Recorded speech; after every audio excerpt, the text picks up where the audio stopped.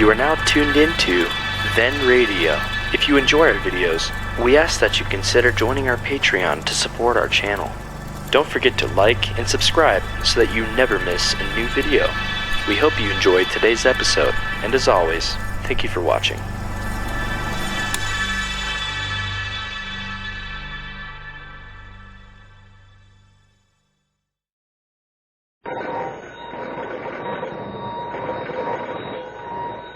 Granny's, Abner. I believe that's our ring. Hi, Doggy's Lum. I believe you're right.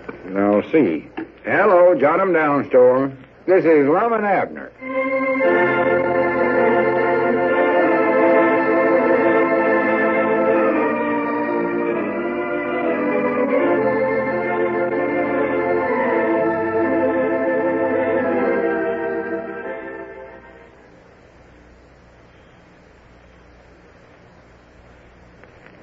Now, let's see what's going on down in Pine Ridge.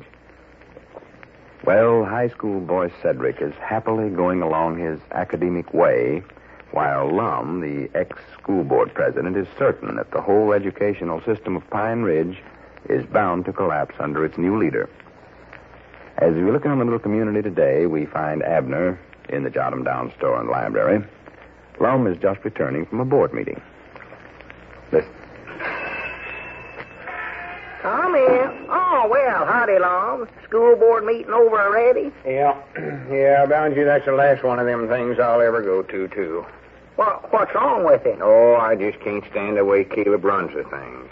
Why, he don't even know the rules of parliamentary law and order. Huh? All that stuff about I rise to make a motion, all them in favor signify by same sign, motion carried. He don't know none of that stuff. He don't, huh? No. Well, Lord me, I even know that myself. Leastways, I know that part there where you say A. I know exactly where to say that. Oh, sure, anybody knows that. Huh? Little half-growed kid of a boy knows that. But not our big important school board president, Caleb Wehunt. He don't know it. Well, does that actual matter a whole lot, though, Lum? Well, of course it does. Fact is, I doubt if our meetings are official at all. We might be holding unlegal meetings. Oh, my goodness. We might come to the end of the term and discover that this whole school year has been unlegal. Might just have to throw the whole thing out and do it all over again. Well, I do know. And it's going to be a shame to make all the young'uns lose out a whole year of schooling that way. Why, sure. Just because we got such an ignorant school board president. Doggy, I never realized it was that serious. Oh, it's even worse than that, I think. About all we do in them meetings now is talk about his boy, Cedric. About Cedric? Yeah, Caleb wanted to know if we thought it was all right for Cedric to be in high school without ever getting past the third reader, and he even had us vote on it. Well, leastways, that'd give you a chance to say what you think and vote against it. Yeah, but, well, we all voted for it. You did, too? Yeah, couldn't do nothing else without hurting Caleb's feelings. I thought you said the first chance you got you was going to stand up there and give a big out-loud talk and tell Caleb and that whole school board exactly what you thought of him. Just come out and tell them flat-footed, you said. Well, this was a short meeting, and there wasn't time for me to do all that. Well, you could have made it a long meeting, couldn't you? If I'd have said all that was on my mind, the meeting had been going on till yet. Well, why didn't you? Well, you just can't do that, Abner. And besides, I was getting disgusted hearing about Cedric. Well, what else come up about him? Oh, Caleb wanted to vote up a resolution saying that Professor Sloan ought to give Cedric some special help to try to get him to learn his lessons. Well, that sounds like a pretty good idea, no? Be nice to have Cedric learn something. It's pampering him, though. Just plain pampering him. That's what it is. Yes, huh? Well, Cedric won't amount to nothing if everybody else does his work for him. Well, he does need a lot of help, though, Lum. No, he don't. That just ruins a feller. Does, huh? They ought to make him stand on his own feet. They ought to make him be a self-made man like I am. Are you self-made? Of course I am. That's what I attribute my great success to. Nobody ever passed no special rules to get me through school. I can pull myself up by my own bootstraps. And that's what Cedric ought to do. Well, yeah, I reckon it would be a good idea. Huh? Yeah, there, what'd you say about I don't like to brag on myself that way. What'd you say about lifting yourself up, Lum? Oh, I said I'm the type of fellow that can pull myself up by my own bootstraps. Well, I do know. Hi, doggies. That sounds like a pretty good stunt. Oh, it ain't so hard if you're made out of the right kind of stuff. Yeah, well, what kind of stuff do you have to be made out of? something awful light, I reckon. That'd make yourself easy for you to lift. Well, I could have just sat back and let other folks help me and become a failure. But no, sir, not me. And Don't everything be wrong. myself. That's awful hard to believe. You know what you mean? You actually can lift yourself clean up off the floor? I mean, lifting myself up above the mob. Mob? Up above the generality run of folks. Doggy, that is high. Just by your bootstraps, huh? Well, that's what they call it. Doggy, you must use an invisible rope or something. I never used nothing. I got no help from nobody. Done it all myself. All right, Doggy. Let's see you do it. Huh? Go on, put on a pair of boots and start lifting. This is something I want to see. Wait a minute, Abner. I don't believe you can do it. You might jump up a little bit, Lum, but you can't just reach down and grab a hold of your boots and lift yourself right up over your head. I know that. I don't mean sure enough lifting. That's just an old lettered saying of mine. That'd sure look funny, see a fella reach down, pick himself up off the floor and carry himself off with it. He couldn't do it. Why, of course not. Bootstraps ain't strong enough to hold a feller's weight. No, sir. Well, he couldn't do it even if they would hold it. Well, I don't know, Lum. Might if he's a little light feller. Light feller. Yeah, somebody that don't weigh much could do it, I reckon. Well, weight ain't got nothing to do with it. Huh? A big fat man could just as easy do it as a little feller if it could be did. You mean some fella like, say Fatty Thompson could lift himself as easy as a fella like me could lift myself? Why, sure. Why, that Fatty'll weigh 280 pounds if he weighs an ounce long. I know what he weighs. I don't believe him or nobody else could lift that much. Well, I don't weigh but about 123, and I know I can lift that much. Yeah, but you can't lift yourself. Well, I don't know where I can or not, to be honest. I ain't never tried it. I dog it, I'll get over the place tonight. I believe I'll just slip on that pair of boots of mine and try that. Yes, sir, that's just what I'll do. You'd just be wasting your time, I can tell you that right now. Of course, I might have to practice a little on it. Takes me a little time to catch on or something like that.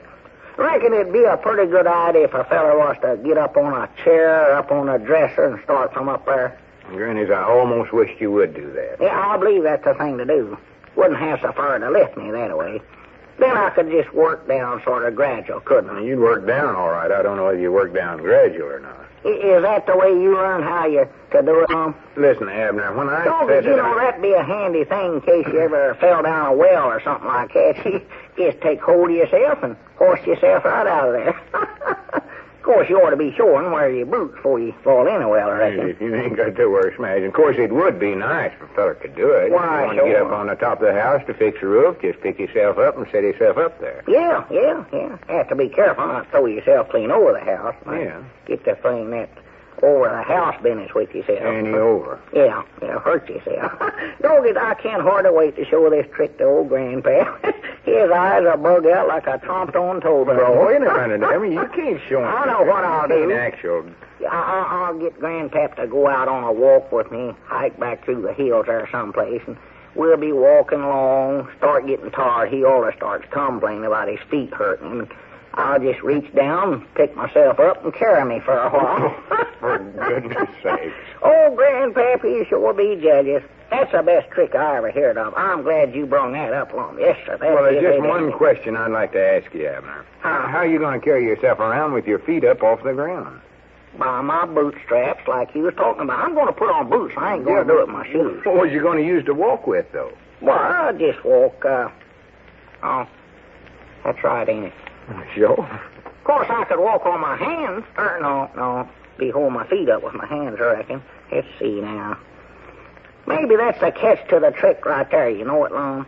Yeah. You'd think it'd be easy anyway, but it won't work, Abner. Well, it's a good trick, Lum. It's too good a trick to just let go. I want to learn how it's done. There ain't no trick to it. All I said a while ago was that... Well, come on now. Tell me the secret of it, Lum. It's a secret there somewhere.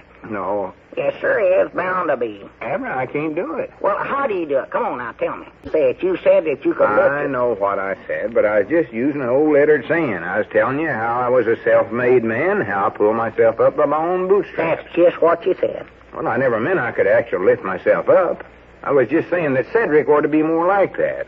Cedric? Yeah. Well, he never could do it, Lum. I know that. Well, of course he couldn't do it the way you mean. Wait a minute. Now, he might be able to do it at that. That Cedric, he's awful strong. That don't make no difference how strong he He is. can chin himself about 100 times without stopping, and he's double jointed in the elbows. Doggies, he might be just the one that can do that, you know. For goodness sakes. Abner, if you'll just keep quiet for half a second, I'll explain this whole thing to you. Huh? Now, are you listening? Yeah, I'm listening. Go All ahead. right. Now, to begin with, I started out by telling you... Wait a minute. There comes Cedric right now. Doggies, I'm going to ask him what the secret of that is. You ain't going to ask him no such a thing. Well, I want to know how this is If did, you Lum. even so much as bring up the subject, I'm going to whop you right square on top of the head. Now, do you understand? All right, but I I don't want everybody to know what a half-witted idiot I've got for a partner. I still don't see why I can't just ask him how he does it, eh? Wonderful, Will. High school boy Cedric coming in. Yeah, howdy, Cedric. What can we do for you today? Oh, I don't know. Nothing, I don't reckon. Huh? Ain't there something you wanted? You want some more peanut butter? You always buy that, Cedric. No, there's something I want, but I can't think what it is. Well, let's see. Some crackers? No, that ain't it. Something for your lunch over at the defense plant? No, let me just sit here and study a minute. All right, if it'll help you any. I'm just trying to suggest something you might need. You don't need a pair of boots, do you, Cedric? We got some back there, some good straps on them. I got some boots. But they're good, strong straps. They stand a lot of lifting. That's what You look kind of tuckered out there, Cedric. Yes, Mom, I'm plumb wore out. Doc Miller says I ain't getting enough sleep lately. Well, I don't wonder. Working nights and then going to school in the daytime. Yes, Mom, I believe I'll go down to the drugstore and get me some vitamin tablets. Vitamin tablets? Yes, Mom. Doc Miller said that'd be good for me. He said that'd help me pick myself up.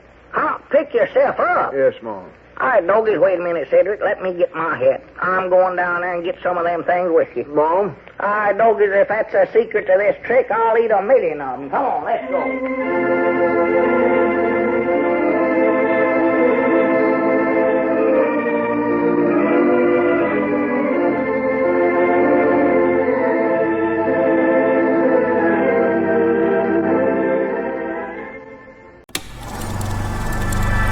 You are now tuned into Then Radio.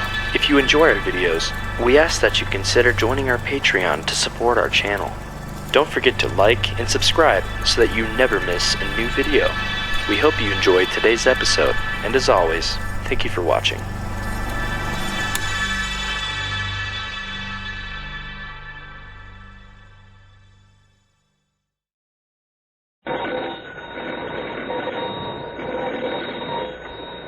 Granny's, Abner. I believe that's our ring. All right, doggies, Lum, I believe you're right. I'll see.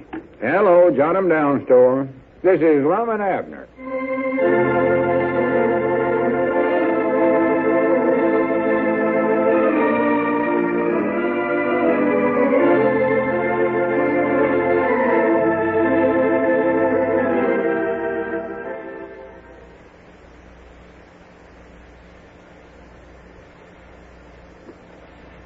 Now, let's see what's going on down in Pine Ridge. Well, Lum still can't reconcile himself to the fact that he's been replaced by Caleb Wehunt in the office of school board president. And ever since the election, Lum is certain that every move that Caleb makes is a downward step in the Pine Ridge educational system. As we look in on the little community today, we find the ex-president in the Jot 'em Down store and library. He's talking on the telephone. Listen. Yeah, that's the whole story, Ezra. How's that? What do you mean you think it's a good idea? But listen, Ezra. Well, now look, Ezra, I don't believe you realize what that'll do to our school system. Wait just a minute, Abner, for goodness sakes, will you hush up? I'm talking on the phone. Oh, excuse me. Go ahead. Well, all right, I'll talk to you about it some other time then. All right, goodbye. That narrow-minded Ezra. What's the trouble now, Lum? Oh, nothing. Well, what is it? Oh, just some junk that's come up. Are you still worrying yourself about that school board stuff? Well, that's a serious situation, Abner. Awful serious. Ah, pretty. Well, it is. You know what this big, fine, intelligent school board president of ours has done now? Caleb Wehunt, you mean? Of course that's who I mean. Oh, well, You know what he's done? No. He's no got up a idea. plan to where he's going to change the list of subjects that the scholars are supposed to take up. Huh? He's going to throw out such subjects as history and geography and literature and long division and grammar and all such as that. Well, what's he aiming on the young'uns learning over there? He says he wants to learn practicals junk. Practicals junk? Yeah, like blacksmith work and shoe repairing and greasing cars and running a feed store and fixing roofs and cutting hair. Well, I do know. He wants to learn the young'uns all them things right there in school? Yes, sir. And running a liver stable and milking cows and plowing. Milking cows and plowing? Yeah. Well, them subject for girls, Lum. No need for a boy to learn plowing and stuff like that, a woman's work. All he's got to do is get married. He don't have to do that kind of work. Of course, now, if a young'un's aiming on growing up to be a bachelor, why, he might take up that subject in school. Reckon that's the idea that Caleb wants it did, Lum? I don't know what the idea none of this is, even if he had an idea or not. Just imagine sending your young'un off to school every morning to learn barn painting. Barn painting? That's one of the new subjects. Doggy, there's a class Ulysses S. Quincy will be proud to get started. Why would he?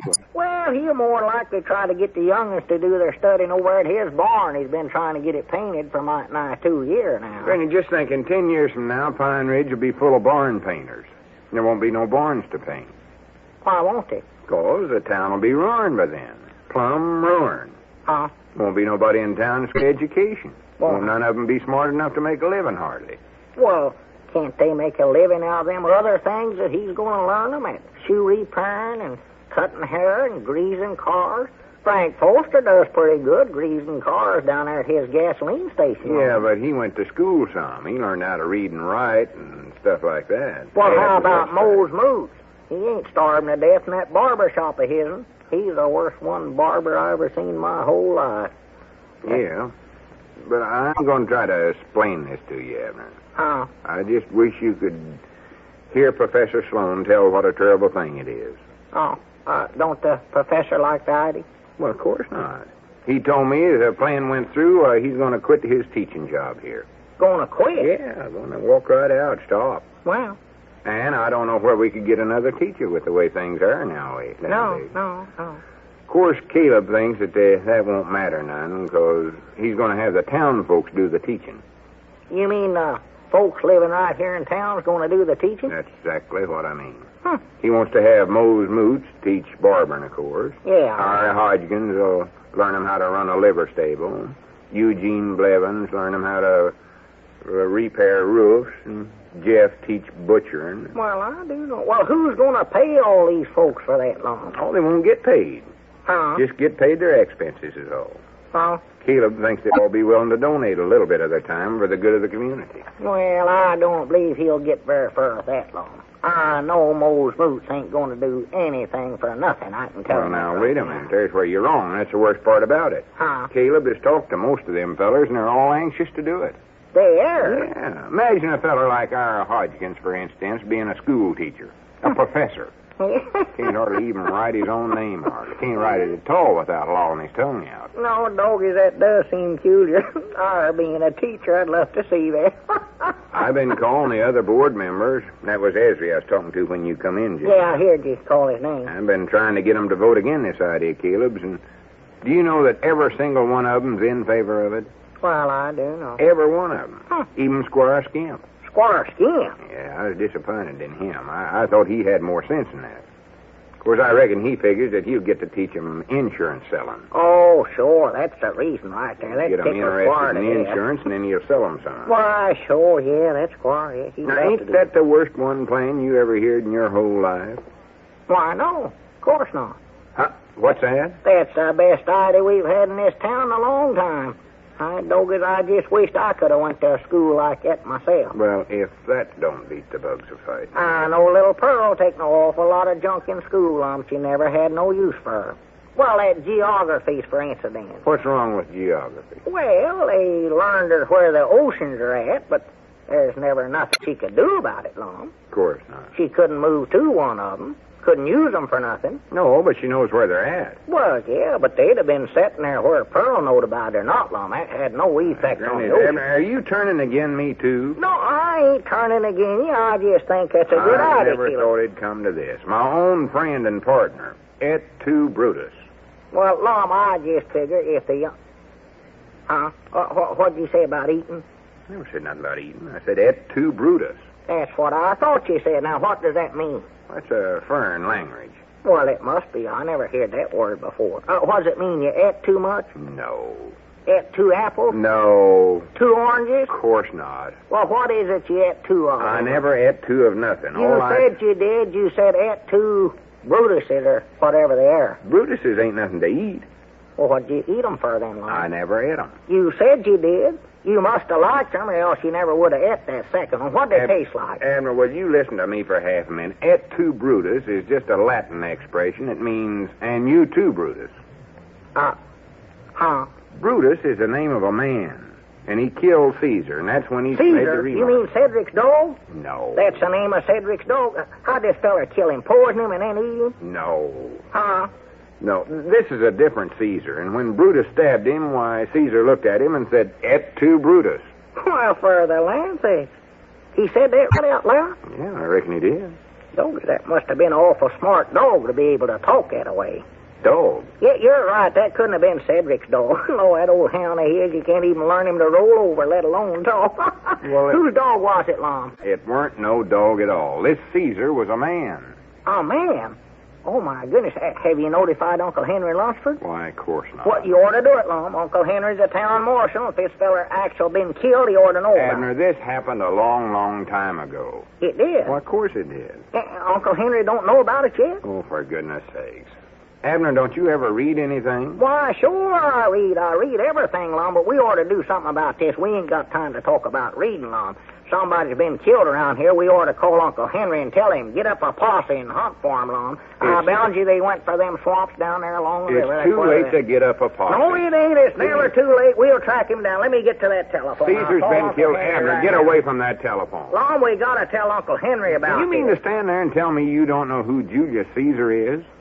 Oh, Julius Caesar. Is that who you been talking about? Why, sure. Sure, wait a minute, Lum. You got his last name wrong. It's Julius Sessler. Sessler? Yeah. Oh, no, I don't mean him. That's his name. He lives right out here south of town. I know where the Sesslers live, and I know Oh, Caesar me old Sessler, Julius ain't dead, though, Lum. Fact is, he's in the store here. Why, it ain't been over 2 days ago. Look just as spry as ever. I'll admit he lost some weight, but I know he ain't dead, Lum. I talked to him. He talked with plenty of sense, yeah. Listen, Abner, just forget this whole thing. Whereabouts do you Forget I hear ever all said these it. rumors, Lum, anyway? I said just forget the whole thing. All I done was say et tu, Brutus, and you... Now, wait a minute, Lum. Let's get this straight now. Who was it that done the eating? This Brutus feller or old man Sessler? It weren't neither one of them. Was it the dog? Oh, for goodness sake. Well, maybe it was whatever he ate that killed him, Lum. Maybe he weren't stabbed. Listen, You don't Abner, know that. no dogs were stabbed or killed or poisoned or nothing else. I was talking about you. Me? I ain't dead, Lum. I know when it. I was referring to Brutus, I actually meant you. Huh? What I order said was, and you too, Abner. Et tu, Abner. Now, just a minute here, Lum Edders. Don't try to accuse me of nothing. I never ate none of them. Fact is, I don't even know what it is we're supposed to be eating. It weren't me, now. Honest, it weren't. Abner, I never accused you of eating nothing. You nor nobody else. Well, who done it then? Oh, was it you after all, Lum? No, it weren't. Fact is, I ain't hardly ate nothing for the last week. Well, what? Oh, wait a minute. Is that it? Are you hungry? Hungry? Have you just been hinting around trying to get me to ask you over the place for supper tonight? Well, if that don't beat the bugs of faith. Why didn't you just come right out flat-footed and tell me, Lum, you're hungry? I'll call up Elizabeth right now and tell her to fix a big meal for you. Wait a minute, Lum. Where are you going? I'm going out, Summers, and have a nice, pleasant, nervous breakdown. Goodbye. Well, here, wait a minute. There comes Grandpap Spears, Lum. Maybe he knows. Howdy, Lum. Oh, my. Where back you going? Hey, Lum, I'm speaking to you. Yeah, for the long sakes. What's got into him, Abner? Oh, I don't know, Grandpap. Be honest, I hate to say it about Lum, but I'm just afeard all this school board ruckus has affected his mind. He affected his mind. Yeah, for instance, he thinks old Julius Sessler's been dead a long time, and then he thinks he's been seeing a talking dog, and I don't know what all. Well, I do know. You figure the school board's done that to him? Well, that's just my opinions. I believe that's what done it, yeah. Yeah, maybe. Of course, now, it might just have been something he ate, too. I dog it might be at that. Grandpap, do you know what a Brutus is? Brutus? Yeah. Never heard of it. Well, I never did neither, but whatever it is, Lum ate 2 of them. And that's just about where he's going right now, is back to get another.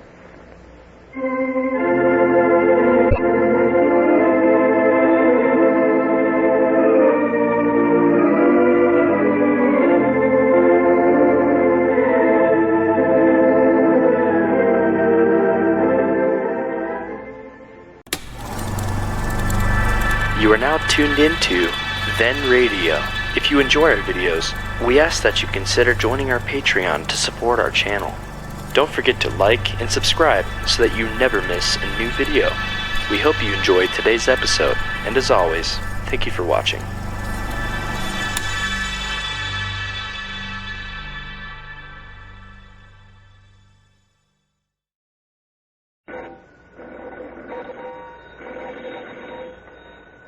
Granny's, Abner. I believe that's our ring. Aye, dog is Lum, I believe you're right. I'll see. Hello, jot 'em down, store. This is Lum and Abner.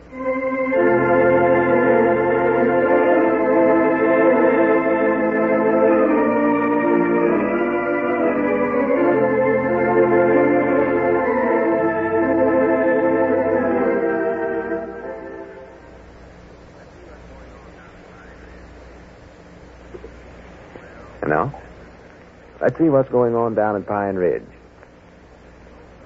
Well, President Caleb Wehunt of the Pine Ridge School Board is trying to inaugurate a new school system, much to Lum's disgust. The new system emphasizes practical subjects and is designed to use the town's businessmen and craftsmen as instructors. As we look in on the little community today, we find Lum in the Jot 'em Down store and library. Abner is just entering. Listen. Yeah, morning, Lum. I'm sorry I was late, but for the land's sakes, what's going on in here? Oh, nothing much. How do I look? Well, I'd say you look sort of silly, Lum. Silly? Hey, what you got on your lodge robe for? Well, what's that cardboard on your head for, Lum? It ain't a Well, cardboard. look, what are all these folding chairs doing? And you going to hold lodge meeting right here? No. What, did the lodge hall burn down? No, of course it never. These chairs are just for my class. Huh? I borrowed them from the church. Got Oh. up at 6 o'clock this morning and towed them over here by myself. Did you say these was for your class? Yeah. And from now on, Abner, I'd like for you to refer to me as Professor Edders. Professor Edders? LLD and some initials by my name. Well, what does that mean? I don't know, but it sounds good. Oh. All us professors has initials after our name. Doggy's Lum, what's all this about anyway? How do you like this mortarboard? Huh? This thing on my head here. That ain't no mortar board. It is so. You couldn't tote no cement in that thing, Lum. That's nothing but a piece of cardboard, and you know it. I know it is, but this is a different kind of mortarboard. My doggy, I'll say it is. This ain't the kind you tote cement in. This is the kind you wear on your head. Oh, well, whereabouts do you carry the cement then? You don't carry no cement. Well, Lum, it ain't going to jump up into place by itself. I can tell you that right now. What's this you're aiming on cementing anyway, Lum? I ain't aiming on cementing nothing. I'm just being a professor, that's all. That's why I'm wearing this stuff. Are you feeling all right, Lum? Well, I'm feeling pretty good, Of course I am. Huh? You see, all I done was take a square piece of cardboard, paint it black, and pin it onto this skull cap and hang a tassel on it. And I'm all set. All professors wear these mortarboards. They do. Why, sure. Well, can't they afford to buy a hat? Well, of course they can. I reckon their pay is pretty low. I know Professor Sloan's always complaining about it, but wait a minute here, Lum. How do you figure you're a professor anyway? Well, if you'll give me a chance to get a word in edgeways, I'll explain it to you. Well, go ahead, explain it. I'd love to know about this. You got my curiosity roused up something dreadful. Well, you know that plan that Caleb Wehunt's got for the school this year?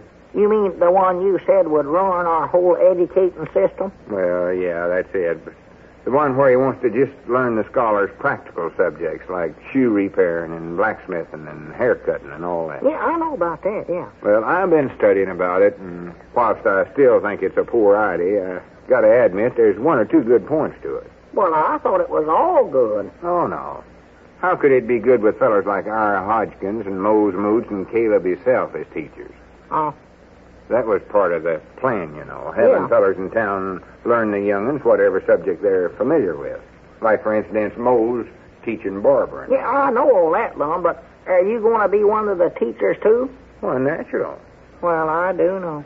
Is that what you think is good about this plan? Well, I will say this for Caleb. Pinting me one of the professors is the smartest one thing he's did since he's got to be president of the school board, I'll say that. Lum, you don't hardly know nothing at all about the subject you're going to try to learn them. Why, I do, done it. You don't either. Now, what do you know about cement mixing? Cement mixing? Yes, sir. I never said nothing about learning them that subject. Well, what you... To you once, now forget it. The subject I'm learning the scholars is called Interstate Commerce, High Finance, Executive Ability, and Business Administration. Granny, if that ain't a impressive sounding subject, I never heard one. What about did Caleb Weehunt ever learn all them words, Lum? Well, Caleb never exactly used them words. Not exactly, anyway. Oh, well, what did he call it? Well, that's what he meant, though. Yeah, but I mean, how did he put it? Oh, you just got it all mixed up. I know, Lum, but what name did Caleb call all your subjects? You mean what Caleb told me that he wanted me to learn the youngin'? Yeah, that's it, right there. Oh. Well, why do you want to know that? I just want to know what it is. I know he never used them big words there, and I just love to know what he told you was. Right. He called it country storekeeping. But, Granny, that don't sound good. Well, can you change the name of it that way? You can if it means the same thing. I'm the professor of the course. I ought to be able to name it, I reckon. Yeah. I know I don't want to be known as L. Edwards, professor of country storekeeping. No. I'd a sight rather be professor of interstate commerce, high finance, executive abilities, and business administration. Doggies, the young'uns that take up books in your class won't have no idea at all what they're taking up, though, Lum. Yes, they will. Them young'uns ain't so ignorant as you give them credit for being. Abner, do you reckon I got enough chairs in here? Well, I don't know where else you could put any more. You must have might nigh 30 chairs in here, ain't you? 37 altogether. 37? Yeah, but I reckon the rest of them can sit on the counter, on the floor, or somewhere. So if I'm giving my lectures, a couple of them can sit on the stove. There ain't no fire in it. Well, Lum, how many scholars you expecting to have in your class? You got enough chairs here now for half the school. Well, natural. My class will be the most popular one, won't it? Will it? Why, sure. Oh? You don't actually think any of the youngins are going to go to them classes on barn painting or shoe repairing, do you? Well, they might. That's what they want to take up. I reckon they will. Well, you know good and well now I'm going to go over to Caleb's place to learn blacksmithing. Well, no, I don't reckon I want to do that. Of course not. You oughtn't to put that course in the first place. No. That's Caleb's idea. He wanted to be a professor, and that's the only thing he knows. Well, natural. They want to learn something high class. Besides that, they want to have me for their teacher, too. They will, huh? Why, sure, natural. They want somebody they can look up to and admire. Oh. They'll want to learn how to grow up to be like me, maybe. I I just hope I can crowd them all in here. It's the only thing that's bothering me right now. I believe you can. I believe they can make it all right. Might have to run 2 classes. I don't know. 2, huh? Wait a minute. There comes a batch of them now. Huh? See them coming down the road? Oh, yes, I do know. Bunch of the scholars. Is it time for the classes to start? Yeah, in about 2 minutes now. At 9 sharp, I take up books. Oh. Now, I don't want you interrupting me none, Abner. I won't. I can sit over in the corner and watch, can I? Yes, you don't make no noise. I won't shoot no paper watch or nothing. I'll be good. Wouldn't hurt you none to listen to what I've got to say, neither. And I'll I'll help you. Yeah. Now, the first thing I'm going to tell them is they're making a mistake. They're going on by the store. Yeah, maybe they're going somewhere else. Yeah, see there. I believe they're heading for old Eli's shoe repairing shop. That's where they're going, Lum. Well, now, what in the world would they want to go there for? Why, to take up books, natural. Well, they must be the ignorant kids. I'll get all the rest of them, I know. Know that for sure. Yeah, wait a minute, there comes Mary. Yeah, she's heading this way all right, Lum. Oh, Yeah. I knowed she would. Yeah. Bound you, she'd be one of my smartest scholars, too. Oh, she's smart as a whip, that young one. Well, hello, sis. Hello, Uncle Abner. Gee, you look funny, Uncle Lum. He's a professor, Mary. He's supposed to look that way. Yeah. He claims. Just pick yourself out a good seat there, sis. Right in the front row if you want to. Oh, I won't have time, Uncle Lum. I have to get to my new class. Well, this is it. It's going to be held right here in the store. Just sit down anywhere. I know as long there comes another big batch of young'uns there. Look at them. Are they sure enough? Yeah. Must be come on. my bad. No. Believe they're going on by. Oh. Looks sort of like they're heading for Mose Moots's barber shop down there. Yeah, well, go on, sis. Sit down. You got to obey me now that I'm your teacher. Yeah, but you ain't my teacher. Caleb Weehunt is. Caleb Weehunt? Yeah, I'm going to take up blacksmith work. Blacksmith work? Mousy Gray told me all about how his mom up in Iowa's a lady blacksmith, and she's an awful nice lady, and she's just like a father to Mousy, and And that's what I want to grow up to be. For the land But sake. you don't want to do a half-witted thing like that. Yes, I do. I spelled it all out. But you'll be the only one in the class there. Nobody else will take up that word. Of course they won't, sis. Well, I'm going to, though. Mousy said I could get a job easy when I grow up, because there ain't hardly no lady blacksmith in the county hardly at all. Well, I ain't going to let you grow up to be one of them. I can tell you that right now. If you go in his class, you'll be the laughing stocks of the whole town. And it'll look bad for me, too. Of course, now, it would make her stout, though, Lum. Help her with her field work when she gets married someday. Abner, you keep out of this. Now, you listen to me. There comes another bunch of young'uns. Great. Just look at them. Yeah. Oh, no. Going on by. Yep, going on by. Well, I better be going, too. I don't want to be late. Now, listen, sis. What'll folks think of you if you decide on an idiotic thing like that? You'll never be able to live that down. And neither will I. Don't forget, I'm your guardian. Yes, sir, but Mousy Gray said his mama was a lady blacksmith. I don't care what Mousy Gray said. I don't want you to do that. Fact is, if you go over there, it'll spoil a plan I've got in mind. What plan's that, Lum? Well, see, I figure that when Caleb finds out that he ain't going to have a single scholar in his class, well, then maybe he'll realize this school system of his ain't no good. Oh, I see. And he'll also realize that I'm the only popular feller in town with the young'uns. Yeah. Then he'll listen to me and change the school back to the way it ought to be. I dog his lump. There comes Cedric up out there. Look there. These ways you're going to have him for a scholar, Lum. There, sis. Now, that ought to give you an idea about Caleb's class. Even his own boy Cedric ain't taking it up. Well, I'd still like to be a lady blacksmith, though, because Mousy... Wonderful world. Yeah, howdy, Cedric. Come on in. Sit down. Take a chair. Got a lot of chairs here to sit in? Oh, sure. Just look, the room's full of them. Oh, yeah. I wonder if that'll be enough. Well, if it ain't, I can always put in some more some way. Oh, I reckon it'll be enough. Will you fellas help me carry them? Carry them? Yes, Mom. Over to the blacksmith shop. Huh? Papa's got so many scholars there, he don't know where to set half of them. Come on, feller. Papa says to hurry up.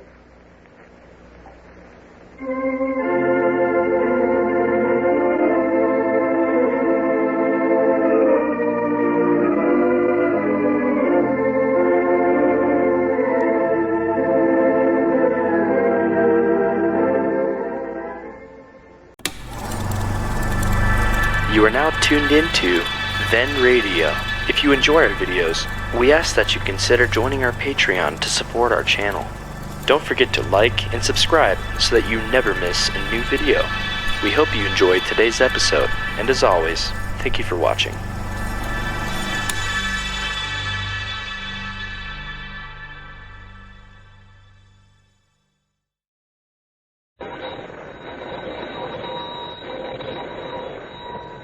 Granny's, Abner, I believe that's our ring. I dog his Lum. I believe you're right. I'll see. Hello, jot 'em down, store. This is Lum and Abner.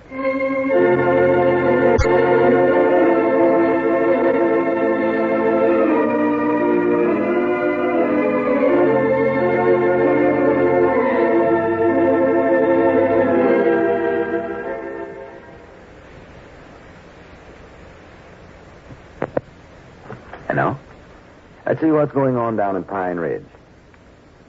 Well, yesterday Lum looked with a little more favor upon Caleb Wehunt's new practical school system when Caleb appointed Lum as one of the teachers. Lum's subject was country storekeeping, but neither his professorship nor his joy lasted long when not a single scholar turned up to enroll in his class. As we look in our little community today, we find Abner in the Jot 'em Down store and library. Grandpappy Spears is busily engaged with the almanac. Yeah, much obliged to you, Miss Blevins. Come in again. Goodbye. Well, for the Lord's sakes. What's the matter, Grandpap? Well, what would you know about that? Well, what is it? Earl Meadows won the Olympic pole vaulting championship in 1936.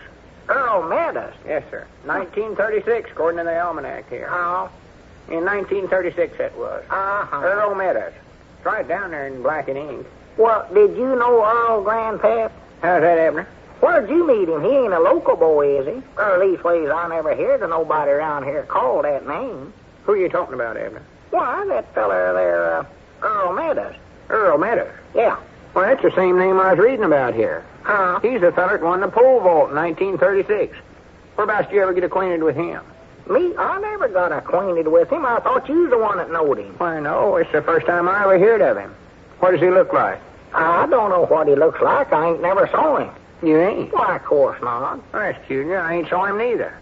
Reckon where he's been keeping himself. Well, don't ask me, Grandpap. I don't know. And he'll more than likely turn up sooner or later. I hope so. I ain't going to worry about him, I know that.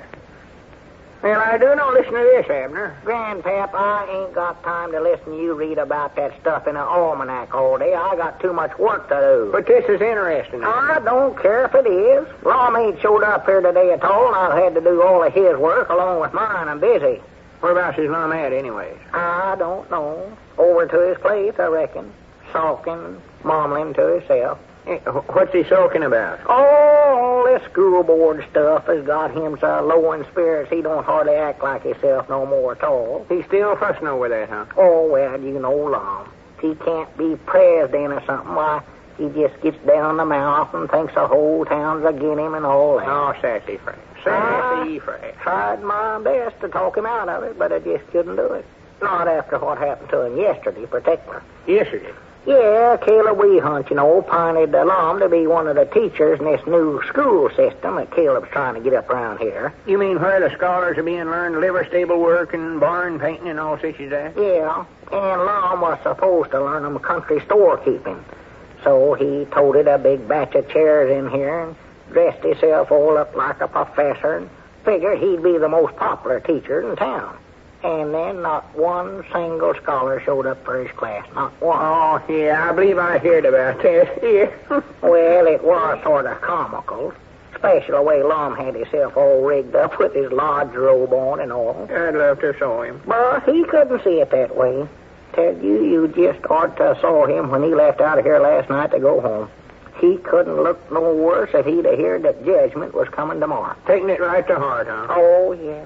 I don't know as I ever seen Lum so tore up or anything in my life. Well, he'll get over it. He always gets over these spells of his. And I just hope he gets over this one pretty quick, Grandpap. Just makes you right uncomfort to have him around when he's feeling that way. Well, he'll get over it. You take fellas like him that gets them spells, they get over them. Yeah, I just hope he ain't did nothing desperate. That's all I hope. Desperate? Yeah, now that I think about it, it is sort of cuter that he ain't showed up here at all today. Or called neither. Well, he wouldn't have did nothing desperate. I don't know. Lum's a big talker, but when it comes right down to actual doing, why, he generally backs down. I wouldn't worry about him. I've heard him swear he's going to the mountains and hermit himself one thing and another. He never does. Yeah, I know. I've heard him too, but if you could have saw how he looked yesterday, Grandpap, I believe you'd be uneasy about him too. Then you don't reckon he'd suicide himself over a little thing like this, do you? I don't know. I just don't know. He was awful disappointed, I know that. And I've heard of men getting disappointed in love and jumping in the river, off a bridge and stuff like that. But, of course, I reckon if Lum had jumped in the river, the mill pond, every time he's been disappointed in love or anything else, far as that goes, he'd be a diving champion by this time. Not in 1936. Huh? Marshall Wayne was.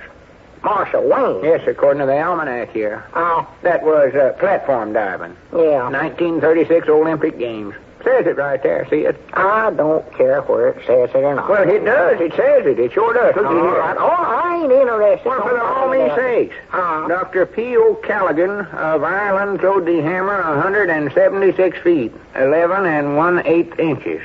Throw the hammer? Yes, sir, 1932, according to the almanac. Well, what do you want to throw a hammer for? I don't know. He don't say why. He just says he done it. And the almanac always tells the truth. Well, was he mad at somebody? Well, he don't say. He throwed it, that's all I know. Yeah. Says here he throwed it in 1928, too. Doggies, he must have been an awful quick-tempered feller. Yeah, must have been. Yeah. And it says right here that he come from Ireland. I've heard tell that some Irishmen are sort of quick-tempered that way. Well, I've heard that, too. Of course, if I was him, I believe I would have kept it out of the almanac, though, where folks couldn't read it. Yeah, well, he was more than likely so mad he never cared what happened. Yeah, might have That's been. a long way to throw a hammer, you know, at 176 feet. Yeah. Yeah, you'd have to be mad or awful strong to heave it to first. Why, sure you would. I know now, I saw Eugene Blevins working on a new house summer, and he'd pound his fingers to the nail, and he'd throw the hammer, but I don't believe I ever see him throw it over 10 or 15 feet, though. Well, this other fellow must sight stronger than Eugene ever was. Must have been a Nashmore fingers one, you can't tell. By Jiminy, this proves it right here. Listen to this, Abner. It claims here that it was a 16-pound hammer. 16 pounds? Yes, sir. 16 pigeon-toed pounds. Says so right here. Law me, I don't see how he could ever pound nails with a thing like that. No wonder he got mad lifting that thing. Yeah, that ain't no tack hammer, I know that. It must have been a regular sledgehammer he had hold. Why, of course it was. Skeety up there on the roof trying to shingle with a sledgehammer. You know, that's dangerous having one of them things flying through there. He's going to hurt somebody sometime, Why, too. sure. Of course, he might have been up on a tall building and throwed it that far. He could do that. Well, yeah. He's going to hurt somebody, though. They ought to get hold of him and not let him even get near a hammer if he's going to act that way. You know, that might have been what happened to that Earl feller. Huh? You know, the feller he's talking about a while back. The one that neither me nor you had ever saw. Oh, Matters, yeah. That might be the reason that he might have got hit in the head with a hammer. So that's just about what happened to him, sure it will. You know, I believe I better call up Lum, Grandpap. Call up Lum? Yeah, in his condition, I don't believe he ought to be wandering around town out of doors with a hammer thrower running loose. Lum would get hit just as sure as the world. He's always had bad luck that way. Well, wait till, Abner. I don't believe that hammer thrower's in Pine Ridge. I don't want to take no chances, old Grandpap. I just rather not do it. If he's in town, he'll get Lum, sure. I'll just tell Lum to stay right over in the house till this thing blows over. Wait a minute, Abner. I just recollected. This happened back in Don't be that 1930. shoot you. He don't answer here. Well, ringing him again. Maybe he's asleep. Man, I don't know. I don't hardly think Lum would be sleeping this time of the day. He generally gets up pretty early. Well, call Luke down to the lunchroom. My nephew. He might be down there eating. Yeah, he might be. Yeah, I'll just call him. Well, he ain't at home. He ain't answered yet. Yeah, see that ring down there is a long and short and two longs, isn't it? Yeah, I believe that's it. Just get Luke on the phone. He might be down. If he ain't there, he might be next door getting himself a haircut. I noticed the other day he needed one pretty bad. Starting to curl over his collar in the back. Yeah. Hello? Is that you, Luke? This is Abner Peabody. Oh, tolerably well, I guess, Luke. Is Lum in there? Oh, well, what time did he come in for lunch? You mean he ain't been in there at all today? Better call the barber shop, Abner. Oh. Well, listen, Luke, would you step next door there and see if he's in the barber shop? Oh, he weren't there neither, huh? Yeah, much obliged, Luke. No, nothing important. Well, I'll see you later. Goodbye. You weren't in the barber shop neither, huh? No, Luke just come in from there, and he never seen Lum. Well, I'd call Dick Huddleston's store then. Yeah, that's a good idea. Yeah, right now. By the way, Grandpap, will you close that cash door for me? I don't know how come he'd always leave that thing open anyway. Yeah, I'll close the pigeon-toed. Hello? Dick? This is Abner. What's this letter in here, Abner? Is Lum over there? Ain't saw him all day, huh? Well, if he comes in there, we'll have him call me, will you? Yeah, much obliged, Dick. Goodbye. Dog as he ain't there neither, Grandpap. What's this envelope here in the cash drawer for? I don't know. Something belongs to Lum, I reckon. It's addressed to you, though. To me? Yeah. Well, here. Give it here. Maybe you better open it. Me, I noticed this thing in there, but I never paid no attention to it. I opened it a long time ago. Looks sort of like Lum's handwriting, don't it? Them slanting letters like he always writes. Yeah, I believe it is. I dog it is from him. He's left, Grandpap. Left, Lum has? Listen here. Dear Abner, goodbye, old friend. Things are better this way. Nobody will miss me no ways. Well, I do know. Oh, my goodness. That hammer thrower's done got him too, Grandpap. The hammer thrower? Yeah, hit him on the chin. Listen to this. I have taken one too many blows on the chin. So farewell, old friend. Lum. My goodness, poor old Lum.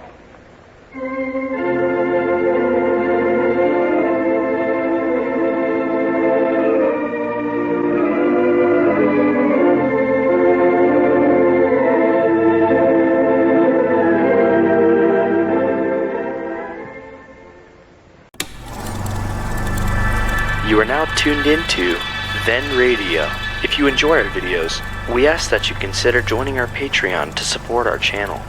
Don't forget to like and subscribe so that you never miss a new video. We hope you enjoyed today's episode, and as always, thank you for watching.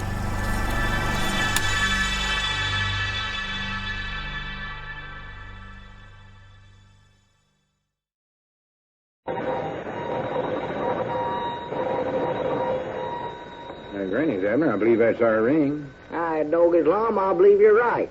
I'll see. Hello, jot 'em down, store. This is Lum and Abner.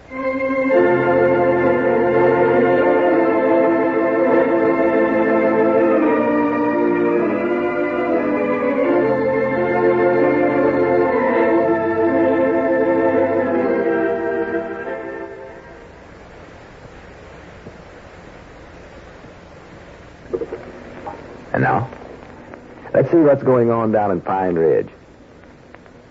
Well, a great deal of excitement was stirred up in Pine Ridge yesterday when Lum turned up missing. He left a note indicating that he was the town's forgotten man and that he planned never to return. As we look in on the little community today, we find a tired and worried Abner in the Jot 'em Down store and library, while Grandpappy Spears is just entering. Listen. Come in. Oh, howdy, Grandpap. Come in. Heard anything from Lum yet? No, have you? No, not a thing. Doggy's Grandpap, I don't hardly know whichever way to turn no more. I never been so tore up over something my whole life, I don't believe. Well, I think you're worrying yourself more than you need to, Abner. Oh. Lum will show up sooner or later. I know he will. Not according to that note he left for me, Grandpap. He said, goodbye, old friend. That's what he said in it. Farewell, stuff like that. He said things would be better this way and nobody'd miss him. That shows right there he don't ever aim on coming back.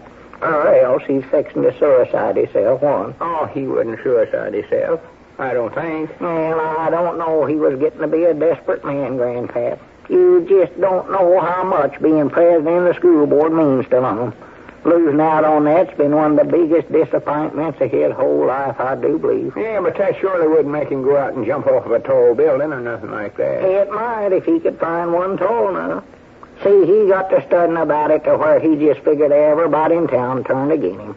Thought nobody liked him no more. Thought they never even knowed him on the street hardly. Oh, he'd get some curiosities about himself, that Lum does. Well, I'm worried about him, I know that. It just ain't like him to just draft out of sight this way all of a sudden. No telling what might have became of him. Well, I think you ought to stop fussing and fuming, Abner, because I believe I've studied up a way to get in touch with him. You have? You mean you know where he's at? No, but we'll find out. I was just reading this newspaper here. Oh, my goodness. Did it tell something about him in there? Oh, no, of course not. But I was noticing the classified ad section. Lost and found columns and all that. Has somebody found Lum? No, not that I know of, leastways. But I figured we could put an ad in there ourselves. Oh, well, that's mostly just for dogs, ain't it, Grandpap, that lost and found column? No. Well, once in a while a cow strays off or somebody loses a pocketbook, but it's mostly for dogs, I believe. Well, yeah, but that ain't what I had That in mind. wouldn't look good no way. Lost one man answers to the name of Lum. He'd just think we was making laughing stocks out of him, then he'd feel worse than ever. Well, I wasn't aiming on putting this in the lost and found column. What I had in mind was the personal columns. Huh? You know, like where they say, well, here, just a minute. Let me read you some of them here. Yeah, go ahead. I'll I find don't one. believe it'll do no good. This is a St. Louis paper. I picked it up down at the barber shop. Uh-huh. Here we are, right here. Listen. Please come home. Mother's gone. Mabel. Mother's gone. More than likely some feller never liked his mother-in-law and left home. I know, but it's Lum that's gone, not somebody's mama. They got that wrong. Well, this ain't about Lum, of course. Oh, well, don't read it then. All I'm interested in is whereabouts Lum's at. Well, that's what we're going to find out. We'll put an ad in the personal columns like this in here that Mabel put in for GK or whatever his name was. Now, what in the world good would that do, Grandpa? Well, don't you see, Mabel was asking GK to come home. This was the only way she had of getting in touch with him. And that's what we're going to do, put one in for Lum. Well, he don't know nobody named Mabel, though. I never said he did. He ain't going to come back home just 'cause some woman that he never even heard of asked him to. Why, Jiminy Abner, if you ain't the biggest pigeon-toed idiot in the world, I don't know who is. Well, I know Lum ain't going to fall for that Mabel stuff. I can tell you that right now. I know he ain't. What we're going to do is sign your name to it. Huh? You're the one that's asking him to come home. Oh, well, now, there's a heap better eye than that other one, Grandpap. Yeah, now we're getting someplace. Now you're talking some sense. I was talking sense all the time. She just had sense enough to know it. No, that may Get be a the paper word. and pencil, and we'll just write this out right now and send it into the newspaper. Yeah, well, wait a minute, though, Grandpap. Lum ain't going to be able to read nothing. Not if he's in the bottom of the mill pond. Well, I know he never throwed himself in the mill pond. Can't tell. I think it's plumb ridiculous of you having them fellers out there dragging it. It ain't neither ridiculous. If Lum's in the mill pond, I dog it, I'm going to find... wait a minute. I believe that's all right. Might be some of the fellers calling right now. Well, whereabouts is some paper? Well, I'll write this ad myself. Some over there on the counter. Hello, Jot 'em Down store and library. Abner Peabody doing the talking. Oh, yeah, Uncle Henry. Well, that's fine. Has the bloodhound found anything yet? Oh, I see. Uh-huh. Well, let me know when you find out. All right. Goodbye. Has Uncle Henry got that pigeon-toed bloodhound of his out looking for Lum? Yeah, he come over and got some clothes of Lum so the hound would get the scent of him and start out hunting for him. That dog's too trifling lazy to find anything. Well, Couldn't find his way home. He's got faith in him, Uncle Henry has. Well, has the hound got on Lum's track yet? Well, Uncle Henry don't know yet. He says now the hound's got lost. So... I knowed it. Well, Uncle Henry's got to find the dog before he can find out if the dog's found Lum or not. Oh, for the Lum, he says. So his Grandpap, I don't know where I can stand no more of this or I not. went to sleep somewhere. I'm just afeard I'm going to have a nervous breakdown. Oh, sassy fellow. I'm going to do You it. ain't got enough nerves to have a nervous breakdown. Now, sit down here and we'll write this ad for the personal column. Well, I'm willing to try anything if it'll get Lum back. I don't put much stock in this idea, though. He suicided himself, that's what he's doing. Oh, he ain't. Yes, Now, he here, has. you better write it yourself. Well, all right. What'll I put down? Just started out sort of like a letter, only don't say dear, of course. Don't say it. I know. Well, Lum's liable to think I ain't friendly no more. Well, put it in if you want to. None of the others do, though. Well, I'm going to. Dear Lum. Well, you oughtn't to use the name Lum, I don't believe. Well, that's his name, ain't it? Yeah, but in all these others here, they don't come right out flat-footed and use the feller's names. They just use initials or some peculiar nickname or something. Well, Toots or something like that. could put down Dear Fred, but I don't believe Lum would ever know it was meant for him, though, if we done that. No, that's right. Ain't you got some nickname you call him? No, nothing he likes. Might put down his full name, Columbus, but if he ever seen that, he never would come back or whip me when he did once. Better just make it Lum, I reckon. Yeah. Well, I done got that down. Now, what's next there? And then you say, all is forgiven, please come home. Well, I ain't forgiving him for nothing. Well, you can say that anyway. Might make him feel good. Yeah, but he won't know what I'm forgiving him for. Well, that's good. Maybe that'll get him curious, and he'll come home to find out what you're forgiving him for. All right, Dogie, that's right. I never thought about that. Yeah, I'll just put that down. That's a good idea. See, all is for... See, what if some of these others say here? Might put down that he ain't responsible for no debts contracted by Mrs. E.R. Norbury. But that don't seem to fit very good. Yeah, that's dead now. What else did you say to put down, Grandpap? Oh, have you got please come home? Yeah, I got that. Got that right down. Well, I believe you better just let it go at that. Listen, you can think of something else that'd make him want to rush right home. Well, I can't think of nothing. Last we'd tell him Caleb Wehunt just dropped dead and he needed a new school board president, but I don't reckon we ought to do that. No, of course not. Caleb might see it himself. Yeah. I'd just end it right there and sign your name. My full name? Yeah. No, just give your first name, that's all. He'll know who it's from. Yeah, all right, just sign it. All right, Douglas, wait a minute. There comes Cedric. Maybe he's got some news about the mill pond. Is that where he's been? Yeah, he's been down there helping the feller. That's where he's been. Are you done over there yet, Cedric? No. Have you dragged the whole mill pond yet? No, Mom, we got about half of it dragged, I think. Oh. All we found so far was old automobile tar and a lantern. Oh, Doggett, I'm proud to But it hear weren't that. lit. No, natural, Cedric. Not down the mill pond, it wouldn't be. More likely been there a long time. Well, I thought you'd like to know about the tars. I'm going right back out there right now, Mr. Abner. Yeah, well, that's a good boy, Cedric. Well, I want to see if we can't find a little bigger automobile tar. This other's too small for my car. Oh. Besides, them other fellers are fighting over it. Anyway, Yeah. I'll be back quick as we're done. Yeah, all right. So long. So long, Cedric. That dragging the mill pond's a waste of time, Abner. Well, I hope it is myself, Grandpap, but I got to look everywhere, though. You sure you ain't going to be disappointed if you don't find Lum? Why, no, I won't be disappointed if I don't find him in the mill pond. I'm hoping I don't. Oh, that's right. Sure, what's the matter I with want to find him, but not in there. Well, this personal ad will do you a sort more good than that anyway. Here, you better call long distance and phone this ad into the paper now. Long distance?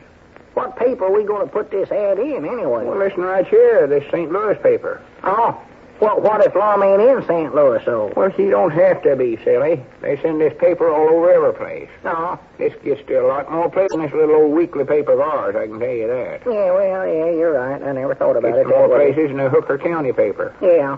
All right. We'll send it there. Yeah. Send it to St. Louis paper. Yeah, this is the paper to put in, no doubt about it. Well, how are we going to get Lum to ever read this? So, Why, we just, how's that, Abner? why, he'll never see this. I don't know if I ever seen Lum pick up no St. Louis paper and look at the personal columns, Grandpap. He'll never in the world see it. Jiminy, that's right, ain't it? Why, of course it is. If we could study up some way to get him to look in the paper, why, then maybe it'd be a good idea. Wait, I got it. We'll send him a telegram. Telegram? Yeah, tell him to look in tomorrow's paper. That'll do it. Oh, sure. That'll get his curiosity roused to where he... wait a minute. We don't know where to address the telegram to, though. Yeah, that's right, ain't it? I know. Never We know thought that. about We wouldn't have to put that in. Now, we'll have to study up some way to get him to go to the telegraph office where he's at and ask for the telegram. Yeah, that's a good idea. It looked like we're whipped, though, I'm afraid on Wait, that. I know. Here's what we can do. We figured out how to get him to look in the paper, didn't we? Yeah, we done that. Yeah, send him a All we telegram. have to do to this is just add a postscript on this personal call you made. Just tell him to call at the telegraph office. Well, Douglas, you're a genius, Grandpap. A-G-N-U-S. That's what we do. Let me get to that telephone right now. Yes, sir. All right, Douglas, we'll have old Lum back here before you can say Jack Robinson or anything. Hello? Mammy? Give me St. Louis.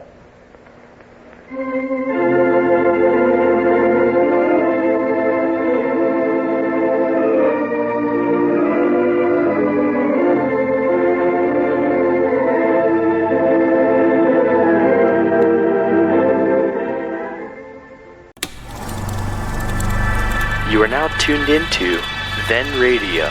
If you enjoy our videos, we ask that you consider joining our Patreon to support our channel. Don't forget to like and subscribe so that you never miss a new video. We hope you enjoyed today's episode, and as always, thank you for watching.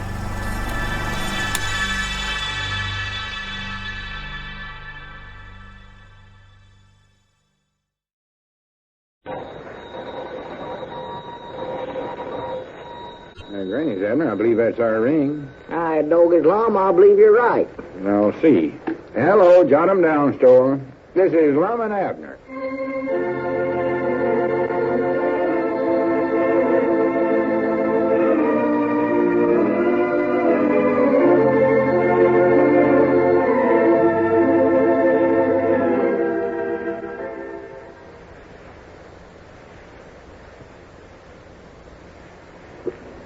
No? Let's see what's going on down at Pine Ridge. Well, Lum hasn't shown up yet, and the well-meaning but misguided efforts of Abner and Grandpappy Spears to locate him have met with no success at all. As we look in on the little community today, we find a sad-faced Abner in the Jot-'em-Down store and library. Grandpappy Spears is trying to cheer him up. Listen. Oh, come on, Abner. Pull yourself together. You're going to pine plumb away if you ain't careful, grieving this way. I can't help grieving this way, Grandpap. Lum's gone. Never see him again. Poor old Lum. Suicide himself. I know he has. Abner, you ought to get that pigeon-toed idea right out of your flat-footed head, or you get me to where I'll believe that knock-kneed notion of yours myself. Well, it's true, though, Grandpap. If he was still alive, I'd have heard from it by now. Been 3 or 4 days since he left out of here. Well, the mail's slow these days. Aunt Charity got a hearing from her nephew, Emery, the other day. Taking 5 days for it to get here. 5 whole pigeon-toed days. 5 days, huh? Yes, sir. Used to just take 1 day. Is Emery the one that lives in Hot Springs? That's the one. He used to mail a letter in Hot Springs 1 day and it'd be here the next day. Right here in Pine Ridge. Yes, sir. And that's over 50 miles, too. Well, maybe Emery just writes slower than he used to. No, the writing looked as fast as ever. Well, maybe it was a big, long letter and just taking longer, Grandpap. No, it was just a little short letter. Oh. About all Emery said in it was that he's stationed down around the Panama Canal now. Panama Canal? Yeah, he's stationed down there now. Uh-huh. That's about all he said. And it taken 5 days to get here, instead of 1 like it used to. Can't get over it. Well, I know Lum went to the Panama Canal. Listen, he went there to jump in it. Oh, he couldn't have jumped in there. He might have. Why, they got boats running through there all the time, I've heard tell. Them boats would have kept getting in his way. Yeah, well, I don't reckon he'd have went clean down there to drown himself no way. Could have did that right here in the mill pond and saved himself all that money on fare. Well, he ain't in the mill pond because you had him dragged that the other day. Yeah, I know. Yeah, you ought to try to get your mind on something else for a while, Abner. You're liable to drive yourself crazy insane. Well, I just can't think of nothing else, Grandpap. Well, think of something pleasant. Something that's going on around town. I don't even know what's going on around town. Ain't been out of the store hardly. Well, maybe I can think of something pleasant for you to think about. Let's see here. I don't want to think about nothing else. Poor old Lum. Best friend I ever had. Oh, I know. Did you hear about the Widder Jessup? Widder Jessup? Yeah, you know. Lives over there in that little shack back of the mill. Yeah, I know where she lives. What about her? Well, Squire Skimp's done undispossessed her from her place there. Oh. Her and her belongings and her youngins and the whole kit and caboodle. Well, I do know. Undispossessed them. Throwed them right out in the road. The whole kit and caboodle. Doggy, that squire ought to be ashamed of himself pulling a stunt like that. Well, he claims she'd been giving him trouble for a long time. She's a good woman. Never paid him nothing on the mortgage. He had to keep carrying her on the books and losing money all the time. And besides that, Walt Bates wants to buy some land around there to put a new building for the defense plant. Oh, so that's the reason the squire wanted to get him out of there, huh? Yeah, I reckon so. He says that he's just doing it to be patriotic. Says he don't want to hold back the defense plant from expanding out. Since when did Squire Skimp get so patriotic as all that? I don't know. He claims that. That's all I know. Well, whereabouts is the Widder Jessup moving to, Grandpap? Well, now, that's just it. She can't find no place. Oh. The boarding house is filled up, and there ain't a single house in Pine Ridge for rent. Well, what's she going to do? She don't know. She's over at Dick Huddleston's store there, and Dick's trying to help her study up what to do. Well, she can't just sleep out on the road, her and them young'uns. Of course not. Don't Clary sleep in the little Pearl's room now. We just ain't got no extra room at our place. No, we ain't neither. Doggies, wait a minute. I know what. She can have Lum's place. Lum's place? Why, sure, I'll just rent her that. Or leastways until she can find some other place that she might like better. Well, wait a minute, though, Abner. You can't do that. That belongs to Lum. Well, yeah, Grandpap, but he ain't got no use for it no more. Not where old Lum's at now. Poor old Lum. Best friend I ever had. Abner, don't talk that way. Lum ain't a goner, I don't think. Oh, he is. I know he is. Poor old Lum. Nice a feller as ever drawed breath, too. Well, just the same, I wouldn't rush into this house renting deal if I was you without studying it over. That's the way Lum would have wanted, Grandpap. You know how I thought he always was, kind and generous. He's sitting up there summers looking downwards on us folks below here. Why, he'd be proud to know that his house is doing somebody some good. Oh, sassy fresh. Grandpap, be careful how you talk about them. It's passed on to their rewards. Well, maybe he passed on to his reward. Oh, I know he has. And I know he'd want me to do this for the widder. You say she's over at Dick Carlson's place? Yeah, but I better call up over there before she gets unencouraged and suicides herself like Lum done. Well, how you going to rent anything to her, Abner? She ain't got no money. Well, I don't know. That oldest boy of hers is big enough to make the delivers for me. And I'm going to need somebody to help me run the store now that Lum's gone. So, hello? Dick? This is Abner. Oh, tolerably, I reckon. Any telegrams or letters come in from Lum yet? Well, I am too. Listen, Dick, is Widder Jessup still over there? Could I speak to her a minute? All right. That oldest boy of hers is a sight too shiftless to ever run delivers for you. I can tell you that right now. I'll learn him how to do it, all right, Grandpa. He steals, too. He'll rob you blind. That's what he'll do. Steal anything that ain't nailed down. Wait. Hello? Just will Miss Jessup? This is Abner Peabody. Honest every other way, but he will steal. Yes, Mom. No, I ain't heard a thing from him. What I want to talk to you about, though, Miss Jessup, was how would you like to rent Lum's place for a while? No, Mom, I don't reckon he's ever coming back. Well, I'd rather not talk about that, Miss Jessup. Would you like to move in there? Oh, well, we can talk about the rent later. Well, I know, we'll work that out some way. Oh, well, don't thank me, thank Lum. This would have been his idea if he was still, if he was here.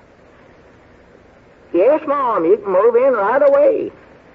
Oh, not at all, not at all. Yes, Mom. Goodbye. Yes, sir, I got a peculiar feeling you're making an awful mistake here. No, I ain't, Grandpa. You ought to heard how happy she sounded.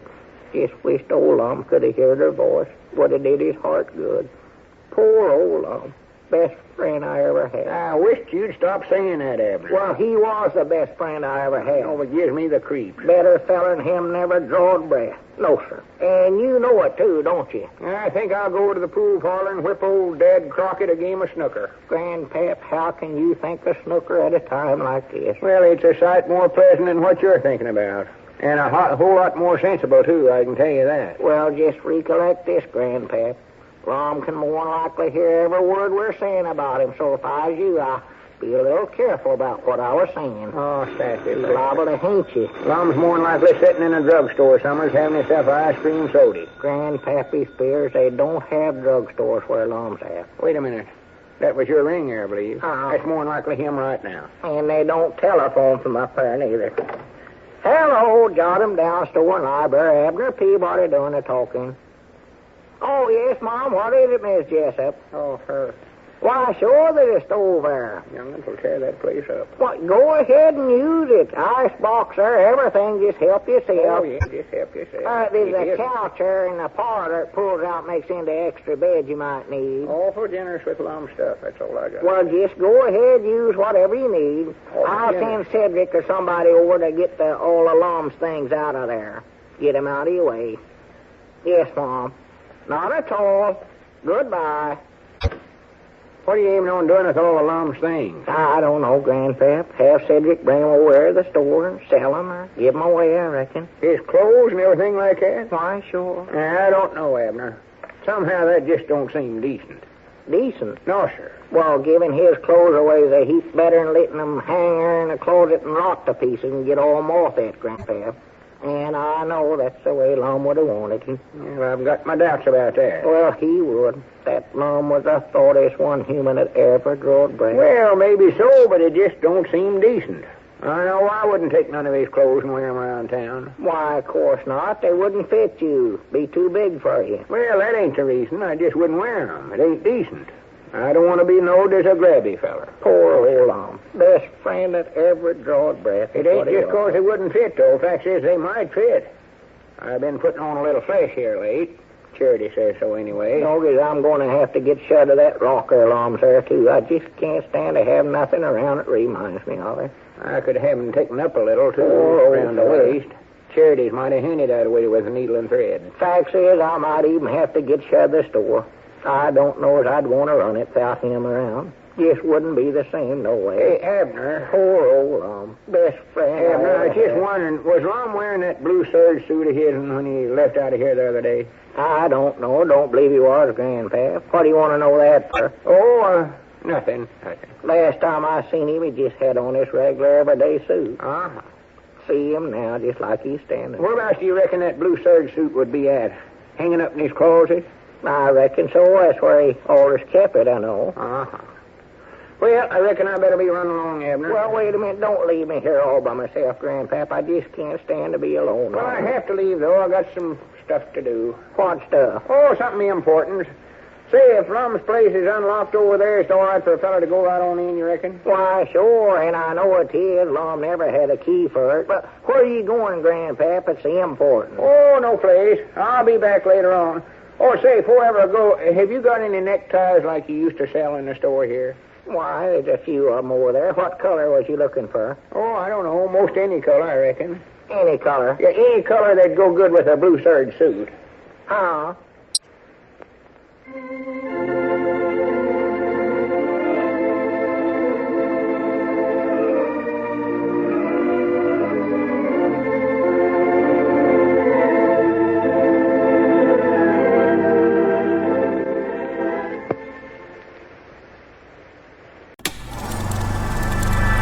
You are now tuned into Then Radio. If you enjoy our videos, we ask that you consider joining our Patreon to support our channel. Don't forget to like and subscribe so that you never miss a new video. We hope you enjoyed today's episode, and as always, thank you for watching.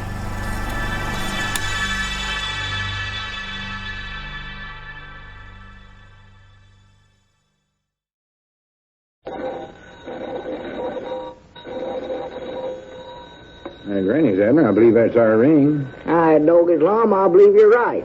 I'll see. Hello, jot 'em down, store. This is Lum and Abner.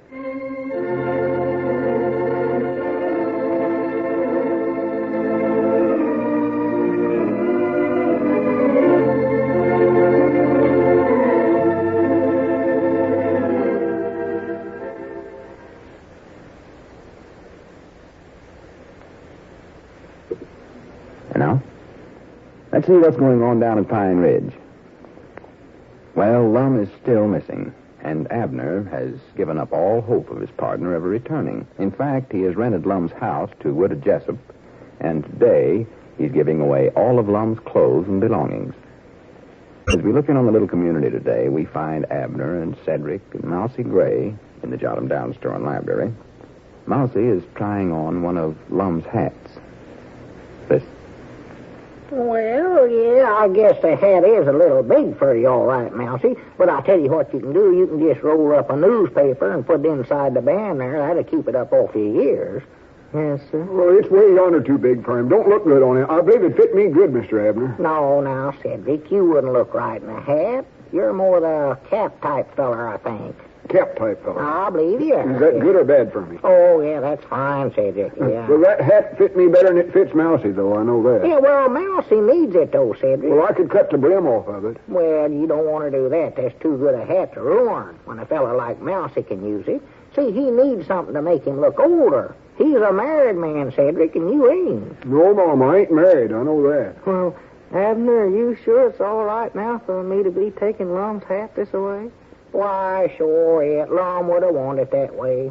I know he would. Ain't Mr. Lum never coming back again, Mr. Abner? No, I'm afeard not, Cedric. I'm afeard not. That's the reason I let the Widder Jessup move into his place, so he'd want it that way. I'm just afeard that, well, I'd rather just not talk about it. Makes me feel too sorrowful. Yes, Mom, me too. Let's don't talk about it. Well, I guess I have to be getting back to work now, fellas. I took time off to drop over here. Thanks an awful lot for the hat, Abner. Oh, that's all right, Mousie. Lum would have wanted it that way. Yes, Mom, he would. He was the thoughtiest feller that ever drawed breath that long. Wish you'd quit talking that way, Mr. Abner. Now, Cedric, don't blubber up that way now. Just keep yourself under control. We're all sad, but there's nothing we can do about it. No. Lum's went to a better place to live. Ain't no doubts about that. We mustn't think any other way about it. Thought we wasn't going to talk. Well, I guess I've got to leave. Thanks again for the hat, and so long, Abner and Cedric. So long, Mousie. Yeah, so long, Mousie. Cedric, why don't you run along, too? I sort of just like to sit here by myself for a little while and think. Oh, I just thought I'd stay around a little while. No, there ain't no use of it. You have to go to school, Cedric. Oh, but I come over here to get something that belonged to Mr. Lum. Yeah, well, ain't you still a high school boy? Yes, Mom. Well, you better get to school. Everything's done gone now anyway, Cedric. Done give all his clothes and trinkets away. Been here at the store all morning. Different friends of his been dropping in, sort of picking it. Yes, you did, Cedric. That hat I give Mousie there was the last thing there was. Ain't nothing at all left, huh? No. Well, nothing except this stove and icebox and furniture over at the place. And Well, I'll take them. no, Widder Jessup's using them, Cedric. Thought I had me a refrigerator there for a minute. No, she needs them over at the place. She ain't got no furniture. Wish Mr. Lum had owned a pinball machine. That's what I wish. Well, he never, though, Cedric, never did own Well, one. can I go over to his place and take one more look and see if there ain't something over there I might want? No, now, I don't want you disturbing the Widder Jessup, Cedric. Her and her young'uns are all settled in there now. Just leave 'em be. Well, are they sure enough going to live in Mr. Lum's house all the time? Well, no, for a while, anyway, I reckon, Cedric. See, they got undispossessed from that place they was living in, so they got to live somewhere, Cedric. Did you just give them the house? Oh, no, I made a deal with them. The oldest boy of hers is going to undeliver for me and help me here in the store, work out the rent that way. I wish there was something I could have got. Yeah, I'll give you $10 for that house. Well, I know, Cedric. I ain't going to sell Lum's place. Just let the widow live there. She needs it. That blue serge suit that Mr. Grandpap Spears got would have fit me better than it fits him. I know that. Yeah, well, it'd be too small for you, Cedric. You're a heap bigger than Lum was. Besides, Grandpap Spears went over and got that suit before I know what he was doing, Cedric. If I'd have known what he was doing, well, I'd have told him not to. Gentlemen. I'm sorry, but everything's done been given. What? Is that you, Lum? Why, natural, I'm Lum. Who do you think I am? Oh, my goodness. Well, don't just stand there staring at me like you're seeing a ghost. You ain't a ghost, are you, Lum? Why, of course not, silly. Ain't you dead, Mr. Lum? Well, I don't think I am, Cedric. Fact is, I never felt better in my life. Well, say something, Abner. Just don't stand there. This is a fine reception you're giving a feller that's been away for a few days. Oh, my goodness. Is that all you're going to say? Oh, my goodness? Ain't you proud to see me? Oh, doggy Lum, I never was so proud to see a body before in my whole life. I just wish, though, you'd come home a couple of days sooner, all. Well, I had aimed on sending you a postcard, but you know how it is. A fella never hardly gets around to doing them things, looks like. Well, you ought to did it this time, though, Lum. You ought to did it. Well, whereabouts did you went to, Mr. Lum? Oh, I was at the county seat most of the time, Cedric. Visiting around, one thing and another. Well, why didn't you tell me that's where you was going instead of leaving that note saying goodbye forever, old friend, and all that?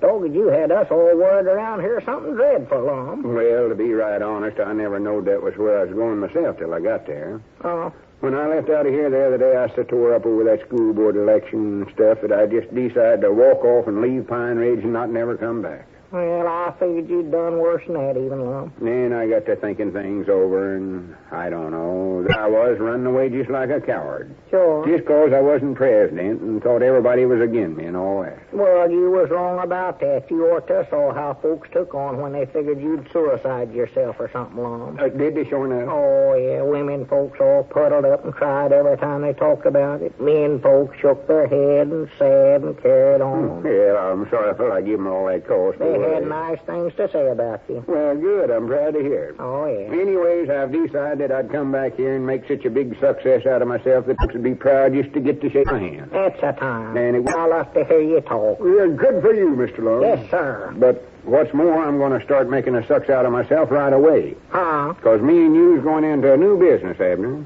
New business? Yes, sir. The idea come to me while I was standing in line trying to get into a moving picture theater and couldn't get in. Huh? That happened to me twice more. So I figured there was the booming business of the country right now. So that's what we're going to do. Try to get into the moving picture theater? No, we're going to run one ourselves. Huh? Me and you are going into the picture show business. Well, for the land's sakes, whereabouts we going to build it? How are we going to get money to do I'll that? explain everything to you tomorrow, Abner. Right now, all I want to do is go home and rest.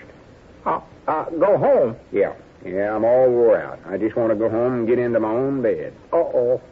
I ain't slept in a comfort bed since I left here. That one of mine's about the only one I can get any rest in. Well, I reckon well, wait a minute, Lum. You don't want to go over at your place. Yes, I do, Abner. I'll see you Yeah, later. but, Lum, you see, that is, You'll be disturbing the widow Jessup. Cedric, his shop. Well, Lum, why don't you just run over to our place here and get some rest on that sofa there in the parlor, and I'll have Elizabeth fix a good supper for you. no, I want to go to my own place, Abner. Besides, I want to wash up and put on clean clothes.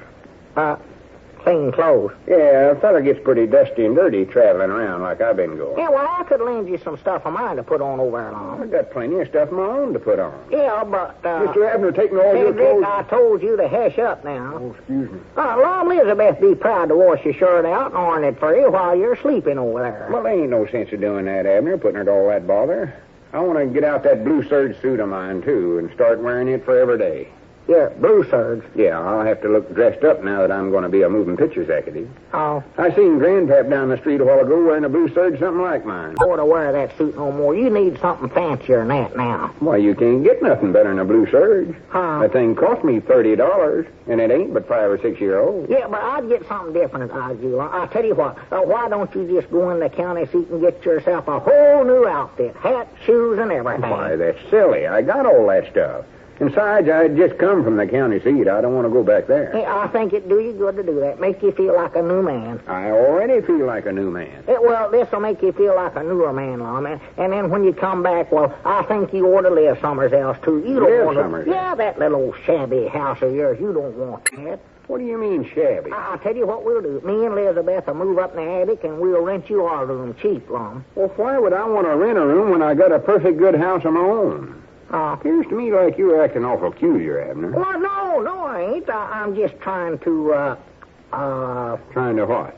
Well, you know, sometimes a feller gets into a rut sort of, Lum, and it does him a lot of good to live in a different place and put on different clothes and all that. Well, that's exactly what I'm going to do. Go home and put on some different clothes. Yeah, but now, wait a minute, Lum. I wouldn't I'll go see over. you later, Abner. Huh? We got a lot to talk about with this picture show. Yeah, well, wait a minute. There's the phone. That's for you, Lum. That's for you. How do you know it's for me? Oh, well, somebody's been trying to get hold of you all day, I think. That might be a feller I talked to in at the county seat. Yeah, I'll get it. Yeah, that's about who it is. That's who it is. Cedric, don't you say a single word about what we done with Lum's clothes. Jot 'em down, store and library. This is awful. Oh, yes. What is it, Miss Jessup? Yes, sir. Oh, here, Lum. I'll take it. Get away, Abner. Get away. What's that, Miss Jessup? Move what icebox? Lum, I believe that's for me, Lum. Get away. Just a minute. What are you talking about, anyway? Oh, my goodness. Uh-huh. Well, you just leave the icebox right where it's at. Goodbye. Abner? Now, listen, Lum. Step in the feed room a minute, Yeah, Abner. but I wanna now, talk to you. Lum. I said step in the feed room a minute. Oh, yes, sir.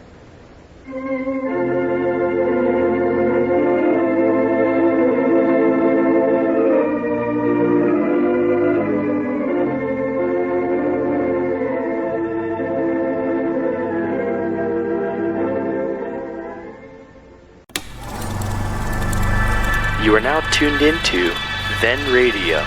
If you enjoy our videos, we ask that you consider joining our Patreon to support our channel.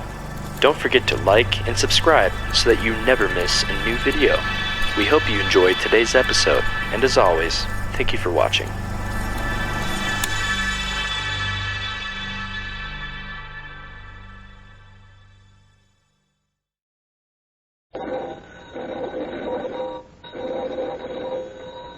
Granny's, Abner. I believe that's our ring. I dog is Lum. I believe you're right. I'll see. Hello, jot 'em down, store. This is Lum and Abner.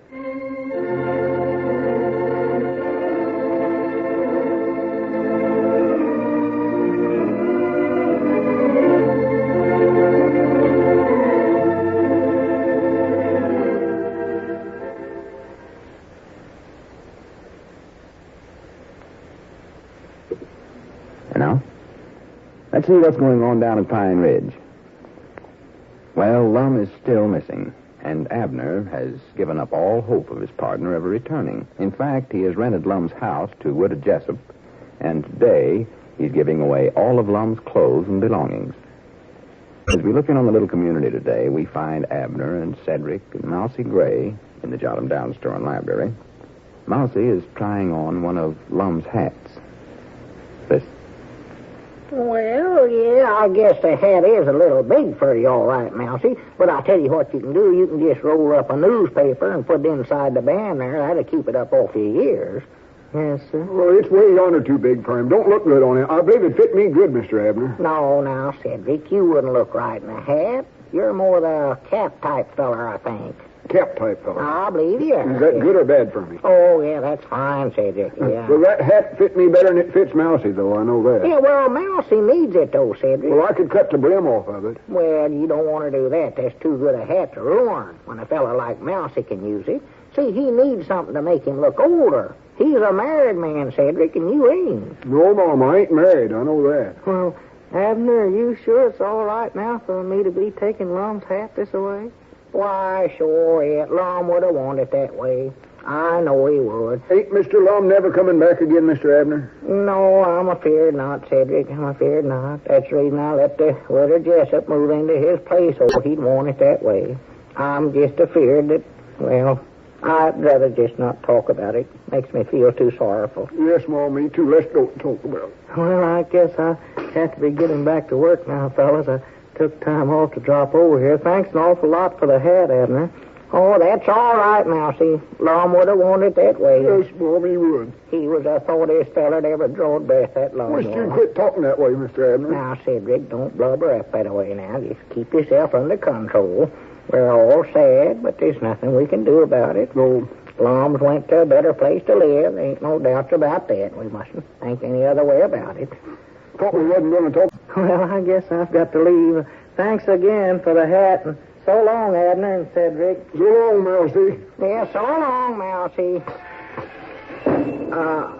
Cedric, why don't you run along, too? I sort of just like to sit here by myself for a little while and think. Oh, I just thought I'd stay around a little while. No, there ain't no use of it. You have to go to school, Cedric. But I come over here to get something that belonged to Mr. Lum. Yeah, well, ain't you still a high school boy? Yes, Mom. Well, you better get to school. Everything's done gone now anyway, Cedric. Done give all his clothes and trinkets away. Been here at the store all morning. Different friends of his been dropping in, sort of picking it. Yes, you did, Cedric. That hat I give Mousy there was the last thing there was. Ain't nothing at all left, huh? No. Well, nothing except his stove and icebox and furniture over at the place.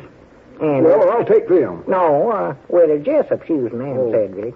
Thought I had me a refrigerator there for a minute. No, she needs them over at the place. She ain't got no furniture. Wish Mr. Lum had owned a pinball machine. That's what I wish. Well, he never, though, Cedric, never did own Well, one. can I go over to his place and take one more look and see if there ain't something over there I might want? No, now, I don't want you disturbing the Widder Jessup, Cedric. Her and her young'uns are all settled in there now. Just leave 'em be. Well, are they sure enough going to live in Mr. Lum's house all the time? Well, no, for a while, anyway, I reckon, Cedric. See, they got undispossessed from that place they was living in, so they got to live somewhere, Cedric. Did you just give them the house? Oh, no, I made a deal with them. The oldest boy of hers is going to run deliver for me and help me here in the store, work out the rent that way. I wish there was something I could have got. Yeah, I'll give you $10 for that house. Well, I know, Cedric, I ain't going to sell Lum's place. Just let the widow live there. She needs it. That Needs the blue help. serge suit that Mr. Grandpap Spears got would have fit me better than it fits him, I know that. Yeah, well, it'd be too small for you, Cedric. You're a heap bigger than Lum was. Besides, Grandpappy Spears went over and got that suit before I knowed what he was doing, Cedric. If I'd have known what he was doing, well, I'd have told him not to. Gentlemen. I'm sorry, but everything's done been given. What? Is that you, Lum? Why, natural, I'm Lum. Who do you think I am? Oh, my goodness. Well, don't just stand there staring at me like you're seeing a ghost. You ain't a ghost, are you, Lum? Why, of course not, silly. Ain't you dead, Mr. Lum? Well, I don't think I am, Cedric. Fact is, I never felt better in my life. Well, say something, Abner. Just don't stand there. This is a fine reception you're giving a feller that's been away for a few days. Oh, my goodness. Is that all you're going to say? Oh, my goodness. Ain't you proud to see me? Oh, doggy Lum, I never was so proud to see a body before in my whole life. I just wish, though, you'd come home a couple of days sooner, is all. Well, I had aimed on sending you a postcard, but you know how it is. A fella never hardly gets around to doing them things, looks like. Well, you ought to did it this time, though, Lum. You ought to did it. Well, whereabouts did you went to, Mr. Lum? Oh, I was at the county seat most of the time, Cedric. Visiting around, one thing and another. Well, why didn't you tell me that's where you was going instead of leaving that note saying goodbye forever, old friend, and all that? Doggy, you had us all worried around here something dreadful, Lum. Well, to be right honest, I never knowed that was where I was going myself till I got there. When I left out of here the other day, I so tore up over that school board election and stuff that I just decided to walk off and leave Pine Ridge and not never come back. Well, I figured you'd done worse than that, even, Lum. Then I got to thinking things over, and I don't know. I was running away just like a coward. Sure. Just 'cause I wasn't president and thought everybody was against me and all that. Well, you was wrong about that. You ought to saw how folks took on when they figured you'd suicide yourself or something, Lum. Did they sure enough? Oh, yeah, women folks all puddled up and cried every time they talked about it. Men folks shook their head and sad and carried on. Yeah, I'm sorry I felt I gave them all that cause. They had nice things to say about you. Well, good. I'm glad to hear it. Oh, yeah. Anyways, I've decided I'd come back here and make such a big success out of myself that folks would be proud just to get to shake my hand. That's a time. And I love to hear you talk. Yeah, good for you, Mr. Lum. Yes, sir. But what's more, I'm going to start making a success out of myself right away. Huh? 'Cause me and you's going into a new business, Abner. New business? Yes, sir. Guy come to me while I was standing in line trying to get into a moving picture theater and couldn't get in. Huh? That happened to me twice more. So I figured there was the booming business of the country right now. So that's what we're going to do. Try to get into the moving picture theater? No, we're going to run one ourselves. Huh? Me and you are going into the picture show business. Well, for the land's sake, whereabouts we going to build it? How are we going to get money to do I'll that? explain everything to you tomorrow, Abner. Right now, all I want to do is go home and rest. Go home? Yeah, I'm all wore out. I just want to go home and get into my own bed. Uh-oh. I ain't slept in a comfort bed since I left here. That one of mine's about the only one I can get any rest in. Well, I reckon I'll be... Well, wait a minute, Lum. You don't want to go over at your place. Yes, I do, Abner. I'll see you But, later. Lum, you see, that is... You'll be disturbing the widow Jessup. Cedric, his shop. Well, Lum, why don't you just run over to our place here and get some rest on that sofa there in the parlor, and I'll have Elizabeth fix a good supper for you. no, I want to go to my own place, Abner. Besides, I want to wash up and put on clean clothes. Clean clothes. Yeah, a fella gets pretty dusty and dirty traveling around like I've been going. Yeah, well, I could lend you some stuff of mine to put on over there, Lum. I've got plenty of stuff of my own to put on. Yeah, but, Mr. Abner, taking all your Cedric, clothes... I told you to hush up now. Oh, excuse me. Lum, Elizabeth be proud to wash your shirt out and iron it for you while you're sleeping over there. Well, there ain't no sense of doing that, Abner, putting her to all that bother. I want to get out that blue serge suit of mine, too, and start wearing it for every day. Yeah, blue serge. Yeah, I'll have to look dressed up now that I'm going to be a moving pictures executive. Oh. I seen Grandpap down the street a while ago wearing a blue serge, something like mine. Don't to wear that suit no more. You need something fancier than that now. Why, you can't get nothing better than a blue serge. Huh? That thing cost me $30, and it ain't but 5 or 6 year old. Yeah, but I'd get something different as I do. I'll tell you what. Why don't you just go in the county seat and get yourself a whole new outfit? Hat, shoes, and everything. Why, that's silly. I got all that stuff. Besides, I'd just come from the county seat. I don't want to go back there. Yeah, I think it'd do you good to do that. Make you feel like a new man. I already feel like a new man. Yeah, well, this'll make you feel like a newer man, Lum. And then when you come back, well, I think you ought to live somewhere else, too. You don't Live want to... somewhere else? Yeah, that little old shabby house of yours. You don't want that. What do you mean, shabby? I'll tell you what we'll do. Me and Elizabeth will move up in the attic, and we'll rent you our room cheap, Lum. Well, why would I want to rent a room when I got a perfect good house of my own? Appears to me like you're acting awful peculiar, Abner. Well, no, I ain't. I'm just trying to, Trying to what? Well, you know, sometimes a feller gets into a rut sort of, Lum, and it does him a lot of good to live in a different place and put on different clothes and all that. Well, that's exactly what I'm going to do. Go home and put on some different clothes. Yeah, but now, wait a minute, Lum. I'll see you later, Abner. Huh? We got a lot to talk about with this picture show out Yeah, here. well, wait a minute. There's the phone. That's for you, Lum. That's for you. How do you know it's for me? Oh, well, somebody's been trying to get hold of you all day, I think. That might be a feller I talked to in at the county seat. Yeah, I'll get it. Yeah, that's about who it is. That's who it is. Cedric, don't you say a single word about what we're doing with Lum's clothes. Jot 'em down, store and library. This is awful. Oh, yes. What is it, Miss Jessup? Yes, here, Lum. I'll take it. Get away, Abner. Get away. What's that, Miss Jessup? Move what icebox? Lum, I believe that's for me, Lum. Get away. Just a minute. What are you talking about, anyway? Oh, my goodness. Uh-huh. You just leave the icebox right where it's at. Goodbye. Abner? Now, listen, Lum. Step in the feed room a minute, Yeah, Abner. but now, Lum. I said step in the feed room a minute. Oh, yes, sir.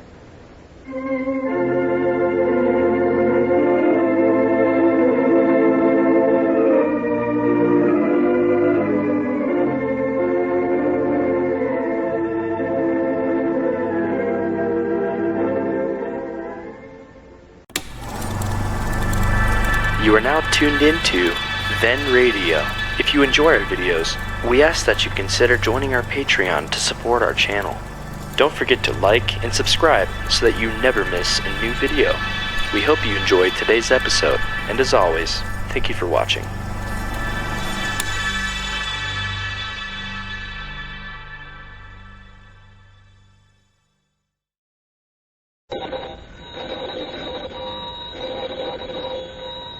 Granny's, Abner. I believe that's our ring. All right, Doggy Lum, I believe you're right. I'll see. Hello, jot 'em down, store. This is Lum and Abner.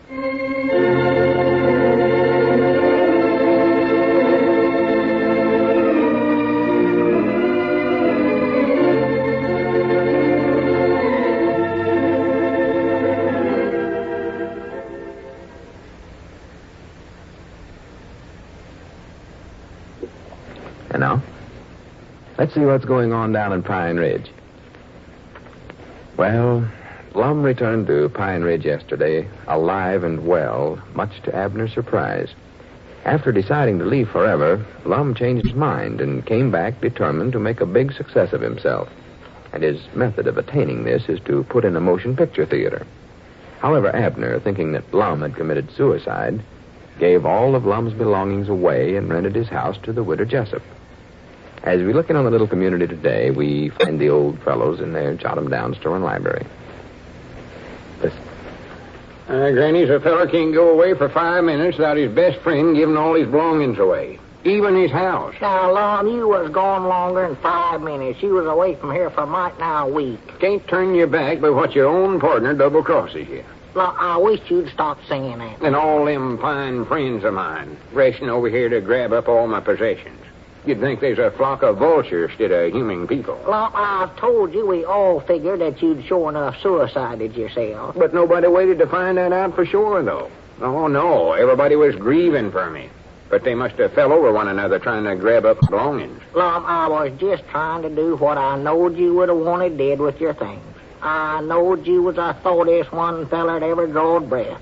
Just ask Grandpap Spirit if that wasn't exactly what I said about you. Well, you needn't to be so anxious to do it, though. Well, I never seen no sense in waiting around no longer, Lum. As if that weren't a fine reception to come home to. Huh? Here I was bringing the best one idea I've ever studied up with me. The idea for a Pine Ridge picture show. And what'd I find? Find everything I own's been give away. Well, now, Lum, A fine thing. Here I am, a big moving picture executive, and I ain't even got a house to live in. I ain't got nothing. Well, now, folks are starting to bring your things back, Lum. Mousy Gray brung your hat back this morning. Caleb Weehunt brung back your rocking chair. Yeah, but look at the thing, all painted green. Yeah, well, Caleb wanted to put it on his front porch to where he could rock in it of a Sunday afternoon, so naturally he had to paint it green to match his swing, Lum. Look at it there. If that ain't a sight. A green rocking chair. You can't set comfort in a green rocking chair. Now, how can the color of it affect the comfort of it, Lum? I don't know. Green's restful to your eyes, but that's all. Huh? It just ain't comfort that way. Well, Caleb appeared to think it was comfort painted this way. Oh, well, Caleb ain't got the feel for rocking chairs. The feel. He could be comfort sitting on that anvil over his place, or the bellows. Yeah, he does sit on that anvil a lot. There ain't got no rockers on it, though. You gotta have a feller that has a feel for such things before he actually understands rocking chairs. You do, huh? Now, there's no two ways about it. Caleb has ruined that chair for me. Well, I'm just sorrowful I done what I did, Lum. I was just trying to do the right things, all I've done. Granny's most moving picture executives owns big mansions with swimming pools and golf courses and tennis fields and I don't know what all. Here, I don't even own a house.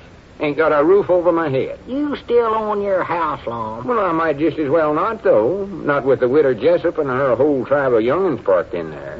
Oh. Couldn't drive them out of there with a stick of dynamite. All you got to do is just go over there and tell them to get out. Now, that's just plain crazy talk, Abner, and you know it is. Huh? I went over there twice yesterday afternoon and once today, and it never done a speck of good. Yeah, but you admitted yourself, Lum, you never told them to get out. Well, that's something you just can't look a woman right square in the face and tell her.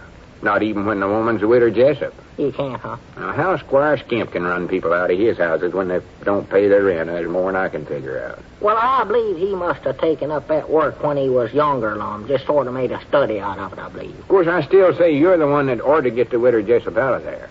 Me? Yes, sir. You was the one that put her in there, so you ought to get her out. Well, Lum, I did go over there. Yeah, but you never talked to the widder. I never had a chance. That oldest boy of hers picked me up by the seat of the pants and told me right out of the place. Well, you oughtn't to let him do that, though. Huh? He ain't but 16-year-old, I don't think. Yeah, he's strong for his age, oh, that boy is, Lum. Got all kinds of muscles. You admit yourself that you was kind of scared of him when you went over there. I never said I was scared of him. You said the last time you went over there, he stood in the doorway so that you couldn't get inside. That's what you said. Well, he was standing there, but that ain't no sign I was scared of him, though.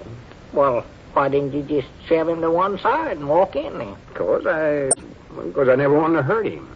Hurt him? I don't want to be a bully. Oh. After all, he ain't but 16. Yeah, well, I don't believe you'd hurt him much, Lum.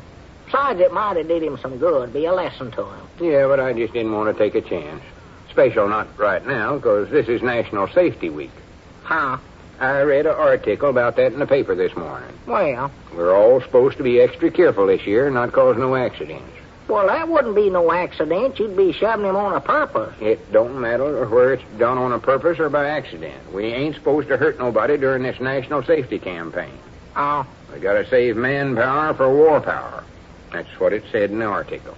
Well, just the same, I think you could have tripped him a little bit and just told the Widder Jessup to pack up and get out of there. Well, why don't you go over there and trip him? Why? It's your idea, now let's see you do it. Oh. Come to think of it, Lord, maybe I oughtn't to do nothing again that national safety campaign neither. I don't want to get arrested.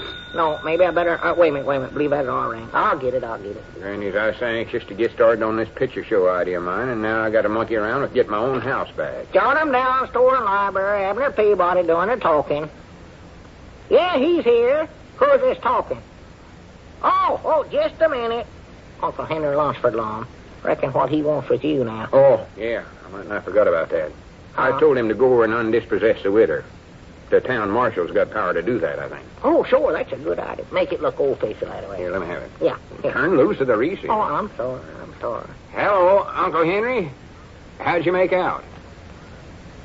Oh, I see. Feared he's going to hurt that big boy. 30 days, huh? Pinch his head. Well, yeah, but... Throw it at Yeah, he is kind of strong for his age, I reckon. Did you show him your badge? Uh-huh. Well, you can get another. Uh-oh. Well, much obliged for trying anyways, Uncle Henry. That boy might be the constable by now. Uh-huh. All right. Goodbye. Couldn't get him out neither, huh? No, he says they claim they rented the place and that nobody can throw him out till 30 days is up. 30 days? Yeah, he says they claim we ain't got no contract that says they got to pay the rent in advance, so they can stay there till the rent's due at the end of the month, and then's when if they don't pay, why, we got a legal right to throw them out. Well, that's good news anyway, Lum. That's good news. Yeah, but I don't want to wait a whole month to get back in my own house. No. I want to get back there right now. Yeah, natural. They'd have the place tore plumb to pieces in a month's time. Yeah, that's right. Oh, a fine mess you got me into, I'll say that. You've just delayed this whole moving picture industry getting started. That's what you did. Well, now, Lum, there must be some way of getting the widder Jessup out of there. I know there's bound to be. Love to know what it is. You go ahead and study it up. I can't. Let's see. There ought to be some way. How to get them out now. Let me see. Smoke 'em out. All right, Doggy, that's it, Lum. Smoke 'em out. Just set the place on fire, Doggy. You'll see them are running out of there so fast they won't know which way they're going. Yeah, that would run them out of there. Why, sure. Get 'em out of there. Wait a minute, though. You can't do that. That's my house you're burning down there. Then I would be in a fine mix-up. Wouldn't have no house at all then. For goodness sake, you and your big ideas. I'm just trying to help you. Let's see now what else we can study up there. Just don't bother, Abner. I'll do my own studying. It's a sight safer that way. You might get a crew of them house movers and just move the house on. Move it? Yeah, get them to sneak up there late of a night after the widder and all the young'uns went to bed, and then just hoist the house up on them roller things and take it away and hide it for a couple of days somewhere. Yeah, but wait a minute. Wouldn't they be surprised when they woke up the next morning and found themselves sleeping there without no house around them? Yeah, that's fine. That's a great idea, Abner. Yeah, ain't that idea? Yeah, that's fine. Well, good for me. When you move the house, they move right along with it, you know. Why, sure they... That house ain't just a box that you can lift up off of them. There's a door fastened right in there. Yeah, that's right, Doggy. Well, you could move the house away and then move it back real quick, Lum, so that they'd still be in it, wouldn't they? Well, I don't know. Doggy, this is a hard problem, you know. I'm feared that widder Jessup's in there for good, Lum. I can't think of nothing. That is, less than we can find somewhere else for her to move to now. We might do that. But there ain't no other place in town that I know of that's empty. Except that old Carter house north of town. That's supposed to be haunted. Nobody ever lived in that thing. No, nobody ever... Wait a minute. I believe you give me an idea. I did? Well, good for me. We'll haunt my place. That's what we'll do. We'll scare her out. Scare her? We'll start up a rumor that my house is haunted, and then tomorrow night we'll get some bed sheets to where we'll look like ghosts and scare the widder Jessup 9 ways from Saturday. You mean Sunday. Me and you are going to be ghosts? Yeah. You got some extra bed sheets over at your place we can use, ain't you? Well, I don't know. I'd have to ask Elizabeth about it. Well, call her up right now and ask her. Yeah. I want to get this thing all did and over with. All right, I'll call her right now. The best idea we've had yet. Of course, I don't know now. She's going to want us running around town here in her good bed sheets over. Well, don't tell her what they're for. Oh, no, I won't. Hello? Elizabeth? This is your man, Abner. Yeah, listen, honey. Have you got a couple of extra bed sheets me and Lum could borrow for just a little while? Tell her we're going on a camping trip or something. Well, we might be going on a camping trip or something. No, you need blankets for that. Well, it's sort of warm now. Oh. Well, who'd you loan them to? Oh, well, that's all right. Yeah, call her up and tell her me and Lum will pick them up tomorrow night. Yeah. All right, Elizabeth. Goodbye. Got 'em, Lum. It's all said, huh? Yeah, she loaned them out, but it'll be handy for us to pick them up as long as we're going over there anyway. Yeah, sure. Over there? Wait a minute. Who'd you loan them to? The widder Jessup.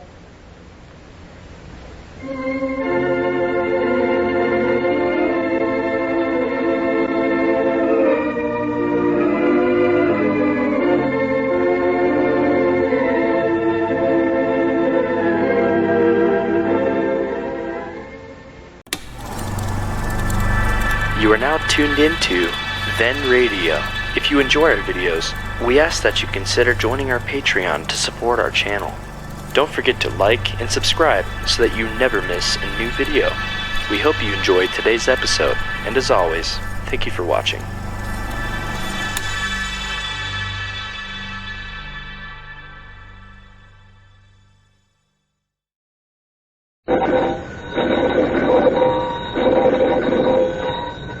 Granny's Abner, I believe that's our ring. Dog Lum, I believe you're right. I'll see. Hello, jot 'em down, store. This is Lum and Abner.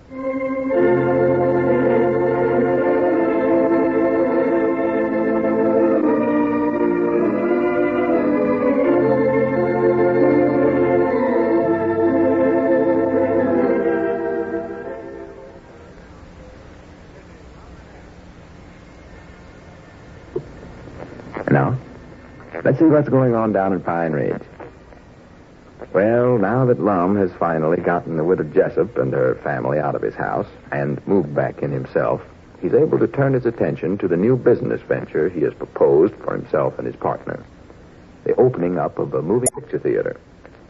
As you look in the little community today, we find Lum and Abner in their jot-em-down store and library holding a business meeting. Well, now, first I want to know, Lum, whereabouts do we build this theater at, and whereabouts are we going to get the money to do it? Well, them are a couple of things we got to figure out yet. Huh? That's why I called this business meeting with me and you. Well, I thought you said you had everything all figured out, though. Well, not everything. Not all them little bitty details. Them little ones, huh? All I got so far is the main idea. Oh. But that's the most important thing. You can't start nothing unless you have a main idea to start it out on, of course. Uh-huh. You can always figure out the details later. And that's what we're going to do right now. So that's the reason I had the meeting called. Call the meeting right to order right now. Well, Lum, I can tell you this. I don't know where to get the money for this picture show. There ain't no use for me to have a meeting to find that out. I ain't got no money to put in it. Or leastways, not hardly none. You sure, huh? Well, I'm awful sure I know what I got. Well, money. we'll come to that later then. You mean we'll come to my money later? No, I mean we'll come to that subject, Subject of money. Of my money? No, just money in general, sort of. Oh. We call that subject B. B, huh? Yeah, first we'll take up subject A. Yeah. Well, I ain't been able to savor much of that subject B lately, Lum. Had to give Elizabeth a little subject B the other day to buy a new axe handle with. Oughtn't to let her have it neither. She could have taken a hickory limb over there and made one just as easy. But you know women folks, how they like to fritter away money on them fancy feminine things that way. Yeah, it does them good once in a while, though. Got to have a smooth handle. Oh, yeah, nothing else will do. Well, some women like perfumery, too. It's all the same thing. Well, giving her that, well, that cut down that subject B of mine down to about $40, I think. $40, huh? Yeah, well, facts is that's exactly what it is, $40. But you've got that much, huh? Yeah, I've got that. Good. That $40, I got that good. Well, we get back to subject A now. A, huh? Yeah, that deals with finding a building to put the theater in. To put the theater in? Well, Lum, you'll never find no building big enough to put a whole moving picture theater into it. I mean, find a building we can buy or rent and remodel it over to where it'll be a theater. Oh, well, I was going to say, I didn't see much sense in building a theater building and then shoving it inside of some other old building. What was you aiming on doing, hiding it? Oh, of course not. What'd you want to hide it for, Lum? Never wanted to hide it. I just meant that we'd have to fix up some old building because we can't build a new one right now. Well, why can't we? Of course, they got priorities on everything. Building materials is scarce and all that. Oh. We're going to have a hard time to just getting enough stuff to remodel someplace. Yeah, well, why don't we just give up the idea right now, Lum, and then I can save my $40, my subject B, I can keep that. No, we don't want to do that. We don't, huh? No, the picture show business is awful good right now. And so we ought to take advantage of that. Oh. Goodness, we're liable to make ourselves a fortune out of this. Well, good for us. That's why I want to get started right away and find a building to rent. Yeah. Of course, we're going to have a hard time finding one with a slanting floor. That's the only trouble. Well, finding one with a what, Lum? A slanting floor. You know, the floors in a picture show all sort of runs downhill towards the front, sort of. Yeah, Doggy, that's right. I never could see no use in it, but they're that way. Well, they've got to be that way. Them places is hard enough for a feller to find his way around in a shot 3 or 4 rows past where he's aiming on setting down every time you go in one of them. Yeah, but you got to have that slanting floor so they can look over one another's heads so they can see the moving picture. Oh, yeah, I reckon that does help that all right. And another thing, we got to have a high ceiling so the machine that shows the moving picture will be clean up over everybody's head. Huh? If you don't, every time somebody gets up to leave or somebody comes in, it'll show their shadow up there on the screen, and everybody will wonder where he come from all of a sudden. Huh? Well, like in there at the county seat. You saw them young'uns down there on the front seat making shadows on the screen. Yeah. All is holding their hands up and moving their fingers so the shadows will look like some kind of animal opening and closing his mouth. Yeah. Well, no, I can do that, Lum. You just take your hand and hold it up twixt a lamp and the wall and work your fingers sort of like this is the way. See, keep them two fingers I know closed. how you do it. Oh. Well, see your thumb there, that makes the ear. Looks just like a dog sticking the back. You looky here. See that? Well, that's the way I make a horse, though. I Horse? don't know how to make all them things. Yeah, doggies, I used to could make a rabbit somewhere. I've seen something like this, sort of, I believe it was, and then you stuck your thumb up here for the Well, ear. I don't care nothing about Something how like- you make them shadows that look like animals. I just Well, want what'd you ask me for then? I never asked you. Huh? I just said that the young'uns at the picture show in there at the county seat all There that ain't no use to get them youngers to come all the way out here from the county seat, Lum, when I can make them sadder just as good as they can. Well, that's the whole thing. We don't want them to. Huh? Just it. That's the reason we'll have to have a high ceiling so we can get the picture machine up high enough to keep them from it. Well, I'll keep them from it. I'll be right down there on the front row anyway. I'll make them sit down. Children from the county seat ain't the only ones can do that. These children here in Pine Ridge can make animals. If there's any shadows going to be made, I'll do it myself. We don't need a bunch of young'uns around there hollering and disrupting everything.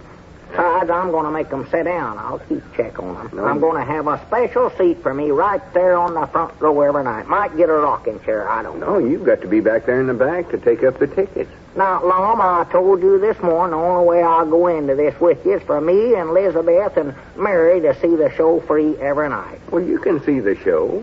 Just get you a chair and set it back there by the door. Way back by the door? Well, you can watch the picture from back there and take up a ticket every time anybody goes by you, too. You mean you want me to, them to give me a ticket every time they come by me, huh? Why, sure. That's what you'll be there for. Well, you have to make everybody buy 2 tickets then. Buy 2 tickets. Why, sure, they'll have to give me one when they go in, one when they go out. That is, they hand me one every time they pass by me. Well, why in the world would you want to take up a ticket when they're going out for? To keep them from slipping out of there. Oh, that's right. 1 ticket will be enough, I reckon.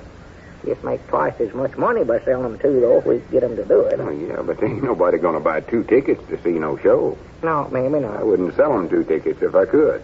Wouldn't sell them to. Well, of course not. Well, what if some fella brings his wife down here? You going to make her stand outside and wait till it's over? Of course not. Well, now, Lum, the men ain't going to stand outside and wait. I'll tell you that right now. Well, nobody ain't going to stand outside and wait. If a feller brings his wife down there, he'll buy 2 tickets. I thought you said you weren't going to sell nobody 2 tickets. Well, what I meant, Abner, you just leave the ticket selling up to me. All you got to do is just take them up when they go in the door. All right, I still don't see no Come on, sense. now, let's get back to subject A. Huh? Subject A is finding a building to rent. Yeah, Lum, what if I do catch somebody trying to sneak in without no ticket? Just throw them out. Huh?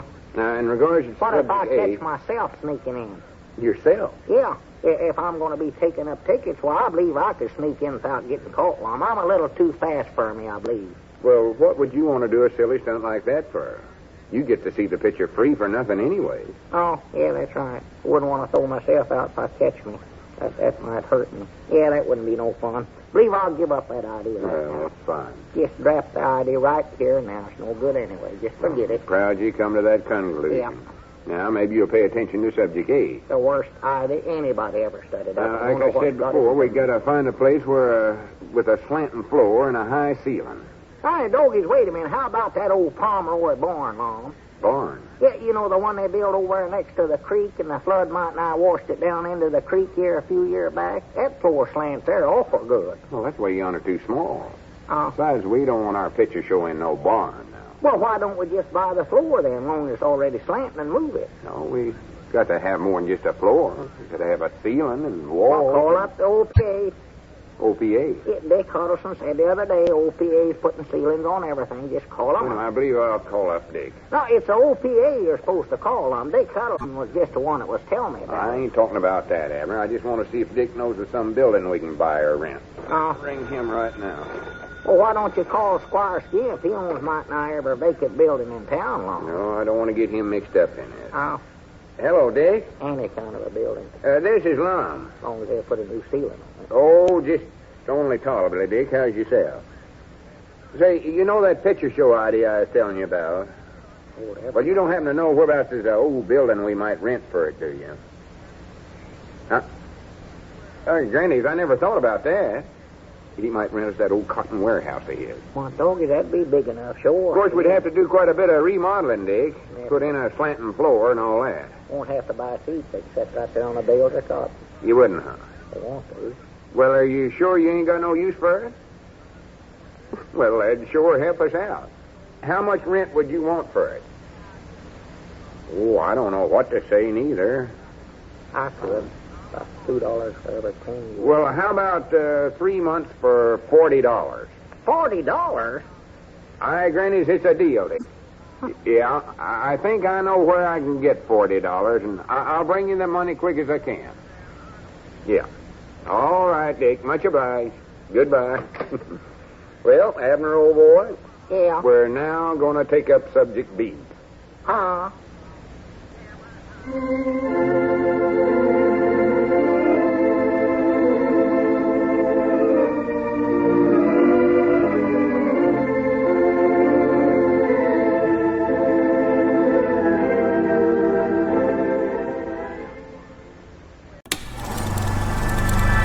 You are now tuned into Then Radio. If you enjoy our videos, we ask that you consider joining our Patreon to support our channel. Don't forget to like and subscribe so that you never miss a new video.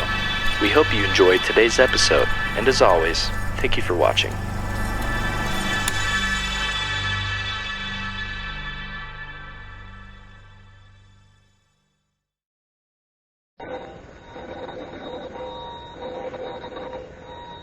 Granny's, Abner, I believe that's our ring. Aye, doggy's Lum, I believe you're right. I'll see. Hello, jot 'em down, store. This is Lum and Abner.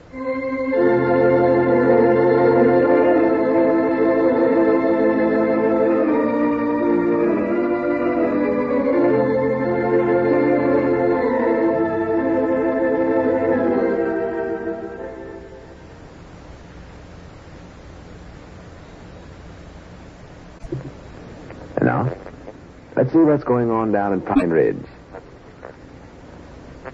Well, the plans to put in a motion picture theater were forwarded yesterday when Lum made arrangements with Dick Huddleston to rent a building for their new enterprise. The building was formerly a cotton warehouse.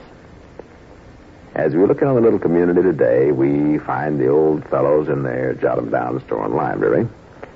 Lum is talking on the telephone. Listen. Yeah, well, that'll be fine, Eugene. Yeah. All right, it's a deal. Deal. Everything's a deal. Well, we'd like for you to get started right today if you can. Well, good. Or anybody. All right, fine, Eugene. Yeah. Goodbye.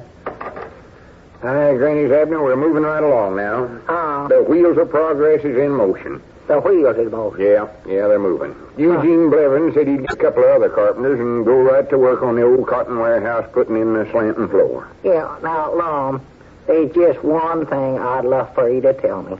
Whereabouts are we going to get the money to pay for all this carpenter work? Well, we gotta get it different places. Different places. More than likely, we'll have to mortgage a store, I'm feared. Mortgage a store? Well, just temporary. Now, until the listen, money Mom. starts coming in from the picture show business. I was willing to put my $40 to rent the warehouse, but I don't believe we ought to risk losing the store on this big picture show idea. We gotta do it, Abner. No, sir. No, Can't sir. start a picture show for $40. I don't care. That's all I'm putting in it. Well, anytime you start up a big business, you gotta put up a capital invest.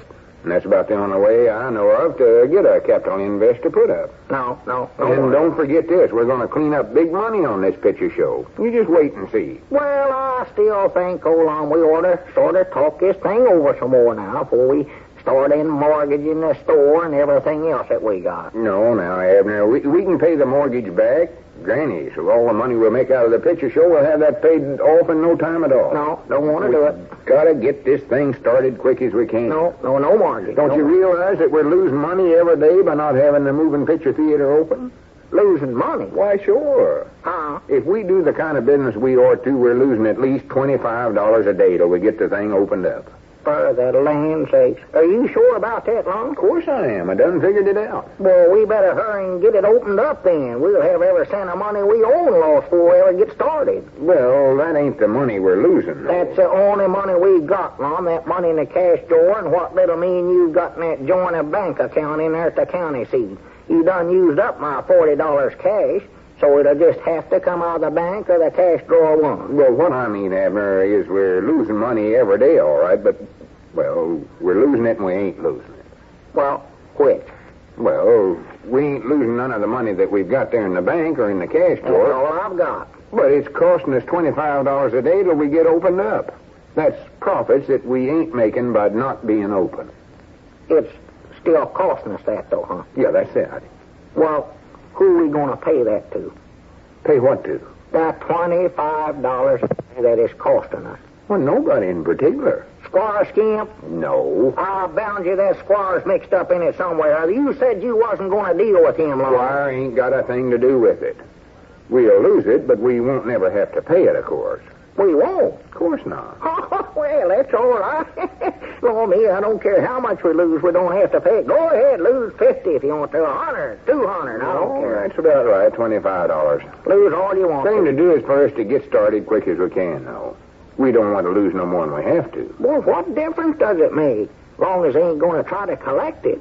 Because that must be some new kind of figure, and I never heard of that before. Running up debts you don't have to pay. There ain't no debts we're running up. Well, whatever it is, sounds like a good idea, Lum. So I just wish the government could figure out the taxes on that same basis. Well, they can't very well do that, so you might just as well get that idea out of your mind right here and now. I wish they could. That'd save us folks a heap of money around here. Yeah, it would, all right. Oh, yeah, that's a good idea. Opening up this picture show will save the folks here in Pine Ridge a little money, too. It will? Well, sure.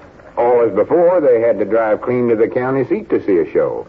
But having one right here in town, we're saved from driving that 22 miles. That'll save the price of admission on gasoline. Well, will they save that much, sure enough? Well, sure. Easy that much. Take more than a quarter's worth of gasoline for that trip. So as I bound you, old Ulysses S. Quincy will be proud to hear that. Well, he ain't got no car. I know he ain't long, but he's got that gasoline engine over it he saws wood with all the time. Well, he couldn't drive that thing to the county seat. Why, of course not. Couldn't drive it no place. Couldn't even drive it around that unpainted barn of his. And, well, fact is, it ain't got no wheels on at all. Couldn't drive it no place. Just no driving. No. Well, how's he going to save anything on gasoline, then? Well, he has to buy gasoline for the engine all the time, don't he? Yeah, but the only way they can save anything is by driving into the county seat. Oh. They got to drive clean into the county seat before they can save anything, huh? No, wait a minute now. No, that's right, yeah. Huh? It's the ones that don't drive in there that saves on gasoline. Oh. Well, I'll just tell Ulysses that he can quit going in there then. Start trading over at Mount Ida. Well, it's as far over to Mount Ida as it is over to the county seat.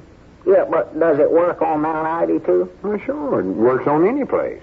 Now, when did they start that? They never started it. It's just something that's always went on. Doggers, that's cuter. I never heard of it before. Maybe they just started that around Pine Ridge here late, Lum. I never heard of it. No, it ain't nothing that you start or stop. Huh? All I mean is if the folks goes to the show out here instead of going to the county seat, they'll save at least a quarter on the gasoline it would have taken them to drive in there.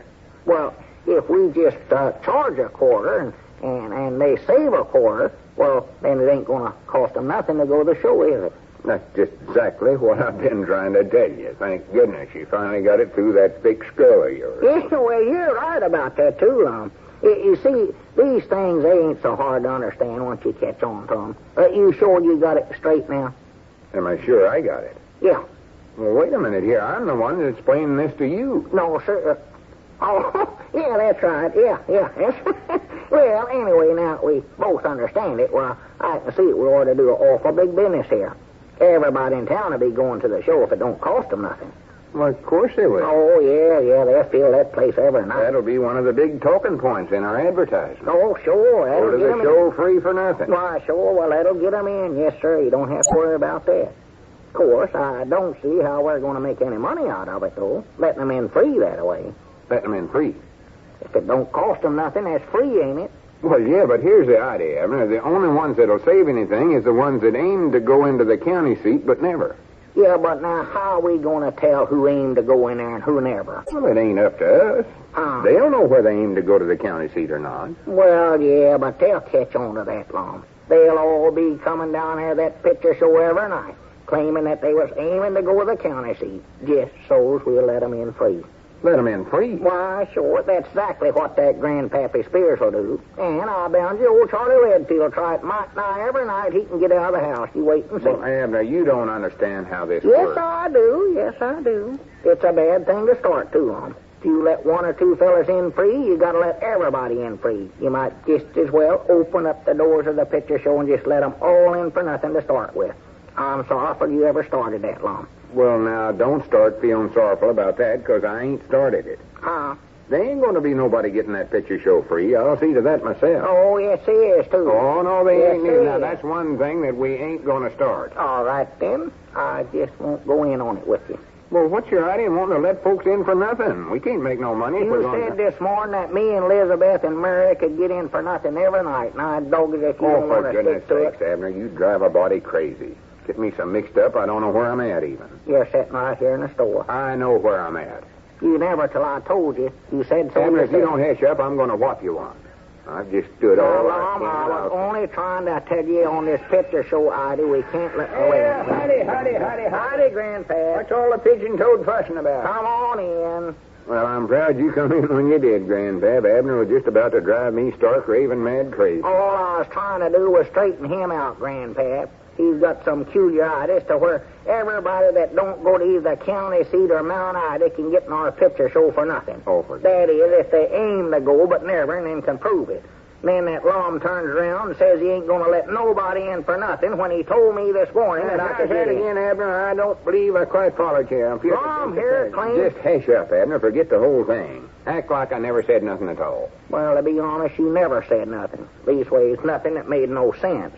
Especially that idea where it's costing us $25 a day now. We don't have to pay it to Well, nobody. Abner, I tried to explain to you how that works, but trying to get something through that thick head of yours just Wait a like minute, trying to that's all argue right. with a stump I'll on. get it. I better start Oh, handling me things sakes, around how you here. two fellas carry on. Get some brains. Jot 'em down, store and library. Abner Peabody doing the talking. Oh, just tolerably, Eugene. Eugene, maybe I better talk to him, Abner. How's that? Or Carpenter. $25 a day? Oh, no, you don't. That's too much money. Yes, sir. Bad, Abner, $25 a day. All right, just go to work for that other fella then. We ain't going to pay you no such amount as that. I can tell you that right Wait a now. minute, Abner. Them's the only carpenters in town. I wouldn't... All right, go on. Don't make him mad, Abner. All right, goodbye. I'll just settle him right now. Now you've done it. Huh? Made the only carpenters town mad at us, and now we won't have nobody to build a show for us. Well, Lum, we can't afford no $50 a day. $50? Yes, sir. I thought he just told you $25 a day. Well, $25 for the carpenters, yeah, but then that other $25. What other $25? The $25 a day is costing us not to open up. I dog it, that's $50 a day, and we just can't afford it.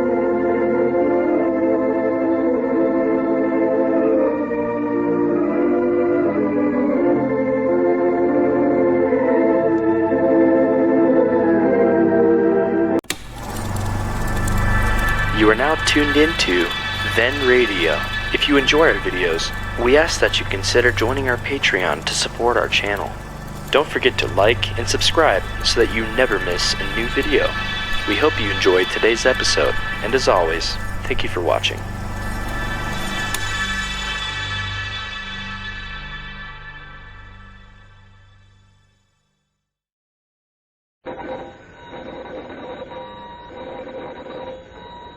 There's granny's, Abner. I believe that's our ring. I dog his Lum, I believe you're right.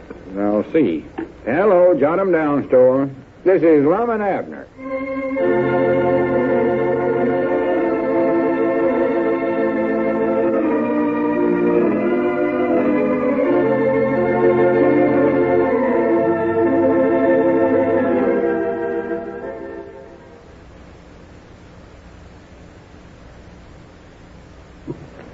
And now, let's see what's going on down in Pine Ridge.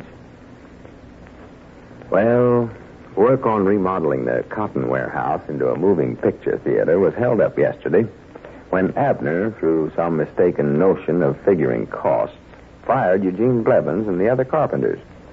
It took Lum the rest of the day to straighten things out and rehire them.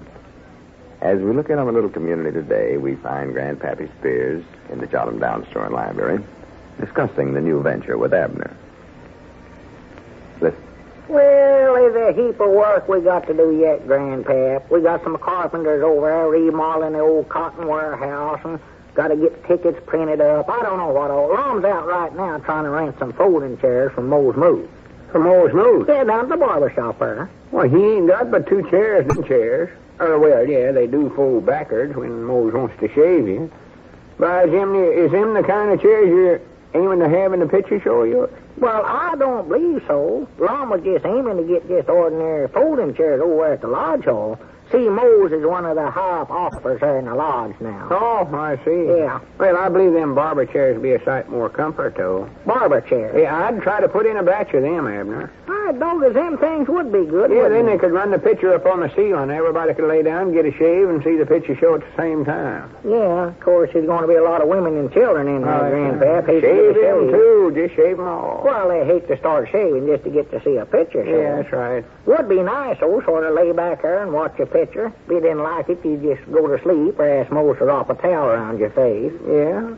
Of course, I still say you'd be getting a shave while you're looking at the moving picture. Dog it, I'll talk to Lum about that when he comes in. I believe that might be a good idea, Grandpap. Of course, now, them things cost quite a bit of money, Abner. They do, huh? They run right into money. Oh. Yeah, I forget what Mose told me they cost, but it weren't cheap, I can tell you that right now. Well, maybe we better give them up then, 'cause I'm just afraid this whole thing's going to cost us away yonder too much as it is, Grandpap. You know how extravagant Lum is. Never stops to think what anything costs. Oh, he's a spender. Oh, a spender. Spends money like he gets it out of a pump. A spender. You have to watch him all the time. Well, that's why I sort of taken over a couple of things here myself. Leastways, I've studied up one idea that'll save us money. I know that. And that Lum will just be tickled to death when I tell him about it. What did you do? I don't know why in the world we never thought of it before now. It'll cut out a lot of extra carpenter work over there. Carpenter work, huh? Yeah, on a remodeling that old cotton warehouse over there. Uh-huh. Well, I reckon that is going to be right smart of a job doing that. Well, not the way I got it figured out. See, all we got to do is build a little room upstairs in the back of it there for the magic lantern or picture show or machine or whatever they call it. Then just board up the window so the light can't get in. Yeah, it looked a little more like a opera house in. It sure don't look like one now. No, well, it will, though. And then my idea... wait a minute. Yonder comes Lum. You can listen while I tell him about it. You Yeah. have to tell it twice that way. No, sir, I just can't hardly believe it. A picture show right here in Pine Ridge. It's too good to be true. Yeah, howdy, Lum. Come on in here and let me tell you what I done, Lum. Oh, my goodness. Now, what have you did? Huh? Hello, Grandpap. Howdy, Lum. Well, sir, I just saved us $100 is what I done. Saved us $100. Yes, sir. Well, good for you. Give it here. $100 clear like. Well, I ain't got the cash money, but I saved us that. Well, See, Eugene Blevins said it'd cost us $150 to put a new floor in that warehouse. yeah, but we've got to have a new floor. Not the way I figured it out. That floor we got in there is just fine, just like it is. Well, it's all right. Stout enough, but it ain't slanting. See, a moving picture show's got to have a slanting floor so those folks can see over one another's head. Well, this will have a slanting floor when they get done doing what I told them to. See, instead of building a new floor, Lum, I've got them over there raising up one end of the building. That's fine. Raising There to where it'll be about 6 foot higher in back than it is in front. And that'll make it slanting, and we won't have to be on a new floor. Goodness sakes, Abner, that ain't going to work. What's the reason it ain't? Why, the building won't look right. The windows and doors will all be slanting, too. Yeah. How are folks going to get up there to the front door to get in with it sticking about 10 foot in the air that way? Oh, I hadn't much thought about that, I don't think. It's the trouble. You don't think. Yeah, of course, we could build a ladder or some stairways up there. We could do that, Lum. We could, but it'd look awful silly. Here's something else. That little room we was aiming on using for the box office, that'd be slanting, too. Yeah, everything will be slanting. It's going to be hard to make them barber chairs stick on a slanting floor, too, Abner. Barber chairs? What barber chairs? Oh, nothing. Now, just forget about that. Wait a minute. You ain't went and bought up a batch of barber chairs while I was gone. No, sir, I ain't honest on it. Are you sure you ain't? Cross my heart. Me and Grandpap was just talking about it, but we give up the idea, Lum. Well, thank goodness for that. Yeah, it wasn't good. I rented all the chairs we'll need from Moe's Moose just a little while ago. Well, good. And after this, Abner, you keep your ideas to yourself and don't meddle in something you don't know nothing about. Lum, I was just trying to save us some Grandpap, will you do me a favor? I don't know. Depends on what it is. What is it, Lum? I wish you'd run over to the warehouse and tell Eugene, that's the carpenter over there, to hold off on that raising the building. Tell him to go ahead and put the floor in there like I told him to. Yeah, I'll tell him. Sure I will. Yeah, I sort of figuring on dropping around there to watch him work anyways. I'll see you fellas later. Yeah, so long, Grandpap. Yeah, so long. Very odd. It's tipping a building up on one end. Well, Lum, I just The front door would be mighty nice straight up in the air. Every time it rained, flood the whole building. Rain come through the windows like a hole in the roof. Well, I was just trying to save us some money is what I was trying to do. I know you was, Abner, but after this, just leave the money saving up to me. Costs us too much when you do it. Huh? I mean that, well, just skip it. You ain't got no head for figures is the whole trouble, Abner. I ain't, huh? No. Now, let's see. What's the next thing we got to get for our theater? Well, did you save any money on renting them chairs from Moe's Moose? Well, no. The fact is I had to give a little more for 'em than I wanted to, but I knowed we had to have 'em, so there weren't much I could do about it. Well, why couldn't we just put some benches in there, Lum? Benches? Yeah, or set some candy buckets in there upside down and then just lay some boards across them. Candy buckets with boards across. Yeah, them make Abner, good you benches. get such small down ideas.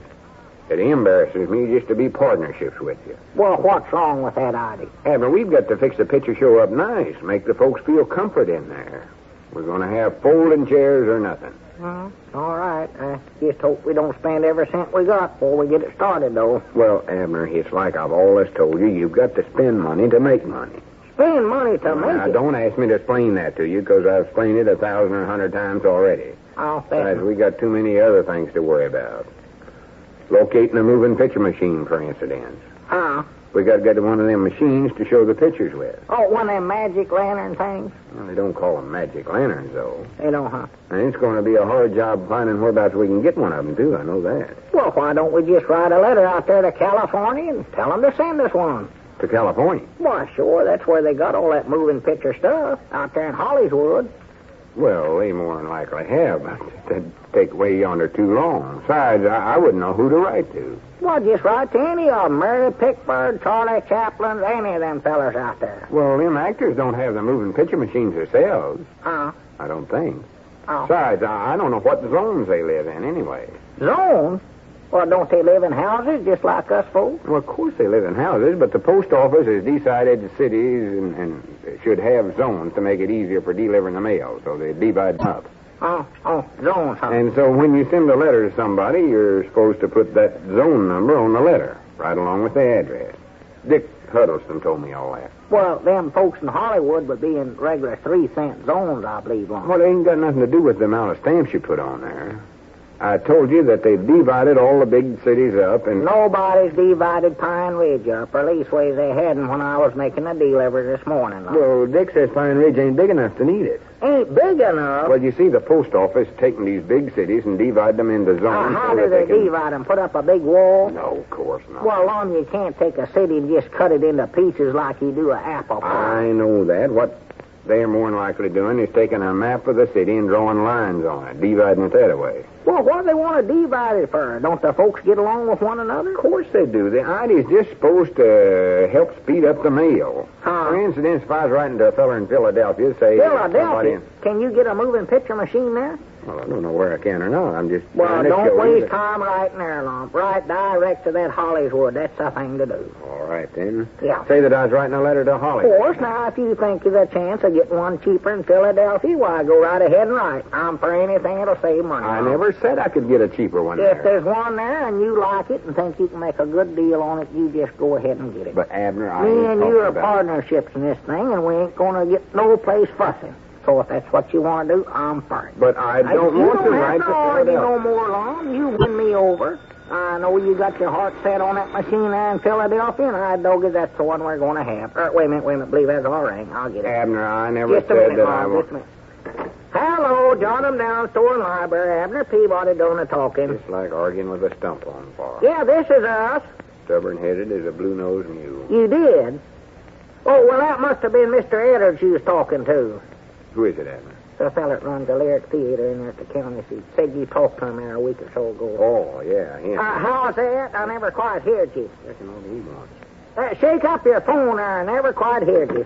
I told him I was thinking about putting a picture show in there. Oh, well, that was awful thoughty of you, but we done made arrangements for that already. Better let me talk to him, Abner. Well, I can't help it if it is a good price. You'll have to count us out. Abner, let me have the phone. Well, sure, go ahead. Sell it to that other fella, anybody, because we're getting one from Philadelphia.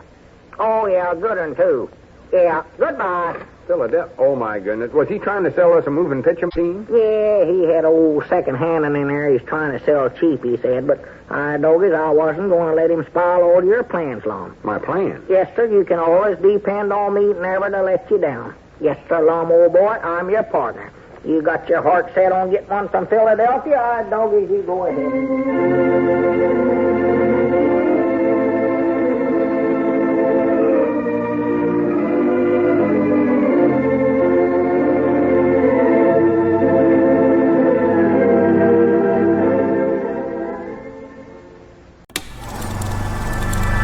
You are now tuned into Then Radio.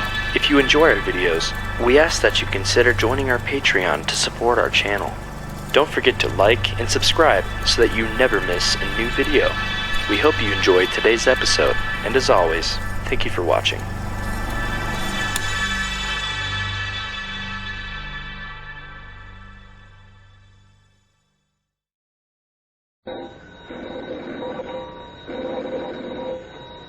Granny's, Abner. I believe that's our ring. All right, doggies, Lum, I believe you're right. Now, see. Hello, jot 'em down, store. This is Lum and Abner.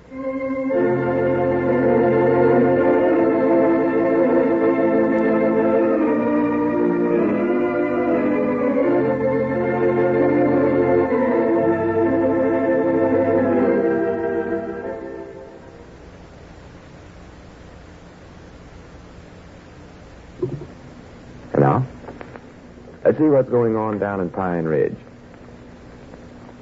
Well, yesterday, Abner nearly spoiled a chance to buy a second-hand projection machine from the theater at the county seat.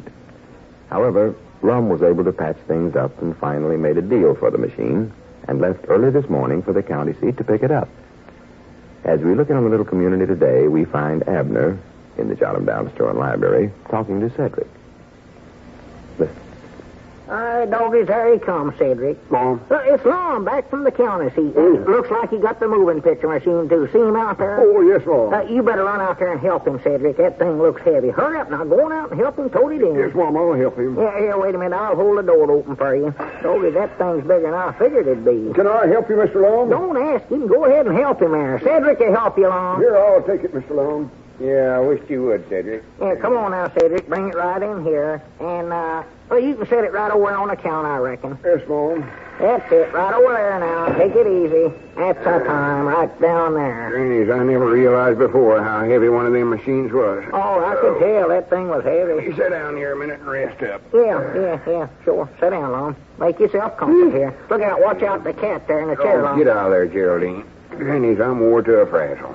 Wore to a frazzle. Well, I had to walk halfway around town before I could find a strong enough box to carry it. yeah, careful there, Cedric. Now, don't go monkeying around with that machine. You're liable to break something. Well, I on it. just want to open up the box and look what's inside. Well, just leave it alone Now, now. let him go ahead and look at it, Abner. It can't hurt nothing. Huh? Maybe he can figure out how to run it. Oh, We're going to have somebody to operate that machine, you know. Yeah, doggies, that's right. I never thought about that. Couldn't hardly run itself, I don't reckon. Tell you what, Cedric, why don't you tote the whole thing out to the feed room and study it on it a while and see if you can catch on to how it works? Yes, Mom, I'd love to do that. Boy. Yeah, be careful with it, though, Cedric. Yes, Mom, I'll be careful, honest I will. And if you catch on to it good, why, we might give you a steady job in the picture show over there. Would I get in free every night to see the picture show then? Why, of course you would. Free for nothing? Yes, sir. Boy. You better get on back there now and start trying to work it out now. Yes, Mom, I sure will. I can't stand here and hold this thing and talk to you much longer, no way. Well, go on in, Cedric. Get back to the feed room. That's where you're supposed to take Get it. in free for nothing every night. Wonderful world. Oh, Lord, Cedric just tickled him to death. Yeah, well, I figured he would be. You reckon he can catch on to running a complicated machine like that, though, Yeah, I think maybe he can. He's sort of slow at most things, but when it comes to figuring out machines, that boy's got a head on his shoulders. Well, always has, huh? Why, sure. He can take that car of his apart and put it back together again and blindfold it, I believe. Yeah, he can do that. He's uncommonly good at that. Of course, that's not what we want him to do right now. No, he don't need to run no cars to picture show. That won't help nothing. No. That machine's what he's got to figure out. Yeah, I don't know why he even said that. Yeah, don't tell him that. He'll bring that old car of his up there and try to I start ain't that going to one. say nothing to him about it. Yeah, just be quiet. You know, that boy might have just a natural-born mechanical's mind. That's what he might have. Yeah, he might. If he's got any mind at all. Yeah, I know he's smarter at such as that than I am. I know that. Well, to be right honest, I believe he's got it all over me, too. He has, huh? Yeah. I reckon we ought to get the machine out to the warehouse pretty soon so Eugene can start building a table for it to sit on. A table? Yeah, you see, the machine will be upstairs in that little room there that we're fixing clean at the back end of the building. At the back end? Yeah. Doggies, old Eugene sure mixed up on that then, Lum. Mixed up? Yeah, he's building that room up in the front. In the front? Yes, oh, for sir. goodness sakes, I might have known things would go wrong if I left town. Well, he sure done it. I never knowed no better. I'd have stopped him, but I dropped in there this morning whilst I was making the delivers and stood around there and watched them for a while. You done what? Stood around there and watched them carpenter for a while. He's building that room there right up over the box office. That's where he's putting it. Oh, well, that's all right. That's the back of the house. The back? Yeah, you see, when you get inside of a picture show that way, you go in the front, but when you get in, you're in the back of the house. Well, When you get inside of a show that way, the front starts being the back, and the back starts being the front. now, rack him up and shoot again, Lum. I don't believe I quite catch you there. Well, you see, when you walk inside the front door, it's the front of the house. But when you're sitting on the back seat, they call that sitting in the back of the house. You mean that you're going to turn the building around every time somebody goes inside of it? No. That's going to be awful expensive, Lum. Getting wheels strong enough to hold up a whole big building like Well, that. we ain't going to put no wheels under it. Well, how you going to turn it around then? I know I can't We shove that ain't thing going to around. turn it around. Things just sort of change. Doggies, I never had noticed that. You see, when you come in the front door of a picture show and sit down, quick as you get inside, you always say you're sitting on the back seat. If you sit down quick as you get inside, you ain't going to sit on no seat. Well, I mean, if you sit on the first seat you come to. Oh. But you just come in the front, of course. Now, if you want to sit down in front, you've got to go clean to the back.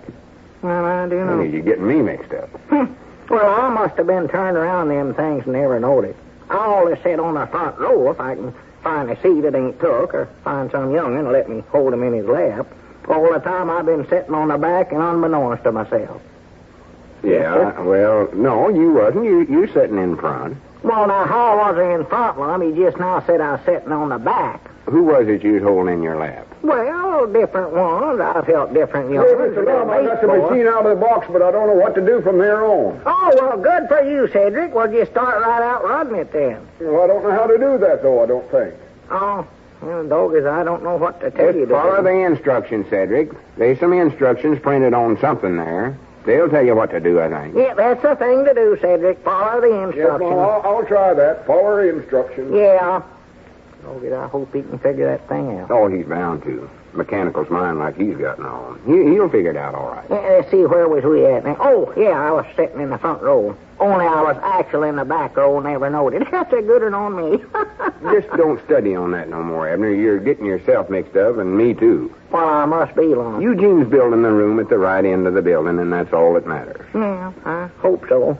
Just hope I don't lose my directions in there and get lost. That's all I hope. I believe what I'd better do is just sort of take a pocket full of breadcrumbs in there with me every time I go in that picture show. Breadcrumbs? Yeah, and then sprinkle them along the floor so as I can find my way out again. You ain't no trees there to knock or nothing. Oh, for goodness sakes. Well, they done that in a story that I read one time. Well, you don't have to blaze a trail every time you go to the picture show. Well, I don't want to get lost, Lum, and this worked out good in this story I read. There was two young uns, and they was wandering around out in the woods, and they got lost, and then they seen their mama and a papa and a witch had come along. I know the story. Don't tell it to me. Wolf, too, I believe there was out there. Yeah, I know the story. And then they taken breadcrumbs and sprinkle them in the woods. I know what they done. Now, forget that and help me study up whereabouts we're going to get some music for the show. Some music? Yeah. Can't put in a picture show without music. You mean have a piano like they got in there at the county seat? Yeah. There's some more expense right there now, Lum. We go to buy a piano. You sure you want me to follow them instructions? Why, sure, Cedric. That's the only thing to do. Yes, Mom. Well, say, can I get some soda? Soda? Baking soda, you mean? Yes, Mom. I reckon that's the kind I want. Why, sure. There's some right there on that shelf right next to you. Take a block of that, Cedric. Yes, Mom. I see it. Well, I'll go back and work on them instructions some more. All right, Cedric.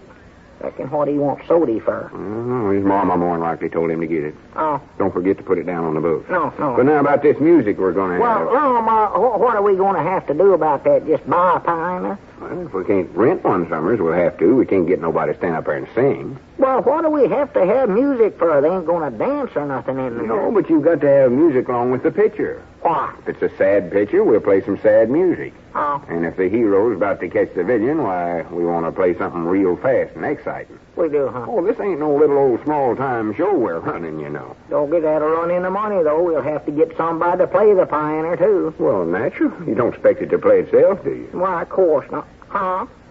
Hi, doggies, wait a minute. Maybe there's an idea, Lum. Why couldn't we get one of them player pianos like Grandpap Spears has got? Granny, that's right. I hadn't thought about that. Fact is, we might rent that and offer him. I don't think him and Charity ever plays a thing. Well, sure, that might be just what we're looking Why? for. We'll have to get some new rolls of music for it, though. Yeah. He ain't got but 3 rolls that I ever heard him play. Dardanelli and Steamboat Bill and Jada or... Well, he's got the Star Spangled Banner. I know he's always trying to stand up and pump them pedals at the same time while he plays it. I've watched him do that lots of Well, times. we'll want that, and that'd be good patriotic thing to play at the show. Yeah, but we'd have the folks standing up half the time, Mom. Of course, then we'd just need half as many seats, I reckon. Doggies, that might be a Now pretty good I need some idea. grease. If you fellas got some grease. How's that, Cedric? I need some grease, and then I'll be all ready to start trying to figure out how to work the machine. To figure it out, ain't you figured that out yet? No, Mom. Well, what you been doing back there all this time? Just following the instructions like you told me to. Come on back and see how I'm doing. Doggies, maybe we better. Come on, Lum, let's get back there. Yeah, I don't know whether we got the right kind of grease for him to use or not. Yeah, what kind of grease do you want, Cedric? I don't know. The instructions don't say what kind. Well, it more likely just means regular. Oh, my goodness, Cedric, what are you doing there? Take that machine out of that pan of water. For the land sake. And get it off the stove. What are you trying to do anyways? Ruin the machine? Help him get it out of there. Yeah, come on, Cedric. Let's But get out of the here. instructions said to do this. They never said to boil it in water, I can tell you Oh, that. well, this is soda water, though. Soda water? Yes, Mom. Just read the instructions for yourself there, right on the box there. What about? Right there. Oh, warning. Before using, boil in soda and water. Then grease thoroughly. Well, I do know Cedric's right, Lum. Wait a minute. Look what else it says on that box. Huh? The Ajax Iron Skillet Company. Iron Oh, that skillet? ain't the box the picture machine come in at.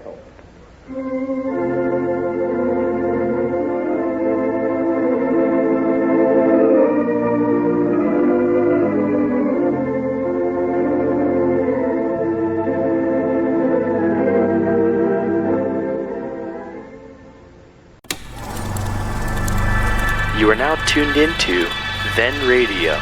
If you enjoy our videos, we ask that you consider joining our Patreon to support our channel. Don't forget to like and subscribe so that you never miss a new video.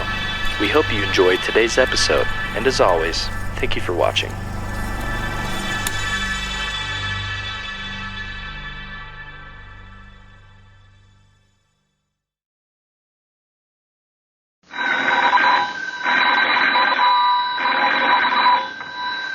Granny's, Abner. I believe that's our ring.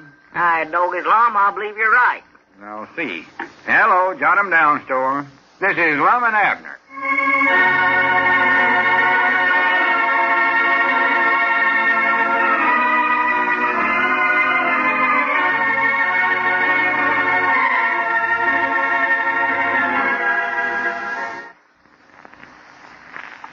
Let's see what's going on down at Pine Ridge. Well, Lum and Abner now have a projection machine for their forthcoming motion picture theater. Remodeling of the old cotton warehouse is progressing quite well now. And today, they hope to make a deal with Grandpappy Spears to rent his player piano for the theater. As we look in on the little community today, we find the old fellows in their jot-em-down store and library waiting for Grandpap. Listen. Well, I told him to get over here just as quick as he could. I don't get. Wait a minute. There he comes right now, Lum. Oh, yeah, well, good. Now, just let me do the talking. Let you do it. Yeah, Grandpap's pretty hard to deal with. Oh. Gotta handle him just right. Well, I don't think he's going to try to drive much of a bargain over that old player piano of his, Lum. You can't tell, though. Oh, more likely be glad to get a chance to get that thing out of the house. We can't take a chance, Abner. You know how short we are of money. Yeah, I know it. That's another thing. Where are we going to get the money to rent the pioneer with? That's what I want to know. Well, maybe we can get him down so low it won't make much difference. Well, he's going to want something, and that's more than we got, Lum. Well, in a month or two, we'll have all the money in the world we want. Be looking for places to spend it. We will, huh? Yeah, you just leave him to me. I'll use psychology on him. Use what on him? Psychology. I'll get him to where he'll want to rent us that player pioneer almost for nothing. Oh. He'll be begging us to do it. You wait and see. Well, I just hope so. That's all right. Mind out. Here he comes. Don't let him hear us talking about him. You tell it all over town. Yeah, howdy. Yeah, howdy, Grandpap. Come on in and sit down, old boy. Yeah, make yourself comfort, Yes, man. sir. Here, take this comfort chair here. Yeah, take that chair, Lum. Get out of there. Me and Lum, Cat hops in there every time somebody gets out of that chair. Grandpap, Watch yourself. Don't get into that cat hair on you there, Grandpap. me and Lum was sort of wanting to see about, a deal here. Don't tell him what we want. Let me handle it now. I ain't going to say nothing. Go ahead. Hey, what in the world is pigeon-toed prattle-prattle going on here anyways? Oh, nothing, Grandpap. Well, what you said that blame nice to me for all of a sudden? We just like you. That's You're such it. a fine feller. Proud to have you come down here at the store and visit with us. Just love to have you around. And Lum wants to use some psychologies on you, too. Abner, hey, shut. Excuse me. Grandpap, I've been thinking about you. Well, in fact, I always think a lot about you. Oh, Especially yeah. around Christmas time, your birthday and all. Lum talks about you all the time. I do, don't I? Yes, you do. You sure do that. And then I got to studying about this job you got, delivering telegrams for Dick Huddleston. That seems a shame. Shame? Well, here you are, getting along in years and still working for wages. Well, natural. Didn't expect me to work for nothing, did you? Why, of course not, No. Lum. You're wrong about that. No, but what I meant, you're just living from day to day, you might say. You ought to have a regular income. Something coming in whether you're just working or not. Yeah, that'd be a good idea, Grandpap. Yeah, it would be nice to have something like that, all right, a pension. Oh, it's the handiest thing at all to have money coming in. Like, say, for instance, if you had something you could rent to somebody. Yeah, that would be nice, but I ain't got nothing nobody'd want to rent. Only thing I've got's my house, and if I rented that thing, I wouldn't have no place to live myself. Well, let's see. That is a problem, ain't it?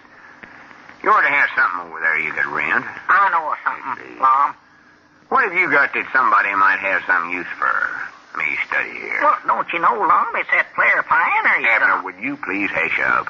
Just stay out of this. Yeah, hey, Granny, that's right. Yeah, I hadn't thought about that. Glad you brung that up, Abner. Brung it up? Why, that's the whole idea. Hush up. Have you got a player piney over there, Grandpap?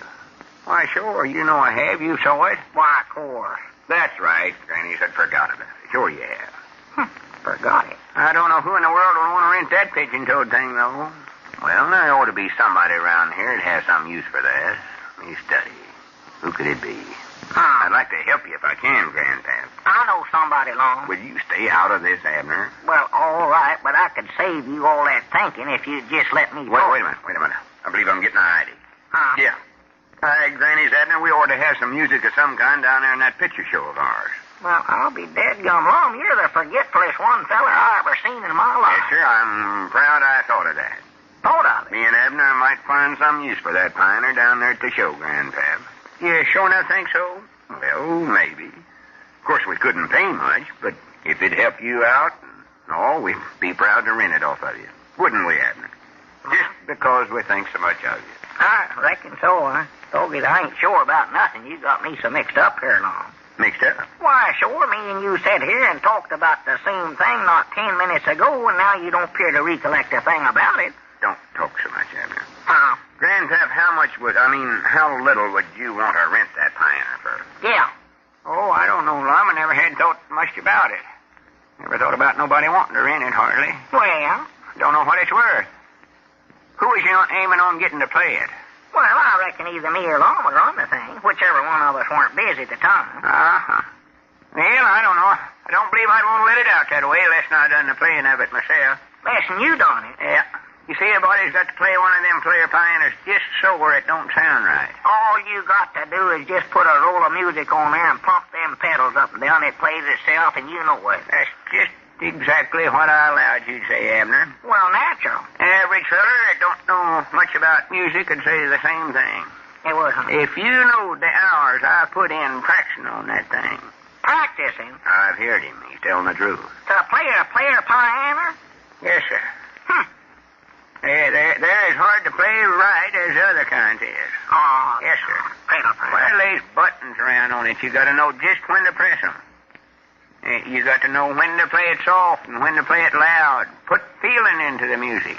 Well, I never had thought about it just that way, Grandpap. Well, it's wrote right on the music. Says low and loud. But you got to keep your eye peeled for it. Well, I can read. I can do that. And another thing, a body's got to have strength to pedal clean through one of them rolls.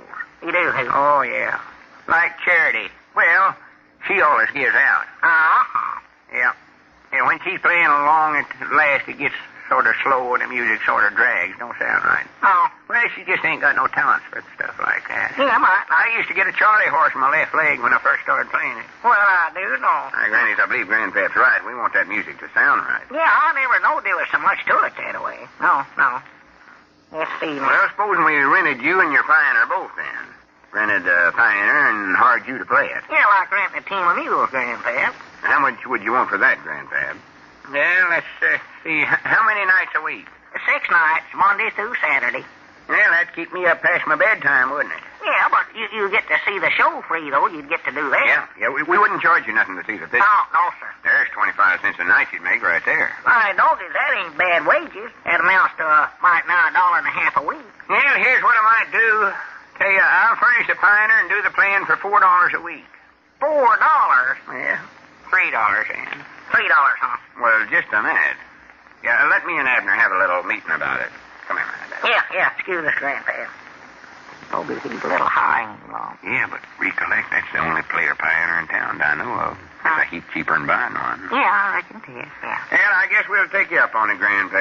It's a deal, Grandpa. Yeah, I was just thinking here, I'm going to have to bring Charity along with me of a night. Couldn't leave her sitting there at home by herself.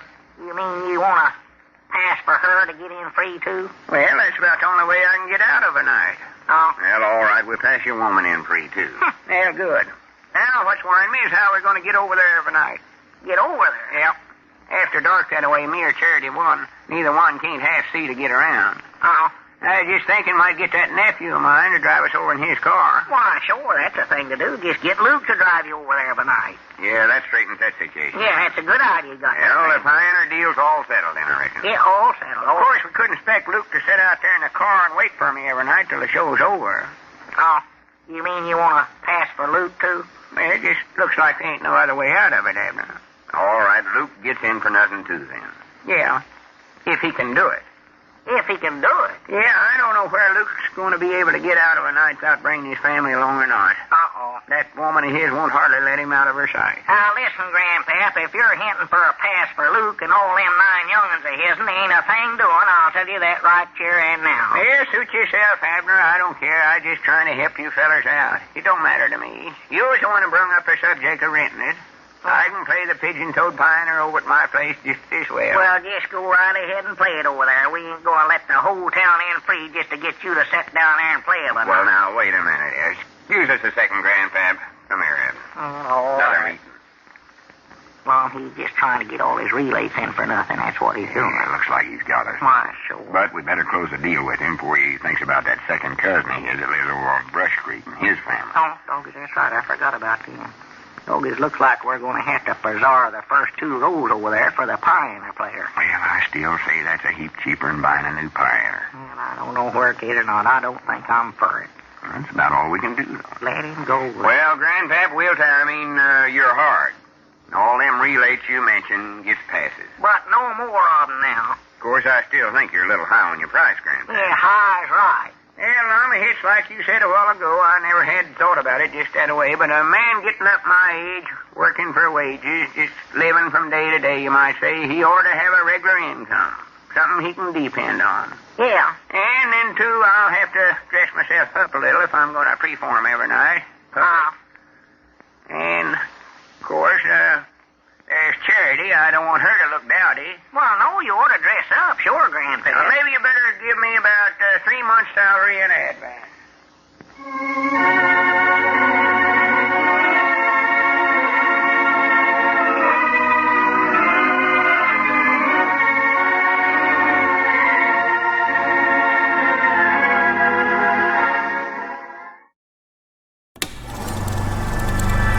You are now tuned into Then Radio. If you enjoy our videos, we ask that you consider joining our Patreon to support our channel. Don't forget to like and subscribe so that you never miss a new video. We hope you enjoyed today's episode, and as always, thank you for watching.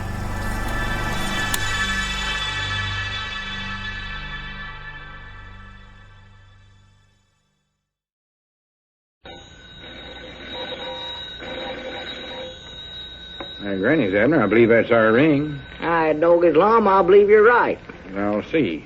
Hello, jot 'em down, store. This is Lum and Abner.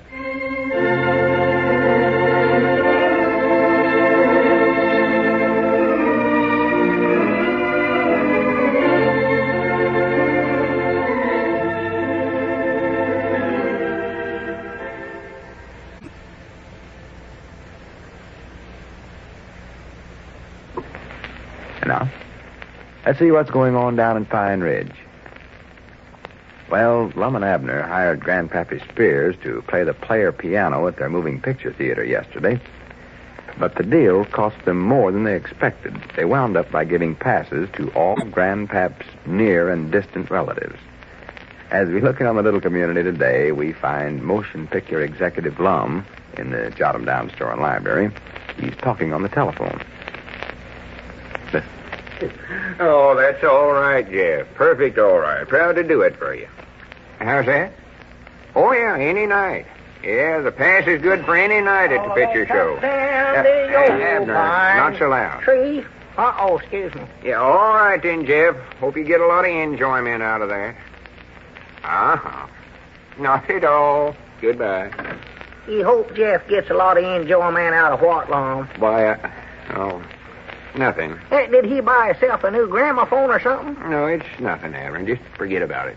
Huh? There's something I want to talk to you about. It's about Cedric and the moving picture machine. Yeah, well, there's something I want to talk to you about, too, Lum. You know that new woman that moved into the boarding house? Yeah. What about her? Well, I was talking to her today. Did you ever see a prettier pair of blue eyes in your life than she's got? I never noticed her eyes. Sort of baby blue. Or right in twixt baby blue and hazel blue, I believe you'd call her. Yeah, well, I don't know what you'd call them, Lum, but I happened to be over at Dick Hudson's store yesterday when she come in there. Dick introduced her and me, and we had a long talk with one another. Must have lasted for 5 minutes. Uh-huh. Well, anyway, I was talking to her, too, and you know that she's got a past our picture show? She has. Here's a woman that's practical a stranger, just been here in town a couple of days, and already she's got a past our picture show. Well, I do know. I reckon where she could have got that. Yeah, reckon where she could have. Here she is, a complete stranger, just gotten to... All right, Doggies, wait a minute. Huh? You said you talked to her, didn't you, Lum? Well, yeah, I believe I did talk to her a little. A couple of seconds. Said howdy-doos about all. All right, Doggies, and you must have been the one that give her the pass. Me? Why, sure, me and you are the only ones that's got 'em, and I know I never give her none. Oh.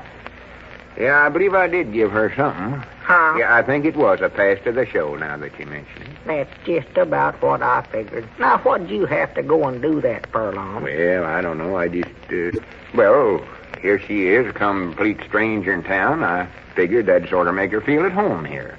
Just wanted to show her that Pine Ridge is a friendly city. Wanted to show her that, that Pine Ridge is a friendly city. You said that. Oh.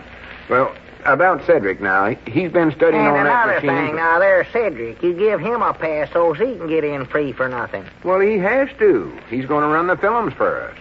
He can't stand outside the theater and do that, can he? He's got to be there and see if he's got the picture on the screen straight or upside down.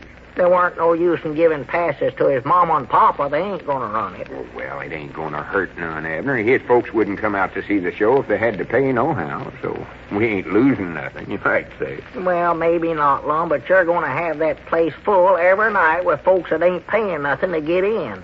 Now, when we started out, you said you weren't going to give no passes to nobody. Did I say that? Yes, sir. That's right, I did that. Yes, sir. But you have to make a few exceptions, Abner. It's just good business is all. It ain't good business if we don't take in no money, 'cause everybody's getting in on a pass, Lum. There's Grandpappy Spears, for instance. You give him a pass, and all his relays for 10 mile around. Well, Grandpap's a piano player. Don't forget that. I know he is, Lum. But then I was over at the cotton warehouse a while ago talking to them carpenters, and they said you promised all them a pass, too, if they'd rush that remodeling work through. Did I tell him that? That's what they said. Yeah, seems like I did say something like that yesterday. Yeah, I might have said that. Might have. Now, you know good and well you said it, Lum. Well, that'll just get the warehouse remodeled into a theater lots quicker, Abner. You got to admit that's important, getting it done quicker. Well, maybe, I don't know, Lum, but how about Moe's Moose? He's telling me down there at the barber shop that you give him one, too. Moe's Moose? Yes, sir, Moe's Moose. Oh, yeah, him. Yeah, I had to give him one. Had to. I rented them folding chairs from the lodge hall over there, and Mose had charge of them. He's a high-up officer in the lodge, you know. I know So that. natural, I had to give him one. What I done was use that for bait to get him to rent us the chairs. Well, his woman and little Moe's, they never had charge of the chairs, too, did they? Well, no, but you can't give a man a pass and expect him to leave his family at home or setting out in a car. Well, I reckon not, but just looks like everybody I see, I ask them for coming to our show when we get opened up, and they say, sure, I got a pass.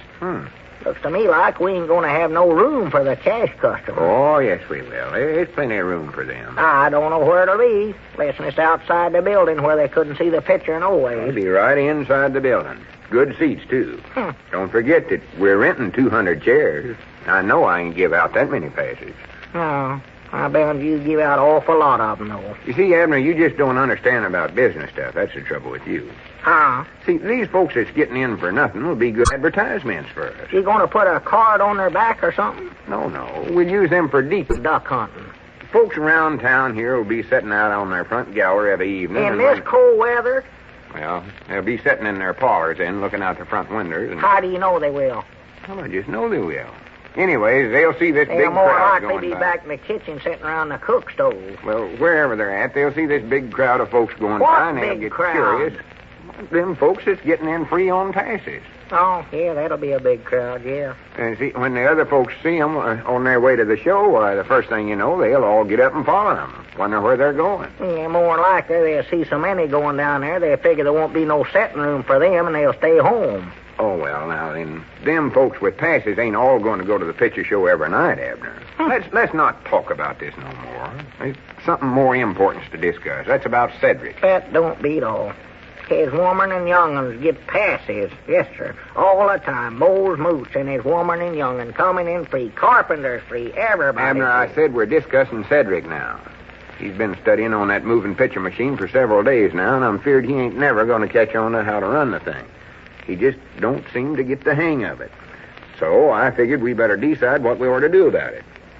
What do you think we ought to do? All right, doggies. Give him Cedric's mama and papa, Moe's Moose and his young'un. Granny's Abner, I told you we was done through discussing that subject. Give him that new woman in town a pass, a complete stranger. I told you why I done that. Besides, I might want to take her to the picture show some night myself.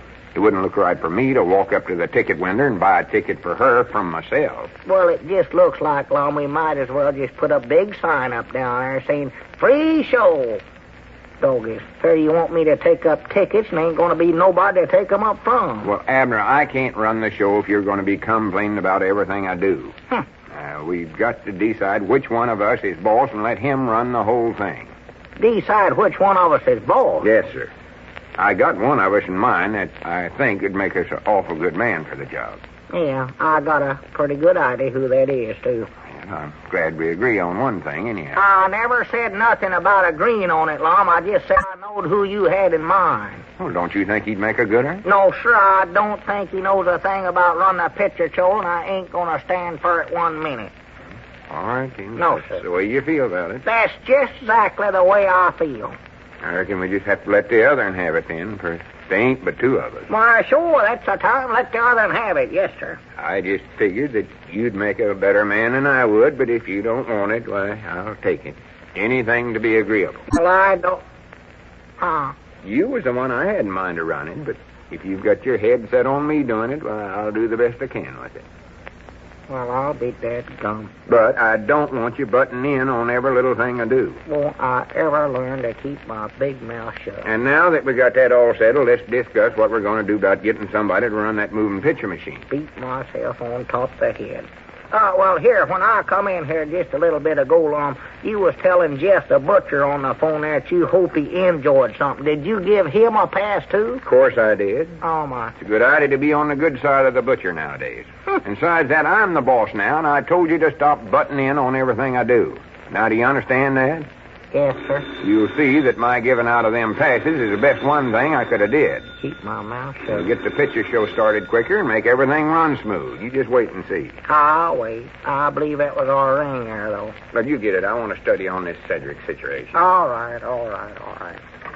Hello, jot 'em down, store and library, Abner Peabody doing the talking, the big mouth. Huh? Yeah, he's here. Just a minute. Here, Lum. Uncle Henry lunch for the town marshal. Oh, good. Let me talk to him.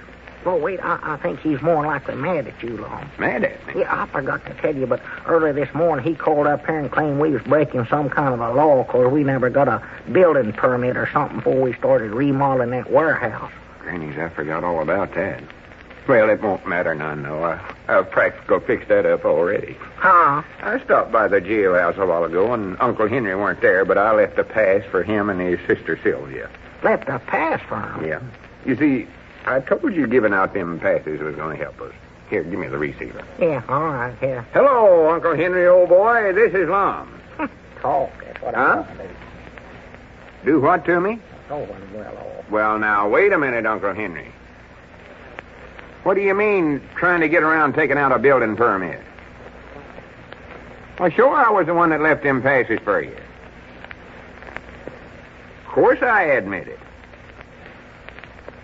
Wait a minute. Well, you can't do that. You can't arrest me for bribing an officer of the law. Now, wait a minute. Hello? Oh, yeah. Them passes, they'll make everything run smooth. But if I was you, Lum, I believe I'd carry a few of them around my pocket for the warden when I got to the penitentiary.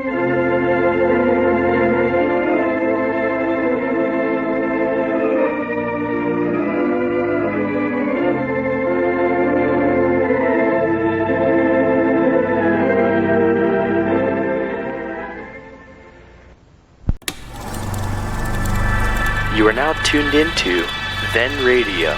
If you enjoy our videos, we ask that you consider joining our Patreon to support our channel. Don't forget to like and subscribe so that you never miss a new video.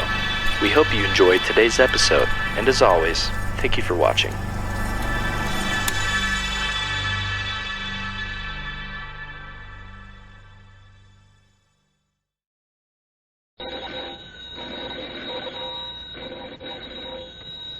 Granny's, Abner, I believe that's our ring. Aye, doggies, Lum, I believe you're right. I'll see. Hello, jot 'em down, store. This is Lum and Abner.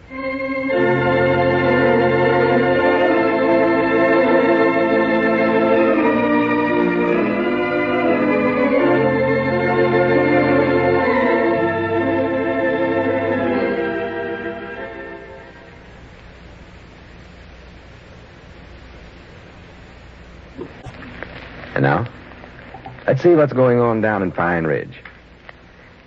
Well, everything in connection with Lum and Abner's proposed moving picture theater is proceeding according to schedule, with the possible exception of the problem of finding someone to operate the projection machine. Cedric was slated for the job, but so far he has been unable to master the mysteries of the machine. As we look around the little community today, we find the old fellows in their jot-em-down store and library discussing the theater. Listen. Well, if Eugene Blevins and them other carpenters has just about got the floor all down over at the warehouse, Lum, well, maybe we ought to start getting them chairs from the lodge hall and setting them up over there and get started. Well, we can't get them till after next Tuesday night. After next Tuesday? Yeah, see, that's when the regular bi-monthly lodge meeting's being held. Well, Lord, are we going to have to tote all them chairs clean back to the lodge hall every Tuesday night? No, but this meeting next Tuesday's for the election of officers, and they generally have eats at it. Oh. So they always have a big turnout for that. Yeah. That's why they'll need all them chairs. Yeah, I see. The rest of the time, they more than likely won't need them, because they don't have much of a turnout for the generality of their meetings. Well, I'm proud to hear that. Dogged, I'd hate to be toting them things backwards and forwards all the time that way. Of course, I reckon a feller could just unfold one of the chairs and... Yeah. It'd be a heap better than toting pioneers backwards and forwards, I believe. I'll take the chair. Well, you ain't going to have to tote neither one backwards and forwards, so don't worry about it. Oh. Except maybe when they're having special meetings at the lodge. Special and something. Then we'll more than likely have to loan the chairs back to them. But we'll just close up the picture show them nights. Well, what nights will that be? Well, I don't know. Oh. Well, can't you find out? Well, I don't know how. Well, I wish you would, Lum, because that's liable to cost me a lot of money if you don't. Cost you money? Why, sure. Well, how do you figure that? Well, see, I'm aiming on going down there to the picture show every night. Well, that's all right. You can do that. And I'll have me a good seat right down there in front, and I'll look at the picture show every night of the world. Nobody ain't going to stop you from doing that. You're a half owner of the show. You get in free for nothing. Yeah, but you know, I've been having a little trouble with my eyes here late, ever since you brung me them new glasses from Hot Springs, you know. Yeah, I know that, but I don't see what that's got to do with this. Well, it's got a whole lot to do with it. Of course, I'll tell you one thing. It ain't the glasses that's hurting your eyes. Ain't it? Because I never got them out of the regular 10-cent box. Picked them out of the 25-cent ones. Oh. Well, I don't reckon it's the glasses, then. It's just my eyes, that's what it is. Elizabeth's sort of worried about them, too, she says. Yeah, you ain't let them get set to your eyes yet. No. Them headaches you've been having ain't got a thing in the world to do with it. Ain't, honey. It ain't the glasses. It's No, well, you can tell you need them, because look how red your eyes is. Yeah, I know. They're just blood red. Shows how bad you need them. Oh, yeah. Look like I'm bleeding to death through the eyes all the time. Maybe you just ain't got the bows bent right so that they fit your ears good. Well, it might be. I'll try them 2 or 3 different ways. But anyway, if I don't know what nights a show's going to be closed, why, I'll go over there unbeknownst whether the show's going to be on or not. And I'll sit there, and when I don't see no picture on the screen, why, I'll just start figuring right away if there's something wrong with my eyes. Well, I wouldn't worry about it. Now, that asthma you've been having, I think you let them glasses slide too fur down on your nose, and it sort of smothers you. Reckon that's what's doing it? Why, sure. Well, it might be. I'll raise them up a minute. But anyway, Lum, when I figure that I've just about went plumb blind over at the picture show overnight, then I'll start out the door and crawl all the way home on my hands and knees. Crawl home? Why, sure. I ain't going to stand up and take a chance on bumping into nothing. Then I'll get Elizabeth to hire somebody to drive me into the county seat. Well, what are you going in there for? To get me some new spectacles, natural. I'll have to hire the fella to drive me back to Pine Ridge. More than likely even have to buy his lunch while we're in there. He always gets hungry. I'll lose a whole day's work here at the store. I tell you, Lum, that's... He wants to eat every day, huh? All the time. Always hungry. Never seen nobody like him. Well, just calm yourself down, because you won't have to go to none of that trouble. Huh? Anytime we close up the picture show, I'll let you know a day or so in advance. Well, I hope you do, Lum. I just can't stand that expense. Especially the way we've been spending money on this picture show of ours here. Well, we're just about to the end of our spending now. Well, they're coming out even. I'm about to the end of the money, too. And then we'll start taking in money so fast we won't know what to do with it, hardly. Well, I hope so, Lum. We just can't go on this way much longer. I'll tell you that right now. And if we'll make so much money, they'll start listing our names in the newspapers every year, telling how much salaries we made during the year. Will they, sure enough? Of course they will. That's what they do with a lot of us big moving picture executives. If that ain't just my luck. Here, I've always wanted to see my name in a big newspaper, and now I won't get to see it. Won't get to see it. Of course not. Not with my eyes failing me like there. Somebody'll have to read Wait it a to minute. me. Your eyes are all right to see with. There. Why, sure. Well, they can't be, Lum. Why'd I go to all that trouble to hire a feller to drive me into the county seat so that I could get some new spectacles for them? You never done that. Huh? You was just imagining that's what you'd do if you went to the show some night when it weren't on and got to thinking your eyes had went bad. Oh, is that all? Why, sure. Well, I better call that feller up then and tell him not to come over here and get me. Let's see, what's his ring now? Abner, get away from that phone. Doggers, you know, Lum, I can't even think of what his name is. Must be getting absent-minded, too. Abner, he ain't got no name. See, Why, when he you- must have, Lum. Everybody I know's got a name. I wouldn't call up nobody I didn't know. Let's see who Abner, is you it never now? give him no name. I know I never give it to him. Mom and Papa more than likely done that.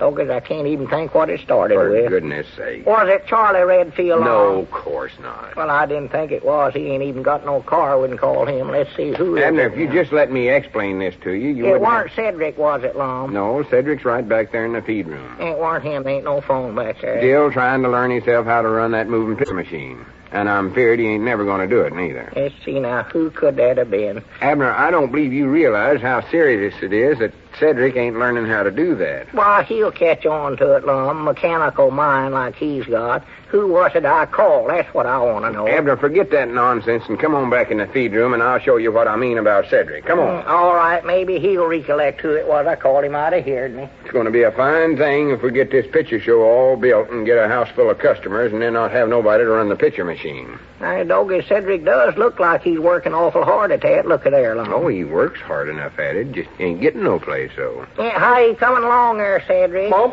you scared me half to death. Howdy, Mr. Abner. Excuse me. Are you learning how to run that machine yet? Well, there's a couple of things that still got me stumped, I think. Couple of things, huh? Yes, Mom. One of them is, how do you get it to work? Oh, I forget now what the other one is.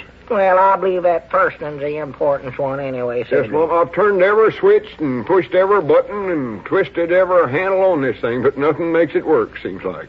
I picked it up and shook it like you do when a clock won't run, but even that don't do no good neither. Well, Well, Cedric, I don't want you picking up that machine and shaking it. We paid a lot of money for that thing. Yes, Mom.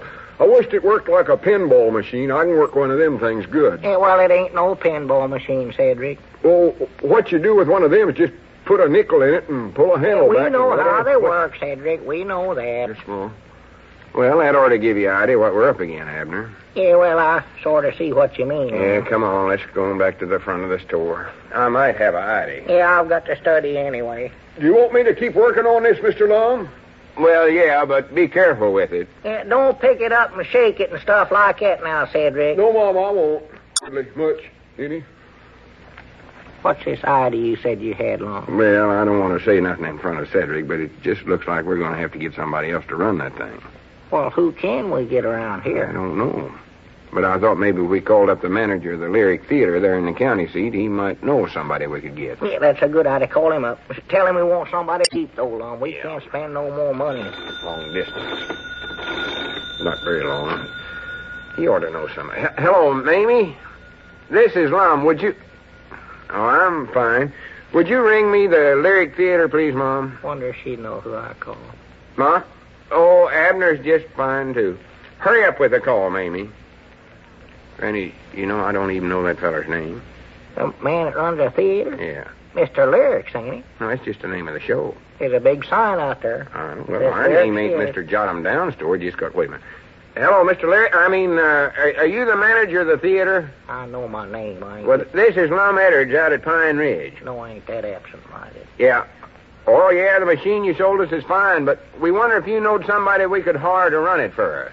Abner, see what it's my... Oh, I see. Peabody. Can't hardly find one yourself, huh? I knowed it. Yeah. How's that? Why, yeah, that's a good idea. You sure that wouldn't bother you none? Well, fine then.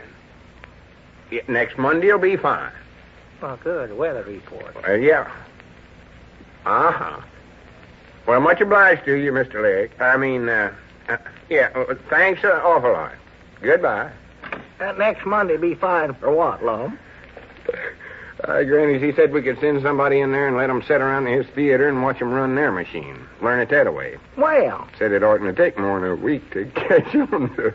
you mean we'll send Cedric into the county seat for a week? Yeah, that's what he said. Ain't that fine? Why, of course, sure. it might take him a little longer than a week, slow like he is now. Yeah, well, he can't go anyway, Lum. Cedric, I just happen to think he's got that job over at the defense plant. He can't be there. Oh, yeah, Granny's, I plumb forgot about that. And besides, that takes money to send a fella in there for a week, pay his board and room. I don't believe we can afford it, Lum. Yeah, I reckon you're right. Hadn't thought about the money neither. Just looks like everything's agin us ever getting our picture show opened up. Yeah, wait a minute. I believe I got an idea, Lum. I know who we can send in there, and it won't cost us nothing to send him neither. It wouldn't? No, sir. He's got to go in there anyway, Lum. Well, good. Who is it? Me? You? Yes, sir, me. Well, wait a minute. What do you have to go to the county seat for? Well, don't you recollect to get them spectacles? It done hard a feller to tote me in there. I better call him up right now and tell him to postpone that till next Monday, too.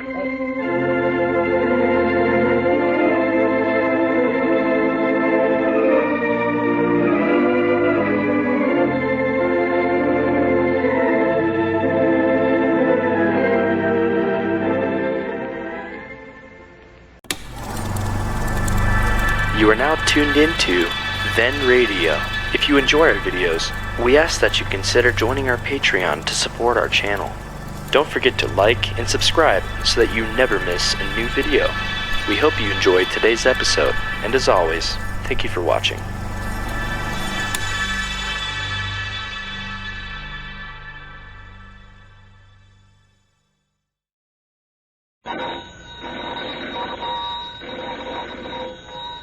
Granny's, Abner. I believe that's our ring. All right, Doggy's Lum, I believe you're right. I'll see. Hello, jot 'em down, store. This is Lum and Abner.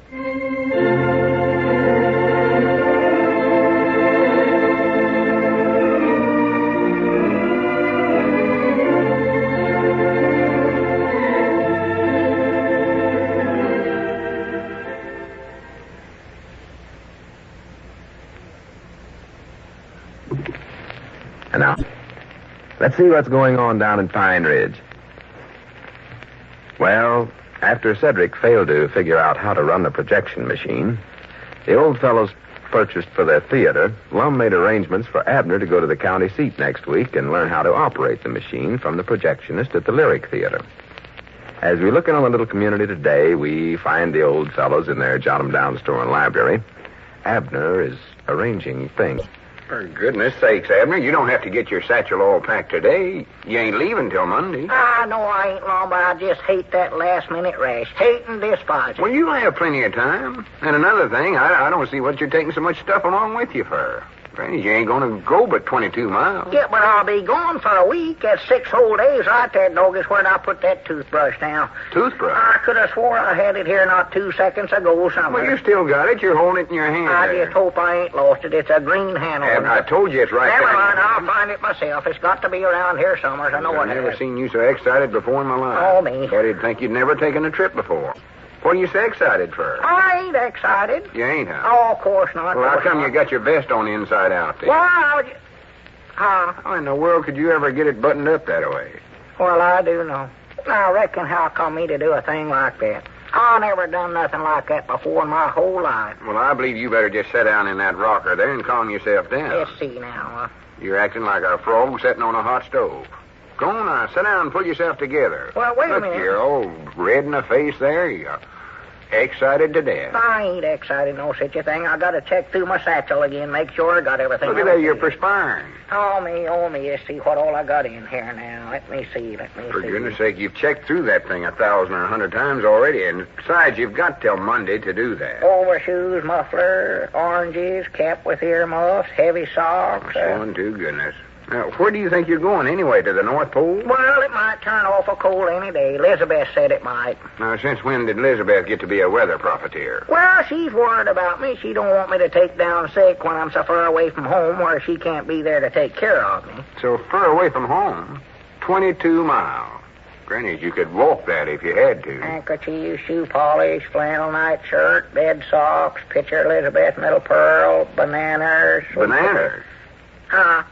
Them things are going to be in fine shape by next Monday. Oh, well, it's mighty nigh impossible to get them now, Lum. More than likely I wouldn't be able to get any on Monday. Have to get them things when you can.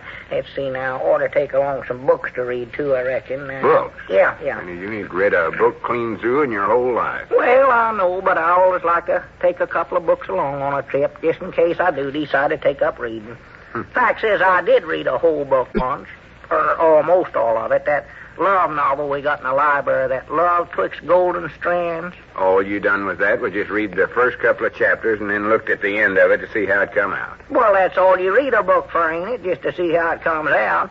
Believe I'll take Gilbert the Boy Trapper along with me this time. That always looked interesting to me. You need to take Gilbert or somebody along with you to tote all that trash you're aiming on taking. Here's another book we got I've always wanted to read, too. The Last of the Moccasins there. Must have had quite a run on them things to sell them all out. Must have had a fire sale or something, I reckon. That's the last of the Mohegans, not the moccasins. Oh, well, what are Mohegans? I don't know, but I know they ain't nothing you wear on your feet. Huh? Oh, more than likely a coat or a cape or a Spanish shawl. Anyways, you ain't going to have time to sit around and read no books, I can tell you that right now. You're going to be at the Lyric Theater there learning how to run a moving picture machine. All the time? Well, as much of the time as they'll let you hang around there and watch them. Recollect, this is a business trip you're making, not a pleasure trip. Now, wait a minute. That's our ring, Lum. Well, I'll get it. More than likely, Eugene Blevin's calling about some of that carpenter work you're doing for us over at the warehouse. Oh, let's see. I better check through this satchel again, too, I reckon. Hello, John. I'm down store and library. Lum Edwards, moving picture executive talking. See, there's some baked sweet potatoes. Ma? Oh, yes, he's here. Let's see. All right, Elizabeth. Want to speak with him? Oh, yeah, just a minute. I'll ask him. Abner? Huh? It's your woman, Elizabeth. Wants to know if you recollected to put in them 2 pair of heavy underwear. Yeah, I'll put them in. I believe I did. I'll check through here to be sure. Hello, Elizabeth. Yeah, he says Wait a minute, Lum. Wait a minute. Dog, I don't see him here nowhere. Just a minute, Elizabeth. I was sure them things was here. I recollect picking them up just as plain as if it was only this morning. Well, make up your mind. In and out. In and out. Let me look through here now. I'll check here good. Let's see. Don't see them here nowhere. More than likely, just forgot to put them in. They must still be in your room at home. Hello, Elizabeth. Abner ain't got 'em here, so they must be at home there, Summers. Yes, Mom, do that. All right, Elizabeth. No, not at all. Goodbye. Now, what could I did with them things? They ain't here, sure. For goodness sakes, Abner. That ain't nothing to worry about. You got till Monday to find them. Besides, it ain't hardly cool enough for long underwear yet, no way. I can recollect picking them things up. Both pair of them. Now, what could I did with them? What did I... Tell him what you might have did with them. Let me see. Condition you worked yourself up into. You're going to be a nervous wretch before you ever leave town. I just hope I ain't lost them. Them's the only 2 good pair I got, too. I better check through this satchel again. It might be down there in the bottom somewhere. Abner, you're going to wear that thing out checking through it. Now, just sit down and catch your breath. And you're starting to get all flushed in the face. I am. Why, sure. Sweat's just a-rolling off your parts there. Dog, as it is, ain't it? Yeah, you're more than likely fussed around to where you got yourself a fever. Now, sit down and rest for a second. Well, that might be a good idea. And maybe I can recollect whereabouts I put them things. Let me think now. No, don't even think about that. Forget about this trip of yours altogether. There's a whole weekend before you have to leave. And there's a lot of stuff we can get done on that picture show in that time. I might have got mixed up and put them things right back in the dresser drawer. Just about what I done. All right, let it go at that. Just forget it, Abner, and concentrate on the picture show. For instance, did you know anything about collecting them old tin cans like I told you? Why, yeah, you told me to collect them, Lum. Well, did you do it? Let's see now. Don't you recollect I told you to get a batch of big ones that we can use for reflectors at the theater? Reflectors? I told you about it. Eugene said he couldn't buy no regular reflectors for the electric lights because he never had no priorities for them. So I told him we'd get some old tin cans and polish them up good and use them. Yeah. Just as good. Yeah, I recollect now. Yeah, I recollect. Well, have you rounded up any so far? Let's see now. What did I do about that? Let me think now. For goodness sake. I believe you're losing your mind today, Abner. Oh, I know. I told Cedric to go out and collect all he could. That's what I done. Told Cedric to do it, yeah. Well, that's better than not doing nothing about it. Yeah, that's what I done. Let's see now. What could I have done with them things? Doggies. Maybe you are right, Lum. I believe I am getting a fever. Just feeling my head here once. You're all right, Abner. I never meant that serious. Well, I must have one. I've never been so hot in all my life. I'm having hot chills. That's what I'm having. Well, I wouldn't wonder the way you've been fussing around here today. Just feel my head, Lum. I might have a typhoon fever for all I know. Oh, no, you ain't. Huh. Your head is pretty hot. Oh, I'm just burning up. I might have the yellow fever and the black fever both. Elizabeth was right when she said I might take sick. She was right. Well, Bless I her don't heart. think you're sick, Abner. Just sit still there for a while and cool off. I believe you'll be all right. Oh, not with these hot chills I'm having, Lum. You better call Doc Miller. Just hope he gets here before I die. That's all. Abner, you ain't gonna die. I'm just burning up, Lum. Starting to perspire something wonderful. I'll never make it to the county seat next Monday. I won't last that long, Lum. Never make it. Just a minute. I'll call Doc Miller. Yeah, then. call him, Lum. You're sort of getting red in the face. Call him right away. Tell him to hurry. Oh, me, I'm a sick man. Or wait a minute, there comes Squire Scamp. I don't want to see him. I want to see a doctor, Lum. That's who I I'll need. get shut of Squire as quick as I can. Just hold on, Abner. Oh, my. Oh, me.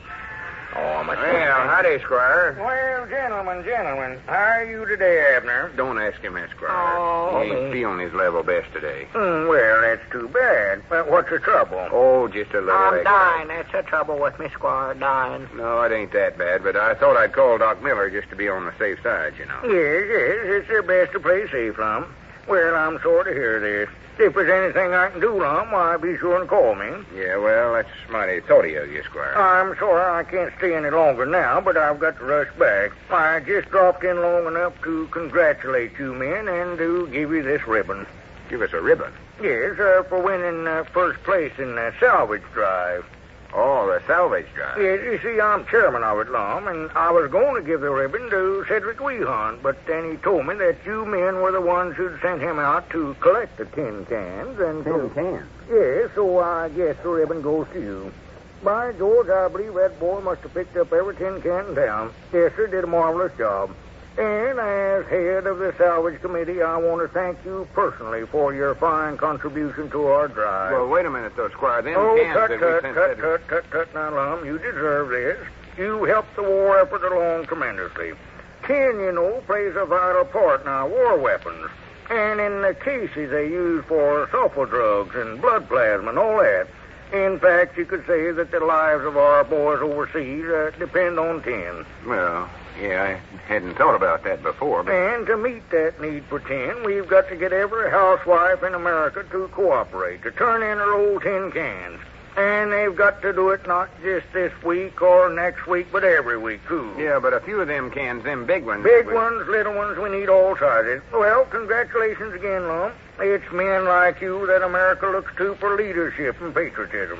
We're all proud of you. Well, good for us. Well, I've got to get back over the place. Hope you get well soon, Abner. Well, so long, Lum. Yeah, so long, Squire. Oh, Well, looks like we ain't gonna have no reflectors, but I reckon we have did something a whole lot more important. Lum, can't you do something about these hot chills of mine? I don't believe I can last till Doc Miller gets here. I'll never make Well, it. here, I'll unloosen your vest and unbutton your shirt a little.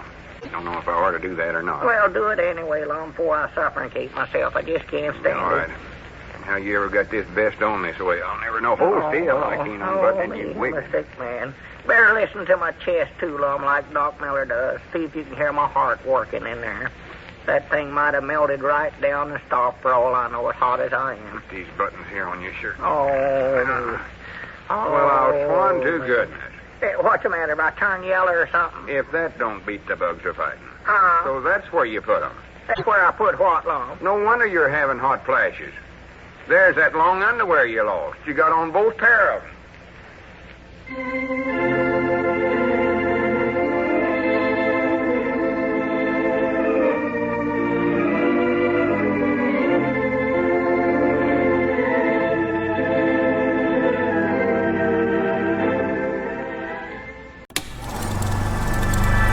You are now tuned into Then Radio. If you enjoy our videos, we ask that you consider joining our Patreon to support our channel. Don't forget to like and subscribe so that you never miss a new video. We hope you enjoyed today's episode, and as always, thank you for watching.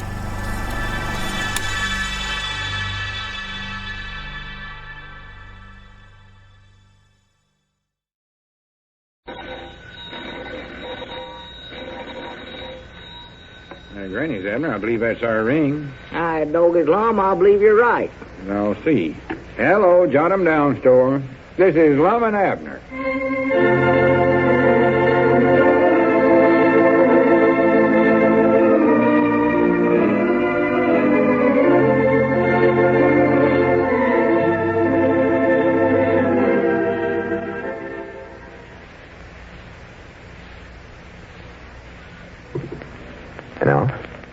Let's see what's going on down at Pine Ridge.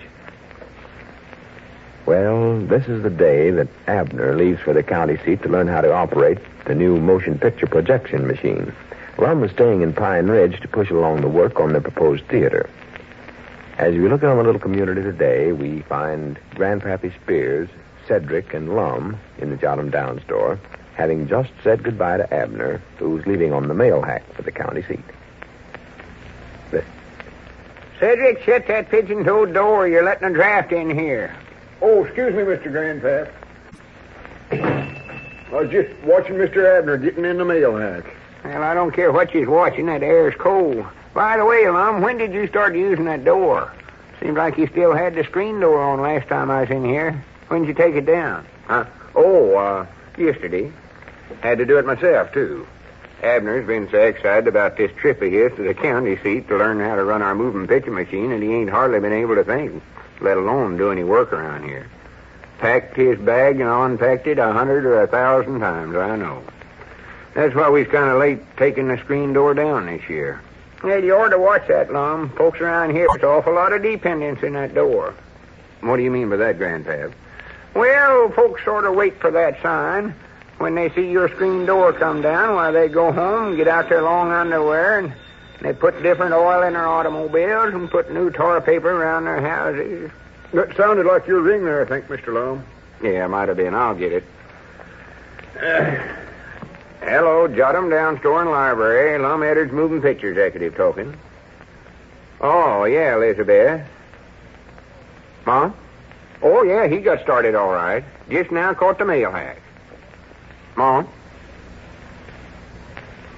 Oh, for goodness sake, forgot his umbrella, huh? I knowed he'd forget something.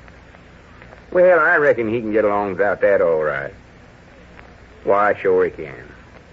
Well, I wouldn't worry about him now. He'll be all right. No, I don't know where he's aiming on staying, Elizabeth. Huh? Well, I reckon you could, send it to him in care of the Lyric Theater in there. Lyric Theater. Yes, Mom. Oh, no, he won't sleep there, but he'll be there most of the day. Leastways, that's what he's supposed to do. Yes, Mom. Uh-huh.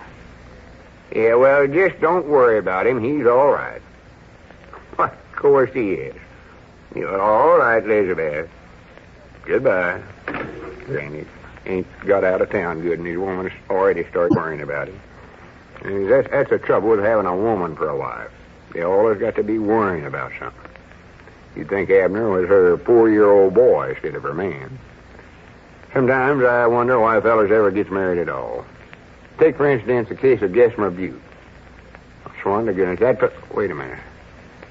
Who is that coming up out there? How's that, Lum? Look out there in front, Grandpap.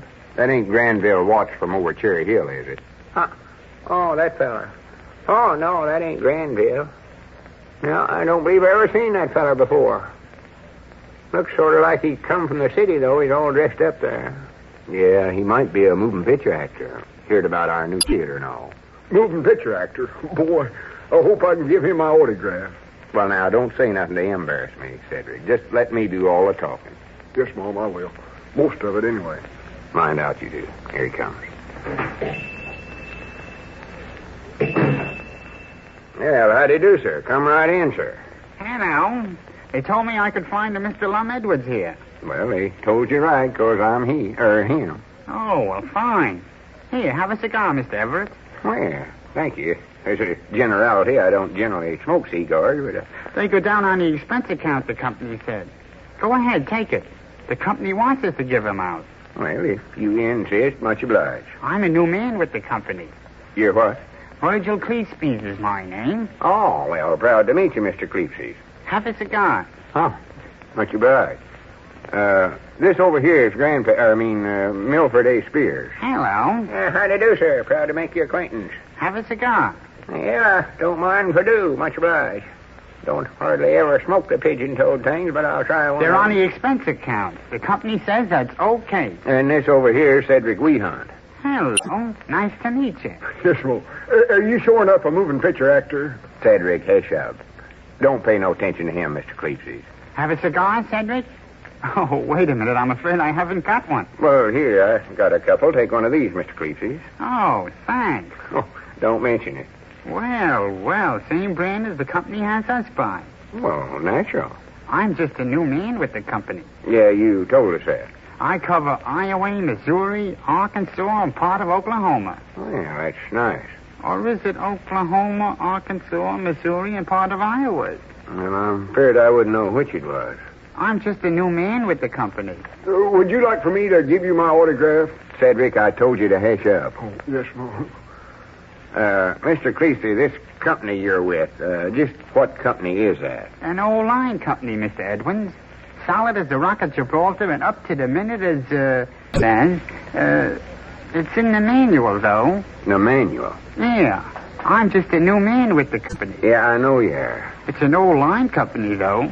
You can rely on us to give you none but the best. Well, that's fine. But exactly what do you mean? We service some of the best houses in the country, especially in Iowa, Missouri, Arkansas, part of Oklahoma. Houses?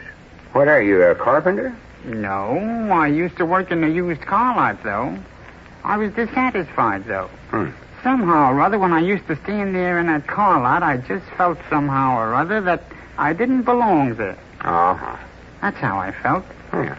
Have you ever felt that way, Mr. Edgars? Well, I don't know. I reckon that That's how I felt. You feel those things inside of you. Just a little above the stomach. That's where I felt it. Inside of me. Yeah, I know what you mean, all right. I've felt that, too. I always figured it was my appendicitis bothering me, though. I felt I was cut out for something different. The boss felt that way, too. Yeah. Yeah. And that's why he let me out, I think.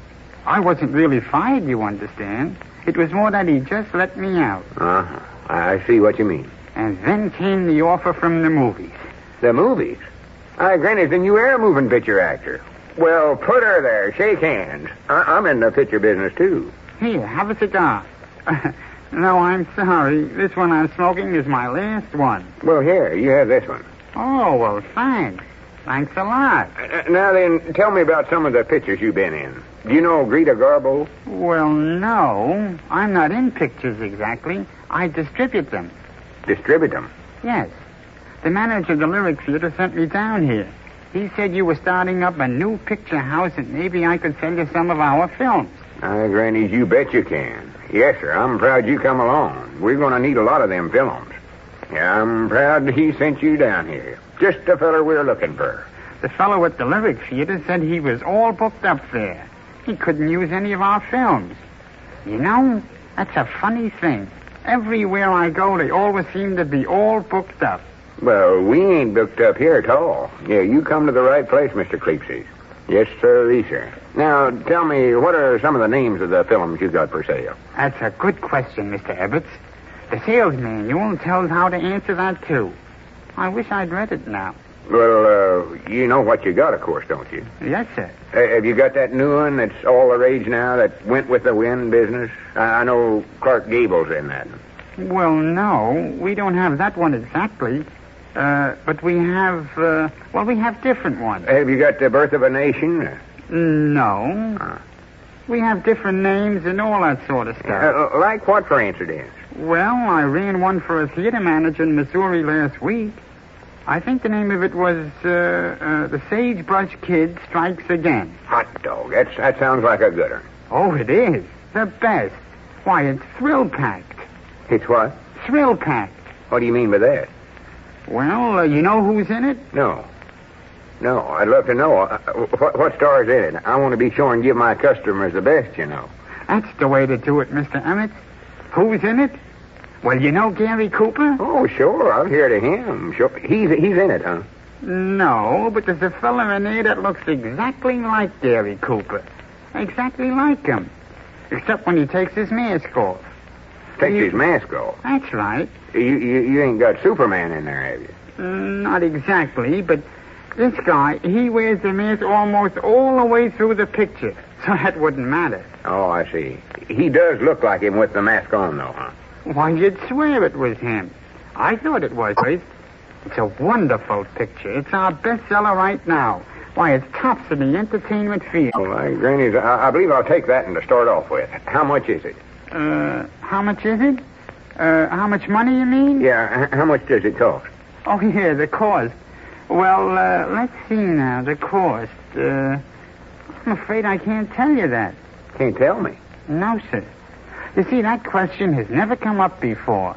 I've never been able to sell one of these things before. You ain't? Not never? No, sir.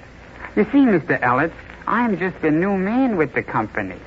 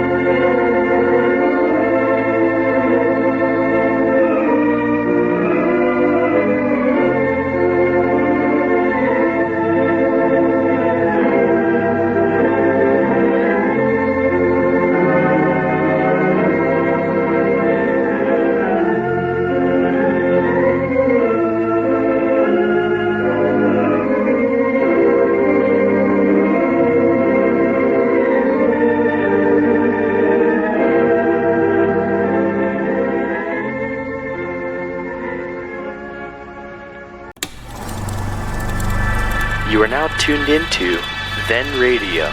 If you enjoy our videos, we ask that you consider joining our Patreon to support our channel. Don't forget to like and subscribe so that you never miss a new video. We hope you enjoyed today's episode, and as always, thank you for watching.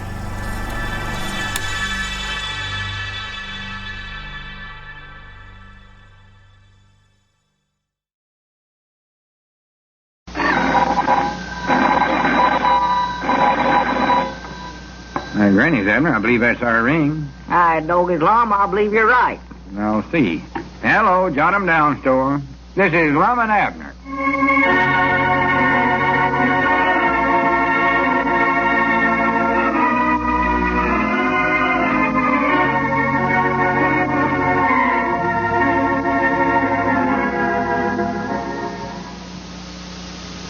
Now, let's see what's going on down at Pine Ridge. Well, Lum bought a motion picture film yesterday, but he had to pay a pretty high price for it, because another client at the county seat was also bidding for it.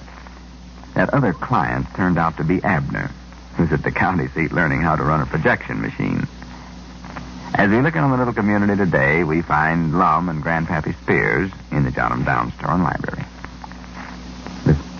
Hey, wait a minute, Lum. You mean that Creaspy's boss is coming to Pine Ridge to see you? Yeah, and believe me, I'm going to tell him off to you. Just wait and see. Well, what's he coming here for? Well, yesterday, after I found out I was bidding again Abner for that picture Mr. Creaspy was trying to sell me, that Vulture's Revenge. Yeah, I recollect the name of it. Well, I had to bid up to $70 to get it. But when I found out it was Abner that was bidding again me, I told that Creaspy's fellers I wouldn't pay no $70 for it. And he said I had to. So then I said, well, leastways, let me see the picture before I buy it. So he run it off for me. How was it, Lum? Grandpap, there's the worst one picture I ever seen in my whole life. I tell you, I couldn't even follow the story of it. And the fella they had playing the hero looked like old Cedric. For the Lommy sakes. It weren't him, was it? Of course not. So then I told him I wouldn't buy that picture if he'd give it to me for a gift. Free for nothing. That's the time, Lum. But he insisted that there weren't nothing he could do about it. He said he'd have to send his boss, Mr. Dwyer, here to settle it up. You mean Creaspy's boss is coming here to Pine Ridge? Yeah. In fact, says he ought to be here now. Said he'd be here at 2 o'clock, and I see it's a little after that now. Yeah, it is, ain't it? Believe me, I'm going to tell him a couple of things or two, too. I'll run him out of here faster than I'll run that Creaspy feller out. Grannies, they have to get up pretty early in the morning to get ahead of Lum Edwards, I'll say that. Tell you that right here now. About what time do you generally get up, Lum? Oh, I generally get up. Wait a minute. You're getting as bad as Abner, Grandpap, taking everything I say so literary. Oh, speaking of Abner, Lum, did you get a hearing from him again today? No, but I wrote him a letter. Told him to mind his own business from now on and just learn how to run that picture machine, leave everything else to me. Well, I don't reckon Abner means no harm. I'm more likely just trying to help was all. Yeah, I know, but seems like every time Abner tries to help... Wait a minute. That must be that Dwyer feller coming now. See him coming up out there? Lord sakes, I never seen a feller so fancy dressed in my life. Just look at that striped suit and that red necktie. He's dressed up all right, ain't he? But he won't look so pretty time I get done with him. That is just what I've been waiting for. You better stick around and see the fireworks, Grandpap. Fireworks? Find out. Here he comes. Yes, sir, yes, sir, yes, sir, yes, sir. Howdy, men, and good afternoon to you one and all. Dwyer's my name, D. Hempstead Dwyer, and you're Mr. Edwards, I presume. Huh? Yeah, that's me. Mr. Edwards, I presume. Yes, sir, it's not hard to pick you out of a crowd, Mr. Edwards. I can spot a good businessman the minute I lay eyes on him. Good businessman, huh? Yes, indeed, yes, indeed. Doesn't take a second look to tell that, no, indeed. Well, I don't reckon it does, come to think about it. Well, sir, I know what you want to get right down to business, Mr. Edwards, so I suggest... Oh, pardon me. I don't believe I've met this distinguished gentleman over here. Dwyer's my name. Spears is my name. Milford Avery Spears. Telegraph man and musician. Oh, a musician, eh? Fine, fine. Got a dance band, have you? How's that? Orchestra leader, are you? No, I play the player piano at the picture show. Oh, wonderful instrument. Fine, excellent, excellent. My favorite. Yes, it is. My favorite. Music is a wonderful thing. Charms the salvage beast. I congratulate you, Mr. Spears. And now then, Mr. Edwards... I understand that our Mr. Crispy's contacted you in regard to our big current hit, The Vulture's Revenge. Yeah, and there's a couple of things I want to tell you about. You don't need to, Mr. Edwards. You don't need to. We're hearing it from all over the country. Everybody's raving about it. Sensational, that's what it is. Absolutely sensational. Well, your Mr. Crispy's run it off for me, and there's the worst one film I ever set eyes on. Well, you take a good picture like that, and that's the way it goes. You can't please everybody, but you've got to expect that. Do you remember what they said about the big parade? Do you remember what they said about Ben Hur? Ben who? Her. Her? No, I mean him, Ben. Well, he is a him. Ben Hur. Huh? And don't forget this, my friend. Do you remember what they said about Cimarron, Cavalcade, Broadway Melody? Does he? No, I don't believe I do. What'd they say? There you are. You don't even remember, so you can see for yourself that it doesn't matter at all. Am I right? Well, yeah, I reckon so, when you look at it that way. Right. No, Mr. Edwards, you're in no trouble there. No trouble at all. Now, here's what we'll do for you, my friend. And believe me, I wouldn't do this for my own brother. Well, why wouldn't you? Don't you like your brother? Now, what I'll do is cut that price down. Don't I like my own brother? Oh. Get it? You're pulling a fasty on me, Edward. That's a good joke. Good joke. Well, I do get off some good earns now and then, if I do say so myself. But what I asked you just now was, why don't you? Sure. Now, here's what I'll do. Now, the price of $70 is a little bit high, so I'm willing to cut that down a little, down to, say, 50. I tell you, I don't want it. Hey, down to the original price of $20. I'm losing money, but I'd rather lose money than a friend. Yes, indeed. Well, that's awful thoughty of you to say that, but I've done canceled that order. I don't want to buy that picture at no price. I tell you, I just don't like it. Well, naturally you don't. Naturally. You're prejudiced. I'm what? Prejudiced. I am. You saw the picture, so naturally you're prejudiced. Now, let's take a disinterested party and get his viewpoint. Mr. Spears, did you see The Vulture's Revenge? No, I never. I went over home. Charity had some chores for me to do. Yeah, that's fine. Now, tell me this. Do you hate The Vulture's Revenge? Well, no, of course not. I ain't even saw it. See, he says no. There, you got an entirely fresh viewpoint, and he says no. K-N-O-W, no. And he represents the public, Mr. Edwards. He represents the public, and that's who you're going to be catering to. The public. Well, yeah, I know that. Now, you see, Mr. Edwards, people like you and I aren't good judges of pictures, and here's the reason. We're too close to them. Too close, huh? Well, couldn't we move back a little? No. I mean, we know too much about the industry. We know the stars too well. Oh, yeah, sure. Know the stars too well. Of course we do. We know how pictures are made in the studios, on the set. Why, sure. Our trouble is that we're hypercritical. Oh, yeah, awful hyper. So naturally, you and I don't like The Vulture's Revenge. But let me tell you something, my friend, and believe me, I wouldn't tell this to my own brother. Say, exactly what is it you got again your brother, Mr. Dwyer? You're a riot, Edward. I got to remember that one. Did I get off another good one? You're a riot. Well, good for me. Never knowed I was so easy. But here's what I was going to tell you. People don't come to the theater to see the picture. They don't, huh? Of course not. They come for bingo, screeno, keno, giant keno, middle-sized keno. They come for dishes, for turkeys, for baskets of groceries. Groceries? Oh, no, they come here to the store for them. Oh, not anymore. They go to the movie theaters for that. Well, I didn't know. That must be something new. So, you see, you can't lose with the Vulture's Revenge. Now, I tell you, we carry a complete line of all that other stuff, so we can fix you right up. And I'll let you have that picture for $20. Well, that sounds good, but there's just one thing about it. That fellow that plays the hero in it, I just don't... yes. Llewellyn Feldknap. What an actor, what an actor. I was just thinking, if it had somebody like, say, Robert Taylor. Robert Taylor?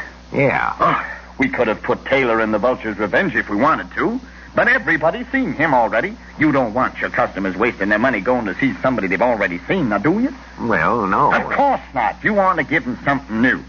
They want to see new faces, different faces. And, brother, you'll have to agree that Llewellyn Feldknap has a different face. Yeah, he has. Different from anything I've ever saw before. Of course, I never looked at it just that way. Yes. Well, I guess it's a deal then, is it, Edward? Well, I reckon so. You're sure now you can afford to let it go for $20? $20. Well, you understand, of course, that you've got to take a loss occasionally. You have to build goodwill, you know. Oh, yeah, sure. You got to build that. You got to do it. Now, if you'll just sign this right here, Edwards, we'll be all fixed up. Oh, here, you can take my fountain pen. Well, much obliged. Oh, you mean just to use? All right. Sign right here on this line here, huh? Yeah, that's right on the bottom line. Now, you understand, of course, that includes a few extras here and there. Few extras, huh? Well, yes, you know, the usual ones. Come on every contract. Sure. You'll want the companion feature, of course. Companion feature? Well, yes, it's called The Beatles Return, episode 19. Or maybe it was 18. I forget which just now. 18. It's the honey of a picture. It's another Llewellyn Feldknap triumph. Absolutely sensational. And then, of course, there's a full set of dishes. By the way, you like Mickey Mouse, don't you? Oh, yeah, sure. Now, them things is good. Yeah, well, there's a sort of Mickey Mouse design on the dishes. Oh. And then you get a Baby Beano outfit, a highly interesting educational short feature showing how to make straw hats, and then, of course, you get the 3 genuine stuffed vultures. Sounded like you said stuffed vultures. That's exactly what I did say, my friend. 3 stuffed vultures. You want them for lobby displays for the Vulture's Revenge. With a display like that, you pack in the crowds every night. Well, wait now. How much is all this going to cost me? Cost you absolutely nothing, my friend. Absolutely nothing. Comes with a picture. Oh, well, that's fine. Yeah, Granny, that's a good deal. Yeah, of course, there's a little tax, amusement tax, you know. Oh, charges, sure. One thing and another. It's all listed right there. Here's your carbon copy of the contract, Edwards. And I'll see you gentlemen in the near and happy future. Well, good day to you all, gentlemen. Good day to you all. Yeah, good day, Mr. Dwyer. Granny, that feller's all right. Me and him are both kind of hypercriticals, of course. For the land's sakes, did you look at this bill he left here? Them taxes and stuff mounts up to over $100. Over $100?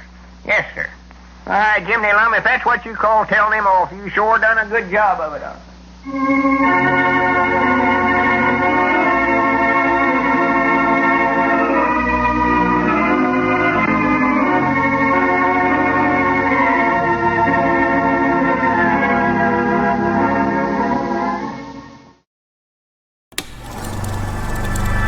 You are now tuned into Then Radio.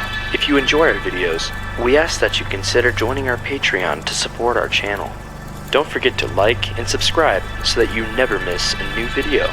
We hope you enjoyed today's episode, and as always, thank you for watching.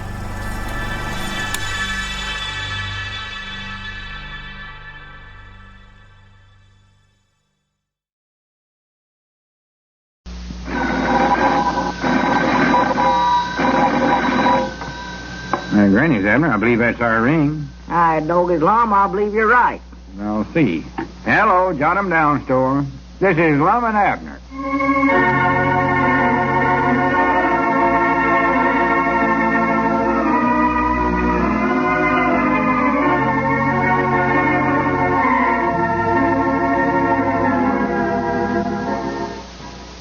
Now, let's see what's going on down in Pine Ridge.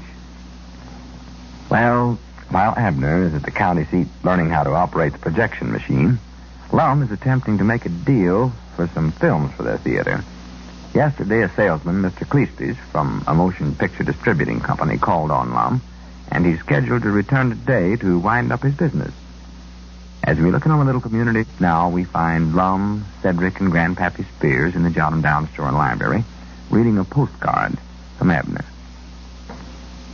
Yes, I am having fun, something or other here.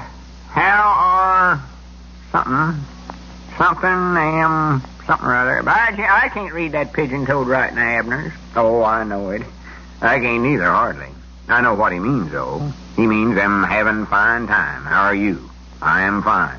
Well, all me sakes, Lum. How'd you ever figure that out? I never figured it out. I just know that that's what Abner always writes in a postcard. He can't never think of nothing else. Generally, if it's a postcard with a picture of a hotel on it, you put an X up there on the room, close to the room where he's staying at. Got a one-track mind if I ever seen one. Leastways, though, we know Abner's getting along all right. Yeah. I'll say one thing for him, though. He does write an interesting postcard. That is, if he can read it. Well, he does well to write that good. He can't even sign his own name without lolling his tongue out. I say, Lum, there's something I've been aiming on asking you. Something in connection with that job I'm going to have over at your picture show when you get it started. Well, just a second, Grandpap. Let me get the phone first. I believe that was our ring. Yeah, go ahead. Hello, Jot 'em Down store and library. Al Edwards, moving picture executive talking. Mom? Oh, yes, Miss Eastrunk. A bucket of lard, huh? Is that all? Well, I don't know how soon I can get it over there. See, Abner's away, and I ain't got no extra help. Wait a minute, though. Maybe Grandpap will do it. How about it, Grandpap? Well, I don't know hardly, Lum. Yeah, he says he'll do it, Miss Eastrunk. Ah. How's that? Well, I figure we ought to be starting up our new picture show in, say, 2 weeks. Yes, Mom. Fact is, I'm buying some films for a fella right today. Yes, Mom. All right, Miss Eastrong. Goodbye. Mom? Oh, excuse me. Goodbye. Now, listen, Mom, I don't know where I can make that deliver for you or not today. Don't forget, I done got 2 jobs. Delivering telegrams for Dick Huddleston and playing the player pioneer over at your picture show. Well, them jobs ain't going to interfere none, no, Grandpap. Dick don't get in more than 2 telegrams a month over there, and you heard me say we won't be starting the picture show for a couple of weeks. Yeah, but I got to watch myself. I don't want to load myself up with work. Feller got to keep himself fit these days. Yeah, natural. And here's something else. I can't do it because I ain't got no availability certificate. Availability certificate? Yes, sir. You got to have one of them things before you can take on a new job, I think. I read it in the paper the other day. Lum, are you listening to me? Granny, wait a minute, Grandpap. There he comes. See him heading this way? Who's heading this way, Abner? No. That fella that come in the store yesterday. That Virgil Cleesby's. The fella with the moving picture company. Oh, him, yeah. What's he coming back for? I told him to come back. I'm going to make a deal with him for a couple of films of his. Didn't you hear me tell Miss Eastrunk that? No, I never paid no attention to what you're saying. Got too many worries of my own, Lum. Getting an availability certificate and all that junk. Grandpap, you don't have to get one of them things. I do done it. Fact is, I ought to get one before I ever run that pigeon-toed player pioneer for you. Now, I don't want to do nothing unlegal. Well, don't worry, you won't. Now, listen. Maybe you can sort of help me with this Cleesby's feller. Here's the idea. I got to get him down as low as I can in prices on these films. Because, well, to be right honest, we just can't afford to pay much for them. So far, everything else has cost us more than I ever figured it would. Yeah, well, that's the way things goes. Take, for instance, my availability certificate. Grandpap, forget that. Now, here's what you can do. Every time this feller mentions some picture he's trying to sell me, well, you sort of hint around and say it ain't no good. Ain't no good, huh? Yeah, that's the idea. Now, Lord me sakes, what do you want to buy a picture that ain't no good for? Well, that's just psychology. I ain't got time to explain it to you now, but that's what we use on him, is psychology. Now, Grannies, I'll buy them films off of him for might nigh nothing. You just wait and see. Mind out, here he comes. Yeah, I'll mind out. Just let me do the talking. Well, how do you do, Mr. Cleesby's? Well, how do you do, Mr. Elmer?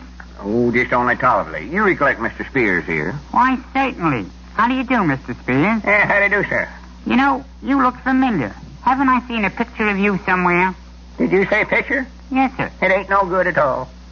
Grandpap, hush up. Now ain't the time to say that. It ain't the time to say what, Mr. Spears? Nothing. Just skip it. Now then, Mr. Cleespies, I believe you've got some of them films of yours to sell me. Yes, indeedy. And I have some dandies, too. Some double dandies. One of them is especially colossal. In fact, we're pushing it this week. Pushing it? Yes, sir. What does that mean? Why, well, I don't really know. It says that in our sales manual, though. You ain't trying to sell me a baby carriage, are you, Mr. Cleespies? Oh, no, sir. I'm just a new man with the company. But I'm sure it's a picture I'm selling. It ain't no good at all. You mean the baby carriage ain't no good, Mr. Spears? Yes, sir. Well, I'm sorry I don't have any of those. But my sister-in-law in Quincy, Illinois has one, though, and I think if you write to her... Never mind that, Mr. Cleespies. Just tell me the name of the picture. Oh. Well, it's an awfully sweet one. It's called The Vulture's Revenge.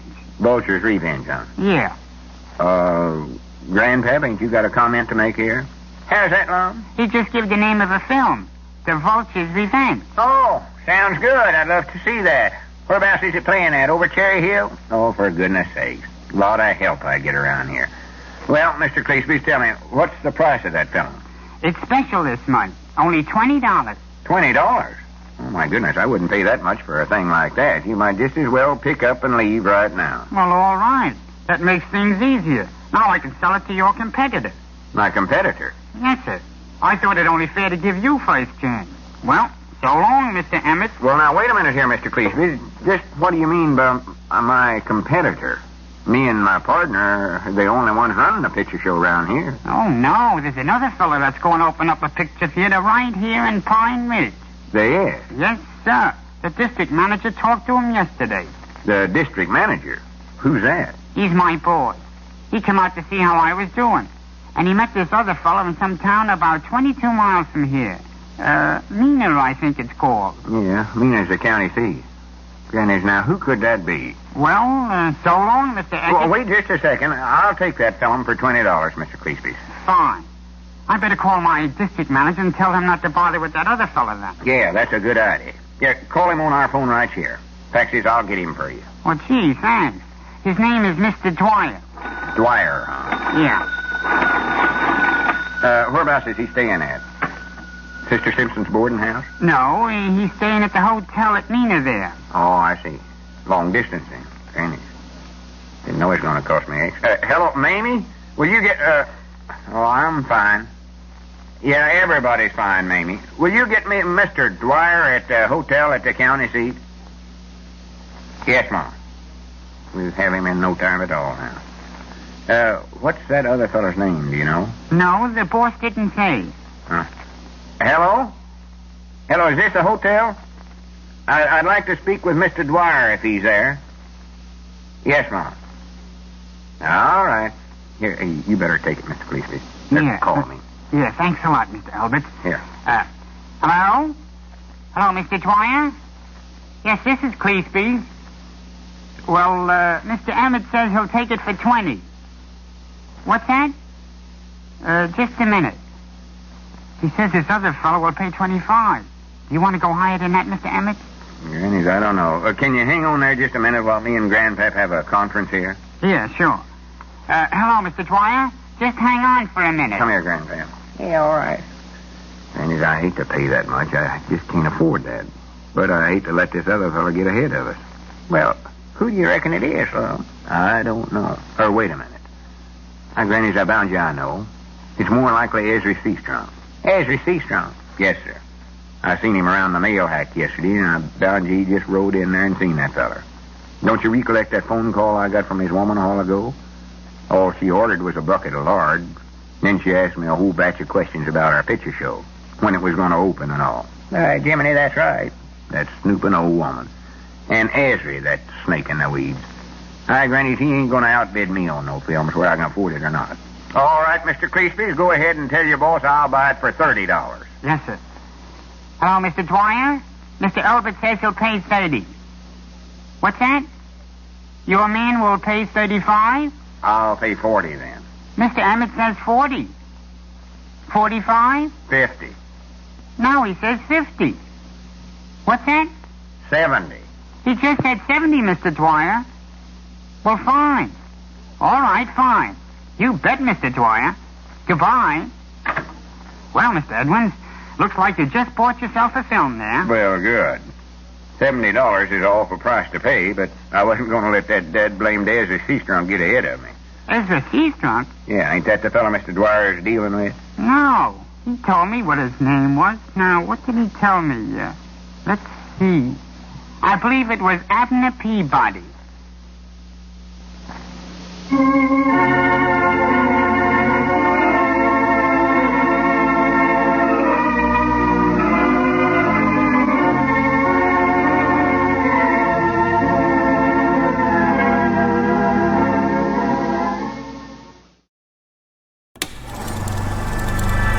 You are now tuned into Then Radio. If you enjoy our videos, we ask that you consider joining our Patreon to support our channel. Don't forget to like and subscribe so that you never miss a new video. We hope you enjoyed today's episode, and as always, thank you for watching.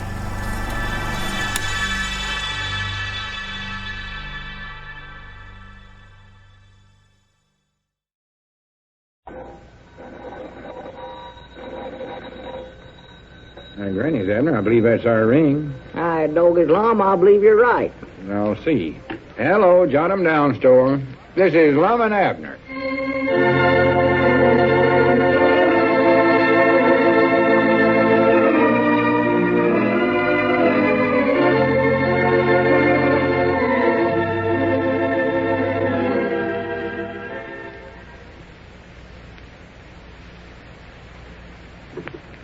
And now, let's see what's going on down in Pine Ridge. Well, yesterday, Lum was determined to cancel the order for a motion picture film he had purchased from the representative of some small film company. However, the district manager of the company called on Lum and finally managed to not only resell him the picture, but also $100 worth of lobby displays and other knickknacks. As we look around the little community today, we find Lum and Grandpappy Spears discussing this purchase. Listen.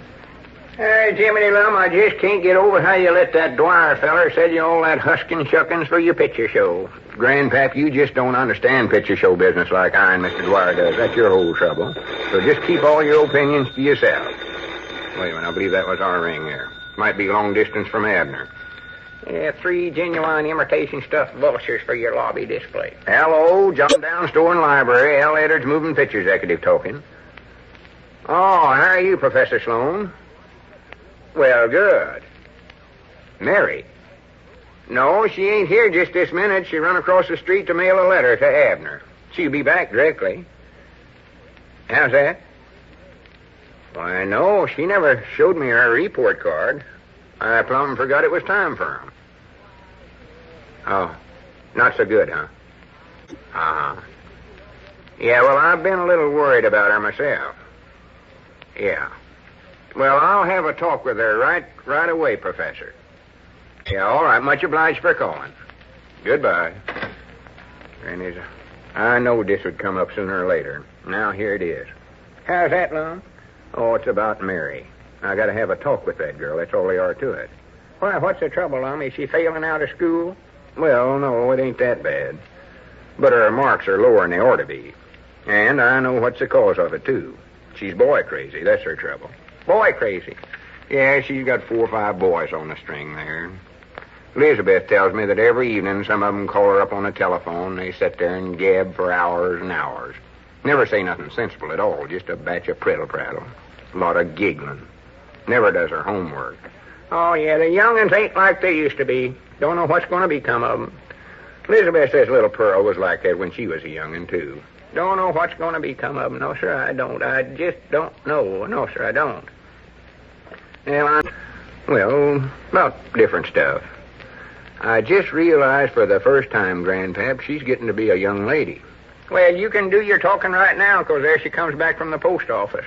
Well, good. Look, Grandpap, why don't you run along? This is a little personal. I believe I could talk to her better if we was alone. Yeah, all right, Lum. I have to be going anyways. Got different stuff to do. Well, so long, Grandpap. Yeah, so long, Lum. I'll see you later. Yeah, hello there, Mary. Hello. Yeah, Lum wants to see you, I believe. Wants to talk to you, I think. Oh. So long. Bye. Did you, Did you want to see me, Uncle Lum? Why, yeah. Sit down there, sis. Oh, yes, sir. Mary, you're getting to be a big girl now. Yeah. I mean, you're getting older, and... Well, you take young folks, and they get older. Every day they do. Yeah. Every day they get a day older, you might say. Yes, sir. And that's the way it is with you. You're getting older, sort of. And as you get older, well, things comes up, different things, and... Did you get your letter to Abner mailed all right? Yeah, I mailed it. Ah, that's good. Abner will enjoy getting a hearing from you. I know he will. You was a good girl to do that. Uh-huh. I told him all about how they're coming along with the remodeling. I mean, fixing up the warehouse for your movie theater. Yeah, well, that's fine. That'll be interesting to him. But what I wanted to talk to you about, Mary, was... Yes, Uncle Lum? What else did you write to Abner? Oh, I don't know. I forget now. Different stuff, I told him. Ah. You did get the letter mailed all right, though, huh? Sure I did. I told you that just a minute ago. That's right. You done told me it. Mary, anything I tell you, I want you to know it's for your own good. It's all did for your best interest. I'm just telling it to you for your own good. Well, what is it you want to tell me, Uncle Lum?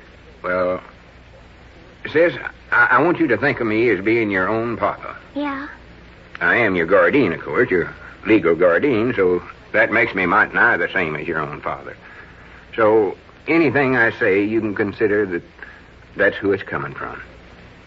Do you understand? Yes, sir. Good.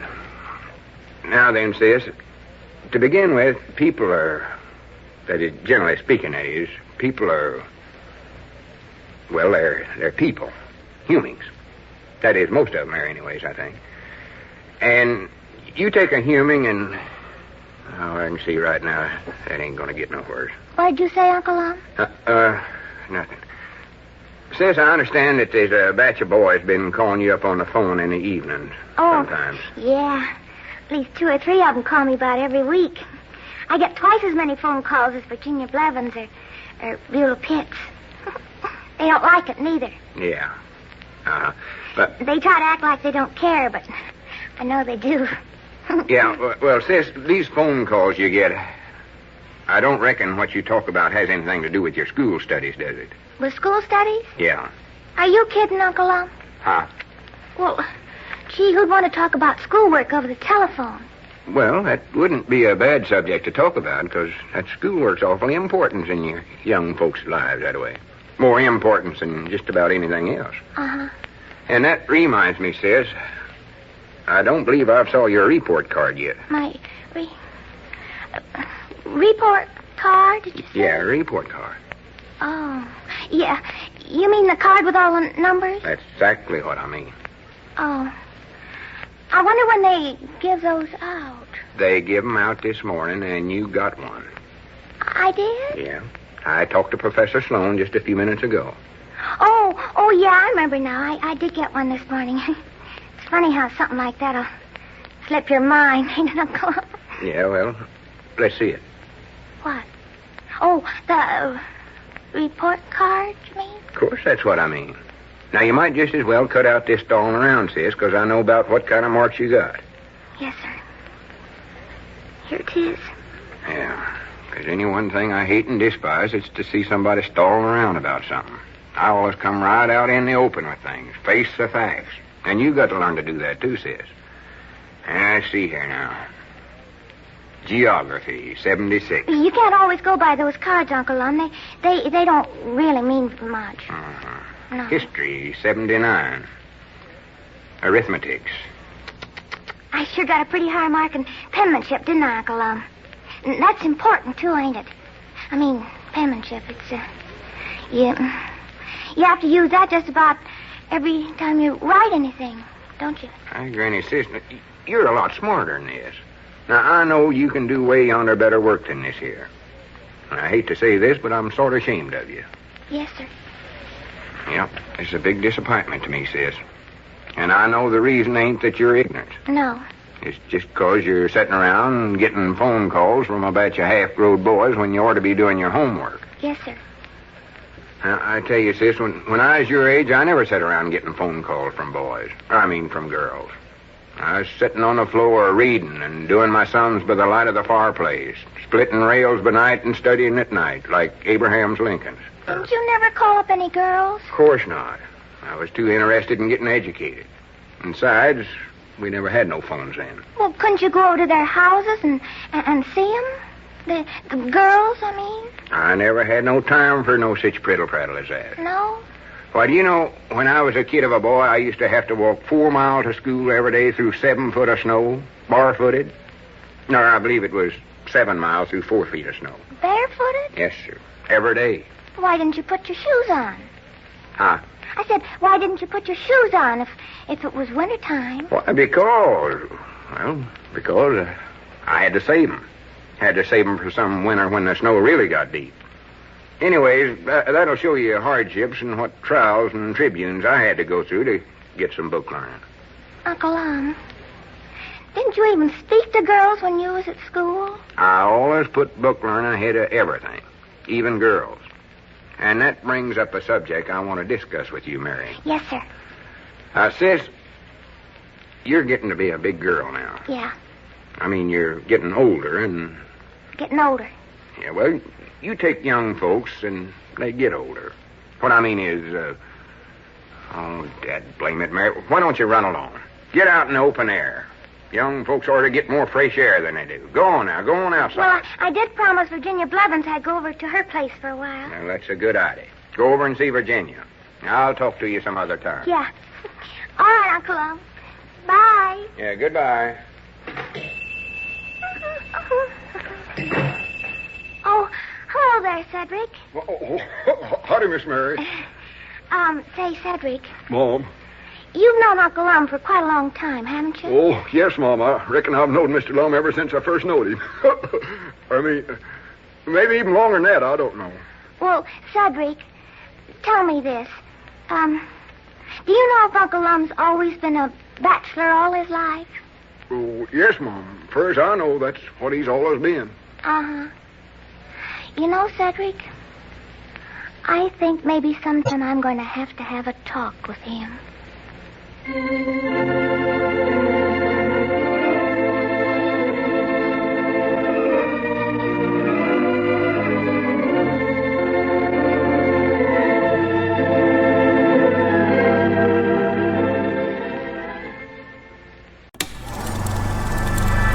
You are now tuned into Then Radio.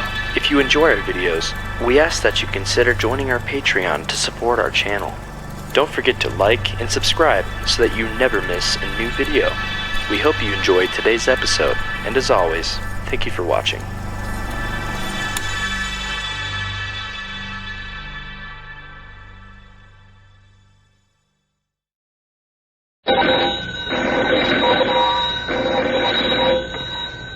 Granny's, Abner. I believe that's our ring. I dog his Lum. I believe you're right. I'll see. Hello, Jot 'em Down store. This is Lum and Abner.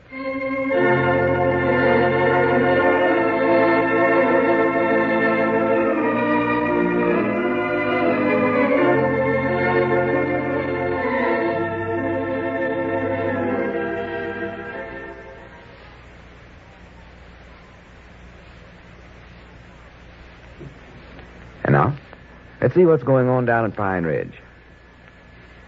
Well, Abner returned from the county seat today, where he'd spent a week learning how to operate a projection machine.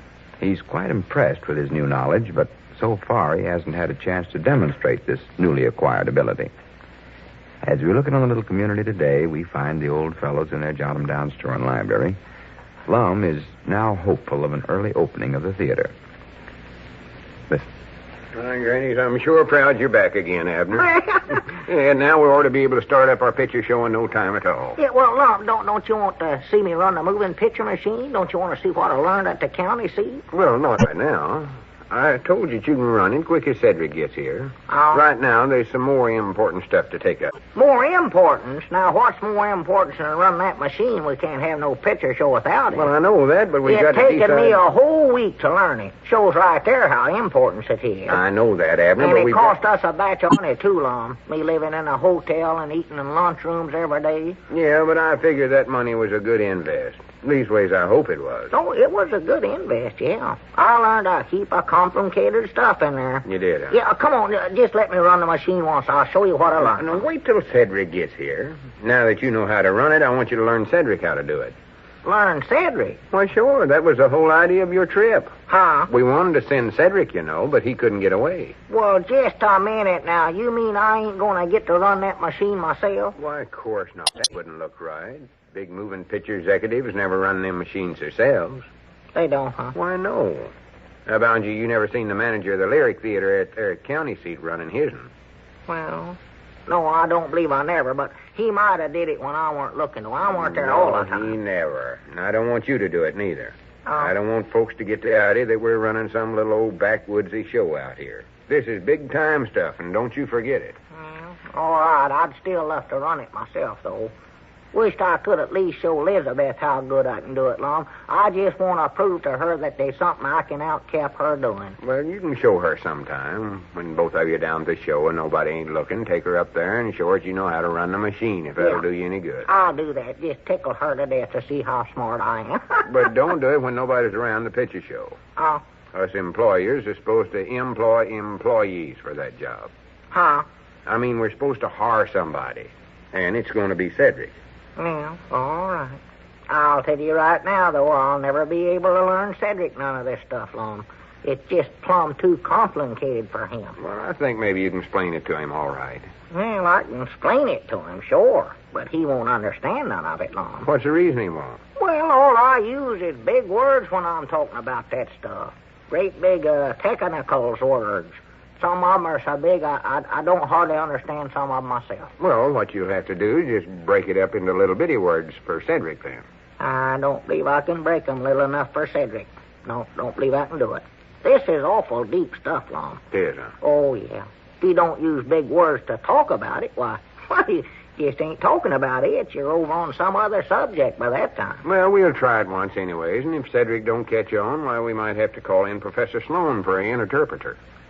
For a what? An interpreter. Huh? You know, like when two fellers want to have a talk with one another, but they both talk different languages, and they can't understand one another. Well, I do know. Well, if they can't understand one another, well, how did they ever find out they wanted to talk in the first place? Why, they just... I don't know. I never thought about that before. Anyway, they call in somebody that talks both languages. I bound you one of them feller knows some of the other feller's language, Lum, but he just ain't letting on. He's up to some trick there. Better keep an eye on him. Which feller is it?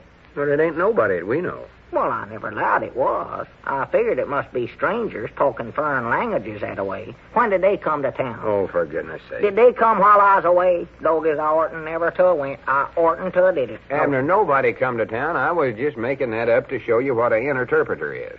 Oh, well, why didn't you say so? Well, that's what I did say. Huh? Anyways, the idea is that we can get Professor Sloan to be the interpreter twixt you and Cedric. Twixt me and Cedric? Has Cedric started talking some foreign language since I've been gone? No, of course not. But you said you couldn't explain that you'd learned about the moving pitch machine in simple enough language for Cedric to understand it, so you can tell it to Professor Sloan, and then he can put it in little bitty words for Cedric. Oh, well, of course, I don't much believe Professor Sloan can understand me neither on the way I talk. He can't? No, sir. Is it actual that complicated? Oh, there's some deep stuff there, Lum. I never would have catched on to it myself. I hadn't had such a high grade of ignorance, I don't believe. Well, about all we can do then is to try it out on Cedric anyways and see how much of it he can get. He'll never get none of it. I can tell you that right now. Well, you'll see. No. Now, let's take up some other matters that we got to study on. Never catch on to what I'm saying. For instance, we got to decide on a name for our picture show. Name? Why, sure. Then we got to pick out what color we want the front of it painted. Get a screen or a sheet or something to show the pictures on. Decorate the lobby for the opening premiere. Decorate the lobby? Yeah. Well, what do we want to decorate the lobby for? Folks ain't going to sit out there, Lum. They'll all be inside seeing the show. Yeah, but you got to have big lobby displays to get the crowds. Oh. That's what that feller said, that feller I bought the films from. Oh, him. Fact is, he sold me stuff to put up out there in front for our first picture, the Vulture's Revenge. He did, huh? I might have known he'd do that. Well, this is all stuff we need, though. For instance, we're going to have 3 stuffed vultures sitting out in the lobby. 3 vultures? Yeah, they're wild birds of some sort, buzzards or something. I know what they're, but what are they doing out there in the lobby? Well, oh, for goodness sakes, Abner, don't you say... What are them birds standing out there in the lobby for, Lum? Abner, I said these birds were stuffed. Well, maybe they are. If they've ate too much, that's their own fault, not mine. What I asked you was, what are they doing out in front of our picture show? They ain't doing nothing, because they ain't alive, even. Well, they must be if they just got done eating a big dinner stuffing themselves. What these birds are stuffed with is sawdust. Sawdust? Yes, sir. Lord, me, such appetite. They'll eat anything, won't they? Greenies, I almost wish you'd stayed at the county seat. Huh? Listen, Abner, I just got them birds for decorating the lobby. For decorating the lobby? Advertising the picture. Aye, doggies, are they smart enough to do that? Come on, let's go over and watch them now. There's something I'd love to see. No, Abner, wait a minute. Here comes Cedric. Now you can learn him that stuff. I tell you, it's no use, Lum. He'll never catch on. Well, he might. I want you to try it anyway. Never do it. He'll never learn it. Never in his life. Now, be patient with him, Abner. Howdy, Cedric. Well, howdy, Mr. Abner. When'd you get back? Oh, I just got in not long ago. Did you have a nice trip, sort of? Oh, yeah, pretty good one, Cedric. Worked most of the time learning deep stuff. Cedric, what I want you to come over here for was to have Abner learn you how to run the picture machine, as long as he knows how now. Oh, yes, Mom. I'd love to learn that, boy. You'll never do it, though, Cedric. Abner, don't discourage him before he even gets started. Never do it. Now, let's go back here where the machine's at, and you can have your first lesson, Cedric. Yes, Mom. I can't wait to try to I learn. wish I could hold out some hope for this idea, but I just can't. He'll never Abner, learn. stop talking that way. Never. All right, there's the machine right there. Go ahead and start learning. All right. Wish I knowed how to make it simple enough, but... Now, listen, Cedric. Pay awful close attention to this stuff now, 'cause it's terrible complicated stuff I'm going to tell you. Yes, Mom. I'll try to make it into just as little bitty words as I can for you. And go as slow as I can, too, but you got to pay attention. Well, that ought to help me learn it if you go slow. Any time now you don't understand some big word or something that I say, why, you just stop me. Yes, Mom. All right, you ready? Yep. All right, here we go now. Pay attention. Now, this is a machine right here, Cedric. First of all, you take, let's see now, Well, first you take the film there. yeah, that's right, the film, and take the film, and then you, let's see, You put it right on that do-jigger right there. That it little goes on wheel. this do-jigger here. And them little holes in the film fits in them little things on Yeah, the wheel. the little hole fits right in that little sprocket there. Am I going too fast for you, Cedric? No, Mom, I don't believe so. Well, just tell me when I am now. Then you take the film and get through this, see now. It goes right down through there, Mr. Abner. Ah, Yeah, that's right there. yeah. You want to stop and rest a while, Cedric? No, Mom. Well, am I using too many of them big technical words that you don't understand? Well, I'm catching on to most of them, I believe. Well, you're trying anyway. Now then, let's see, you have to adjust the lenses. There's somewheres around here. Where is them things? Right at? there, Mr. Abner. Yeah, There, yeah. right there. Turn Yeah. that thing there. You sure you're getting all this now, Cedric? Yes, Mom, I think so. It's awful complicated stuff, you know. Yes, Mom, it sure is. Mom, I don't believe he's getting it. He's doing all right. Just keep going. Well, all right. Now, watch close, Cedric. Try and learn this now. Try your best. See, what you do next here. Oh, yeah. Now you turn it on. That's Yeah, switch. little switch right there is what you turn it on. Yeah, that's it. Now, look, Cedric, you turn it from OFF, that's off, to ON, that's on. You get that? Yes, Mom, I think so. Turn it just like this. Now. That's cuter. That thing's supposed to be running now with that switch on. Well, that's as far as I could get it, too. Doggies, Lum, I told you Cedric never could learn this deep stuff. Well, wait, this ain't Cedric's fault. Huh? It's you that can't get the machine going. Why, it can't be me. I know how to run it. I spent a whole week learning how. It can't be me. It's Cedric that's mixed up. Well, if you know so much about it, why ain't the machine running then? Don't you know what to do? Why, sure I do. Doggies, you know, this all looks so simple when I sit there and watch that other fella at the county seat. Without him here to do it, this thing's sort of different, I believe. Wait a minute, I know what we done. Huh? We forgot to plug the cord into the electric light socket. Oh, Here. yeah. Put that in there. Yeah, put that in. Now I hit it Might on. not hit. Well, I do know. Granny, good for you, Cedric. I want you to come back tomorrow for another lesson. But I don't need another lesson now, I don't think, Mr. Lum. I know you don't, Cedric. Well, what you want him to come back over here tomorrow for then, Lum? So as he can give you a lesson, Abner. Huh? And be sure you simplify it for him, Cedric. Break it up in little bitty words so Abner can understand.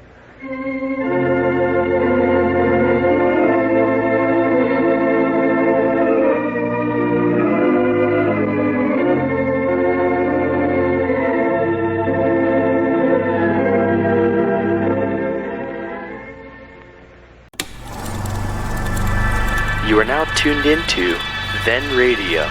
If you enjoy our videos, we ask that you consider joining our Patreon to support our channel. Don't forget to like and subscribe so that you never miss a new video. We hope you enjoyed today's episode, and as always, thank you for watching.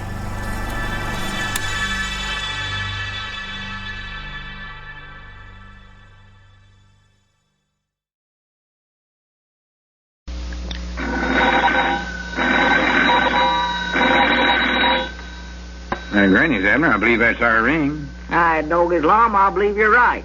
I'll see. Hello, jot 'em down, store. This is Lum and Abner.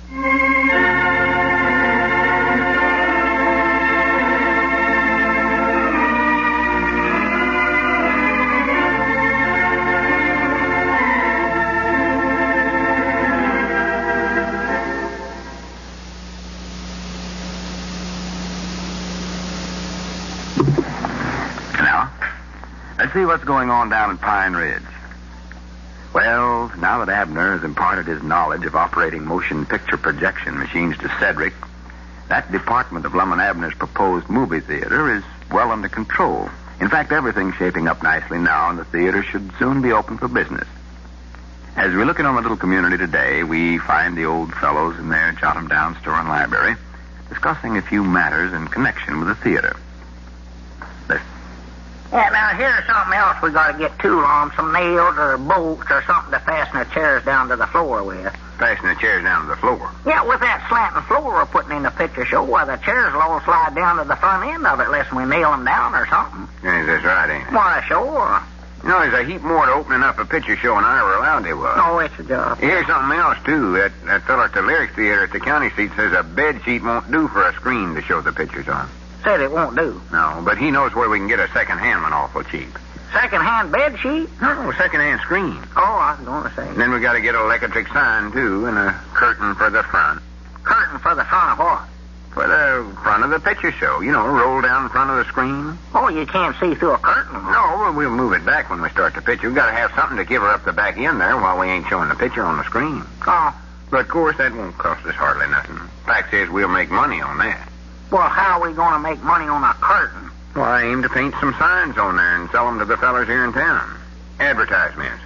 Here, I got it all drawn out on a piece of paper. Look, right here. Yeah, let me see that. If there's anything we can make money off of, well, I'm for it, I'll say that. That'll give you an idea how the curtain's going to look right there. Oh? See, here's where the signs is going to be, right in them spaces there. Of course, the whole thing will be way yonder bigger than this, natural. Yeah, well, what is all this? I can't make no sense out of it, Lum. Well, this is supposed to be the main street of Pine Ridge.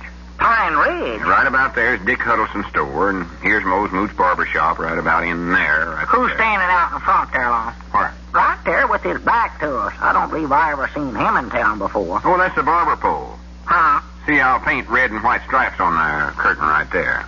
That is, if Mose takes the space on. It does look sort of like a man with that round top there. Yeah, well, you knob sure, on the end of the Lum? pole. Have you got the right town on here? This don't look like Pine Ridge. We ain't got no buildings that big here, I know. You sure you ain't drawing Kansas City here by mistake or something? Of course I never. But you see, I exaggerated things a little bit there. Huh? Sort of making Pine Ridge look like a city there. That'll make everybody proud of the hometown. Well, they can't be proud of it if they don't recognize it. What's this here? That's Caleb Weehunt's blacksmith shop. Well, it sure don't look like it. That old building he's in over there might not ready to fall down. A good stiff wind will blow that away. Yeah, but Caleb will jump at a chance to get his name out in front of a nice-looking building like that. You wait and see. Oh? He'll be proud of himself over that when he sees us. That'll make him want to take the space without any question. Just going to paint his sign right there in that space right there. Huh? Yeah. If Dick Huddleston buys the advertisement, I'll paint his sign right there on his store right there. Doggies, I believe that is a pretty good idea, Ted. Well, sure it is. It's something new and different, of course. Yes, huh? Most of them's got a picture of a creek running down through the woods, and then they got signs around on the trees. Oh, yeah, I saw them. I've even saw them clean up on mountains. Yeah. This way, we'll have the signs right where they're supposed to be at. Well, now, what building's that right there? Don't you know that? I don't believe I ever seen it before. Oh, sure you have. That's our store. You mean the Jot 'em Down store? Why, sure. Where? We'll have an advertisement right up there on the top. Yeah, but, Lum, that building there's about 6 stories high. It's a skyscraper. Oh, yeah. Done that a purpose. Done it deliberate. I wanted us to have the biggest store in town. It ain't going to cost us nothing, nohow. Yeah, but our store ain't even over there on that side of the street, Lum. No, but that's the only street that shows in the picture. I had to put it over there. Well, how's folks going to find us then? How they going to find us? Why, sure, if they go according to that picture you got drawn there, they'll be looking for our store down there next to Caleb Weehunt's blacksmith shop. Oh, well, everybody knows where we're at anyhow. Well, they used to, but now when they get to looking at this thing, why, they're going to get all mixed up, Lum. Doggies, we're going to lose a lot of business that way. No, we won't. Folks won't go by this picture I've drawn here. What's the use of putting it up there, then? Well, our idea is to make some money out of it. Well, we'll need to make some money off of something to make up for all the store business we're going to lose. I told you we ain't going to lose none. Maybe we ought to move the store over there next to Caleb's place, Lum. That's the silliest one, Heidi. You studied up this week. Well, we got to do something. This store here has meant too much to me and you to let it go broke, Lum. I tell you, maybe we could just put up a little old tar paper shack over there next to Caleb's and then put in a few canned goods for the folks that go there by mistake. Wait a minute, Abner. If it's going to bother you that much, here's what we'll do. I wish we'd do something. On the curtain, I'll paint a sign like it was hanging out in front of the door there saying move to another location or forced to vacate. Ask Caleb Weehunt where we're at. And them folks can just go in the blacksmith shop and ask him where we're at now. Yeah, cool. Of course, old Caleb ain't much of a talker. He might not feel like talking that day and wouldn't tell him long. Oh, for goodness sake, stop worrying about it, Abner, because there's another matter I want to take up with you. Caleb might put in a line of groceries, too, if too many folks start coming in there. Just sell them on the side and run us clean out of business. The thing I want to take up with you, Abner, is deciding on a name for our picture show. Huh? A name for it. Oh. I figured we might call it Lum's Lyric. Call it what? Lum's Lyric. I studied that up last night while I was laying there in bed studying. Yeah, Thinking. you was asleep, Lum. You was dreaming if you think that's what we're going to call it. I picked that name because both words begins with a L, see? Lum's Lyric, get it? That'll be easy for folks to recollect that way. In the first place, we wouldn't want to call it You're Nothing, Lum. And in the second place, that's the name of the show at the county seat. Well, what's wrong with that? Well, you done got folks so mixed up they don't know where our store's at. Now you want to do the same thing with their picture show. Somebody say, let's go to the show at the Lyric, and they might go clean to the county seat. All right, what would you call it then? Huh? I'll try my best to get along with you. Well, I just allowed we'd call it the Pine Ridge Picture Show. Pine Ridge Picture Show, Granny. Sit you. Peabody Nader's Picture Show. Well, for a fella that's lived in town as long as you have, Abner, you got some of the countryest ideas. In the first place, they don't call them picture shows. What do they call them? Well, you've got to have a name that don't mean nothing. That is, that ain't got nothing to do with picture shows, like Majestic or Princess or Orphans. Orphans? Yeah. Don't you never hear of an orphan theater? I've heard of orphans' homes. Well, there's theaters, too. Well, we don't want to run one of them, Lum. There ain't enough orphans in Pine Ridge to support a picture show. I know that. Well, you don't have to be an orphan to go to one of them. Anybody can go. I recollect going to the orphan theater in Kansas City once. Well, you're an orphan, though. Well, they never knowed I was, though. Never asked me no questions. I just paid my money and walked right in. Well, they more likely got ways of telling. You sort of got an orphan look about you, Lum, like you weren't raised by a mother or something, except for your mustache. Well, I know it ain't got nothing to do with that, though. There's a big picture show out in California called Groman's Chinese Theater. I believe that's the name it's called. Chinese? Yeah. Well, Lord me, that'd be worse than running an orphan theater. There ain't but one Chineseman in town, old Sam Ling. I don't believe he's ever been to a picture show in his whole life. I know we'd go broke running one just for him. Well, Abner, I never meant we'd use that name ourselves. I was just giving you examples of what other folks has named their picture shows. I'm just studying up different suggestions is all. I ain't heard a suggestion so far that I like one. Here's about one theater summer's called Low State Theater. Huh? Now, we might just change that a little to Lum State Theater. Now, Lum, I told you we weren't going to have it Lum's nothing. If your name's going to be in it, well, mine's going to be in it, too. Well, that wouldn't sound right. Abner. That ain't a theatrical sounding name at all. Sounds backwoodsy. Not no more backwoodser than Lum does. Well, no use to argue about that. We got to decide on a name here somehow. You know, they start up a picture show without having a name for it. I know it. I tell you what I'm willing to do, Abner. Huh? Each one of us will think up half of the name for it. Half of the name. Yeah. See, lots of theaters has two parts to the name, like Gold Eagle Theater or Iris Circle or Silver Palace or something like that. Yeah, well, that sounds good.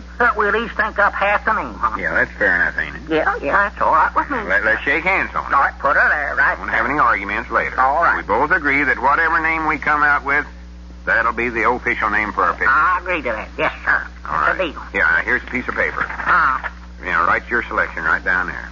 Oh, do what? Go ahead and study up your half of the name. Oh. Something like, say, Deluxe or Princess or something. Yeah, let me think of something fancy. City sounding stuff here. Write it right down here. I don't have to study about mine because I done got my mind made up. Yeah. Give it a lot of thought. There it is. I got it. Got it right good. here. Yeah, right here. All right, now fold it up good. Fold it. Oh, yeah, I don't want to secret. see it. Secret stuff. I don't want to see it. I got it. All right, now what do we do? Well, I'll read you my selection first. All right. I hope you're going to like this. Well, yeah, I do, too. See, what did I put down here? L-U-M'-S. Lums. Lums? Mm-hmm. Well, Well, ain't you going to start no argument? Why, no, we shaking hands on it, didn't we? Made a deal. Well, good for you, Abner and Granny. I thought we'd have an argument. Well, no, sir. I'm a man of my word. I make a deal, I stick with him. Proud to hear you say that, because once a feller makes an agreement, he ought to stand by. That's me. That's old Abner. Man of his word. Now, let's see what you got. I hope it's something that goes good with mine. I believe it will. A-B-N-E-R''S. A-B... Oh, well, that spells Abner. Yeah, Lum's Abner's. Lum's Abner's Theater. Yeah. Now, there's a fine name for a picture show. Now, recollect, Lum, we shaking hands on it, made a deal. I never done no... Yes, well, I did. had my fingers crossed. Huh? Had my feet crossed or something. We're going to have another vote. Another vote? Start over, get another sheet of paper. Get a whole big, thick tablet. I see right now this argument's going way into the night.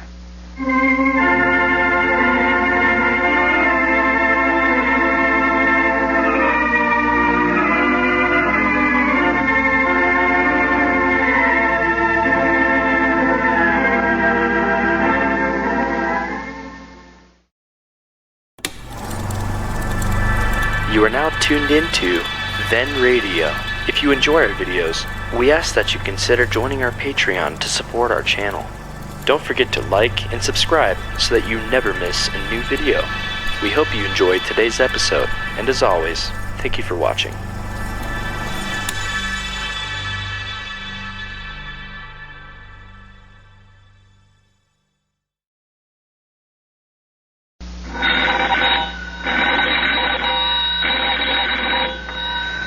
Granny's, Abner. I believe that's our ring. I dog his Lum. I believe you're right.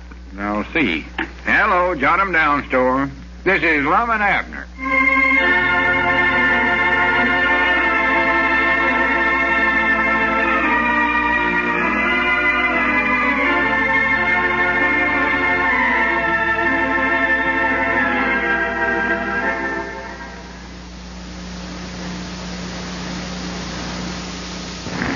Now, let's see what's going on down at Pine Ridge. Well, judging from the progress being made on the proposed motion picture theater, looks as though Lum and Abner have hit upon an idea for a successful business venture, and Pine Ridge should soon be enjoying its first picture show. As we look in the little community today, we find the old fellows in their jot-em-down store and library. Lum is talking on the phone. Listen. Yeah, well, that's good news, Eugene. Tickets, please. Yeah, uh-huh. Right here. Tickets. Well, I might drive by there sometime this afternoon and see how it looks. Here, little feller, I'll take your ticket. All right, Eugene. Much obliged for calling. To me. Goodbye. Tickets, please. Right here. What tickets. are you doing? I'm just practicing taking up tickets, what I'm going to say over at the picture show. Goodness sakes. Hi, Granny's Abner. Eugene Blevins says him and his men ought to have the carpenter's work all done by the end of this week. Well, doggies, they're coming right along with remodeling that warehouse, ain't they? I figured it'd take 'em a heap longer than this to make that place over into a picture show. Yeah, but you know what that means, don't you? It means we ought to be able to have the big opening premiere of our theater next week. Next week? Maybe even the first part of the week. You reckon we can, sure enough? Well, the rate things have been moving along lately, we ought to. Well, I can't think of nothing in the world that can stop us now. me neither. Doggy, this thing has been running along awful good, ain't it? Oh, sure it has. You know, Abner, I believe this is the best thing we ever got ourselves into. Well, I can't hardly wait for that premiere opening. oh, that ought to be something. Of course, that mine we went into, the old 97 mine, might have been better, but this sounds better right now. Yeah, I believe this is the best deal we've had yet. There's just one thing, old Lum. I wish we could get a picture with Charlie Chaplin's in it for the opening. He's always been my favorite. Charlie Chaplin? Yes, sir. I ain't saw him for quite a while. No, I ain't neither. I don't know whereabouts to get one of his pictures.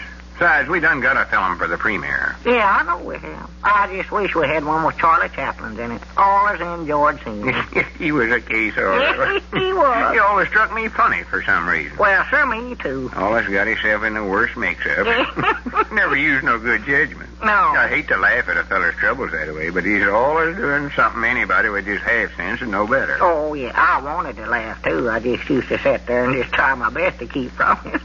Especially that walk of his. Well, he couldn't help that more like. No, I reckon body oughtn't to make fun of how somebody walks that way. No, the feller can't help how he looks. I've always said that. Yeah. I'll tell you something else I wish we could get for the opening, too, Lum. It's something I seen in there at the lyric theaters at the county seat. I'm telling you, Lum, it was the outdoingest thing I ever seen in my whole life. What was it? It was a picture show with a duck acting in it. Well, I just want a duck. Yes, sir, a duck. Fact is, they called him Donald Duck. That's what they called him in the picture. Oh, yeah, well, I've saw him in pictures. Well, sir, now, it's just plumb right down astonishing what they've learned that little rascal to do. He just acts mighty not human. Well, the way I understand them They things... got him to where he talks and everything else, Lum. Well, he don't exactly talk. It's sort of a part talking and part quacking, I reckon you'd call it. But every once in a while, you can make out exactly what he was saying. Yeah, well, I read about them things once. I'll tell you, it's the beatin'est one thing you ever seen. Walks around on his hind legs all the time. Well, that's the only legs a duck's got, his hind legs. Oh, that's right, ain't it? Well, I mean, this duck, he walks different than other ducks does, so long. He stands right up straight like a human. Wears clothes, too. Got a little suit for him to wear. Doggy, that'd be funny having a duck run around the house that you could talk to, wouldn't it? You know, I think the way they do that, Abner, they don't actually have a live duck there. Well, now, I sort of suspicion that myself, I don't think it's a sure enough duck, neither. Of course, they claim it is, but I believe I catched on to what they's doing. I think it's a man dressed up like one. You mean a man dressed up like a duck? Yeah, a little short feller, of course. One of them there midgets, I reckon 'tis. Stands to reason they couldn't learn no duck to do the things he done. I just wish you could have saw him now. Well, I told you I have saw him. Of course, now, on the other hand, I ain't too sure it's a man neither, Lum. Of course, I don't see how they ever could have got a man that could talk so much like a duck. Or look like one, for that matter. I'll tell you, it's a mysterious thing, what it is. Well, the way I understand it is they take and draw a whole batch of pictures of this duck, and then they take pictures of the pictures that they drawed, and then when they get it all put together, somehow or other, like, looks just like the duck was alive, sort of. Alive? Well, don't worry, he's alive. Because he's doing things there that I never could do. And run, you just ought to see the way that little varmint can run. One time there, he got to going so fast it looked like he had a wheel fastened onto him instead of legs. Well, to be right honest, Abner, I don't know exactly how they do it. I know there's some trick to it, though. Well, whatever it is, I wish we could get a picture of him in it. I just love him. Well, I think that'd be better for later on, though. I don't think it'd be best to have that right at first. Why not? Well, it just wouldn't look right to have our grand opening and use a picture with a duck doing the acting. Well, no, I reckon not. We gotta have a big picture for that. Big? I thought they's all the same size, them pictures. Well, they're the same size, but some of them's what they call big pictures. Extras. Well, now, we don't want to get one too big for that screen we got over there long. Well, that won't make no difference, Abner. They'll fit the screen. When I say big, that ain't got nothing to do with the size of it. You mean when you call something big, that ain't got nothing to do with its size? Not in the moving picture business. Big just means it's extra gooder. Well, they've got more crazy names for things. Just looks like I'm going to have to learn to talk all over again this picture show business. Oh, you can catch on to them expressions. I doubt it. Just listen to me close, and you won't have no trouble. I won't, huh? Now, I see right now I just naturally cut out for the show business. Well, I believe this is one thing we're going to make a success out of. Oh, ain't no doubts about Yes, it. sir. You can tell by how smooth things has been running. Oh, yeah. We're practical millionaires right now. Thousandaires anyway. Well, good for us. Well, sir, there's something I've always wanted to be. Is a millionaire. I was telling Elizabeth the other night, I said, if I was having my druthers, I'd rather... wait a minute, there comes Squire Skimp up out there. Ain't saw him around for a couple of weeks. Reckon where he's been keeping himself. No telling. Well, howdy, Squire. Yeah, come on in, Squire. Well, gentlemen. Well, a pleasant afternoon out today. Yes, it is, yeah. What can we do for you, Squire? No, not a thing, Lum, not a thing. Just keep your seat now, Lum. Don't get up. I just dropped in to chat a while. Past the time of day. Oh, well, I'm proud you dropped in. Sit down. Drag up a bottle. Yes, here. I'll just get this one right here, Lum. Yes, thank you. Well, they tell me... Wait a minute, Squire. I believe that's some molasses in that box. You can get it all over your breeches there. Yeah, and it's too late now, Lum. Too late now. Wish I'd have noticed that. It'll come out. Yeah, my best trousers, too. Well, no use getting up now. It's too late. As I started to say, they were telling me that you gentlemen are going to open up a picture show in Pine Ridge. Yeah, we're going to be open just a few days now, Hope. Yes, I was just over at the warehouse, and that's a nice job of remodeling that Eugene's done over there, too. It looks all right, Lum. Well, thank you, Squire. We think it's going to look right nice. Yes, sir. I'll tell you, though, you men just beat me out of an idea there. Beat you out of a idea. I had the same thing in mind myself. You know what? That's my old business, Lum, the theater. I was in show business long before I came to this part of the country. In fact, I opened up the first picture theater in Centralia, Missouri, years ago. The old opera house there opened it up, yes. Well, I do know. Well, that's one business I never knowed you'd been in. Oh, yes, indeed, Lum, yes, indeed. I know the picture business from A to Z. You know it from where, Squire? He said he knowed it from A to Z. Huh? That means, well, it means from A to Z. Oh. Go ahead, Squire. What was you starting to say? Well, I was just wondering, Lum, how you men would like a third partner in this enterprise of yours. You know, you really should have somebody in there that knows show business thoroughly. Third partner? Yes. Well, I don't much think we'd want to take in no third partner, Squire. I know dad blame well we wouldn't. I don't think nothing about it. You see, Squire, we get to dividing them profits 3 ways and just wouldn't be nigh as much for none of us. Yeah, that's right. Well, yes, Lum, that's one way of looking at it, all right. But with my knowledge of the picture business, why, I could make more than enough extra profits for you, Lum, to pay my share, so don't worry about that. Well, how do you figure that, Squire? What's that? Ain't much a feller can do, so I just take the tickets and run the film. No, there's more to it than that, Lum. Oh, it takes showmanship. You've got to figure out new ways of attracting the patrons to your theater. Now, for example, Lum, this premiere that you're going to have. Why, that ought to be one of the biggest events in the history of Pine Ridge. Well, it will be one. Well, not unless you have this whole countryside plastered with advertisements, Lum. Why, if I had charge of that theater, I'd have the SRO sign out every night of the week. Well, that ain't the name of it, though. We ain't decided on a name yet. Well, Lum, what I mean by the SRO sign is standing room only. Oh. I'd have every seat in that place sold every night. Well, maybe we ought to have one of them signs after all. That's one thing we've overlooked. Yes, well, you'll need it if I go in with you. I don't know, Squire, but what you would make us a good third partner. You brung up some points there that shows you know what you're talking about. No, yes, indeed, Lum. Now, just a minute, Lum, before you go any further. I've got something to say about that. I'm a partner in this, don't forget that. Yeah, of course, it'll have to be satisfaction with Abner. Well, it ain't satisfaction with me, I'll tell you that right now. First place, I don't want no third partner. And if I did, I wouldn't want Squire here. Why, Abner, you hurt Squire. Now, I don't see any reasons why you should feel like this, Abner. As good of friends as you and I have always been. Why, sure. Well, I'll tell you, Squire. I've had all the business dealings with you I'm on. Every time we allers get skinned, and you know Abner. it. Why, I'm surprised at you, Abner.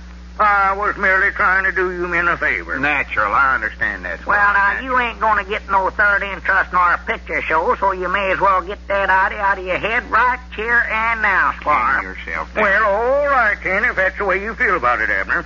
I gave you a chance. But now, if you men don't let me in with you on this deal, I'm going to open up a theater right here in Pine Ridge and run competition to you. I'll run you out of business.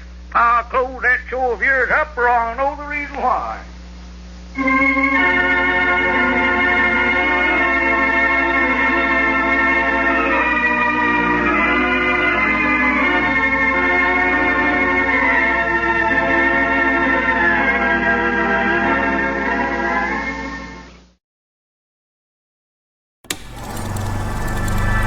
You are now tuned into Then Radio. If you enjoy our videos, we ask that you consider joining our Patreon to support our channel. Don't forget to like and subscribe so that you never miss a new video. We hope you enjoyed today's episode, and as always, thank you for watching.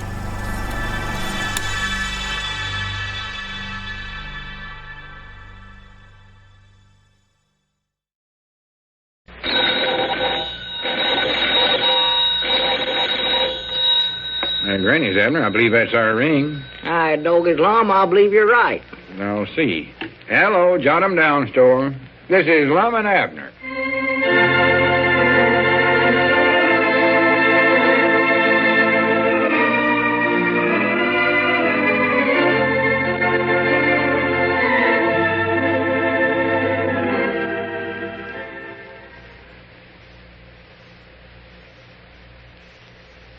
Now, let's see what's going on down at Pine Ridge. Well, yesterday it looked as though Lum and Abner's movie theater was about to enjoy a successful opening when Squire Skimp suggested that they take him in as third partner. When they refused this offer, Squire threatened that he would open up another theater and run them out of business. As we look in on the little community today, we find the old fellows in their jot-em-down store and library discussing this sad state of affairs. Listen.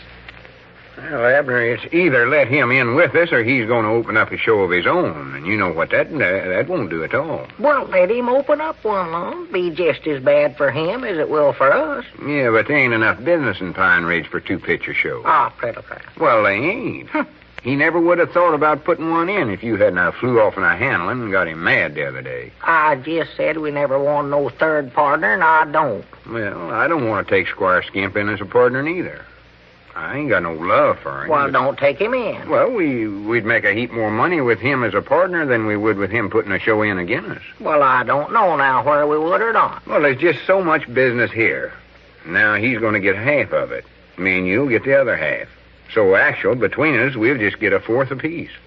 But if we take him in as a partner, we'll split it three ways, and then we'll get a third apiece. Now, Lum, there ain't no use to argue with me about it, for I've got my mind set. When my mind's set, it's set. S-A-T, set. I ain't trying to argue. I'm just trying to reason with you. Now, here's a fella that's had a lot of experience running picture shows and knows all about them. And we got a chance to take him in as a partner. And if we don't, why, he's going to open up competition against us. Looks like he's got us right where he wants us. Well, I don't care. Huh? I say I'm feared Squire's got us right where he wants us. Where? Where what? Where does he want us? I don't know. Right where we're at, I reckon. You mean he wants us here in the store? Of course not. The store ain't got a thing to do with it. Well, that's where we're at. I know where we're at. Well, then Squire must not, Lum. Reckon he thinks we're over at the picture show? No, I just mean he's got us to where we don't know which way to jump. To jump? Yeah, don't know which way to turn. Well, now, which do you mean, turn or jump? Well, either one. It's all the same thing. Turning and jumping is the same thing? No, not ordinary, but in this case it is. It just looks like I just don't understand the language that you have to use in this picture show business, Lum. I don't see how jumping or turning, either one of those, is going to keep Squire Skimp from putting in a show if he's a mind to do it. Well, no, of course it won't. Well, what are we going to jump or turn for then? Abner, you still don't see what I mean. I mean Squire's got our hands tied to where we can't do nothing else. Huh? Now, stop looking at your hands. I don't mean they're sure enough tied. Can't you understand nothing? Well, I thought you said our hands was tied. I did. Well, mine ain't. Yours ain't neither. Look at 'em there. For goodness sakes, Abner, you take everything I say literary. What I mean is, Squire's got us where he wants, or he's got us to where we don't know which way to jump. Our hands are... He's holding an axe over our head. Oh, my goodness, an axe. What's the matter with you? Sit down there. What'd you say about an axe, Lum? I said he was holding an axe. Nothing. Just forget about it. Well, now, if he's holding an axe over my head, I want to know about it. He Lum. ain't holding nothing over your head. Well, what do you want to be starting such stories as that for then, Lum? Say one thing 1 minute, and then you turn right around and say you never meant it. Well, you get a body so mixed up, you don't know what he is saying half the time. I get a body mixed up. Well, what I started out to explain to you a while ago was that... Well, I swear to goodness, I forgot now what it was I was trying to explain. Oh, well, I'll say this, Lum. It just looks to me like that Squire Skimp has got things worked around to where he'll get the best of us either way we decide. Well, I'll be dead gone. Huh? That's just exactly what I've been trying to say to you for the last 10 minutes. Was that what you was trying to tell me? Why, sure. I just wish you could have heard what all you were saying, Lum. Are you feeling all right, Lum? Of course I'm feeling all right. Where'd you get that, Eddie? Oh, nowhere. Nothing. But now, Lum, if I was you, I wouldn't worry too much about this Squire Skimp deal. I ain't worrying about well, it. Now, just get it out of your minds, Lum. Don't think about it now. Don't think about it. Everything's going to work out all right now, Lum. So, wait a minute. There comes Grandpappy Spears. Grandpap coming up out there. Want me to tell him that you'd rather he wouldn't bother you now? Grandpap don't bother me none. Why would he? Oh, nothing. But, I want to see him about something private first, Lum. Well, I'll step out if you want me to. No, that's all right. Now, you just stay right where you are. Just sit down there and rest yourself. That's what you need, Lum. I'll go up here and talk to him by the front door here. Well, howdy. Yeah, howdy, Grandpap. Stay right there a minute. I want to see you. How's that, Abner? I say stay right there. I want to talk to you a second, Grandpap. Come here a minute.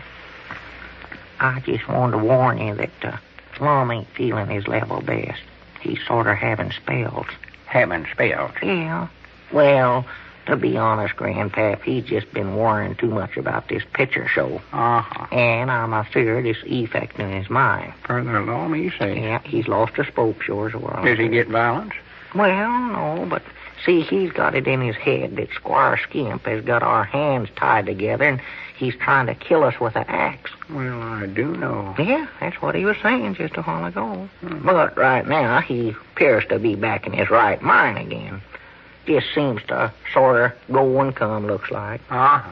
But now, if you talk to him, Grandpap, why, try to get his mind off onto some other subject besides a picture show. I believe that's what starts him off every time. Yeah, sure, I can do that all right. Yeah, that's the time, yeah. Let's go back. Oh, yeah. Well, howdy, Lum. Oh, hello, Grandpap. Yeah, come on back. I want to ask your opinion on something. Yeah, Grandpap's your friend, Lum. You know him, don't you? Milford A. Spears, Grandpappy Spears? Of course I know him. What's eating on you anyway? Sit down, Grandpap. Yeah, sit down there, Grandpap. Lum won't hurt you. How you feeling, Lum? Why, just only tolerably, Grandpap. I've been worrying myself half crazy. Uh-oh. Uh-huh. Kathy. See, Squire's trying to get a third interest in our picture show and claims if we don't take him in, well, he's going to open up another and run us clean out of business. Oh, well, I wouldn't worry about that. More than likely just bluffing. Why, sure. Well, that's just the trouble. Body can't tell whether he's bluffing or not. He's got me to where I don't know which way to jump. He's got our hands tied, looks like. There he goes, Grandpap. Change the subject quick. Change it. Say, Lum, did you know there was a big paper shortage on? How's that, Grandpap? He said there was a paper shortage on, Lum. My, that's awful interesting, Grandpap. Tell us more about it. Well, it ain't interesting, Abner. It's serious. See, some of them big paper mills making stuff for the war can't get enough waste paper to keep running. You hear that, Lum? Ain't that interesting? The paper mills can't keep running. Be quiet, Abner. Huh? Jiminy, Abner, you don't understand. This is serious business. We're facing a crisis. Huh? I read all this in a thing put out by the government, and it's up to us folks to save the situation, get them mills back to where they're producing up to full production. I read that, by Jiminy. Grandpap, come here. You don't have to act so serious about this. All I ask you to do is change the subject, not make a whole long speech. I know you're just making all this up, but... Abner, what are you whispering about there? Oh, nothing. I tell you what he's whispering about, Lum. He thinks I'm making this paper stuff up, but them's actual conditions we're facing right today. They need that waste paper for making boxes and containers and paper cartoons for packing up victuals and equipment for the soldiers, and I don't know what all. Why, they got 1,000,000 or 1,000 uses for that stuff. That's why all us folks has to save every bit of waste paper we get around the house. Land sakes, I wish he hadn't come in here. Are you out collecting waste paper, Grandpap? No, I ain't, Lum. That is not personal. Just telling folks about it's all. Now, what you can do with your waste paper is sell it to the junk man or give it to some charity outfit. Or look in the newspaper and see if they're having a campaign to collect it in your community. Grandpap, I believe it's time to change the subject again. Oh, all right, Abner. You run anybody crazy. Well, Lum, I was just thinking about that Squire deal, and he can't put up no picture show because there ain't another vacant building in this whole town he could rent. Granny's, that's right, ain't it? Why, sure, I hadn't thought about that. Did you hear that, Yeah. Yeah, if he'd put up, we'd have all the business coming to our show. Why, sure we would. Good for you, Grandpap, for studying that up. Good for you. Oh, it ain't nothing much for a feller with my set of brains. Yeah, now here's something else, too, Lum. We done got all the chairs in town rented from a lodge hall, so Squire Skimp would have to send out of town to get some. That'd take some time, too. Oh, yeah. I believe we got this deal all sewed up. Sewed up? Oh, there he goes again. He's off again. Yeah, I'm proud now we never taken old Squire in as a partner. Well, I know it was the wrong thing to do all the time. I believe that was our ring. You want me to get it, Lum? Oh, I don't know. Just a second, I'll see. You able to talk all right? Jot him down, store and library. L. Eddard's big moving picture executive talking. Oh, but, Lum, you can't tell when he's out of his mind. Who? Oh, howdy, Mose. You can't what? Don't tell who he's talking. Well, here now. Well, I done made a deal with you for them chairs. Squire Skimp. He did what? Oh, my goodness. Abner, do you know what? Huh? Mose Moose says they've rented them chairs, lodge hall, and all the works to Squire. Says he's going to put a picture show right in there in the lodge hall.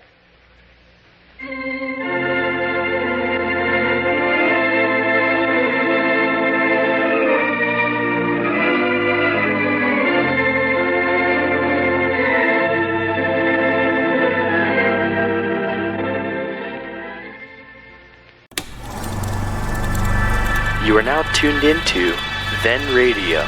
If you enjoy our videos, we ask that you consider joining our Patreon to support our channel.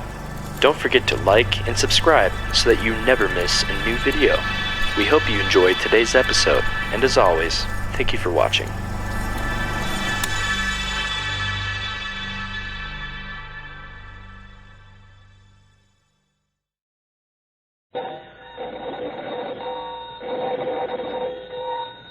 Granny's, Abner, I believe that's our ring. Dog is Lum, I believe you're right.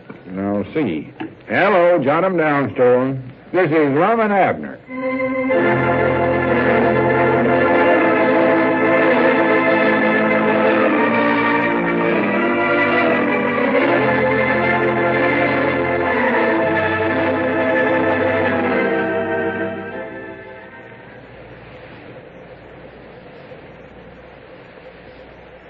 Now, let's see what's going on down in Pine Ridge. Well, yesterday, Lum and Abner learned that Squire Skimp's threat to open a competitive theater was not idle talk. He's rented the lodge hall for his theater and also the chairs which the old fellows had planned on using in their picture house. As we look into the little community today, we find Lum and Abner in their jot 'em down store and library trying to solve the seating problem. Listen. Well, we got to have seats of some kind, Abner. We can't expect folks to stand up and watch the show. Well, we can't afford to buy new ones neither, Lum. Them things runs into an awful lot of money. Oh, no, I don't know what to do. Me neither. I never slept a wink all last night worrying about it. Doggies, wait a minute, Lum. Maybe we could get them seats over at the schoolhouse, 'cause they don't run school at night. The scholars just take up books during the daytime. Yeah, but we'd have to be toting the chairs over to the picture show every night and then back to the schoolhouse every morning. Oh. No, that wouldn't do. I thought about getting some rocking chairs and putting them over there, but, folks get to rocking, they all wind up down the front row. Yeah, they Floor couldn't. slanting that way. No, they can't rock on that sliding floor. And I doubt if we could get enough rockers to go in there, too, Lum. That'd take an awful lot of them. Yeah, them desks, though, wouldn't do it all, Abner. They'd be too little. Too little? Why, sure. Well, maybe we could just let the children sit in them littlesons, put them up on the front row, you know. No, I don't believe that'd work nohow. Couldn't get children to come to a show if they had to sit down at school desks to see it. No. They'd feel like they'd got caught in a trap or something. Yeah, I reckon they do like to get as far away from them things as they can. Now, I'm feared that idea ain't going to help us none. Well, I don't know what we can do then. I thought that you'd done made a deal with Mose Moose to rent them chairs from the lodge hall. You said you did. Well, I did. I jumped Mose about that this morning, too, but he says Squire called a meeting of the trustees of the lodge yesterday and made him a proposition to rent the chairs and the lodge hall both. Oh? See, Squire's one of the high officers in the lodge, and they'll do might nigh anything he says. Well, you ought to have got Mose to put that in writing in when you made that deal with him, Lum. Yeah, I reckon I ought to. Never seemed necessary then, though, because Squire or nobody else was planning to open up another show then. No. You know, I wish now we'd thought about renting that lodge hall. That's going to make a dandy place for a show, and we wouldn't have had to remodel that warehouse like we're having to do, Lum. Wouldn't cost us nothing to open up there. I know it. I just never had no ideas they'd rent it, though. They never have let it out for anything like that before. No, they never. Or leastways, not that I recollect of, eh? He's going to keep us from opening up our picture show just by renting them chairs. He's got another thinker coming, though. He has, huh? I'm more determined than ever to make a success out of it now. All right, Doggy, that's the way I like to hear you talk, Lum. That's the spirit of the show. I believe we got the jump on Squire, too. Got to jump on him? Yeah. Huh? We got started before he did. Oh. I don't mean started jumping, neither. Well, I just wondered what you meant. I thought you meant we ought to jump on him. I'm in favor of that, Lum. Give him a whooping. I'll help you do it. Jump on him the first time he comes in here. I'll tell you what, Lum. You get him over here, and I'll get up over the door there, and when he comes in the front door, I'll jump right down straddle of his shoulder. I ain't talking about that kind of jumping, Abner. Well, what other kind is it to do? We got to jump on him. We got started before he did. Huh? We got the music all arranged for her. Oh, yeah, we got that, yeah. Grandpap is Spears and his player piano. We got the music, yeah. And we've got our moving picture machine all bought and some films to run in it. Cedric's learned how to operate the machine good now. He practices on it half the time. Yeah. Old Squire's going to find out he's bucking up against the wrong fellers, yeah. Ain't no doubt about that, especially when we jump on him. Yeah, I wouldn't be a bit surprised if he goes bankrupted in a couple of weeks. Oh, these staff may not be out of the hospital in that length of time we get done with him. I wish we could open up our picture show tomorrow, though, Lum. Well, I don't know. Don't see why we can't open by Thursday, anyway. Thursday? That is, if we can get some chairs by that time. Well, let's get some in, Lum. Well, where? Well, I don't know, but whatever we do, this get opened up before Squire Simp does, Lum. Well, don't worry, we will. Yeah, got to do it. Got to be. Yeah, there comes our piano player now. Huh? Our piano player, Grandpap. Oh, yeah, old Grandpap. Bless his heart. I love that feller as a friend. He is a true friend if ever I seen one. Yeah, we're lucky to get him. Oh, yes, we are. We sure are. Hope he's bought some new rolls of music for his piano, like I told him to. I do, too. Folks is going to get awful tired hearing them 2 rolls that he's got for it. That Steamboat Bill and Casey Jones ought to have some new ones, yeah. Well, howdy, Grandpap. Yeah, howdy. Come on in, Grandpap, old boy. Say, did you get some new music? How's that, Abner? Lum wants to know if you bought some new music rolls for the player piano yet. Oh, yep. Yeah, I did. I knowed you would. Ain't got 'em yet, but I ordered 'em. Well, good for you, Grandpap. What ones did you order? Oh, I forget just now. Huh? Say, fellas, there's something I want to talk to you about. I don't know exactly how to say it, hardly. Well, just go right ahead, Grandpap. We're your friends. You know that's your true friends, me and Lum. Yeah, well, did you know that Squire Skimp's putting in a picture show over in the lodge hall? Oh, yeah, we know that, Grandpap. Oh, you don't need to worry about breaking that news to us. We already know that too good and well. Yeah. Yeah, of course, now he's going to have music over there, you know. Oh, yeah, but we beat old Squire to it there. That player piano of yours is the only one in town. We've got him there. Yeah, that's right, ain't it? Why, sure it is. Of course, now, I understand he's done hired himself a piano player. He has? For goodness sakes, who'd he get anyways? Why, he got me. Got you? Now, don't be too hard on me, fellas. Try to see my side of this whole thing. Well, if that don't beat anything I ever heard of. I thought you was our friend, Grandpap. Well, I am your friend, Abner. It don't sound like it. Tell you, I hate to quit you fellers the worst way, especially since I'm quitting before I even get started. But a feller's got to look out for himself nowadays. I've got to get the best I can for my talents. Talents? Yeah. You call playing a player pioneer talents? Why, sure. And us fellers with talents ain't good business heads as a rule, and we're always getting underpaid. But Squire said he wouldn't take advantage of me that way. He'll pay me a fair wage. All right, doggies. I can't get over this, Grandpap. How much is Squire giving you, Grandpap? $6 a week. Just twice what you fellers offered. Did he know that you was aiming on furnishing the music for us? Yeah, he said that was the reason he was paying me such wages as that. That sounds like him, all right. Grandpap, supposing we raise them wages a little. Give you a little more than he's offering. Yeah, say $7. Oh, no, I couldn't do that, fellers. All right, $8, $10 then. No, Abner. $100. You mean that $100? Wait a minute here, Abner. Abner never meant that. Huh? Now, let's go back to $8. Yeah, back to 8.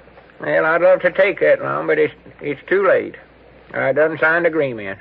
A contract to furnish music for Squire for 3 months. All right, doggies, Grandpappy Spears, you ought to be ashamed of yourself.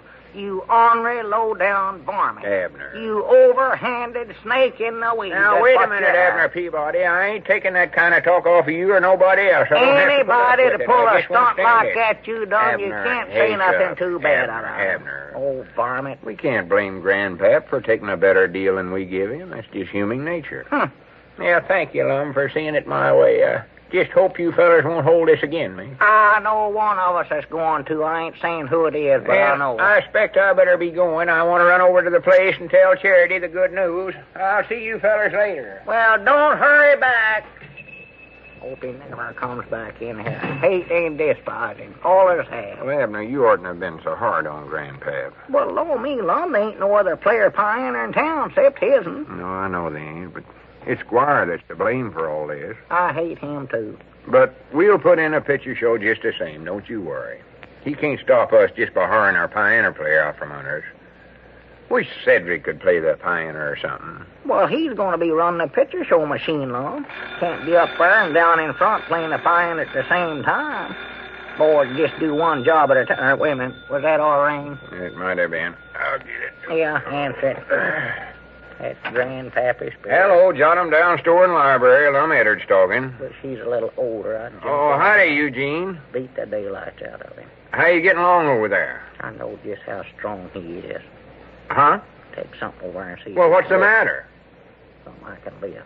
Oh, well, how much is Squire paying you? Get up over the door and jump on him. Well, we'll double that. Oh, done signed a contract, huh? Uh-oh. Well, now, Eugene, can't we talk this thing over, sort of finish our job for you? Oh, yeah. Looks like I'm going to have a lot of jumping. Uh-huh. Yeah. Sure, I see. All right, then, Eugene. Flying Abner, that call me. Yeah, goodbye. Granny, what folks won't do for a few dollars. Has Eugene Blevins quit us now and signed up with Squire Skimp, too? Yeah, him and all the other carpenters. Just what I figured. Dog is them's the only carpenters there is in town, too, Lum. Eugene Blevins and that bunch is everyone there is in town. Yeah, it just looks like there ain't no one thing that Squire won't do. Snake in the weeds. Granny, he ain't stopped us yet, though. We'll get that picture show of ours open if we have to finish filming it ourselves. Aye, doggies, that's a thing to do. Wait a minute. There comes Cedric. He'll help us. Oh, Cedric, he's a good man with a hammer, too, Lum. You tell him where to nail. He can nail good. Yeah, that's right. He can help us a whole lot. Well, the three of us get over there and get to working. We can get the thing open by Thursday anyway. Why, sure we can. We'll get some chairs or boards or something for him to sit on. Get Elizabeth over there. She can hammer it on to the places where it ought to be hammered on to.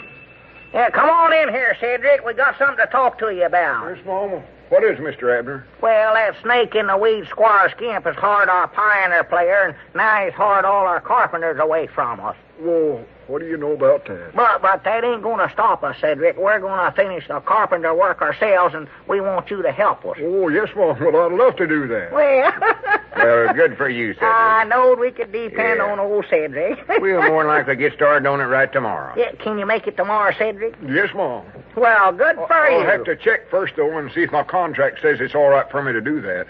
Your contract. Yes, Mama. I signed a contract to run Mr. Squire's picture machine for him. Huh? He sure pays good wages, too, don't he, that Mr. Squire? Boy.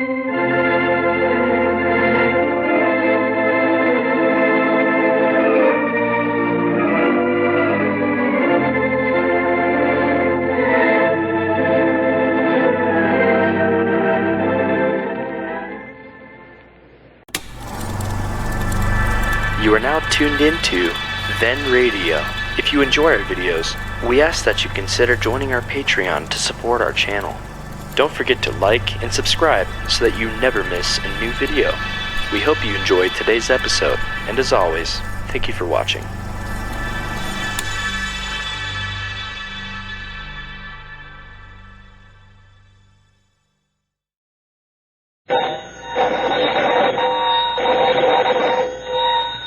Granny's, Abner. I believe that's our ring. I dog his Lum, I believe you're right.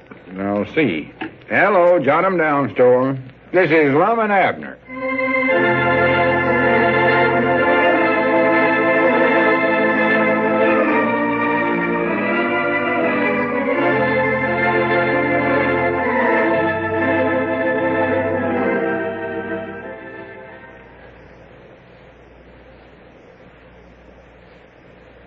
And now, let's see what's going on down at Pine Ridge. Well, things look a little gloomy for Pine Ridge's picture executives. Squire Skimp has hired their musician, their carpenters, and their motion picture operator for the theater he plans to open up in competition with the old fellows. With their help all gone, Lum and Abner have undertaken the job of finishing up the carpenter work themselves. As we look in on the little community today, we find Squire Skimp overtaking Grandpappy Spears just about in front of the Jot 'em Down store. Listen. Grandpap. Just a minute, Grandpap. I want to see you for a minute. Honey, Squire. Yes, how are you today, Grandpap? Oh, just fine. Say, Squire, I ordered some new rolls of music from a player piano. Yes, well, that's fine, Grandpap, but... I got a list of the ones I ordered. Just a minute. I'll read them over for you. Yeah. Quick as I find the list here. Well, never mind looking it up, Grandpap. Now, what I wanted to see I you can't about... find the pigeon-toed list now, but they're all good. Yes, bound to be. Yeah, they'll be good with just about any pictures you run in your picture show there. I know they will. Yes, but, Grandpap, I've been doing some thinking about you and your musical ability. Well, And I've reached the conclusion that I'm underpaying you. how's that again now, Squire? I say I'm afraid that I'm underpaying you. Well, I will admit it takes a heap of talents to play one of them player pianos and do it right. Oh, yes. Follow them little signs along the side of the roll and everything. Yes, that's the job, yes. But I'm willing to work for what you've offered me. Well, I know you are, Grandpap. I appreciate that. But on the other hand, I hate to see a man work for less than I know he's worth. Well, now, that's all right, Squire. It's satisfaction to me. No, tut now. Besides, I signed a contract with you, so there ain't much we can do about it. Well, no, in a way, that's true, Grandpap. That contract that you sign is standing in your way. In fact, that contract is holding you back. Well, yeah, I reckon it is. Oh, I yeah. never thought about it just that way before. No doubt about it. Of course, now, it still gives me twice what Lum and Abner was aiming on paying me. Well, yes, it might do that, Grandpap, but it still represents a stone around your neck, too. A blind alley, a ball and chain. Well, That contract will prevent you from winning fame and fortune, I'm afraid. well, I do know. Is it actual that much of a hindrance to me? Oh, yes, indeed it is. All right, Jiminy, I wish I'd never signed the pigeon-toed thing then. But I reckon there just ain't nothing I can do about it now. Well, no, in a way, there shouldn't be much you could do, but I'll tell you what I'm willing to do, Grandpap. In the interest of your future musical career, I'm willing to tear up that contract. Tear it up? Yes, tear it up. Would you sure enough do that, Squire? Why, yes, indeed. And to show you that I'm a man of my word, I'll do it right here now, right before your very eyes. I've got that contract right here in my pocket there someplace. Let's see. That's a letter from J.P. Morgan there. One from Roosevelt. Yes, here it is, right here. Now, just watch this right there. There it is. Jiminy, you're all right, Squire. Yes, sir. Well, there you You're are. all right. Right there now, Grandpap. That's mighty nice of you. You're a free man. You're no longer bound by any contract. Well, good for me. You're free to bargain now in any way that you please. Get what your talent is actually worth. Well, fine. All right. Go ahead, Squire. How much do you want to offer me? What was that, Grandpap? Now, don't make it too much, Squire. I don't want to get into them high brackets. Not right now with taxes what they are. No. Go ahead and make your offer. Well, Grandpap, I've been thinking this thing over. I've given a lot of thought to it. And I'm afraid that I couldn't afford to pay you what you're worth in my business, as small as it's going to be. No, I don't reckon so. Nobody could pay me what I'm worth, but go ahead. I'm willing to take a cut. Make an offer anyways. If it's too high, I'll tell you. Well, I'm afraid I'm just not in a position to offer you anything, Grandpap. Why don't you try Lum and Abner now? They need a piano player very badly. Well, wait a minute, Squire. I don't believe I'm following this. Well, you see, Grandpap, I find that all the music I'll need in my theater comes right along with the films that I buy now. That way, why, I won't need any piano music at all, you know. In just a second here, you mean you ain't hired me at all, no ways? Well, yes, in a way, it does sort of add up to that, yes. All right, Jiminy, let's go back to that contract, and I'll work for the $6 a week you offered, even if I am underpaid. Well, the only trouble is, Grandpap, you see, that contract, it doesn't exist anymore. You and I just tore it up, you know. Well, I'll be a monkey's pigeon-toed uncle. Well, how about $5 a week, then? Well, I'm sorry, Grandpap. I tell you, maybe we can get together on a deal sometime in the future. Yes, I'll see you later. All right, Jimmy, come back here, Squire. How about $4? How about $2? 75 cents? 50 cents? For the Hey, Squire. Grandpap, what are you doing standing out here hollering at the top of your voice that way? Howdy, Abner. Jiminy, I believe you're just the feller I want to see. Well, I don't want to see you. Now, go on now. Move along. I don't want you standing in front of our store. Now, wait a minute now. This is public properties out here. Not where your left foot's at, it ain't. We own the ground plumb out to there. Go on now. Move your left foot. Get it off on our property. Now, Abner, don't be so hard Go on. After all, me and you's been good friends for years and years. As far as I'm concerned, that friendship ended yesterday when you quit us and signed up with Squire Skimp. Go on. Well, that's what I wanted to talk to you about. I don't want to talk. I've been studying about that, and I've just about got myself to where I think I'll change my mind. Change your mind? Yes, sir. I just got to thinking that I wouldn't want to play the pioneer for that snake in the weed Squire Skimp, no matter how much money he wants to pay me. Doggies, now you're talking some sense, Grandpap.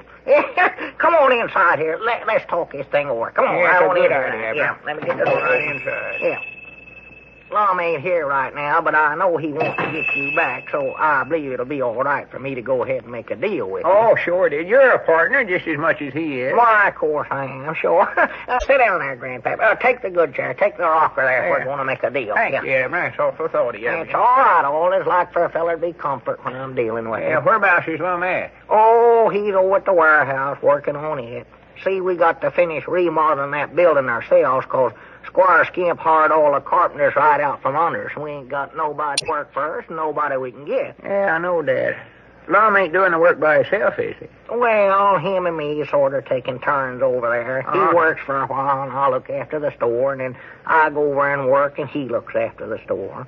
And Mousy Gray, he's helping in his spare time, and Dick Huddleston is helping us some. Everybody's pitching in on it. Well, now, about this pioneer playing deal, Abner. Well, here, though, wait a minute. Didn't you sign a contract with Squire Skimp? Well, now, let me tell you about that. You Abner. sign one with him, you can't play for us, Grandpap. Well, now, wait a minute. Let me tell you. All right, just this go ahead. morning, I said to Squire, I think you ought to pay me more money, Squire. And he says, well, Sir Grandpap, he says, I got to admit you're worth 4 or 5 times what I'm paying you. Did he say that? That's what he said. Them's his exact words. Well, he must have been just joshing you then. No, sir, that's what he said, and he's right, too. He is, huh? He says, I got to admit you're worth 5 or 6 times what I'm paying you. I thought you said 4 or 5 times before. Yeah, whichever it was. Yeah. But he says, I got your signature on that contract, so it just looks like you're stuck, Grandpap, he says. Yeah, that sounds just about like that, varmint. So I says to him, I says, Squire, I says, I'll show you what I think of that dad-blasted contract, and right then and there I picked up that pigeon-toed contract and I tore it clean up.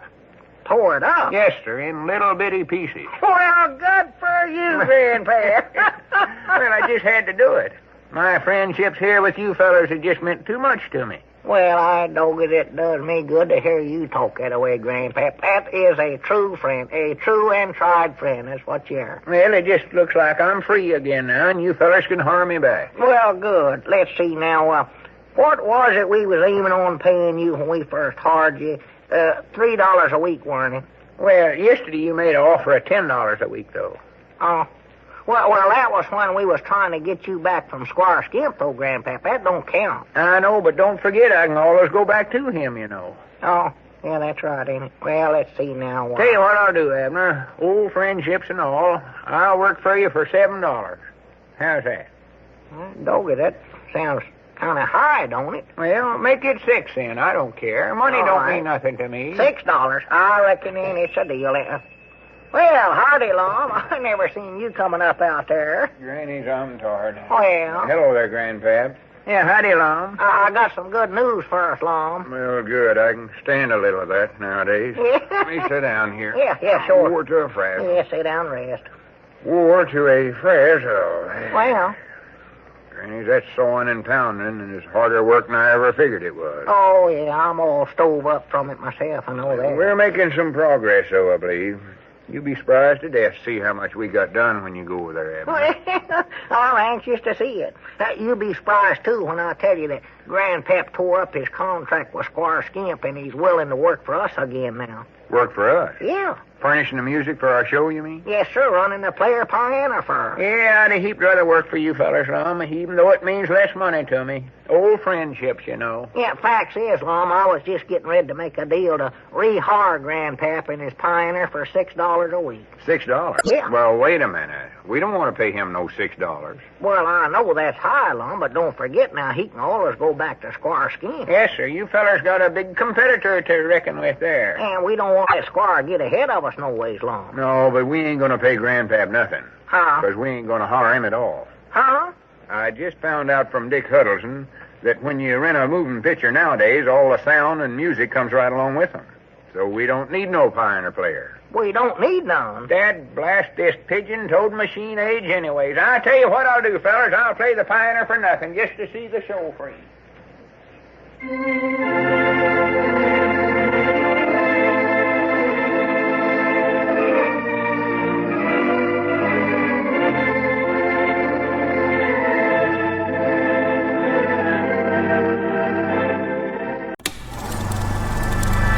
You are now tuned into Then Radio. If you enjoy our videos, we ask that you consider joining our Patreon to support our channel.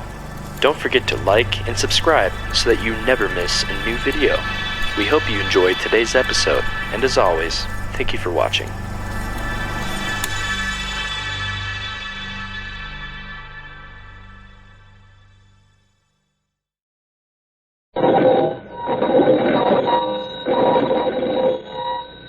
Granny's, Abner. I believe that's our ring. I dog it, Lum. I believe you're right. I'll see. Hello, jot 'em down, Store. This is Lum and Abner.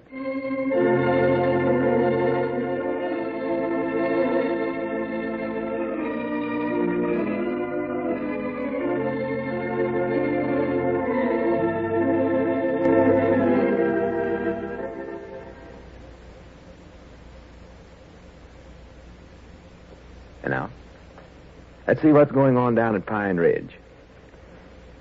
Well, with most of their help now working for Squire Skimp, Lum and Abner are hard at work trying to remodel a warehouse into a theater in time to hold their grand opening before Squire's Hippodrome opens its doors. As we look in on the little community today, we find Lum in the lobby of the theater. He's calling to Abner, who's evidently inside. Abner? Abner, come on down out of that projection booth and help me with this work here. Yeah, I'm coming, Lum. I'm coming. Swan to goodness, you'd think I was the only partner in this picture show the way I have to do all the work around here. Hurry up, Abner. Well, I'm coming, Lum. Just right in the middle of studying on that moving picture machine up there. Looks to me like all you've been doing today is fooling around with that machine. Well, Lum, I got to be able to run it before we can open up our picture show, ain't I? Well, what I can't understand is why you never learned more about that machine when you was in there at the county seat. Huh? Granny, you was in there might not a whole week.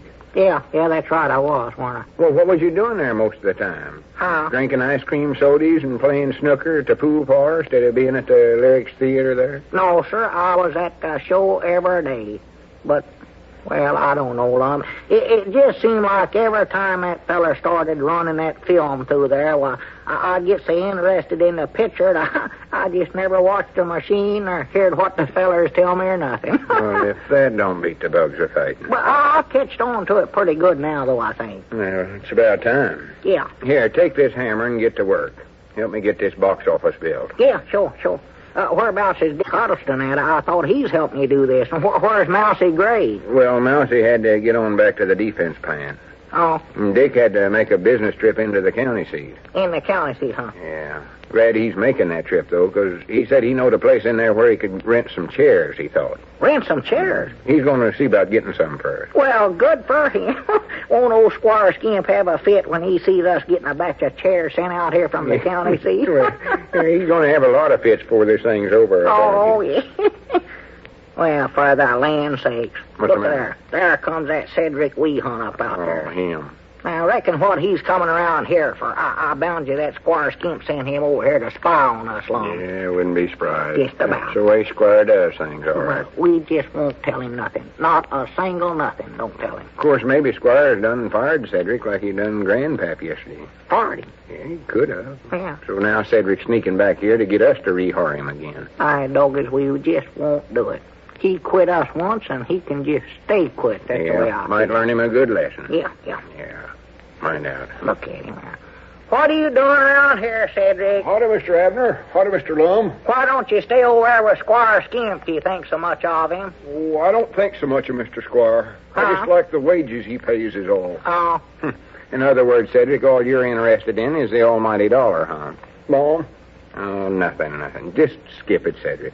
what's all that stack of papers you got stuffed in your pocket there, Cedric? Oh, that's just another job I picked up today. Job? Yes, Mom. Delivering some little old handbills. Pays pretty good, though. Well, law me, Cedric, how many jobs have you got anyway? I don't know. I ain't counted them yet. You'll be a millionaire or a thousandaire in this plant, too, ain't you? Yes, Mom. Would you fellas like to have me help you there with that carpenter stuff there? No, Cedric. We couldn't ask a big, busy executive feller like you to help us none. We couldn't pay you the kind of money Squire Skimp pays over there. I can't pay you no $100 an hour. That's about what you'd want. No, I don't care about that. I ain't worth that much no ways. Not quite, anyways. No, sir. I just like to do it to help you fellers out, so. Wait a minute now, Cedric. I believe I see through this whole thing. If you think you're going to get your job back running our picture show machine, you got another guess coming. Oh, I couldn't take that job back. I'm signed up on a contract to run Squire Skimp's machine. I can't quit him. Oh, well, what are you hanging around here for? Are you spying on us, Cedric? No, Mom, I don't think I am. Huh? I just happened to drop by and seen you here and thought I might help you some way or other. Well, you know, Abner, we could use another hand here. All the work we still got ahead of us here. Yeah, we need some help, all right, but... Oh, well, I don't care. Get a hammer there, Cedric, and pitch in. Wait a minute, though. What about them handbills you're supposed to be delivering? Oh, I can just set them out there on that post, and if anybody wants to take one, they just pick one up. Yeah, that's a good idea. I'll do that, Cedric. Yes, Mom. I don't reckon they're much importance no way. Oh, no. I never seen none that was.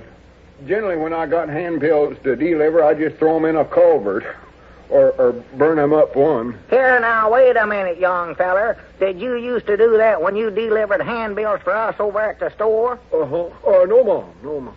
I never done that with yours, I don't think. Dog it, if I'd known that's what you was doing with them, I'd have taken you by the nape of the neck. All right. Let's cut out this arguing and get to work. Now, you fellas finish up building the box office there, and I'll take some measurements so I'll know what size windows to order for it. Yeah. All right, Cedric. Come on. Yes, Mom. You want me to use this hammer here? Huh? Yeah, I'll take this. You're going to have to work awful fast if we ever expect to have our opening Wednesday night. Wednesday night? Wait a minute, Cedric. Look the way you're handling that hammer there. Yeah, Cedric, you ain't tacking up a screen door. Pound it hard. Come on. Looky there, Abner, the way he holds that hammer. Yeah, you can pound harder than that, Cedric. Hit it hard. For the land's sake. Got for your thumb now. I never seen a boy handle a hammer like that. Well, hit the nail, Cedric. The nail, for goodness sake. He'll never make a carpenter's Lum, I'll tell you that. Look, right Cedric, there. let me show you. Yeah, show him, Lum. That's the way. Now, here, you take it. Hit it hard. Haul off and hit it your level best. That's a little better, Cedric. Nice one, too. Well, you're getting that nail crooked there, Cedric. Straighten it up. Now, that's the way. Now, pound it. That's a boy. Grannies have to show him how to do everything. Yeah. Yes, sir. When did you say we was going to open the picture show, Lum? Wednesday. Wednesday? Yeah. I guess I forgot to mention that to you. Well, here, now, you never told me nothing about that. Just a minute here. Why, I did too, didn't I? No, I know. I held a short meeting once this morning. We decided on that. Well, good for us. I'm always glad to find out what we've been doing anyway. See, I was afraid that if we waited any longer than that, why, Squire would be ready to have his grand opening, and if he gets ahead of us on that, why, then we'd be lost. Yeah, you're right about that. Well, but can we get ready by then, Lum? Well, I don't know. We got to do it where we can or not. That's all we are to it. Well, we'll just have to work night and day then. Uh-oh. Now we did it. Now we did what? Cedric, don't you get it, Lum? Cedric? Yeah, you oughtn't have told him about us having our grand opening on WENSDAY night. He'll run right back and blab it all to Squire Skin. That's right, ain't it? I forgot about that. Why, sure. Mr. Abner, I don't believe you spelled Wednesday right there. Uh-oh, he knows about it already. Dad blame it anyway. Listen, Cedric, you're a good friend of ours, ain't you? And we've did a lot of favors for you. Set up with you when you's ailing and lent you money when you's needing it and all that, haven't we? Yes, Mom, I reckon so. And we give you your first haircut, too. Recollect, your pa come over here and he's going to whip both of us. Yes, Mom. Excuse me a minute, Mr. Abner. There goes Tom Foster. Hey, Mr. Tom, take one of them handbills there if you want them. Take several of them and give them to your friends. Huh. All right, go ahead now. What was you fellers saying now? Well, Cedric, if you went back and told Squire when we was having our opening, why, he'd more than likely fix it to where he'd open up the day before, and then that'd plumb ruin us. Yes, Mom. So you won't tell him nothing about Wednesday night, will you, Cedric? No, Mom, I promise I won't tell him. Cross my heart, I won't. Well, good. Don't even bring up the subject. No, Mom. That's a good boy, Cedric. Wait a minute. Hey, Ulysses, take a batch of them handbills there with you. Yeah, them's the one. Take a batch of them with you. Well, what are you so interested in getting them handbills? Just helping Cedric. He's helping us here, Lum. That's right. I'd like to help him get them delivered. Now, recollect, Cedric, we're putting a lot of dependence on you to keep this from Squire. Yes, Mom, I ain't going to tell him. Well, good. Well, come on, let's all get back to work now. Yeah. Wednesday night ain't very far away, you know. Oh, no. Come on, Cedric. Let's get started. Come on, don't stay. Well, I don't believe I can work no longer now, because I have to get home for supper. Supper? Law me, is it that time already? Well, for goodness sakes. Look at that. Huh? My watch says 6:30. Well, wonder what time it is. I don't know. Must be close to that, though. Yeah. I had no idea it was that late. Well, we better be getting some supper. Well, listen, Cedric, if you have any spare time tomorrow, why, you come back over here and give us a hand. We've got to hurry up and finish it. Yes, Mom, I will. Well, good night, Mr. Abner. Good night, Mr. Lum. Good night, Cedric. Yeah, good night, Cedric. Much obliged. Thanks for helping us.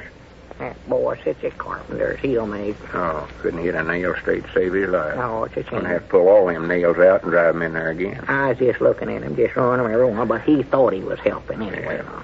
Yeah.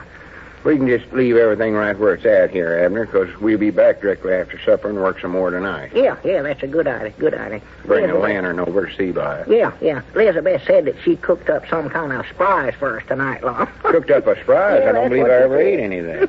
Well, this is a special dish of some kind. I'm just hoping it's apple pie. I love apple pie. Oh, yeah. Just love it. That's my favorite item. Cedric forgot his handbills. Oh, yeah, he did. Well, here, I'll take a batch of them and give them to Mary, and she can give them out to her friends and help him. What are they for, anyway? Oh, I don't know. See here, it says... Oh, my goodness. What's the matter? Listen to this, Lum. Announcing the grand premiere of Pine Ridge's new Deluxe Theater, Skimp's Hippodrome, 8 p.m. Tuesday night. Tuesday? Oh, my goodness, Abner, we're... You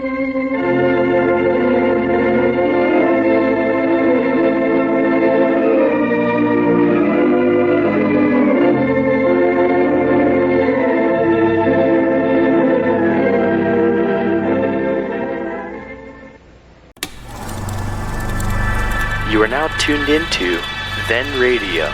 If you enjoy our videos, we ask that you consider joining our Patreon to support our channel. Don't forget to like and subscribe so that you never miss a new video. We hope you enjoyed today's episode, and as always, thank you for watching.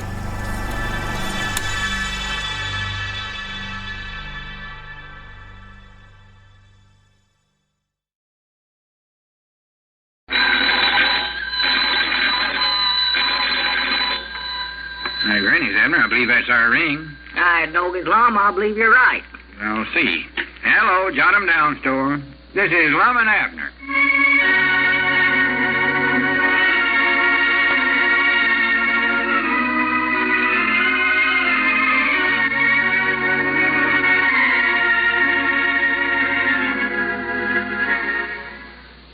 And now, let's see what's going on down in Pine Ridge. Well, Lum and Abner's motion picture theater is very near completion now, but it looks as though Squire Skimp will be the first one to open. Yesterday, after the old fellows announced their grand premiere for Wednesday night, Squire came out with some handbills announcing that his hippodrome would open Friday night. As we look at our little community today, we find Mousy Gray in the lobby of the theater as Lum approaches. Listen. Yeah, hello, Mousy. How's everything coming? Oh, well, hello, Lum. Whereabouts is Abner at? I got some good news for us, I believe. Oh, well, he's upstairs. Wait, what are you reading there? Is that one of Squire's handbills? Oh, this. Yes, sir. It tells all about the grand opening of Mr. Skimp's new Hippodrome Theater. It sure sounds like a good show he's got there, don't it? Mousy, don't say that. Don't never say that. Oh, did I say the wrong thing, Lum? Just throw the handbill away and let's get to work. Yes. I thought I burned all them dadgum advertisements of his enough. Gee, according to this, the Squire's going to have his grand opening the day before you have yours. You advertise yours for Wednesday, Lum, and it says here that his is Tuesday night. I know that, Mousy, and I'd rather not hear no more about it. No, sir. Snake in the weeds. He just waited till he found out we was going to have our opening premiere on Wednesday night, and then he set his up for Tuesday. Yes, sir. I never in the world figured he could get ready by then, but Mousy, I told you to stop reading that thing. Oh, yes, sir. It does sound interesting, though. Now, just look tear it up and throw it away. Oh. Whereabouts did you say Abner was at? Why, he's upstairs in the projection booth. He said he had to run that picture that you rented for your opening over. Oh, swan to goodness. Is he running that thing again? That's what he said. Abner, come down here and get to work. That's about all he's done the last couple of days. Yes, sir. Wish he'd never learned how to operate that machine now. Abner, I told you to come down here in the lobby. Yeah, I'll be down 2 minutes. Down here, that's crazy, Abner. Sat up there and seen that picture clean through 5 times. 5 times? At least that. Well, He's just going to ruin his eyes. That's what he's going to do. Yes, I don't see how he can stand it. oh, gee, I don't either. I know about the 3rd or 4th time I seen when I first run it, I got sick and tired of it, and then I kept looking at it. What'd you say, Lum? Oh, nothing. Oh, well, is your picture a good one, Lum, at Vulture's Revenge? Yes, pretty good. I'm beginning to like it, sort of. The feller that sold it to me said it was going to be one of the big pictures of this year. Oh, gee. That's good. It's what they call a western. Western? Lots of shooting and fighting in it. Yes, sir. Got a great star, too. Llewellyn Belknap. Well, who, Lum? Llewellyn Belknap. Oh. The feller that sold it to me said this Belknap would be the sensation of the film world in about 6 months. Oh, yes, I never have heard of him. Well, you will, though. Yes, sir. He plays the part of Texas Jim in our show. Texas Jim? Can he fight? You ought to see the whipping he gives the Vulture. The Vulture's a villain, and he steals cattle, you see. Yeah, watch out there, Texas Jim. Look out there. He's hiding in the bushes. Watch out for him. Watch him, man. For goodness sake. What was that, Lum? Oh, every time Abner gets to that one place in the picture, he sticks his head out of the booth and hollers at Texas Jim. Oh. Tells him where the Vulture's hiding to jump on him. Oh, I see. Abner, come down out of there. I'm coming up there and whop you right on top of the head with something. All right. I'll be down directly. Well, you'd think I had a 4-year-old young'un for a partner instead of a growed-up adult of a man. Yes, sir. Well, what is it that you want me to do next, Lum? I believe I've got everything done on the box office that you told me to do. Well, there ain't nothing more to do on that till we get them windows ordered first. Get the windows. Yeah, I believe the next thing we ought to get done is... Well, there comes Abner. Final tore himself away from there. Yeah, all right. Stick 'em up there. Reach for the sky. Texas Jim's here, and he means business, see? Oh, for goodness sake, sir. You ornery coyote. Thought you'd steal them cows and lay it off on to me, did you, Mr. Vulture? Thought you'd turn Mary Jane again, me, and win her love, huh? Abner, I'll be dadgum if I don't believe you've lost your reasoning. Texas Jim always gives a man a chance. Go for your guns, partner. Abner, shut that out. Mousy ain't saw the picture yet. I know, sir. You'll think you're raving mad crazy. Yes, sir. Oh, doggy, that's right. He ain't saw it. Come on in, Mousy. I'll run it off for you. No, you ain't gonna do no such a thing. And don't let me catch you running it again till our opening night, neither. Well, Lum, I just wanted to see if that there Texas Jim catches up with the Vulture and them other rustlers. You know good and well he catches them. Well, he has so far, all right, but it's been mighty close there a time or two, Lum. Yes, sir. So that you just ought to see it, Mousy. It's the best picture I ever seen in my life. Well, he's only saw about 3 in his whole life, so that don't mean nothing. I saw this in 5 or 6 times. Well, that's 8. All right, that's 8. That's more than 3. But this picture here, Mousy, it's about a girl from a city, and her uncle died out in Texas. Arizona. Yeah, Arizona. And her uncle died. It was her grandpa. Oh, well, somebody died and left her this ranch. And she come out there to run it, and... Ranch, not range. Range. That's what I said, Lum. Go ahead, go. Yeah.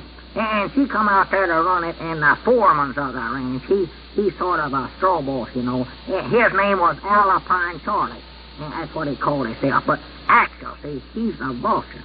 That is the varmint right there. I tell you, Mousy, if you ever run into that feller, don't have no dealings with him. He's a crook. I believe he's a crook. Abner, don't tell Mousy the whole story. There won't be no sense for him to see it if he knows how it comes out. Oh, well, he want to see this, old one. See, Mousy, the Vulture was stealing cattle from this girl, and he was trying to make her think that somebody else was doing it.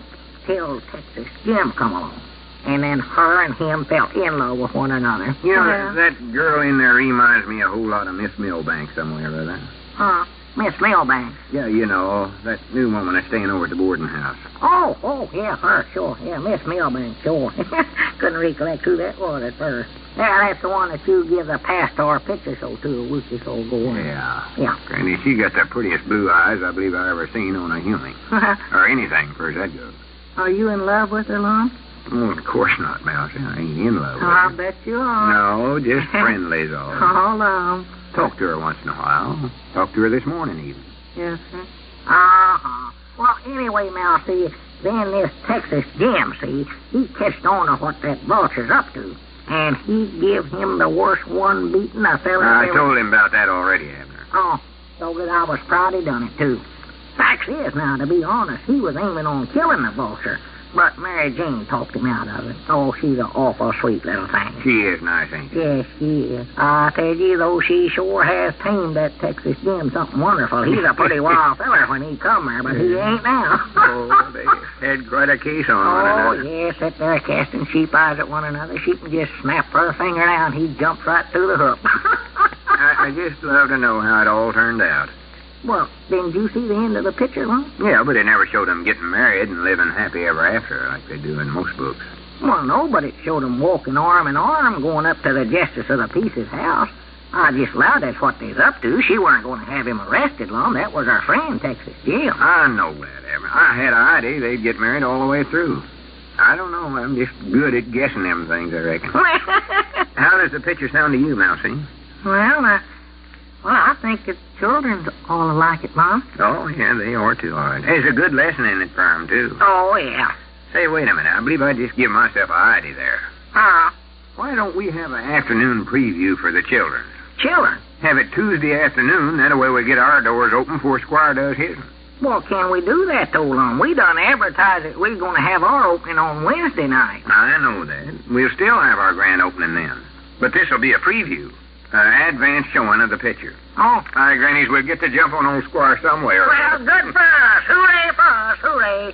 And here's something else, too. Long as Squire's cutting his prices down below ours, why, we just go him one better and let all the youngins in free for nothing at this preview. Let him in free? Doggies, we'll have every youngin for miles around coming to our show, Lum.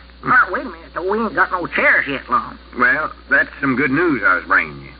Dick Huddleston made a deal with some feller at the county seat yesterday and rented us a big batch of chairs for 3 months. 3 months? And they'll be here Monday. Monday? Why, doggies, we're all set. Won't old Squire squirm when he hears about this? I wish you could keep him from hearing about it, though. Because he'll more likely try to pull some underhanded trick. Yeah, he'll do it. Yeah, we got to advertise it, though, or we won't get no crowd. Yeah. Wait a minute, I know, Lum. Let's advertise this preview for next Thursday instead of Tuesday. Then we'll have it on Tuesday. That'll fool old Squire. Yeah, but it'll fool everybody else, too. Oh, yeah. Nobody won't come. Well, say, I believe I've got a better idea. Say, why don't you fellas hold this preview Tuesday evening instead of the afternoon? Have it at the same time that Squire's having his grand opening. That'll take a lot of business away from him. Yeah, it does sort of sound like a good idea, Mousy, I believe. Well, I'd rather we wouldn't do that, though, Lum, 'cause, well, Tuesday night's a pretty bad night for me, I'm fearing. What's the matter with Tuesday night? Well, nothing except, well, I was just sort of aiming on carrying Elizabeth over to Squire's picture show that night. Over to Squire's? Yeah, I read them handbills of his, Lum, and if that show's half as good as he claims it is, I don't want to miss that. Well, for goodness sakes, Abner, that ain't going to look right. Why not? Well, see, I sort of promised Miss Milbank I'd take her over there. Huh? And it just ain't going to look right for me and you both to be going to our competitor's grand opening.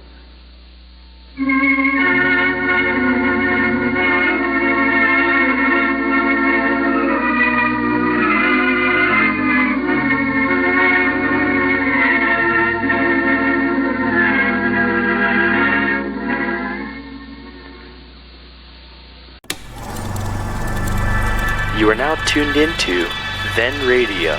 If you enjoy our videos, we ask that you consider joining our Patreon to support our channel. Don't forget to like and subscribe so that you never miss a new video. We hope you enjoyed today's episode, and as always, thank you for watching.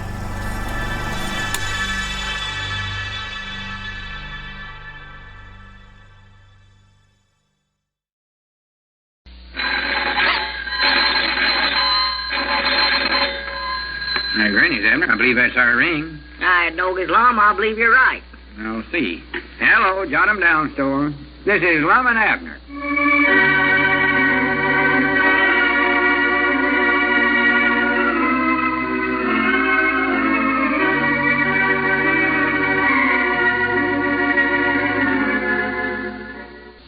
Now, let's see what's going on down at Pine Ridge. Well, the theater war in Pine Ridge goes on unabated. After Lum and Abner announced their grand opening for Wednesday night, Squire Skimp advertised the opening of his hippodrome for Tuesday night. Now Lum and Abner have gone him one better by announcing a preview or advance showing for Tuesday afternoon.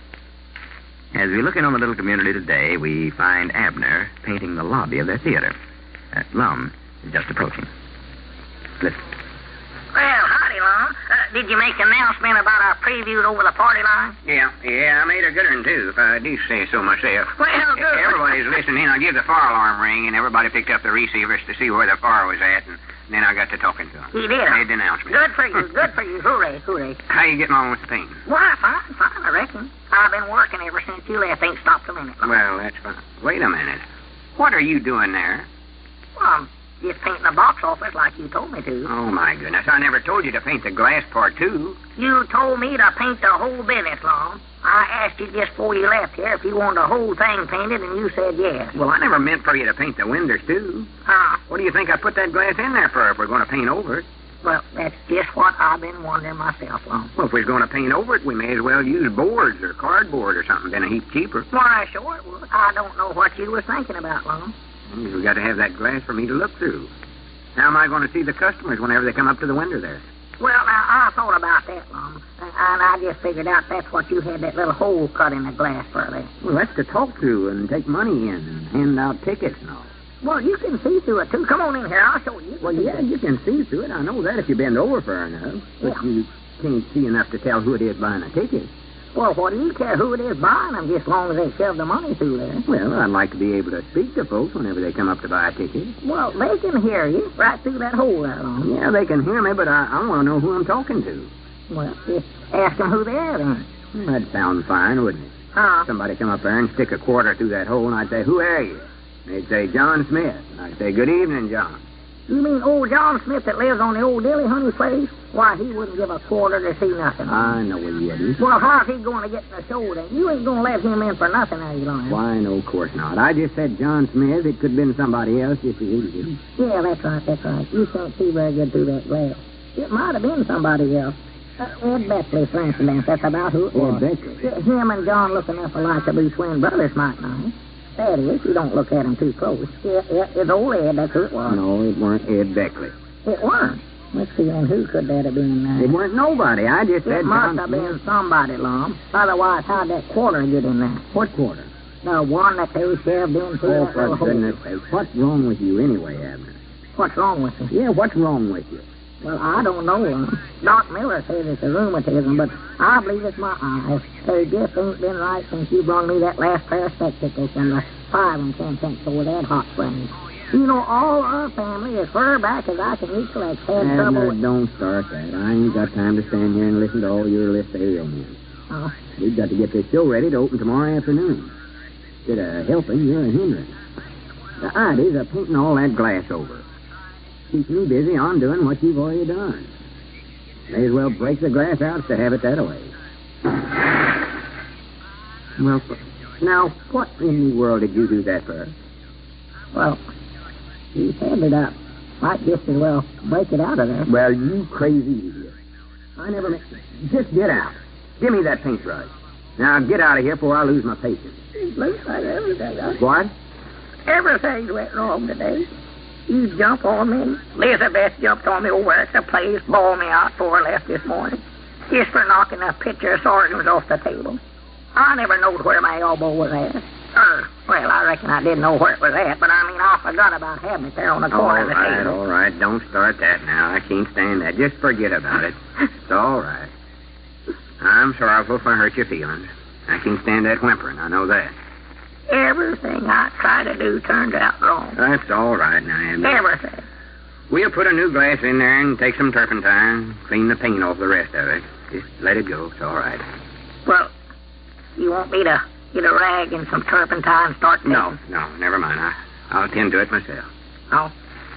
Well, what do you want me to be doing, Lum? Well, the first thing I'd do if I was you, I'd quit leaning again that wet paint there. Oh, my goodness. Oh, look at that. Look at that. Now, Elizabeth, we'll sew a transom sure enough. Clean pair of overalls. Look, Abner, just sit down over there for a few minutes. Sort of calm yourself down. You're getting all nervous and jumpy. I hate and despise me. That's what I do. Maybe you ought to just go on home. Wait a minute. There comes Cedric. Cedric. Oh, Lum, don't tell him how come that glass broke out of there. No, I won't say nothing. I don't want to be a laughing stock. No, both of us better be careful what we say. Cedric's still working for Squire, you know. Yeah, I'll be careful.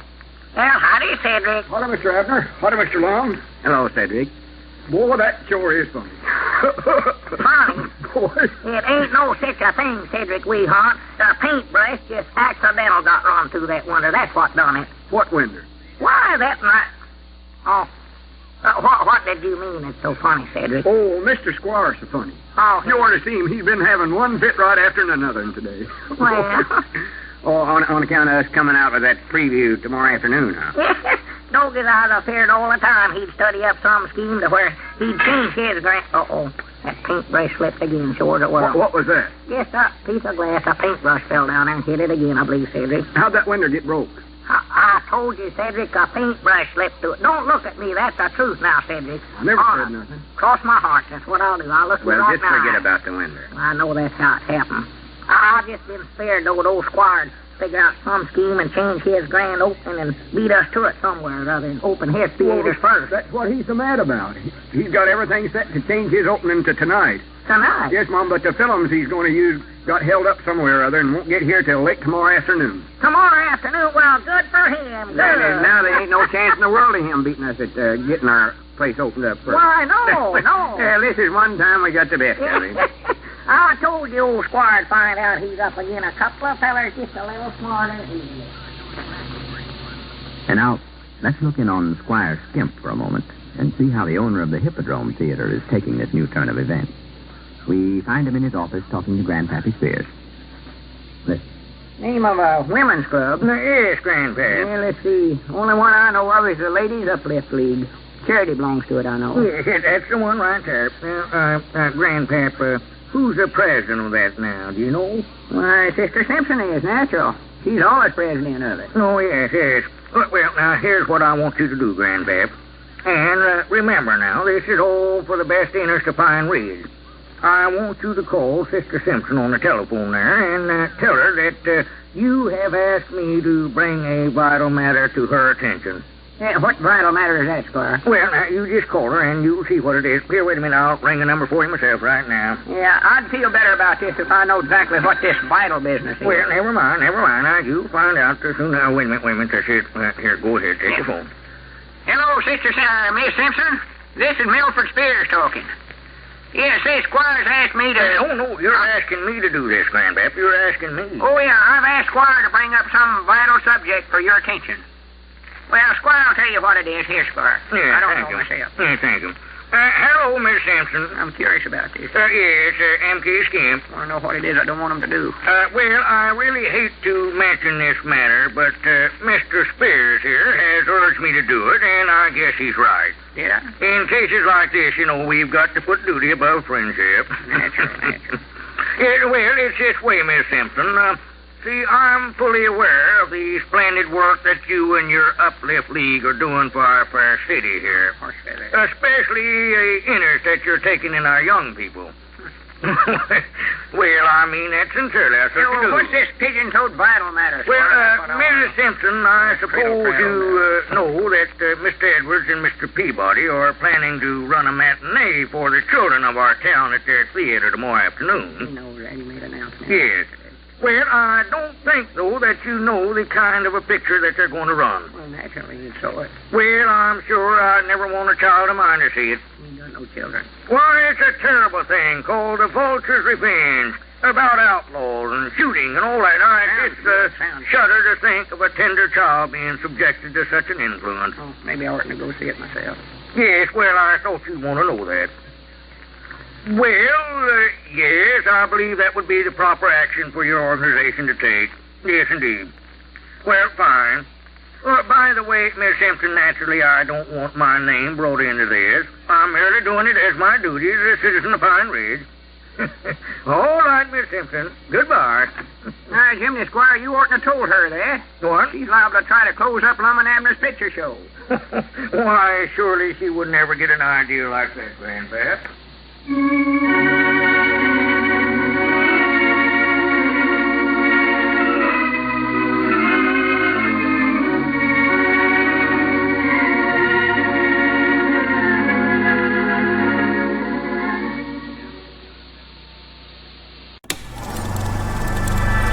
are now tuned into Then Radio.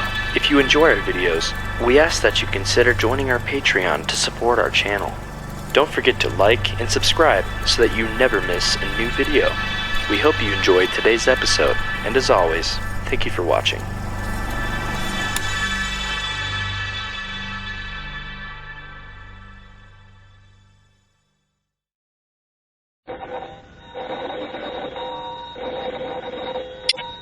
Granny's, Abner. I believe that's our ring. Dog is Lum. I believe you're right. I'll see. Hello, jot 'em down, store. This is Lum and Abner.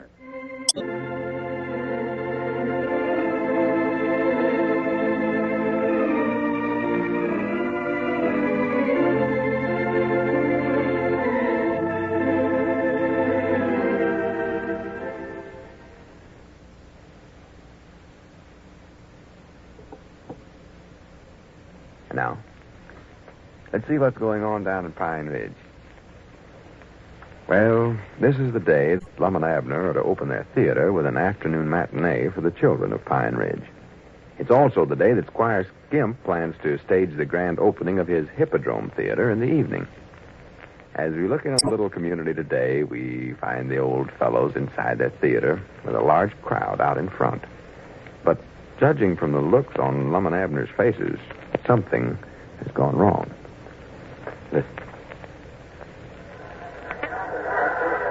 Doggy, just look at that crowd of young'uns out there, Lum. Yeah. I never knowed there's that many in Pine Ridge. Yeah, it's too bad we can't let 'em in to see the show. Well, why don't we just let 'em in anyway? Well, we can't do that, Abner. We'd get in bad sure enough then. Well, Lum, we got to do something. They're all standing out there waiting. I'll bound you there's 200 children out there. I don't know where they all come from. I don't either. They've been standing there for 4 hours. Yeah, I know it. Hell, I reckon I may as well go out there and tell them the show's called off so we can get this thing straightened out. Why, sure, they'll be breaking down the door if the first thing you know there. Well, better open it up, and I'll get up on this chair and try to explain it to them. Dad, blame that Sister Simpson anyway. I hate that woman to pieces. Her and her fancy Uplift lead. Well, go ahead and open the door. You ready? Yeah, open. All right. Just a minute, please. Quiet, everybody. Let's have it quiet. Lom's going to make a speech. Ladies and gentlemen and children, I'm scared. I've got an announcement that I hate to make, but it just looks like there ain't no way out of it. We advertised a free matinee for you children this afternoon, and we aimed on doing it. I hate to disappoint you, but the Ladies Uplift League of Pine Ridge come over here in a body a while ago and told me and Mr. Peabody that they wouldn't allow us to show the picture at all. Can't even show it in Pine Ridge. Now, we've saw the picture ourselves and can't see no reason why they could object to us showing it, but they do. It's an awful good picture, too. It's about a girl from a city, and her uncle died out in Arizona and left her a ranch. Yeah, but they don't want to know about the picture. Well, I just thought beans ain't going to get to see it. I could tell them about it. Well, quit interrupting me. Oh. Now, folks, I can't tell you when we'll be opened up. We was aiming on having our grand premiere opening tomorrow night, but I don't know now whether they allow us to have that or not. Might have to wait till we get a different picture to run. But to make up for this disappointment, the first night we're open for business, we'll let you all in free. We'll let you know when we can have our grand opening. Much obliged for coming out today, and we're sure sorry about it. Close the door, Abner. Yeah. I never hate to do anything so bad in my life. Why, you could just see them young'uns' faces drop clean down to their stockings. Poor little varmint. Oh, I could see their eyes puddling up. Yeah, I could have might now puddled up and cried myself over it. Like giving them something and then taking it away from them. Yeah. Feel downright ashamed of myself over it. Well, I do, too, but, of course, it weren't our fault, Lum. No. I hope that dadgummed Uplift League's satisfied now. Well, what all did they say anyway, Lum? Wished I'd have been here when they come. Well, directly after you went home to eat this noon, the door opened and in marched Sister Simpson, followed by the Widder Abernathy and Mose Moots Woman and Elvira Seastrunk. They handed me a rolled-up piece of paper, throwed their heads in the air, and marched out. Well, I do know. Never said nothing, huh? No, not a word. They had it all wrote out. Here, let me read you what the note said. I got it here somewhere. I bound you that's the first time Sister Simpson ever went anywhere and never jabbered her head off. There it is. Yeah. It says, we, the members of the Ladies Uplift League of Pine Ridge, do hereby resolve that the picture known as the Vulture's Revenge is not a suitable picture for the young folks of our community to see, look at, or gaze upon. Thank you for that. We therefore demand that Mr. Edwards and Mr. Peabody refrain from showing said picture in their theater. Signed. And then all the members have signed their names to it. Well, I do know such women. Might not every woman in town, including your woman, Elizabeth. Well, Elizabeth? Yes, sir, right there. Elizabeth Peabody. Read it Let me see that. Let me see it. I doggy, that's her handwriting, all right. Well, she never knowed what she's signing on. I tell you, that woman will sign anything that anybody brings to our door. Just loves to sign stuff. Ever since she learned how to write her name, she loves to write it. Well, she ought to start reading things before she signs. I know it. Had to have the whole dining room and kitchen paper. She started writing on the wall over where Crayola is, just writing her name. Loves to do it. Pity sakes. Well, I'll have a little talk with her. Maybe. I think about it. Of course, now, Lum, I don't see yet how they can keep us from showing that picture where mine's to do it. Well, I don't think they can, legal. But well, now, let's not let a batch of women folks run our business here, Lum. Now, we're on that theater, and we can run it to suit ourselves. Well, Abner, we can't afford to get the whole town down on us right at the start before we even get opened up. We can't, huh? Why, no. Might not every woman in town belongs to that Uplift League. They might set a boycott on us.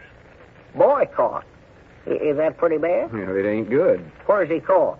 Boycott. Huh? What it means is that they might make another resolve at their meeting not to let their families come neither. So they'd stop our picture show forever. Well, if they ain't going to let us show no pictures, Lum, why, they couldn't come to the show no way. And what I still can't understand is how they could object to a picture they never even saw before. No telling, no telling. I don't know whatever give them the idea that this was a picture young'uns oughtn't to see. I don't know. I never seen nothing out of the way about it. And I ought to know. I saw it 6 times already. Ain't nothing in there that no young'un oughtn't to see. I'll tell them that right now. If they'd ever see it, they could see for themselves that there's a good lesson. And everything. No, I don't mean that. I mean, it shows that crookedness don't pay. You got to be honest and upright in all your dealings. Oh, yeah, that's right. Yeah, it does that. I'll say it does that. Doggers, we just ought to bring all them women inside and make them look at the picture for themselves. That's what we ought to do. Wait a minute. That ain't a bad idea, Abner. Why didn't we think about that before? Well, I did. I just now thought of it. I mean, why didn't we think of it while the Uplift League was down here? Oh, well, I weren't here then long, so I couldn't have thought of it. Oh, well, it more than likely wouldn't have worked no ways. Wouldn't? No, they'd be too stubborn-headed, I'm feared. Yes, Sister Simpson's stubborn. Stubborn as a stump on fire, that woman is. Yeah, they wouldn't change their minds after they come out and declared themselves this way. No, more than likely. And here's something else, Lum. If they're going to object to this picture we got, this Vulture's revenge, why, they'll more than likely object to anyone we bring out here to show. Yeah, I know it. I'm getting disgusted with the whole thing. We may as well just close up our show for good right now. Well, I sort of hate to do that, Lum, after us spending all the money we have. Yeah, me too, but it just looks like everything in the world has happened to keep us from opening up. Yeah. First it was Squire Skimp. Now it's a ladies' uplift league. Well, Abner, it just looks like every time we go into anything outside of the store business, everything goes wrong. Yeah, it does. You just stop and think about it. The only money we ever made was right there in the Jot 'em Down store. Yeah, that's where we've done the best, right there. Every time we go to drilling for oil or digging for gold or any of these other big ideas you get in your head, why, we lose money. Yeah, that's the truth. That's the truth. Maybe we'll just stick to the store and never get into nothing else. Well, now, Lum, I've said time and time again that right there is where we've made our money. Wait a minute, there comes Grandpappy Spear. Oh, yeah, Grandpap. He don't know how lucky he is that he got out all this show business. Open the door for him. Yeah. He never lost no money in it like we're doing, neither. Yeah, howdy. Yeah, howdy, Grandpap. Come on in. I thought you fellers would be over here. I seen the door was closed up. Yeah. Well, it looks like our picture show's closed up, too. Yeah, I'm sorry to hear about that, fellers. It's a shame. Worse than that. I told him that that's just about what had happened, though. You told who this had happened? Squire Skimp. Squire? I told him Sister Simpson and them women would more than likely... Squire Skimp? Wait a minute, Grandpap. You mean Squire knowed about us getting closed up before it ever happened? Well, no, but yesterday he asked me who was president of the Ladies' Uplift League, and then he had me call Sister Simpson up on the telephone and tell her that I wanted Squire to talk to her about a vital matter. That you wanted him to talk to her? Yeah. It weren't my idea, though. Fact is, I never even knowed what the vital matter was till after Squire got done talking to her and telling her what a terrible picture you fellers is aiming on running. Did he tell her that? Oh, yeah, he give her an awful line there about how it'd ruin our young'uns' future lives and all that junk. Why, that snake in me weed. Grannies, I might have knowed Squire was at the bottom of this. Grandpap, why didn't you come over here and tell us about this yesterday? Oh, I don't know. I never thought no more about it. Yeah, I told him, though. I said that pigeon-toed Uplift League might just close you fellers' show up tighter than a drum. But he didn't think so. He just sat there and laughed. That ornery varmint. That overhanded critter. That's what I think he's going to have his grand opening premiere tonight. Ain't a thing we can do about it. Why, no. Just have to sit here and suffer. Dogged I might, and I wish that theater of his would burn down. That's what I wish. Well, Squire ain't having his premiere tonight, though. He ain't? Well, this is Tuesday night, ain't it? Yeah, but you know he's having trouble getting his films here. Yeah. They promised he'd get them late this afternoon, and now they tell him he can't get them for tomorrow afternoon. Late. Well, I do know. You hear that, Lum? Oh, say I heard it. Come on, let's get on over to the store. We got some phone calls to make. Phone calls? Yeah, I'm going to have a little talk with the Ladies' Uplift League. I believe I can straighten a couple of things out there. And you're going to make a public announcement. I am? Yes, sir. Well, what about? About the big free matinee show we're putting on tomorrow afternoon. Aye, Grannies, we're going to beat old Squire after all.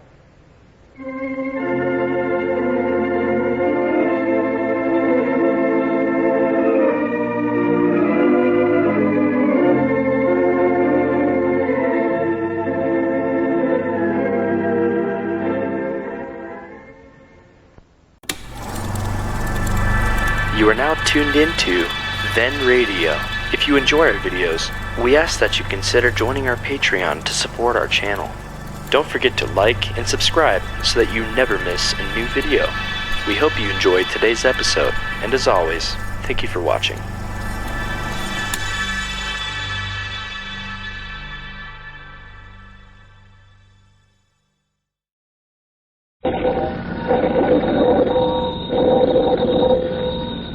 Granny's, Abner. I believe that's our ring. Dog is Lum, I believe you're right. I'll see. Hello, jot 'em down, Store. This is Lum and Abner.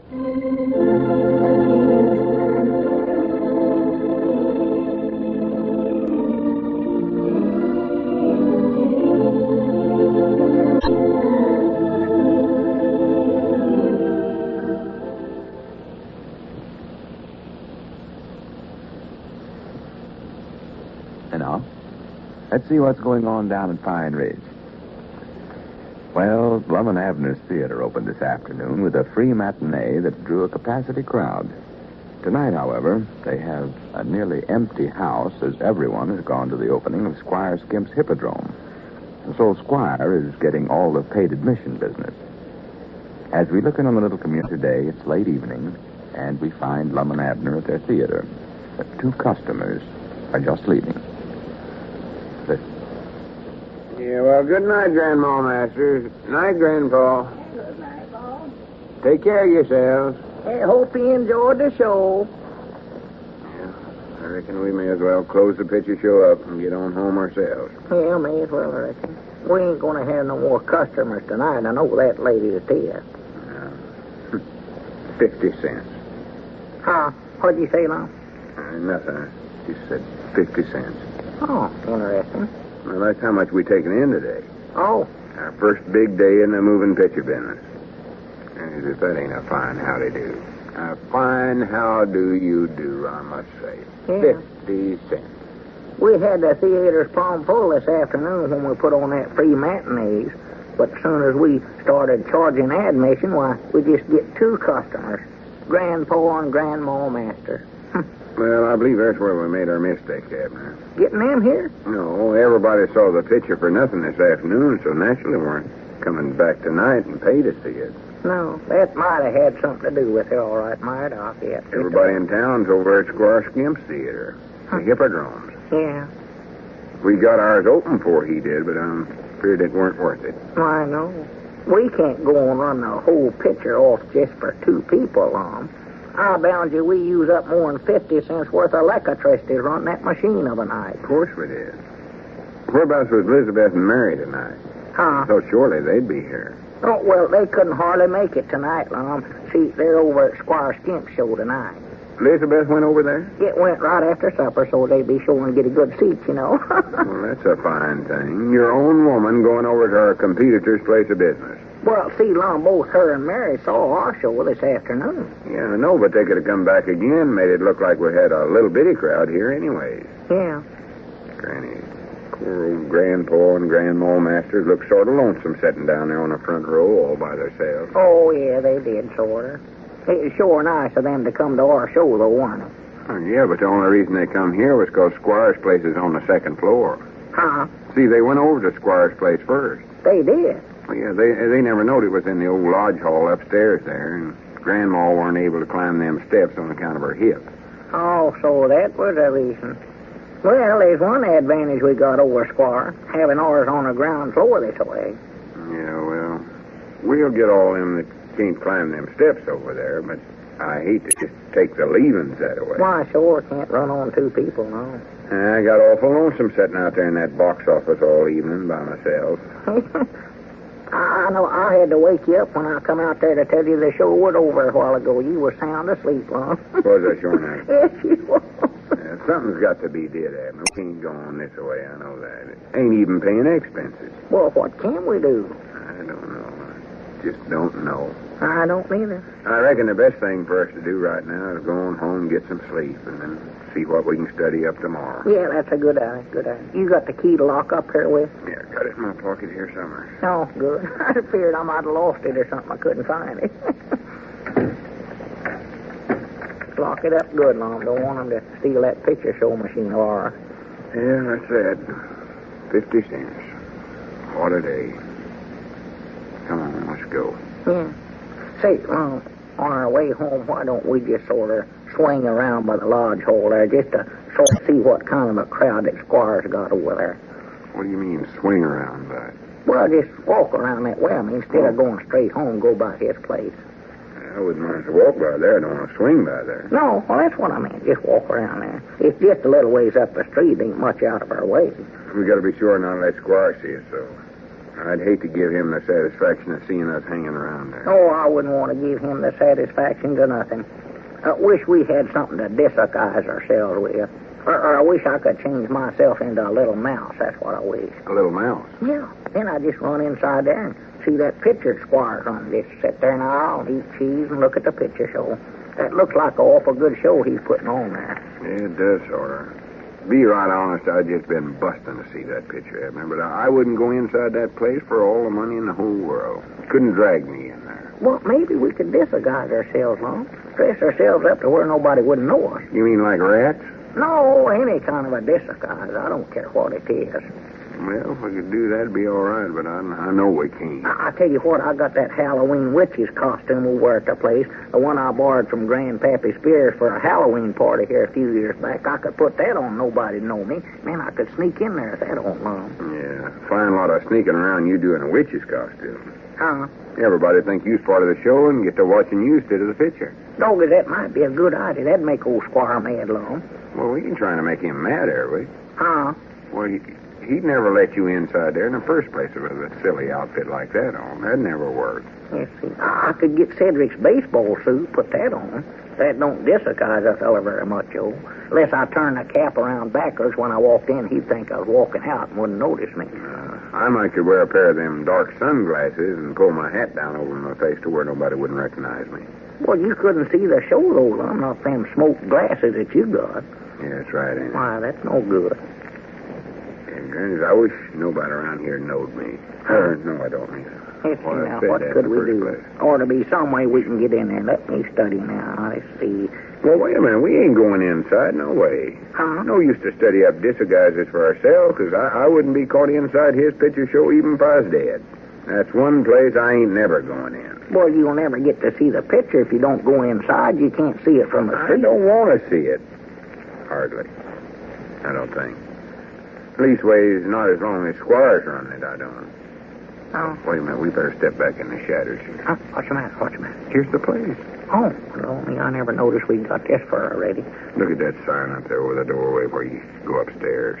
M.K. Skimp's Deluxe Hippodrome Theater. Huh. Adults, 20 cents. Children's, 5 cents. Yeah, he just put his prices down low so as to take all the business away from us. That's what he did.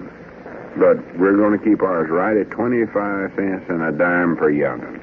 Donkeys, I sure would love to know what's High-class going on place we're inside there. Give anything to see that picture he's got. Yeah, so would I. But we ain't going to find out. Now, I wish I had a big, long neck like one of them giraffes so that I could peek in one of them upstairs windows up there. Then I could see it. Well, you ain't no giraffe, though, so we may as well go on home. No, thank goodness. Wait a minute. Look at that tree there. That tree. What's wrong with the tree? Well, nothing's wrong with it, but look how them limbs go right up next to that window there. I believe if we was to climb up... Now, wait a minute. I've just stopped right where you're at. We ain't climbing no trees, I can tell you that right now. Well, I just thought it'd be a good way to see the picture. Of course, now, on the other hand, maybe we ought to see what our competitor's doing. Yeah, we ought to know them. Maybe we ought to keep an eye on him. That's just good business. Why, of course it is. Awful good business. That's the only reason I do it for, though. Just for business reasons. Oh, natural. Me too. Well, come on. I tell you what. Give me a boost up to that first limb there. I believe I can make it all right from there if I can just grab that limb there. Yeah. Be awful quiet about this. Yeah, I will. All right. Here we go. Up you go. Yeah. That's it. Got a good hold, sir? Yeah, I'm all right now. Yeah. Here, give me your hand and I'll help pull you up a little bit, Lum. All right. Don't you slip, though. I won't. Come on, give me a hand. Up we come. Yeah, there you are. Jeez, that's hard work. Yeah. Yeah, let's just rest here a second. Well, come on, Lum. Let's just climb up one more branch here, and I believe we can see inside the window. I ain't going up no further. Well, as far as I can go right here. You can't see nothing from here. We're up here. We want to see the picture. Come on. All right. Hope they ain't got the curtains pulled clean down. Yeah, they got the curtains down, but they don't quite cover the... On up there. All right, I was trying to see if I could see feet of them. The shade ain't plumb down to the bottom of the window. Look there, Lum. See there? He's walking across the room. Yeah. There comes some girl walking towards him. Yes. Laundry good. Here, stand right here beside me and take a look for yourself, Lum. Oh, look down there. Huh? Ain't that Squire standing down there by the door? Smoking a cigar. Oh, Togas, I believe that is him. Yes, that looks like him. Reckon how long he's been standing there? No, not long, I hope. More like they just stepped out for a smoke. Yeah. Reckon what we ought to do now, Lum. Quiet. You more likely go back inside. Don't reckon he's seen us, do you? Oh, he'd be hauling his head off if he'd have saw us. Oh, yeah, he'd be mad. Yeah, looky there. Huh?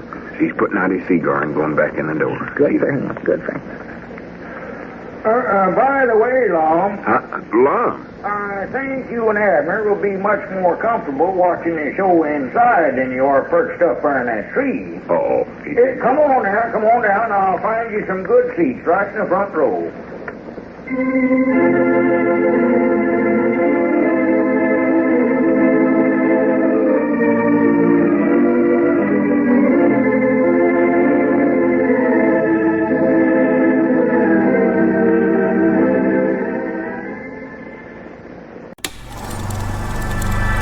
You are now tuned into Then Radio. If you enjoy our videos, we ask that you consider joining our Patreon to support our channel. Don't forget to like and subscribe so that you never miss a new video. We hope you enjoyed today's episode, and as always, thank you for watching.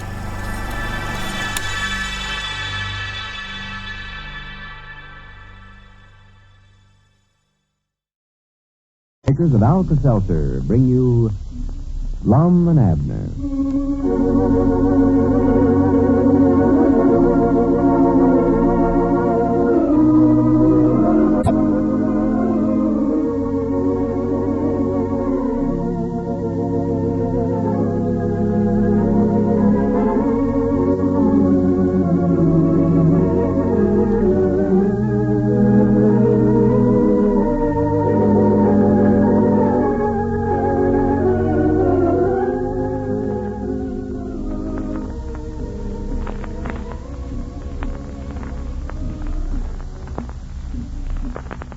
Friends, how about it?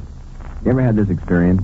You work hard all day long, and you come home, eat a big supper, and a short while you go to bed. But sleep won't come along because you worked so hard or you've eaten so unwisely that your stomach's upset and your head aches or your muscles are sore and achy. Well, there's really no reason to toss and turn half the night. You know, sleep is much too important for that. Instead, roll out of bed and fix yourself a glass of sparkling Alka-Seltzer. Drink her down, and relief should be yours in no time. The kind of relief you need to enable you to get a good night's sleep after all. Now remember that, won't you, friends? You better check up on your supply of Alka-Seltzer tablets now, and if it's running low, get yourself another 30 or 60 cent size package from your druggist right away, because you may want the fast relief they offer this very night. And now, let's see what's going on down in Pine Ridge. Well, last night, after Lum and Abner closed their picture show early on account of no customers, they sauntered by Squire Skimp's Hippodrome Theater to see how their rival's premiere was going. Their curiosity aroused, they climbed a tree to peek in the windows, only to be spied by the squire, who politely ushered them inside to see the picture. As we look in on the little community today, we find the old fellows in their Chotham-down store and library discussing this most embarrassing event. But I tell you, I never was so humiliated in my life. Sitting there in the front row of Squire's picture show, right where everybody could see us. Yeah, well, we was right down front, all right. Ain't no doubts about that. But after Squire caught us up in that tree, peeking in the windows of his theater, I never knowed what else to do but just follow him inside like he suggested. Well, facts is, he just might not insisted on us going in. I never knowed how to get out of it. No? I couldn't have thought of nothing to say then if my life had depended on it. Well, I reckon there weren't much to say. Worst part was him stopping the picture and turning on the lights while he marched us down to them front seats. Yeah, that was awful nice of him, wasn't it, to be sure we didn't stumble going down the aisle. Well, that ain't why he done it. He just done it to embarrass. Oh. I'll never get over it, neither. Be the laughing stocks of the town, that's what we're going to be. Yeah. Doggy, that sure was a good picture, though, wasn't it, Lum? Good picture. Yeah. You mean you actually sat there last night and watched the picture? Why, sure. I don't know when I've enjoyed anything as much. Well, if that don't beat the bugs of fight. It was about a card player named Blackie Sampson, and he got a rich man on a big boat into a game of cards of some kind. It weren't authors or old maids, I know that. I don't know just what the game was, but... don't tell me about it. It makes me blush clean to the back of my neck just to think about it. Besides, that was our ring, I believe. Yeah, I believe it was. So Blackie and this rich feller, they started playing this game of cards, and then the feller's pretty daughter come in. Just a minute. Hello, jot 'em down, store and library and picture show. Mom? Oh, yes, Miss Pomeroy, we're having the same picture tonight. Vulture's Revenge. Tell him about the picture if he's going to talk on the phone. Oh, you did? Well, maybe you'd enjoy it more the second time. Yeah, tell her I'll what, 6 or 7 times long. He is. Well, I do know. Well, much obliged for calling. Yeah, goodbye. There, that Pomeroy's coming to the show tonight? No, they've already saw it. Just like everybody else in town has. Yeah, nobody seems to want to see it again. I believe we made a mistake in having that free matinee, Lum, and then trying to run that same picture for 4 days here. Yeah, I know good and well we did. They run them that long at the Lyric Theater and there at the county seat sometimes, but it won't work here. I don't believe it will. Special not with Squire running a new one already. A new one? Yeah, that's what Miss Pomeroy told me just now on the phone. She said he was advertising a brand new picture for tonight. Why, that snake in the weeds. Well, it looks like he's got the right idea there. Yeah, and it looks like he's going to get all the business, too, Lum. Yeah. We're stuck with that picture of ours. We just have to study up some extra stuff to get the folks to come to our picture, even though they've saw it already. Some extra stuff? Yeah, like them bingo games or giving dishes away. What'd you say, Lum? That was our ring. I thought it was. Did you say something about giving dishes away? Just a second. Oh. Hello, jot 'em down, store and library and picture show. I wonder what he wants to do. Why, it's a Vulture's Revenge, Mose. We ain't got no extra dishes. It's the same one, but it's an uncommonly good one. You will? Well, good for you. All right, Mose, we'll be looking for you. Yes, sir. Yeah, save a good seat for you. I'd say we can have his choice. Yeah, much obliged. Room to lay down in there. Goodbye. There's a fine feller, you know it. Who was it, Mose Mood? Yeah. Him and his woman never seen the show yesterday. Had to work. Oh, well, leastways we'll take in 2, Abner. Uh-oh. That's right. What's the matter? Well, nothing, except Mose was one of the fellas that you give a free pass to, Lum. Oh, that's right, I did. Yeah. Wish I'd have thought of that so that I wouldn't have been so nice to him. Huh? We may have to run that whole picture just for him and his woman. Yeah. Well, why don't I just call him up and tell him how the picture comes out, and then we won't have to bother opening up tonight, and we can go over and see that picture of Squire's. Well, we got to keep open some way. We ain't going to sit back and let Squire get all the business. I can tell you that right now. Well, what about that idea you was talking about, Lum? That sort of sounded like a good one there. Giving dishes to everybody that comes in our picture show. Oh, yeah, I got that idea from a trip I made to Little Rock once. Well. They had a theater there where they advertised they was giving different stuff away different nights, you know. One night it was a basket of groceries. Well, we could do that. The next night they give away something like $15,000. $15,000? Yeah, held over from the week before, it said. Called it bank night, I think. Well, Lord, me, Lum, we couldn't give nothing like that away. No, of course not, but that shows you right there what kind of money can be made in the picture show business if you just put your minds to it. Well, it sure does. My doggies, giving $15,000 to everybody that comes to the show. I don't see how they can make no profits that way. Well, no, they don't give it to everybody. Just the lucky winners is all. Oh. Well, we'd still be losing money, though. Well, we won't do that, don't worry. Well, good for us. Then one night this theater in Little Rock advertised China Night. China Night? Yeah. You mean they give away Chinese ones? No, China means dishes. They give away dishes. Oh, I see. More likely than they were serving that there chopped up soy stuff in the dishes, Lum. That's the Chinese food, you know. Of course, we'll have to stick to baked beans and potato salad, I believe, though. Baked beans and potato salad? Yeah, we can't give them too much now, Lum. After all, we're just charging them 25 cents to get in, and Luke Spears charges more than that for that businessman's blue plate lunch over there. What are you talking about, anyway? I never said nothing about giving food away. Just dishes is all. What, Lum? You ain't going to get nobody to come out of an evening if you just give them an empty dish. Well, you don't get the idea of this, I know. When you hand a feller a plate, Lum, he wants something on it to eat. Ain't nothing he can do with an empty dish. Ain't gonna help none just 'cause you're handing out to them in a dark theater, Lum. It won't fool them. I know it won't, but we turn the lights on when we do that. Yeah, that's a better idea. Turn the lights on. Everybody saw the picture anyway. I'll tell you, let Grandpap Spears play the player pioneer while they eat. Maybe play some games after they get done eating. Oh, stop right where you're at. Now, we ain't giving no food away.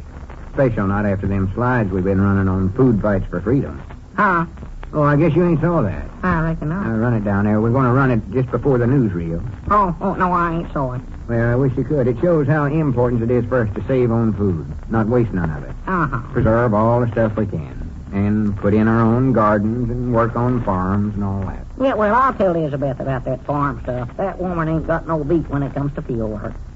Warren's folks again paying more than ceiling prices for food and buying them at places where they don't ask for no food stamps. Black markets and such as that. Them things help because the prices to get out of hand. Yeah, I reckon I ought to charge if I hire Elizabeth out to do field work around here. It tells how we got to share our food with our allies and with all our boys that's doing the fighting. Yeah. Got to keep them fed to where they can whip anybody they come up against. Sure. That takes a lot of food.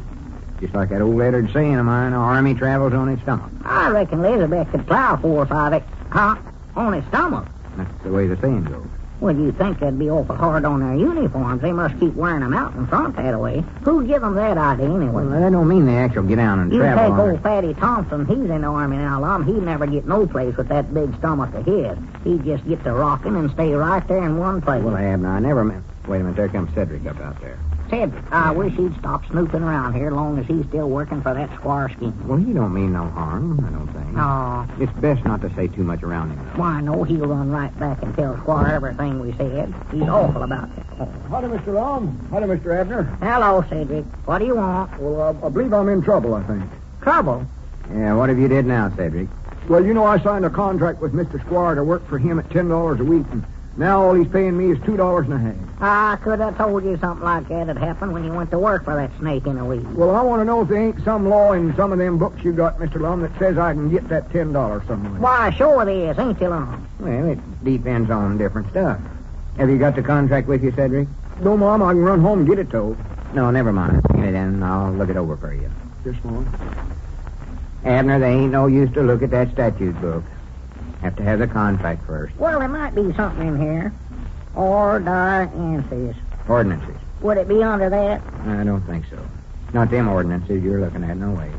Them was all made way back in 1903, son. Doggies, they must have been. Listen to this. Said it's against the law for a feller to drive an automobile down the main street without somebody going along in front carrying a red flag warning everybody that the automobile's approaching. Yeah, I saw that near myself. Here's one here. Listen to this. Here's another.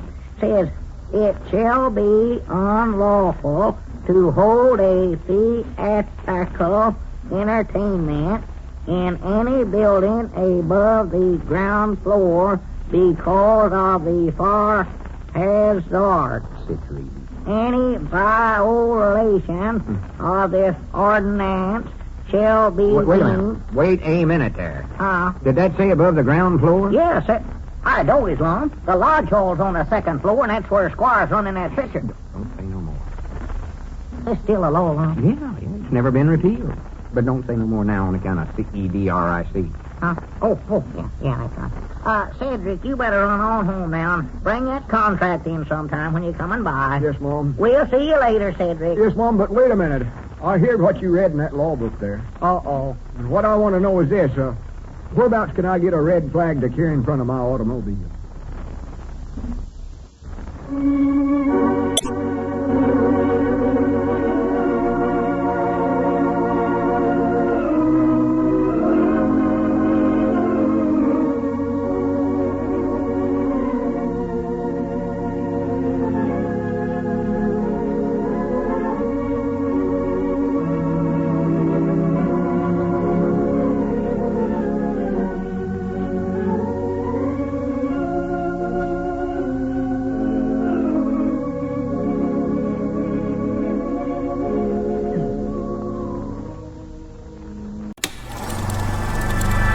You are now tuned into Then Radio. If you enjoy our videos, we ask that you consider joining our Patreon to support our channel. Don't forget to like and subscribe so that you never miss a new video. We hope you enjoyed today's episode, and as always, thank you for watching.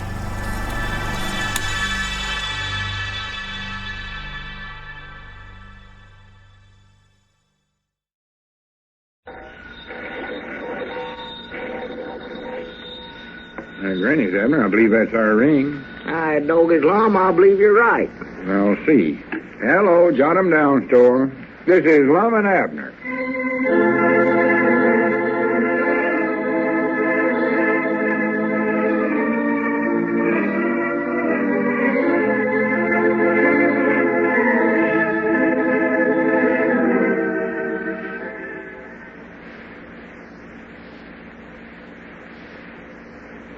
Now, let's see what's going on down in Pine Ridge.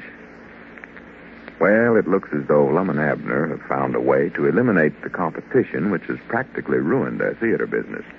They ran across an old ordinance prohibiting theatrical entertainments from being held on the second floor of any building in Pine Ridge because of the fire hazard. As we look in on the little community today, we find Abner in the Jot 'em Down store and library. Cedric Wehunt is just entering. Oh, well, howdy, Cedric. Come on in. Yes, Mom. Well, come on in, Cedric. Don't just stand there. Well, Mr. Squire ain't here, is he? Oh, of course he ain't. And it wouldn't matter if he was. You got a right to come into our store if you want to, Cedric. Yes, Mom, but no telling what he'd do to me if he caught me in here talking to you fellers. Especially long as we're talking about this contract I signed with him.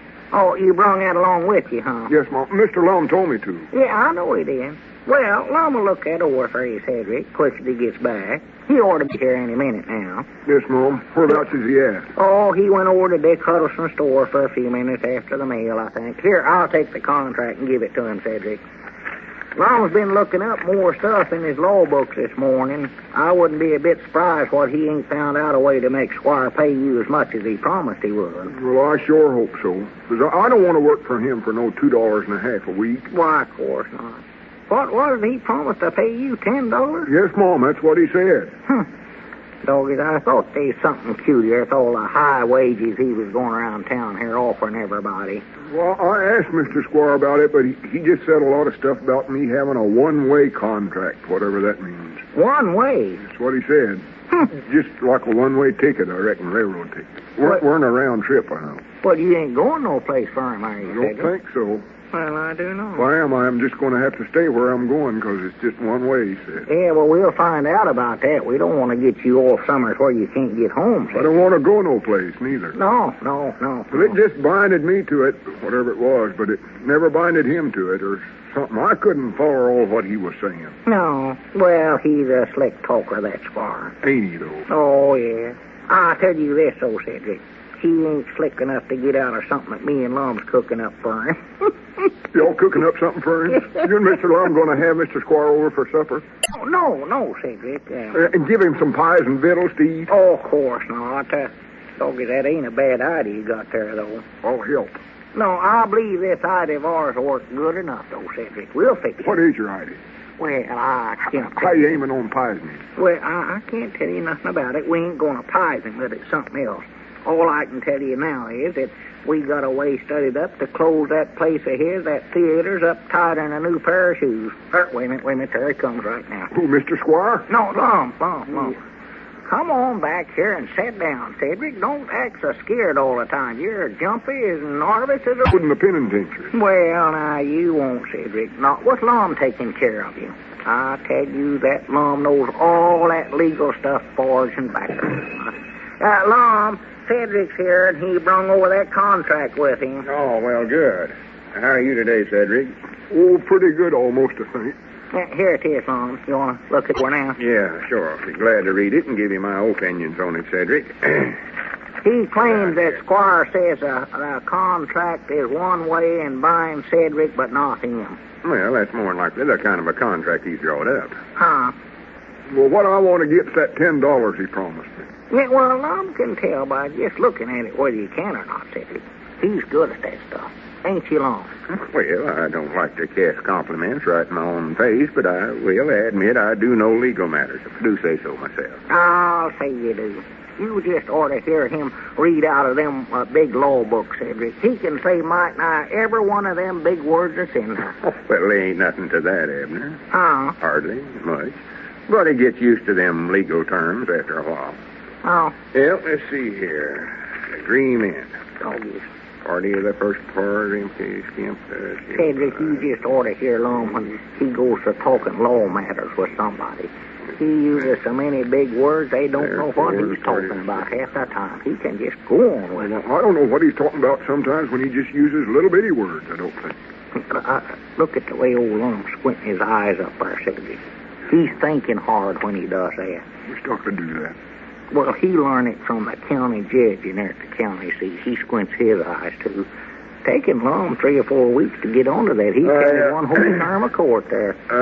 Party of the first part, the second party, Cedric Wehunt. Was there any witnesses present when you signed this here document? Mom? He means was there anybody with you when you signed it, Cedric? I know what that means.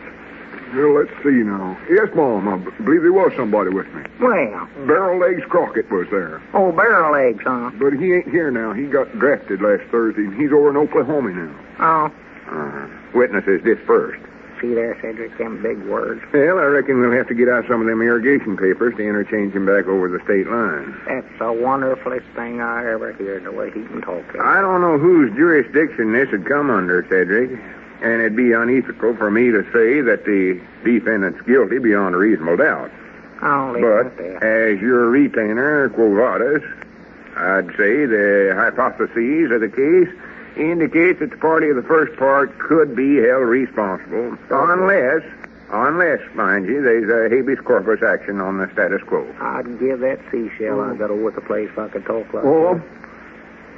I didn't quite follow that myself, Lum. I jumped the track there, Summers. Come over that again, will you? Well, the whole thing boiled down is that, while this instrument's binding to the party of the second part, the first party can waive liability on the grounds of corpus delicto, ex post facto, and so forth. Listen to that, would you? Of course, that ain't been proved yet. Oh, natural. It ain't been proved. What I want to know is, can I make Mr. Squire pay me that $10 he promised?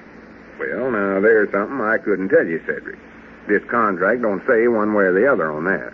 Oh. Tell you what, Cedric, you let me study on this a while longer, and I'll give you a report on it tomorrow. How's that? Well, I reckon that'll be all right. I'd love to get that $10, though. Well, now, don't you worry, Cedric. You will. And we'll see you tomorrow. Yes, Mom. Well, I'll have some kind of a definite answer for you tomorrow, Cedric. Yeah, Lum will take care of it. So long. So long, Cedric. Don't worry. You reckon he can get that money or not, Lum? Well, I don't know, Abner. I can't tell from this contract. Oh.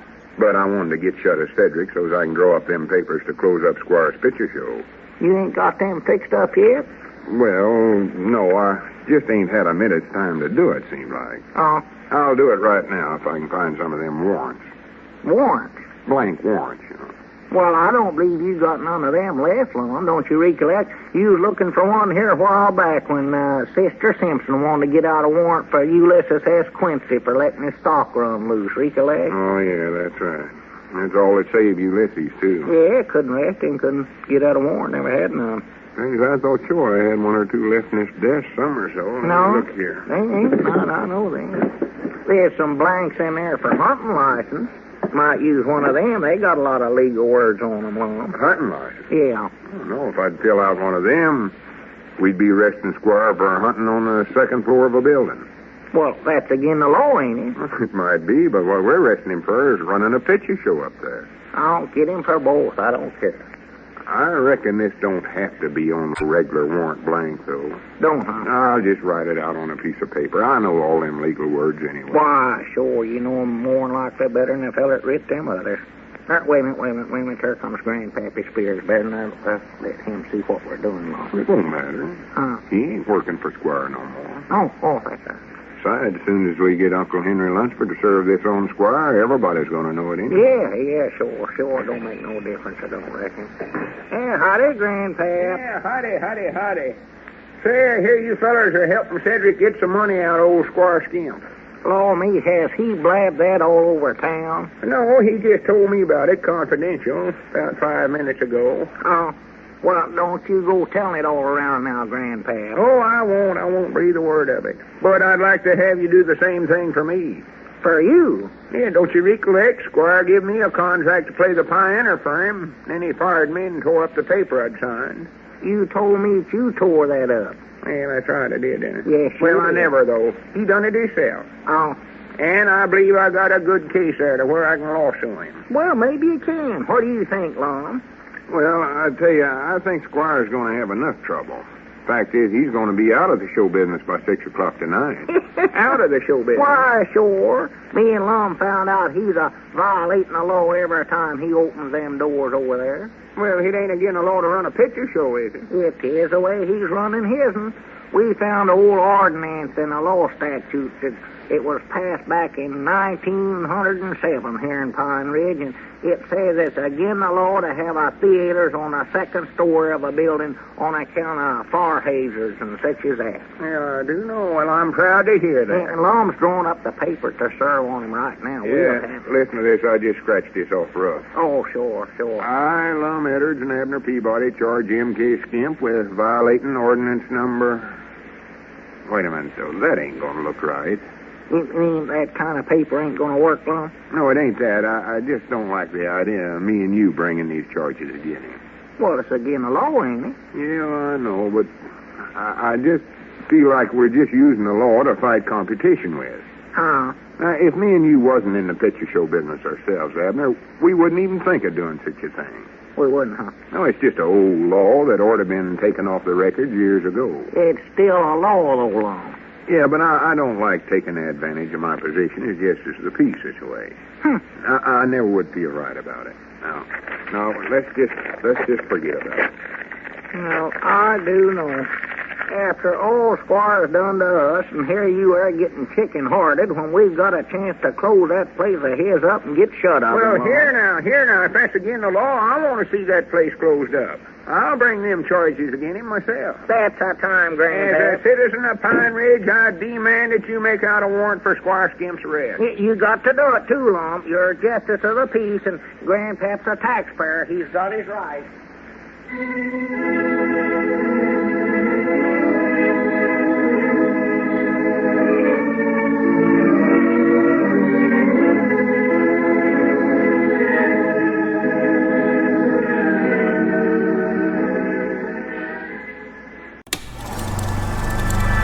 You are now tuned into Then Radio. If you enjoy our videos, we ask that you consider joining our Patreon to support our channel. Don't forget to like and subscribe so that you never miss a new video. We hope you enjoyed today's episode, and as always, thank you for watching.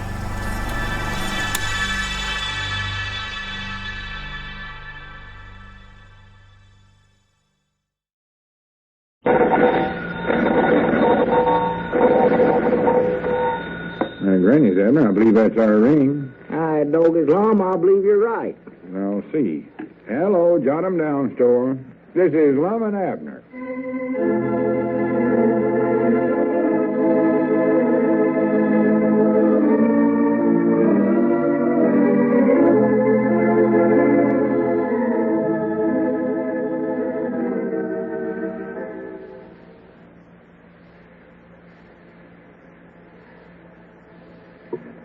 Now, let's see what's going on down in Pine Ridge. Well, it's beginning to look as though that little fall Squire Skimp had a few days ago is more serious than expected. That is, more serious for Lum and Abner. They received notice from Squire's attorneys that he's bringing suit for personal injury against them for $1,000 damages. As we look in on the little community today, we find the old fellows in their jot-em-down store and library discussing this new turn of events. Well, Lum, I still don't see how Squire Skimp expects to collect no damage from us. We never pushed him down or nothing. It ain't our fault if he's so clumsy he can't walk down the aisle of a picture show without falling down. Well, yeah, but he fell down and hurt himself in our theater, so that makes me and you liable. Makes us what? Liable. Or reliable, I reckon it is. It's a law term, so you wouldn't understand it no way. Oh. And I'm afraid from the looks of everything, he's got a pretty good case against us if he wants to take it to court. Well, he's aiming to take it to court. There ain't no doubts about that, Lum. That letter we got from them lawyers the other day said that they was going to lawsuit us. Yeah. If it ain't one thing, looks like it's a half a dozen of something else. Granny, whereabouts would we ever get $1,000 to pay for damages anyway? I don't know. I know he never got no $1,000 worth hurt. I know that. I can tell you that right now. He's just putting on what he's doing. Why, sure he is. Oh, if it killed him, it wouldn't be worth $1,000. Why, of course it wouldn't. I wouldn't give nothing for it. Now, I don't believe he's half as bad hurt as he's letting on like he is anyway. Of course not. Doc Miller says he's examined him and he can't find a thing in the world wrong with him. Squire claims his spinal columns is hurt. His what? Spinal columns. What's that? That's that business that runs up your back and looks like a banana stalk, sort of. Got no bananas on it, of course. For the land sakes. Is that what Squire's got in his back? No wonder he don't feel good. Well, everybody's got a spinal column. You got one yourself. I have. Well, sure. Well, I do know. Learn something new every day, it looks like. Worst part about it is, Doc says it's awful hard to tell much about an injury in the back that way. It is, huh? And Squire more than likely knowed that when he claimed that's where he was hurt. Why, of course he did. He knows all them tricks, that feller. Yeah, that's Squire. He's a slick one. You don't reckon he fell down and hurt himself on a purpose, do you, Lum? I wouldn't be surprised what he done just at what you're saying. He did, huh? I wouldn't be surprised. I believe he had this whole thing figured out. Don't you recollect how I tried to pass him in free to our show that night, but he insisted on paying? Yeah, I recollect that, but what's that got to do with it? Well, don't you see? He wanted to be a paying customer and have a ticket stub to prove that he'd been in our picture show that night. Oh. He's got a better case against us that way. Well, I do know. Dog, as he did have this all figured out, Lum. Oh, yeah, bound to. Of course, I don't see why he'd want to run a chance like that, though. Come over there and hit his head against one of them chairs and knock himself unconscious. He might have killed himself doing a stunt like that. Well, I don't think he was taking much of a chance. I bound you he fell pretty easy and never hit his head at all. Why don't we just call him up, Lum, and tell him that we're on to his tricks and we ain't going to pay him no $1,000? I don't know. We got to be careful what we say to him, Abner. Might just make it worse. Well, couldn't we at least just talk to him and try to get him to come down in his price a little or something? No, but I believe you give me an idea there. Well, good for me. Yeah, let me study a minute. Huh? Just studying here. Studying about what, Lum? What we might do is have a talk with him, try to make a settlement with him out of court. Huh? I mean, agree to pay him something, but not take it to court. Oh. Well, I'm for that. If we can keep that something down low enough, well, I'd rather do that than to go to court, yeah. Well, I don't want to do no harm to try. Well, of course I'll call him and see if I can get him to come over here. Yeah, that's the thing to do. His ring's 2 shorts and a long, ain't it? I don't know. I believe so. Something like that, I know. 2 shorts. Yeah, get him over here and talk to him. That's the thing to do. Yeah. Use a little psychology on him. Now, don't use none of that stuff. Skimps, please. Gets us in trouble with that. Is the Squire there, Miss Skimps? Ask him to step to the phone, please, Mom. All right. Every time you get to using that psychology stuff, Lum, well, we always wind up just about twice as bad a fix as we started out in. Yeah, but this time it's going to be... hello, Squire. This is Lum. Yeah. I don't know where he got it. Just only tolerably. Squire, me and Abner got a letter from them lawyers there at the county seat, that Clark and Clark outfit. Sound like old setting hand. Clark, and Clark. Well, if you want an honest opinion, we never liked it. Clark. Well, yeah, it was wrote good, all right, neat and all that, but they said you was lawsuing us for $1,000 for getting hurt at our picture show. Well, we'd like to talk it over with you, Squire. Yeah, get him to come over here. Why don't you drop over here for a minute? Yeah, over at the store. Well, good. We'll be looking for you. All right, Squire. Yeah, he's going to be right over. Well, now, exactly what are we going to say to him when he gets here, Lum? We ought to have that all figured out. Well, I ain't sure myself. We got to be careful, I know that. Yeah. Don't say nothing that can be used against us. Used against us, huh?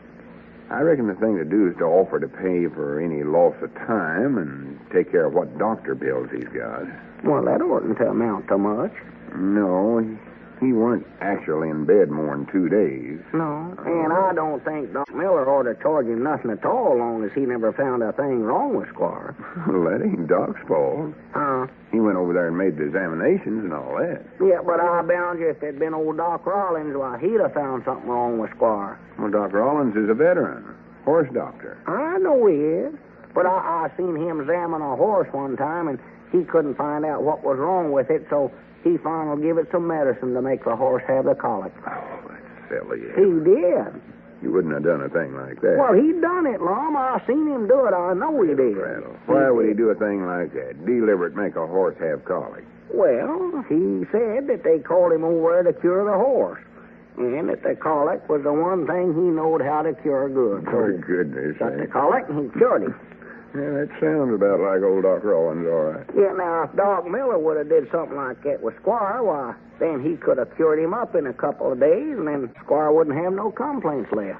Well, you can't do things like that, though, Abner. Huh? It'd be unethical for Doc Miller to pull a stunt like that. Well, let's call in Doc Rollins, and he'll do it. I know he told will. you he's a horse doctor. Can't have one of them for Squire. No, that's right. Couldn't have a horse doctor for him. Or to get him a varmint doctor. That's what he is. A low-down varmint. A snake in the weeds is what he You is. better not say none of them things when Squire gets here. That's what he is, Lum. Anybody else hear you saying them things, he's liable to get hold of it and bring it out in the trial. Well, I don't care. That's the way I feel about Calling it. him names ain't going to help none at all, Abner. Ain't, huh? No, if we're liable, we're going to have to pay for it. Oh. Of course, I know in my heart that Squire done this all deliberate. Why, sure it is. There ain't no ifs and ands about it, varmint. No Snake use in make the me weeds. mad now. Dexter, you better let me do the talking. You know how high-strung you are. Beat the daylights out of it. You might lose your tempers and say something that'll spoil everything. Yeah, I do fly off in the handle, don't I? That's what I say. I might forget myself and just scare him clean out of her. Jump on him and beat the everlasting daylights out of him. That's what I'll do. So that's my trouble. I don't know my own strength. I might hurt him so bad we'd have to pay him $2,000 in court. Maybe $3,000, I don't know. Dogus, why don't I watch Wait a myself? minute. Here he comes. Squire, you mean? Yeah, see him coming up out there? Well, I don't know. He sure got over that beating I give him in a... am I mixed up? Just hush up now and leave everything to me. Did I jump on him or didn't I, No, Lum? he never jumped on nobody. Mind out. He's bigger than I thought he was. Get to looking at him now. Well, howdy, Squire. Yeah, hello, Squire, old boy. Glad to see you up and around. Come on back and sit down. Yes, thank you, gentlemen, thank you. That's what I'll do if I can make it. Oh, my poor back. Oh. Still bothering you a little, huh? Oh, yes, it is, Lum. You know, something like this, man, it takes a long time to get over, it seems like. I doubt if I'll ever feel the same again. I doubt it. Well, you're looking fine, though. Well, yes, I am, Lum. I wished I felt as well. Yes, gentlemen, that was a narrow escape I had there. You'll never know how I suffered. Never know. I wouldn't go through that again for $10,000. I thought you was just asking $1,000, Squire. Abner, hush up, for goodness. What was it you wanted, Lum? You know, I'm a busy man. My time's valuable, and I shouldn't be on my feet at all. I should be over at my place right now. Well, your lawyer says you're lawsuing us for $1,000, but I thought maybe we could talk it over and settle out of court. Out of court? Yeah, we want to do the right thing by you, and we're just sorry as we can be that it happened. But... Yes, well, being sorry don't mend my shattered nerves, Lum. I feel that I've made a very generous offer. In fact, if we hadn't been such good friends, I'd have never settled for such a paltry sum. Well, that sum ain't paltry to fellers like me and Abner. We want to do what's right, but we're getting along in years.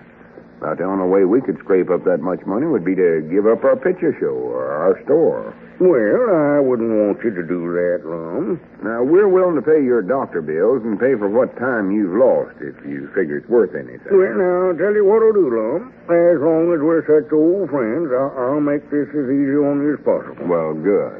I've instructed my lawyers to ask for $1,000. But now, if you men are sincere and want to settle this out of court, why, you can give me a third interest in your theater and make me manager, and we'll call the whole thing even. No, that's something we wouldn't do. We told you once we didn't want you for a partner in that picture show, and that still goes, Squire. That's right, Squire. All right, I'll take it to court then. You just have to take it to court. All right. I don't believe you can collect nohow. What's that? It weren't our fault you fell down and hurt yourself. No. We're trying to do what's right. Well, I don't think I'll have any trouble proving that it was your fault. Yes, sir. Did you ever see this piece of paper before, Lum? Huh?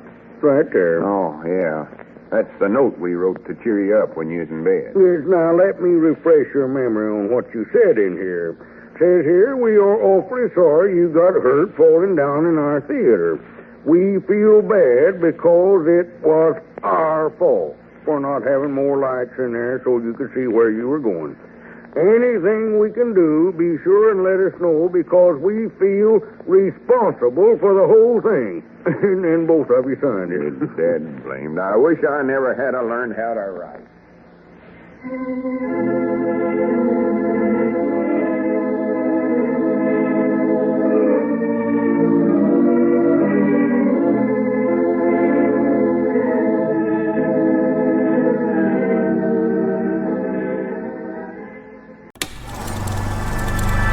You are now tuned into Then Radio. If you enjoy our videos, we ask that you consider joining our Patreon to support our channel. Don't forget to like and subscribe so that you never miss a new video. We hope you enjoyed today's episode, and as always, thank you for watching.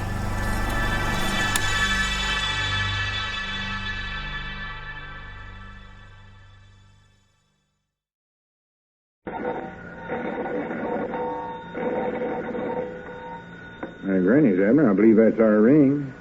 Doggy's Lum, I believe you're right. I'll see. Hello, jot 'em down, Store. This is Lum and Abner.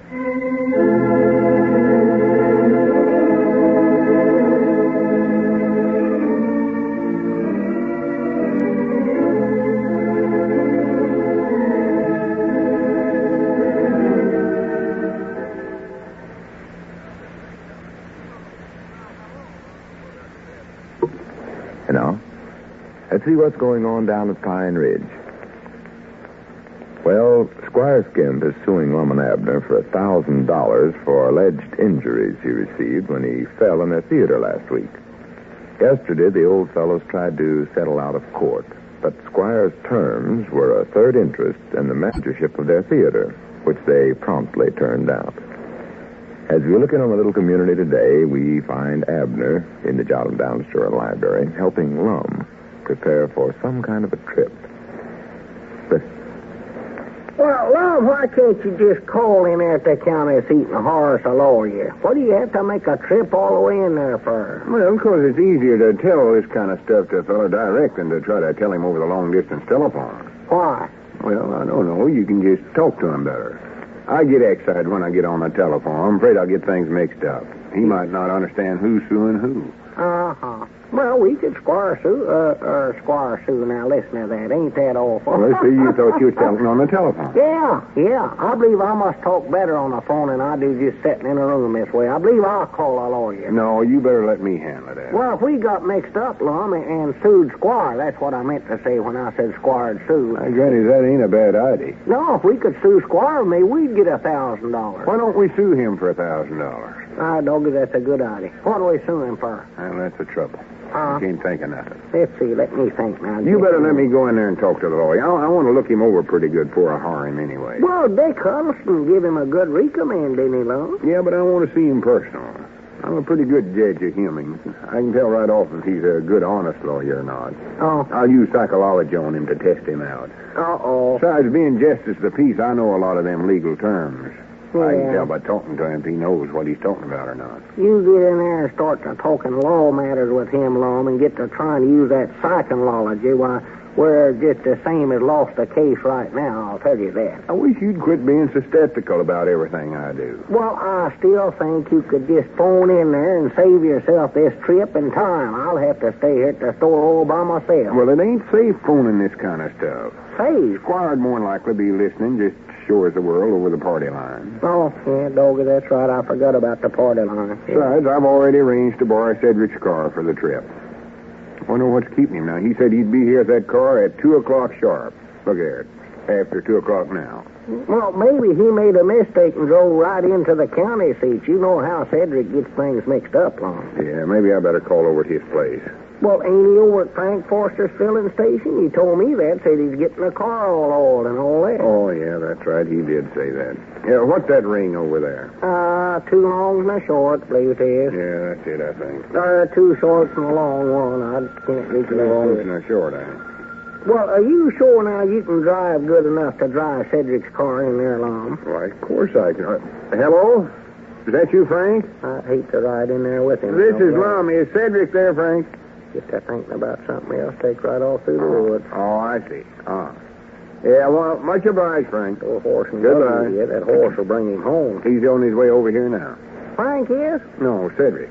Oh, I was wondering what Frank was coming over there for. Frank said Cedric been sort of overhauling the car. Overhauling? Yeah, that's the reason he's late. Getting it in good condition for me. Oh. Good for him. Well, now, are you sure you ought to try to drive that thing, Lum? Of course I can. I've drove a car before. Don't you recollect I had one myself once? Had that Saxon. Oh, yeah, a long time ago. Saved up soap wrappers or something like that for it, didn't you? I never done no such a thing. I had to sell so many bars of soap to get it. Yeah, well, I know there's something like that. I know you got it with soap somewhere. I never kept it long. Swapped it off for a young span of mules, recollect? Yeah. But I've rode in a lot of cars. Used to ride around with Ezra's feet trunk in that old M&F of his. Yeah. Granny there with her car. Cranked it on the side. Yeah, that was a fancy one, it sure was. Of course, I recollect them straps that held a top down in front there. It all is breaking loose, and that top would fly right Cedric through. now. Huh? Whereabouts is my hand satchel at? Well, you said on the counter. No, that is right away on the floor, right there by the pickle barrel. Oh, yeah. Well, how long you aiming on being gone, Lum? Oh, just a day or so. I might have to stay overnight. Well, you will if you stay there, so I believe. Yeah, that's right, ain't it? Yeah, you'll have I want to be there long enough to get our case all planned out with this lawyer. Uh-huh. Yeah, that's a good idea. Get it all figured out. Wonderful. Yeah, howdy, Cedric. You got the car all fixed? Yes, Mom. Got it all oiled and a spark plug scraped and a bunch of other junk done on it. Dolly, you sure fixed it up, didn't you? Yes, Well, good. Well, I reckon I better be going then if I expect to get there today. Yeah, it's getting late, Well, Lum. before you leave, I better run over to see Mr. Ezra Seastrunk for a minute. No, I ain't got time to wait for that, Cedric. I'm late getting started now. Yeah, you can go see Ezra after Lum's went, Cedric. Well, I ought to go right now, though. Huh? No, you'll have to do that later, Cedric. Yeah, see, Lum's got to get in at the county seat and see this lawyer feller Dick Huddleston told us about. Well, what do you want a lawyer for? For the trial that's coming up. Squire Skimp's lawsuing us for $1,000 damage. Claimed he hurt himself when he fell down our picture show the other night. Well, I thought you told me you fellers was going to settle that outside of the courthouse or something like that. Well, we was aiming on it, Cedric, but never done no good. Settle it out of court, you mean, Cedric? Well, something like that. Yeah, that's what it is. No, Squire said he'd drop the charges if we'd give him a third interest in our picture show, but I reckon we ain't going to do that. I know. No, sir. Of course, I reckon he'll get a third interest anyway before we get done with this. Of course, we ain't going to be able to raise that $1,000 he's going to win from us at the trial on. Is he sure enough going to win that from you? Why, he's bound to. See, me and Lum wrote him a note to cheer him up, and we said in it that it was all our fault that he fell down. Abner, I wish you wouldn't tell that around. Huh? It just makes us look so silly. I get embarrassed to death over it. Silly. Yeah, very odd. These two grown men ought to have more sense than to do something like that. Well, all we was trying to do was get Let's cheering. not talk about it no more. Besides, I got to get started here. Yeah. Lawyer might know some way out of this some way. Well, wait a minute. Lum, now, don't you think Cedric ought to go along with you and do the driving for you now? No, Cedric can't leave. Besides, I'll get along all right. Just tell me how to start it again, Cedric. I'm all right from there on. You better tell him that again, Cedric. Yes, Mom. Well, it's just like any other car. You just sit in it and see that it ain't in gear first. Yeah. Yeah, I know, and then you turn the switch. But which way do you turn the switch? Well, you can turn it any way you want to. Anyway. Yes, Mom. See, it don't work no more. Huh?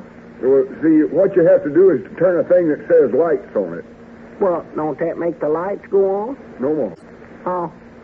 Well, how do you turn the lights on then, Cedric? Oh, you just go around to the front of the car and swap each light a gooder, and they go on, sort of. Yeah, that is a stunt. Well, how do you turn them off then? Oh, you just put the brakes on good and hard. Put the brakes on? Yeah, just like any other car. Uh-huh. Well, let's see now. After I turn the engine switch on by turning the thing that says lights, then what I do? Step on the starter? You can if you want to. Well, you have to step on it, don't you, Cedric? No, Mom, I never do. See, it's broke. Broke? Yes, Mom. Well, how do you start the car then? Well, best way, I always stop on the side of the hill. Side of the hill, You huh? just coast and get it started that way. Oh, sure. Yeah, that sounds like a good idea. Yeah, but what if there ain't no hill where I want to stop at? Why, just drive around till you find a hill, Lum. Ain't that the way you do it, Cedric? Yes, Mom. Yeah. Yeah, but what if the hill's a long ways away from where I want to go? Well, no, me, that won't bother you. As long as you got the car, you can just drive over there. Oh, yeah, that's right. Then you just drive back to the hill and stop. Doggy, wait a minute here. I don't believe that's going to work out right, though. Cedric, are you sure you couldn't get a day off and come along with me? No, Mom, Mr. Bates won't let me off. I done spoke to him. Oh. You'll get along all right, though, Mr. Lum, if you'll just let me run over and see Mr. Seastrunk for a minute first. No, now, Cedric, Lum told you there ain't time for that now. He's in a hurry. I ought to go over there. Well, you can wait now. You can do that later. Well, I reckon I better get started. Yeah, you better, Lum. Here, wait a minute. I'll get your hand satchel for you. You don't want to forget that. Just take me a second to go and see Mr. Seastrunk and pick my... Cedric, stop bothering Lum about that now. He's told you once he ain't got time to wait for you. Here's your satchel, Lum. Yeah, thank you, Abner. Yeah. Well, I reckon this is goodbye. Cedric, would you mind coming out and help me start the car? Yeah, go help it start it, Cedric. Oh, I left the motor running for you, Mr. Lum. Oh, well, good. Lum, now, you be sure and tell that lawyer what a snake in the weeds that Squire Skimp is, and tell him that you don't believe he's actual hurt and he's just trying to beat us out of $1,000. I know what to tell him, Abner. Well, I just want to remind you some things to tell him. Well, now, if you want to handle this, maybe you better go in there. I never said nothing about handling it. I never wanted to make you mad. I just trying to remind you. Well, I sat there and made a list of everything I'm going to tell him. All right. Be sure and take the list with you then. Oh, wait, Mr. Lum, here's some pieces of grape baskets. Pieces of grape basket? I don't want no junk like that, Cedric. I know. Yes, you do. They help you stop the car. Huh? Well, you see, the brake bands is might nigh wore out, and it helps some to stick some of these thin pieces of wood in the brake drums there. Works pretty good till they fall out. Oh, well, you better take them along then, Lum. All right, give them here. Yeah, so long, Cedric. So long, Abner. Yeah, have a nice trip, Lum, and get her case all fixed up good for us now. Yeah, I will. Goodbye. Yeah, so long. Oh, but I hope he gets along all right. I'm sure glad you had that car all overhauled and put in such good condition for him, Cedric. Yes, Mom. I still order went to see Mr. Seastrunk, so. Well, don't worry. Doggies, look at him go, Cedric. Look out there. That Lum, he's sure making that thing jump like a jackrabbit. Well, it'll run good now. Of course, nearly all them cylinders is running now. Well, Doggies, he sure tore out of here. If he keeps that up, he's going to make a fast trip in there to the county seat. I'll tell him that. Well, he could make a lot longer trip out of it, though, if he'd have let me go see Mr. Seastrunk. Cedric, what do you want to bother Ezra for? You know how busy he is since they made him head of that racing board. Well, that's what I wanted to see him about. Huh? I wanted to pick up my new gas book so as I could put some gas in the car for Mr. Lum. There ain't but a half a gallon in it now.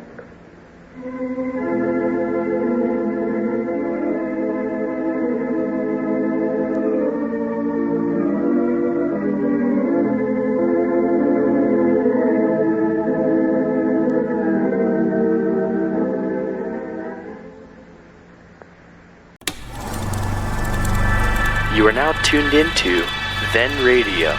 If you enjoy our videos, we ask that you consider joining our Patreon to support our channel. Don't forget to like and subscribe so that you never miss a new video. We hope you enjoyed today's episode, and as always, thank you for watching.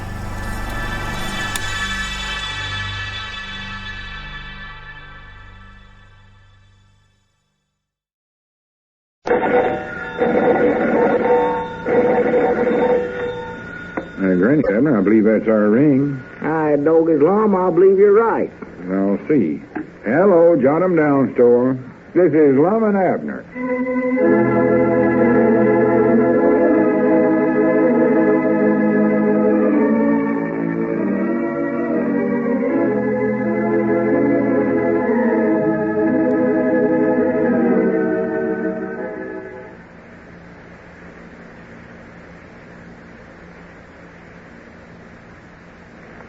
Now, let's see what's going on down at Pine Ridge. Well, yesterday Lum went to the county seat to hire a lawyer to defend himself and Abner in their forthcoming trial with Squire Skimp. With the evidence against them that the Squire already has, the old fellows feel that they'll need the best lawyer they can get. As we look in on the little community today, we find that Lum has not yet returned and that Abner is carrying on alone at the Jot 'em Down store and library. Grandpappy Spears is just entering. Listen. Yeah, howdy. Oh, howdy, Grandpap. Come on in. Yeah, what are you looking so long-faced for, Abner? Oh, I don't know, Grandpap.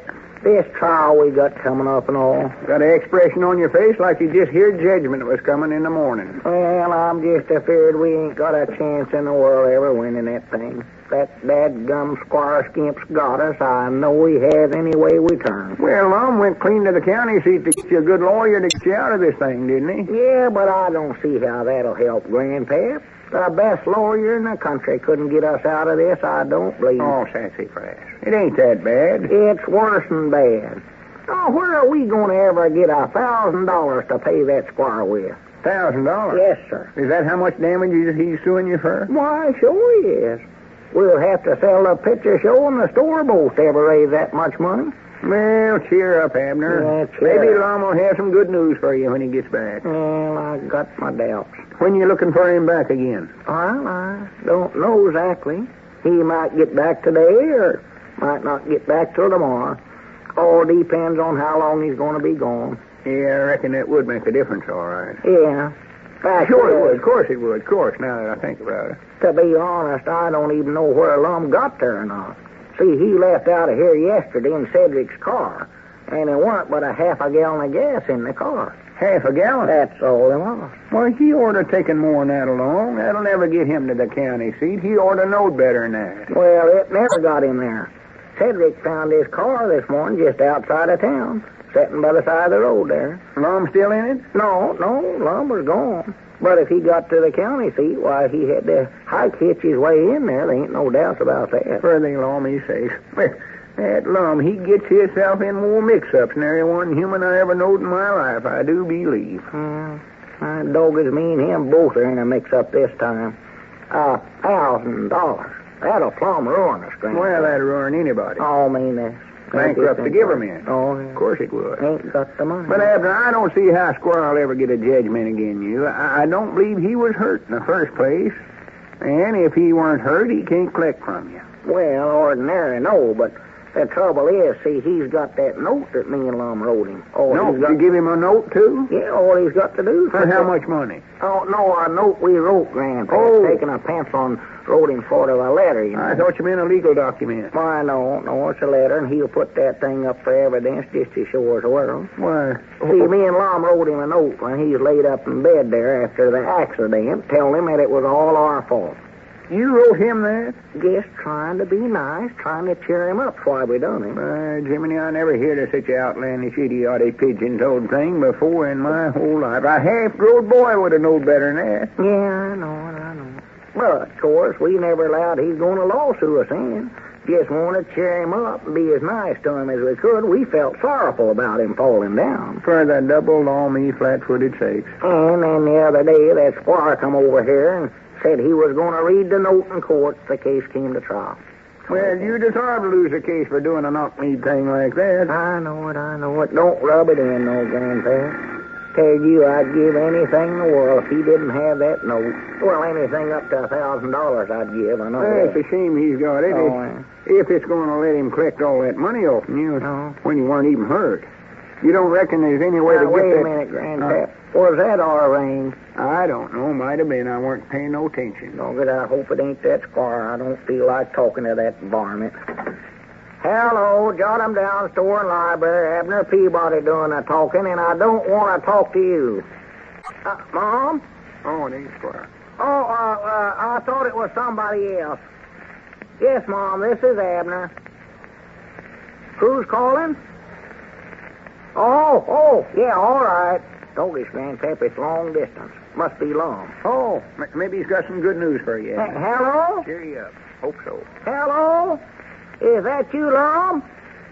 Hello? Yeah, I can hear you. Hello? Quit saying hello. You're in a rush. What? Oh, I'm fine. How are you? Let me talk to him, Abner. Hey, just a minute, Lum. Grandpap wants to say hello to you. Here, Grandpap. Yeah, give me the receiver. Here. Hello, Lum. Milford Spears talking. Yeah, I just wanted to say hello to you. Hello. Here, you talk long enough, Grandpap. How are you, Lum? Let me talk, Grandpap. Well, that's good. How's everything, Lum? for the land sake. Lum says he's fine. Well, I don't care. Let me have that receiver. Let me talk to him. Howdy, Mr. Abner. Oh, hello, Cedric. Howdy, Malcolm. On account of that note, huh, Lum? Hurry up, Grandpap. Let me talk to him. Wait a minute, Lum. Here's Who you Abner. talking to? Take it, Abner. Well, it's about time. Hello, Lum? Hello? This is Abner. Cedric, you and Mousy just in time. Hey, how is everything, Lum? Talking to Lum long distance. Grandpap, be quiet. I can't hear nothing. Long distance. Just a minute, fellas. Now, wait a Well, minute. Cedric wants to say hello to Lum, don't you, Cedric? Yes, Mom, I'd sure love to. Boy, I ain't never talked on a long-distance phone. All right, but hurry up now. Hello, Lum? Cedric wants to say hello to you. Here, Cedric, go ahead. This Talk is to him, fun. too. Oh, Lord, this is a... Hello? Hello? Yeah, that's enough, Cedric. Well, wait, I ain't done yet. Hello? Hurry up, Cedric. How are you, Mr. Lum? Hi, doggies. Give me that receiver, Cedric. Yes, Mom. Mr. Lum's fine, he said. Well, here, give it here. Hello? Hello, Lum? Well, how are you and that lawyer getting along? Abner, ain't you going to let Mousy say hello to her? Grandpap, I ain't got time. Be quiet. It'll just take half a second. What's that, Lum? Mousy wants to do it. Yes, I sure would like to. Take the receiver, Mousy. Well, all right, here, but hurry up now, Mousy. Yes, sir. Hello? Hello, Lum? This is Mousy. Mousy? Yeah, Llewellyn Snavely Gray. Yes, sir. Tell him hello, Mousy. Well, how you feeling, Lum? Give me that receiver, Mousy. Yes, sir. Hello, Lum. Here's Abner. He wants to say hello. Here, Abner. Lum says he's fine. Ain't that fun, Mousy? Yeah, be quiet now. Hello? Lum? Hello? Hello? Hello? Hello? Mom? How's that, Mamie? Oh, I see. All right. Dad blaming. What's the matter? Why, the Central girl said his time was up and he couldn't talk no longer. Oh. Well, we just about had our talk out anyway. Huh? Yeah, had a nice, long, interesting chat there. Yes, sir, we sure did. Boy, that was fun. Come on, Mousy, we better go over and tell Mr. Dick all about it. All about what, Cedric? All about what Mr. Lum told us. Huh? Mr. Dick Hunterson said if we heard anything from Mr. Lum to be sure and let him know right away. Come on, Mousy. Yeah, I'm coming. Goodbye, Abner. So long, Grandpa. Yeah, so long. Yeah, goodbye. Doggies. Here, Lum makes a long-distance call clean from that county seat, and I don't hardly get to talk to him at all. Why, you had a long talk with him there. Huh? You must have if the Central girl had to cut him and you off final. Well, it wasn't me that had no long talk with him. About all I got to say was just hello, and then the rest of... What was it now that Mr. Lum said? Huh, Cedric? I want to tell Mr. Dick what all Mr. Lum said, and I can't recollect it now. All I heard him say was that he was fine, Cedric. That's all I heard. Well, that's it. Much obliged. Yeah, not at all, Cedric. Doggies. Next time anybody calls me long distance, I'm going to throw everybody out of here and lock the door and throw the key clean down the well. Maybe I can get to talk to him a little bit. Swan to goodness. Well, Abner, didn't you hear all them things Lum was telling? He said he was fine. That's all I hear. No, he said things weren't so good. Huh? When I asked him how everything was, he said not so good. Not so good? He said the lawyer said it looked bad on account of that note you fellas wrote to Squire. Oh. That's all I heard, 'cause you butted in on me. Well, I'm glad I never heard that part of it. Well, I knowed we wouldn't have no chance to ever win that case with that note. Doggies, why did we ever write that idiotic note in the first Well, I've been sort of studying on that, Abner, and I was just thinking, why don't you get it back? Get it back? Now, how in the world would we do something like that, Grandpap? Get it back from Squire Skim? Why, there ain't nothing to it. You got any ideas whereabouts he keeps it at? Why, sure, he carries it right with him all the time. Keeps it in that big leather folder that he totes around, and it's got all them gold mining stocks and insurance papers and stuff he tries to sell in it. All right. That's all you have to know. Huh? You know whereabouts Squire's house is at, don't you? Why, sure, natural, but I don't know. All right, and if I ain't mistaken, Squire's got the name of being a terrible sound sleeper, ain't he? Well, yeah, he has, Doggies, wait a minute. I just thought of something here. I bound you, Grandpap, a feller could slip in old Squire's house there late of a night and get that note, and he'd never know a thing about it. Why, sure he could. That's what I slipped inside and got it. I know this wouldn't old Lum be proud of me if I got that note back. He gets back from the county seat, I'll just walk right up to him and hand it to him. I bound you, his eyes will bug out like a tromped on toast.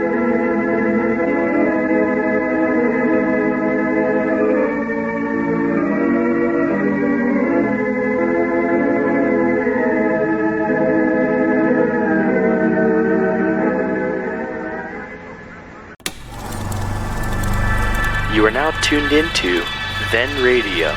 If you enjoy our videos, we ask that you consider joining our Patreon to support our channel. Don't forget to like and subscribe so that you never miss a new video. We hope you enjoyed today's episode, and as always, thank you for watching.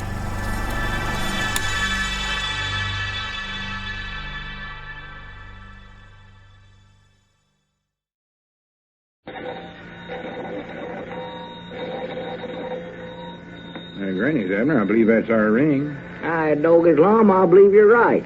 I'll see. Hello, jot 'em down, store. This is Lum and Abner.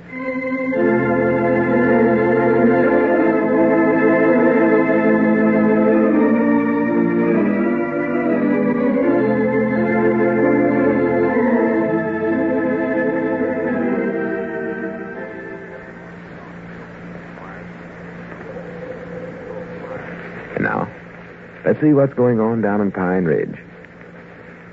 Well, Abner's plan to break into Squire Skimp's home and recover the note which Squire intends to use as evidence in his damage suit against the old fellows resulted in Abner's being arrested for housebreaking and robbery.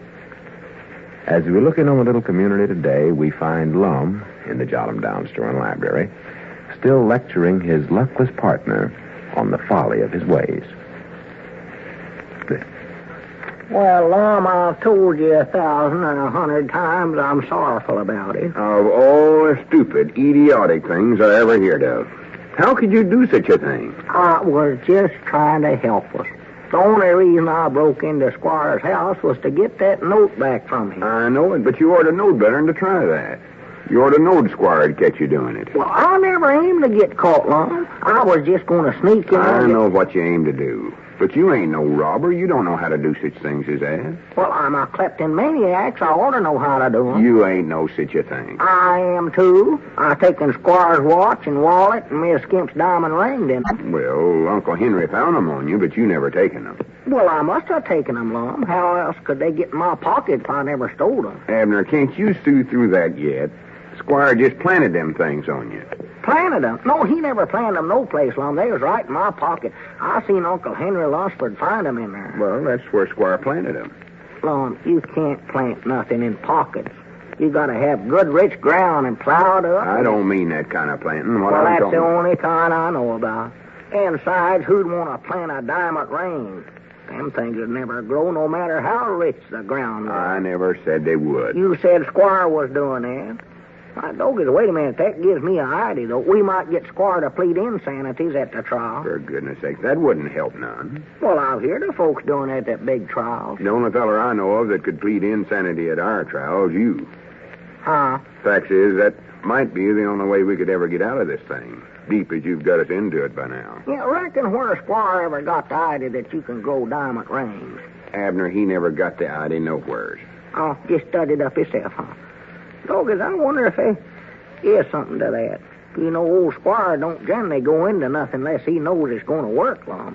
Maybe we ought to take that up, you know it? Abner, someday you're going to drive me subtracted. I can tell you that right now. Well, that idea sounds good, though, Lum. I'll get Elizabeth to switch over from turnips to diamond rings the next time she plants. And then next summer, I'll just go out there in the garden, pick me a few diamonds, take them downtown, sell them, make money. Go on. Tell me some more. It's interesting. Well, there ain't no more to tell. We'll just be million or thousandaires. Won't have to work no more. Just go out, pick a sack full of diamonds. See, Lum, for a real, genuine big diamond, why, you can get, $5 or $10 a piece from. You can? No, sure, at least that. Let's see, you ought to get about, 150 off in a bush, I reckon. See, 50 times 20, that's 2 times 5 is 10. That's $510 a bush, what we'll make. And we ought to have, at least 100 bushes. That would be... Just stop right where you're at. Huh? Your pipe dream's over. You can't grow diamonds, and you know it. You said so yourself a while ago. Well, it does sound right now impossible. It is impossible. Nobody's doing it, not even Squire Skimp. Huh? He's giving it up, too, huh? Yeah. Oh, that's too bad. I sure making money fast there for a while, weren't I? Yeah, you're going along something wonderful. Yes, there. I was, and don't know nothing about growing them things neither. Now, I'll try to tell you what I actually meant when I said that. Huh? I meant that Squire put his wallet and watch and that ring in your pocket himself. He did? Oh, why, didn't he want them no more? Why, sure he wanted them. But he just wanted the town marshal to find some valuable stuff on you to make it look like you'd broke in there to rob him. Well, I did break in there to rob him, Mom. That's what I went in there for.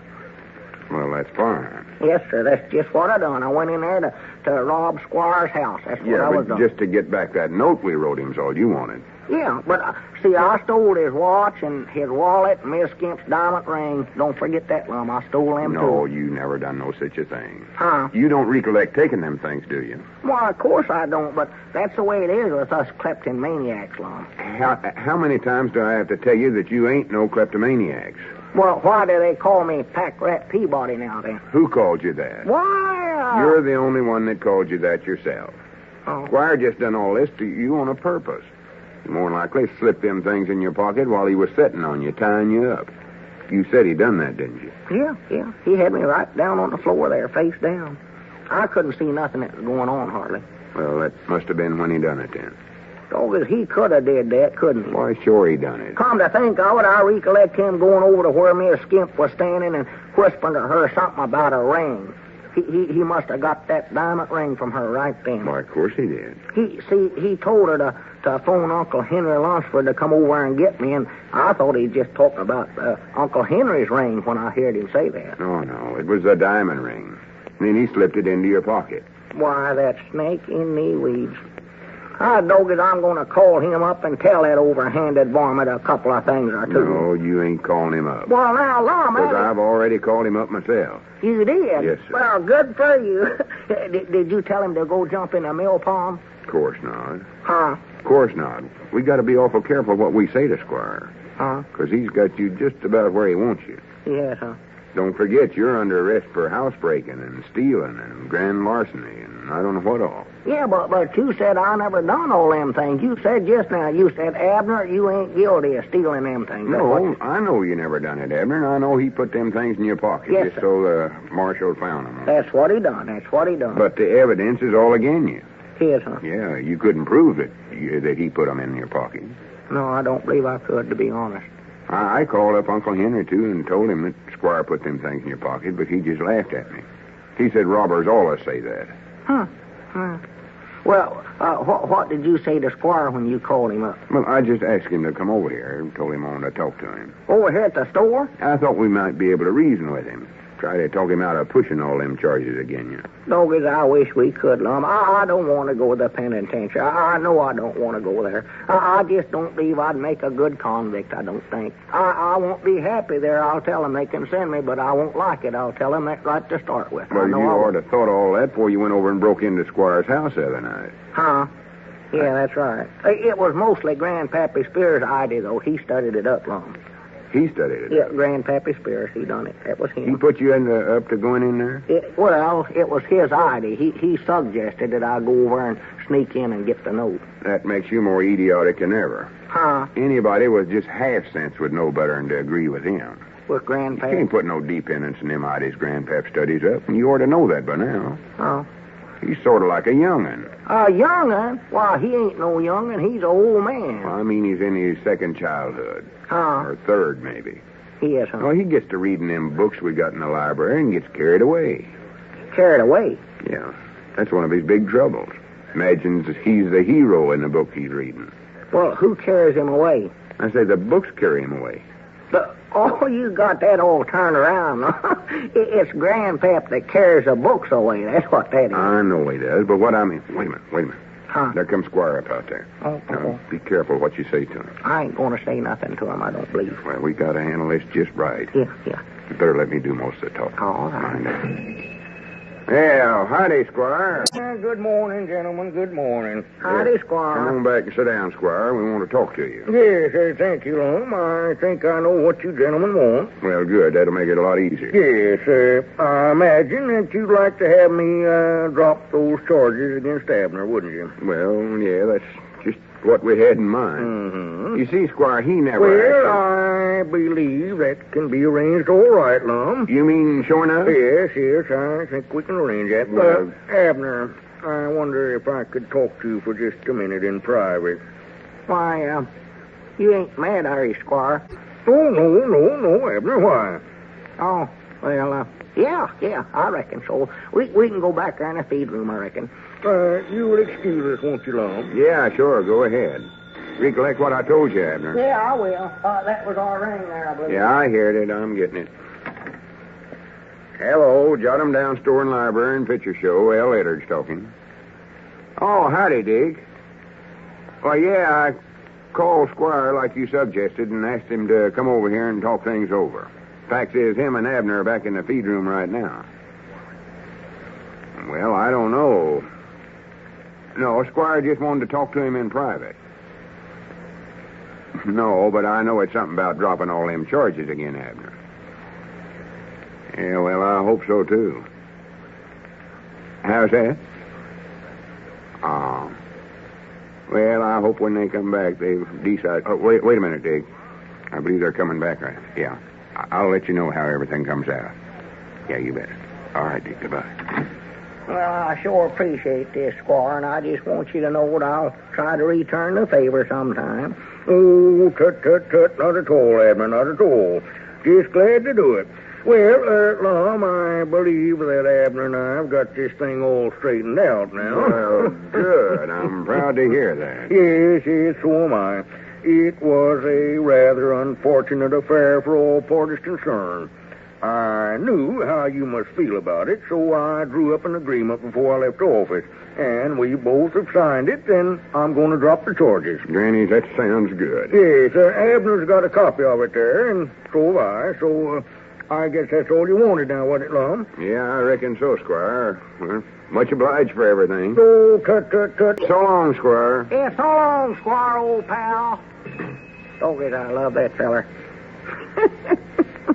I ain't going to have to go to the penitentiary now, Lum. I sure had a narrow escape there, though, didn't I? Yeah, you sure did. What kind of agreement was it you signed? Let's see it. Well, here it is right there. Read it. It sounds awful good to me.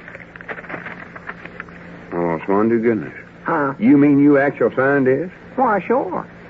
That's your name right there, you signed? That's my handwriting right there. I'll swear it to you. And he's got a copy of this? Yes, sir. Oh, Granny, we ain't got a chance in the world of winning that lawsuit now. Huh? Why don't you ask somebody before you sign any such thing as this?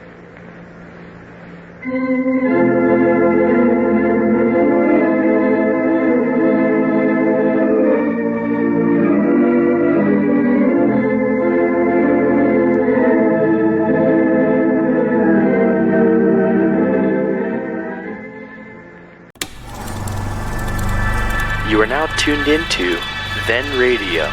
If you enjoy our videos, we ask that you consider joining our Patreon to support our channel.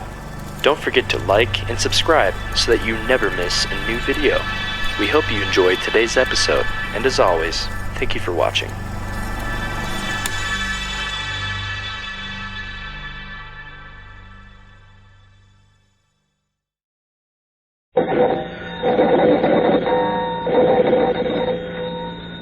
Granny's, Abner. I believe that's our ring. I dog it, Lum. I believe you're right. I'll see. Hello, jot 'em down, store. This is Lum and Abner.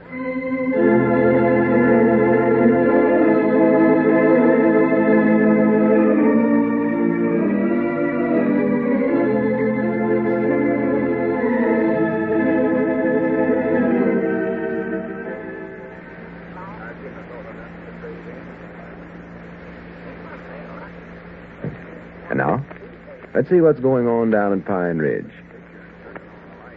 Well, Abner attempted to recover some valuable evidence which Squire Skimp intends to use in his lawsuit against the old fellows, and was caught in Squire's home, and was charged with housebreaking and burglary. Yesterday, Squire agreed to drop these charges if Abner would sign a certain agreement he'd drawn up. As we look in on the little community today, we find Lum, in the Jot 'em Down store and library, still angry with his partner for having signed that agreement. But If we lose this case, you can just blame it on yourself. You had no business signing a document like that in the first place. Well, I never paid no attention to what was in it, Lum. Squire just said if I'd sign my name to it, well, he'd drop them charges against me, so I slapped my name right down there. Looks like you're doing everything you can to help Squire win this case. He's got enough evidence now to where we can't help win the case. He has, huh? Why, sure. He's got that note we wrote him admitting it was our fault that he got hurt in our picture show. And then you went and signed this thing yesterday that made it worse than ever. Well, I still don't see what it is in there that you're raising such a fuss about, Lum. Well, according to this, you went over there to steal that note from him because you was feared for him to use it for evidence in court. Well, that's the truth. That was the reason I was trying to get it back. Yeah, I know, but now it'll look twice as bad to a jury. Twice, huh? We could have made out like that note never amounted to nothing. But this shows that we know it's damaging evidence against us. And this document you signed proves it. Well, you'd have signed it, too, if you'd have been in my shoes, Lum. I'd rather lose that lawsuit than take chances on going to the penitentiary for breaking into Squire's house. Yeah, we could have got you out of that some way or other. Well, read that agreement again. Let me see just what it is I did sign. Well, this is a copy he give you. Yeah. But recollect, Squire's got one just like it that he'll bring up in court just show us the world. Yeah, well, read it again. I'd love to know what I signed. It says, to whom it may concern. Well... This is to certify that I burglarized the home of M.K. Skimp for the sole purpose of recovering certain evidence which I knew Mr. Skimp could use in court to prove that we were liable for the injuries he sustained in our theater. Oh. Signed, Abner Peabody and witnessed by M.K. Skimp. Yeah, that don't sound very good today, but I was sure tickled to death to sign it yesterday. No, we'll never be able to get around evidence like that.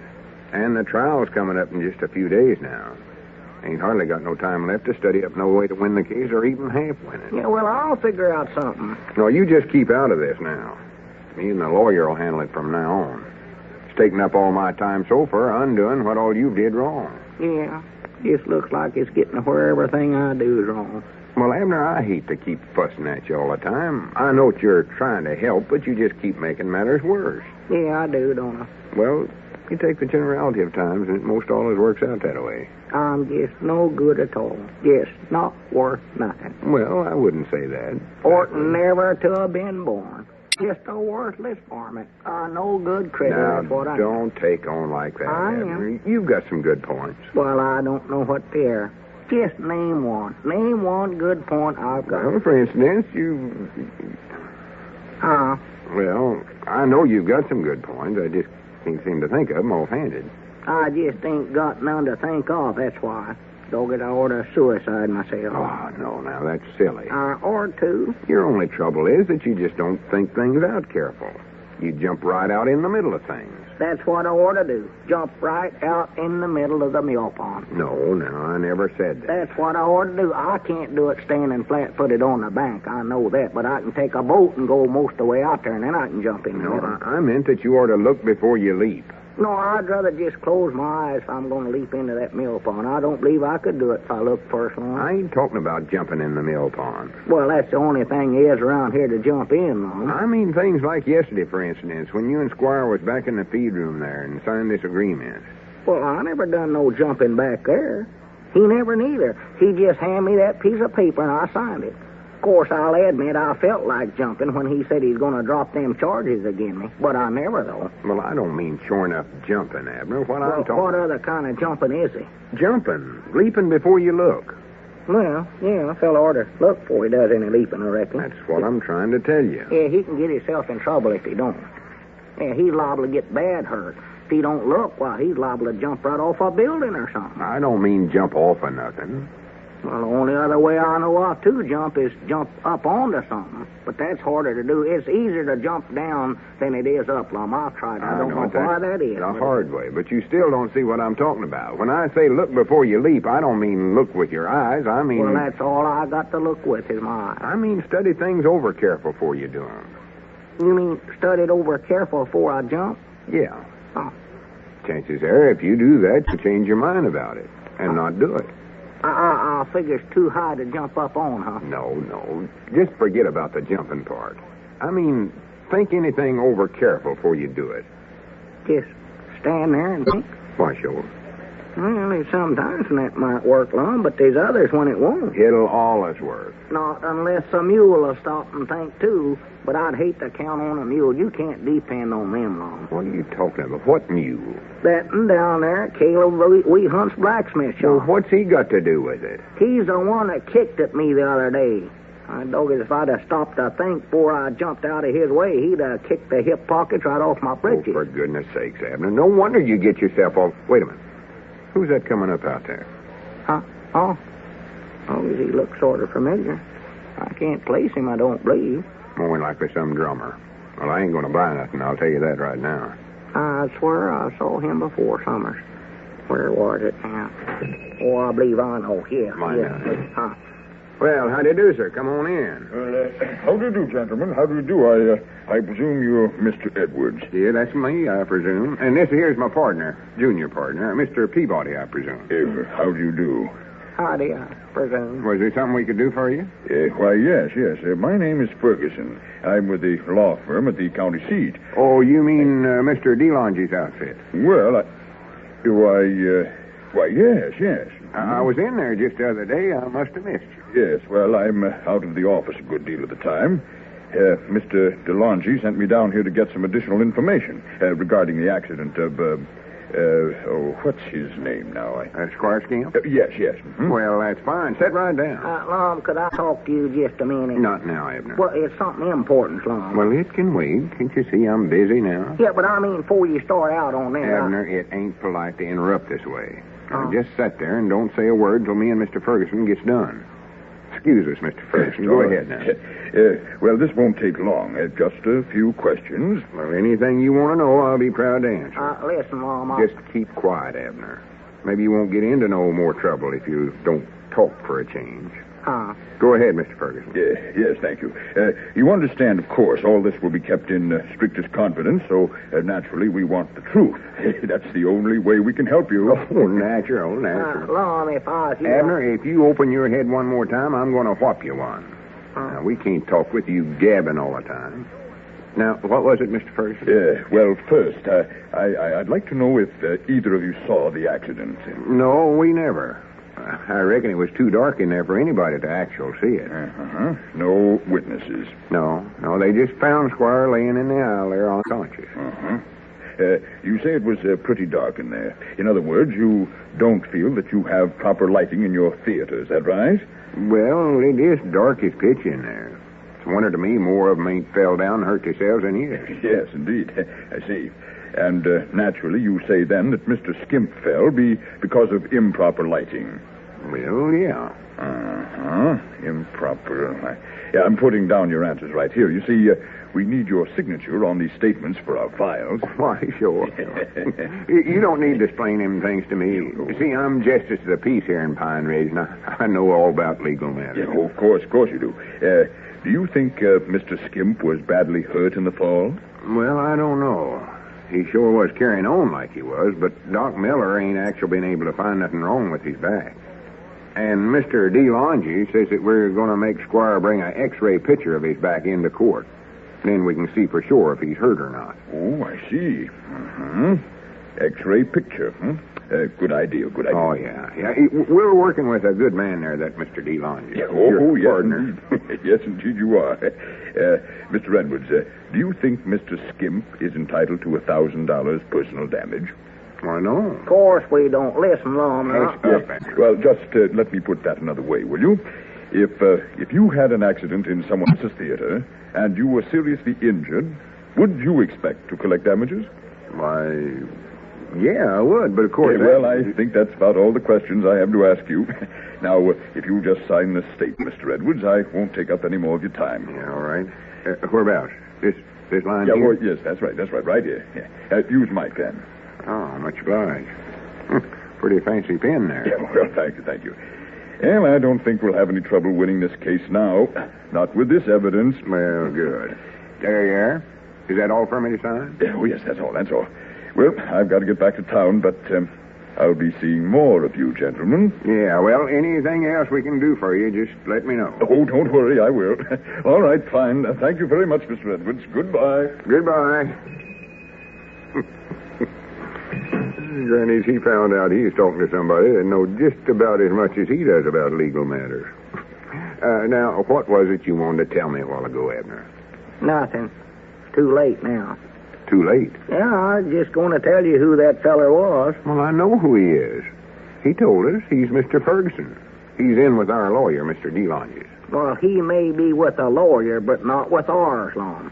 Me and Dick Huddleston seen him talking to Squire Skimp the other day, and Dick told me his name, and it ain't Ferguson. It's either Clark or Clark of Clark and Clark. Oh, my goodness, that's Squire's lawyer. Yeah, that's what I want to tell you, to look before you leave.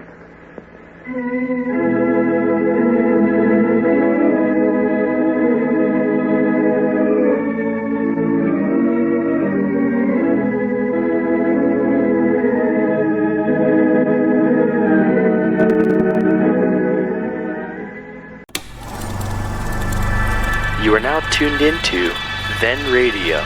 If you enjoy our videos, we ask that you consider joining our Patreon to support our channel. Don't forget to like and subscribe so that you never miss a new video. We hope you enjoyed today's episode, and as always, thank you for watching.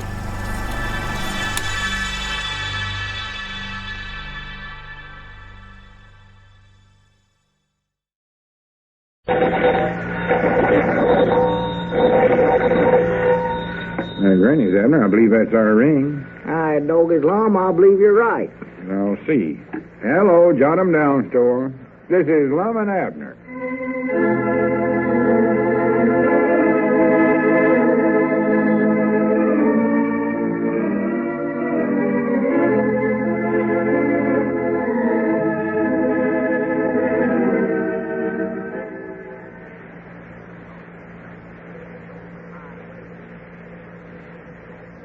Now, let's see what's going on down at Pine Ridge.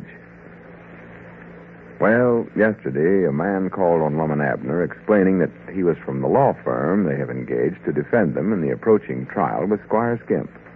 He obtained a lot of answers regarding the case and had Lum sign the statement. After he left, it was learned that he was actually connected with Squire's lawyers. As we look in on the little community today, we find the old fellows in their jot-em-down store and library. Lum is auditing the books of their theater business. Listen. Well, Lum, I don't see what you're trying to add up the books now for. This ain't the end of the month. I know it ain't. Huh? I know it ain't the end of the month, but I just want to see where we stand with our picture show business. Where we stand with it? Well, set or anything else. Well, I'll sit. I don't stand. I got a little chair back there where we take up tickets. I'll sit down. Well, that ain't what I'm talking about. Don't forget, me and you got to raise $1,000 summers if we lose this trial. Huh? There ain't no doubts now that we're going to lose it. You mean after that idiotic stunt that you pulled yesterday? Abner, I said we wasn't going to talk about that no more. Oh, that's right. I forgot. Yeah. 6 and 2 is 9. Or 8. Well, how do we stand, Here's Mom? a 5 also. I know that. Mom, how do we Just hush stand? up and let me get this done, and I'll tell you. Oh, excuse me. Go ahead. 6 and 2 is 8. Ought and ought, ought. I know that. You're wrong there to start with. 6 and 2 is 8. And 4 more is... 40. Yeah, 40. Or no, couldn't be that much. Dad, but now you got me off again. Well, I'll start over there, and I won't say nothing this time. I'll listen. No, I believe I've come close enough the last time I worked it. I was just checking it again to see that I get the same answer twice, but Oh. that just generally throws me off anyway. Yeah, me too. I never can get the same one twice. Just take it the first time. That's the safest thing to do. How do we stand, Lum? Yeah, let's see here. Would you say offhand that we'd made $300 profits or lost $300? Well, if we can have our druthers, well, I'll take the profits, I believe. I'd rather have the profits than the other. But, which is it actual, just twixt me and you? Well, I ain't sure. Huh? I may be a little mixed up on my figures here because it shows a balance of $300. But I can't tell whether we made it or lost it. Well, neither one of them can be right, Lum, because in the cash drawer back there where we keep the picture show money, we just got $94 in cash. Yeah, I know it. That's something else that's got me mixed up. The $94. Yeah, I don't reckon it matters much, though, because whatever it is still is a long ways from $1,000. Oh, Lord, me, yes. You ain't even close yet. No. Well, we'll have plenty of time to figure this all out when we're sitting around the penitentiary. Huh? Wait a minute.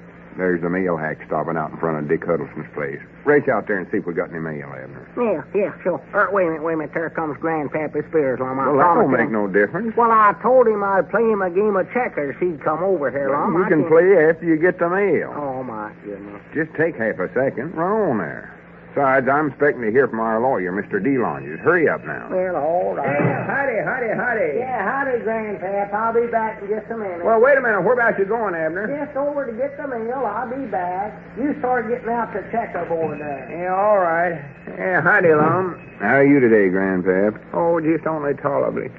Well, you don't look like you feeling your best today, Lum. Not your level best, leastways. Well, I don't wonder. All the worries I got on my shoulders.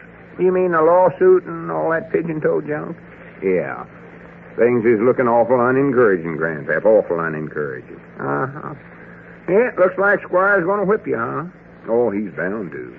With all this new evidence he's got. It's going to ruin us. I know it is. You mean Abner breaking into Squire's house and then signing that agreement saying that he was just trying to get back some damaging evidence? Is that what you mean? Well, that never helped us none, I can tell you that. Sir, that Abner ought to be bored for the temples.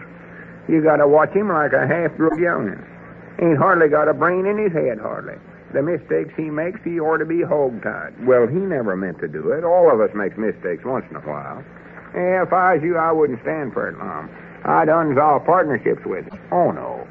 You can't blame a feller for making just one mistake. Sir, that you're hearing you talk that way. The other day, you was pretty mad at him. Going to whop him right on the head. Yeah, but I got to thinking it over. I believe when one of us makes a mistake, we ought to just forget about it, not even mention it.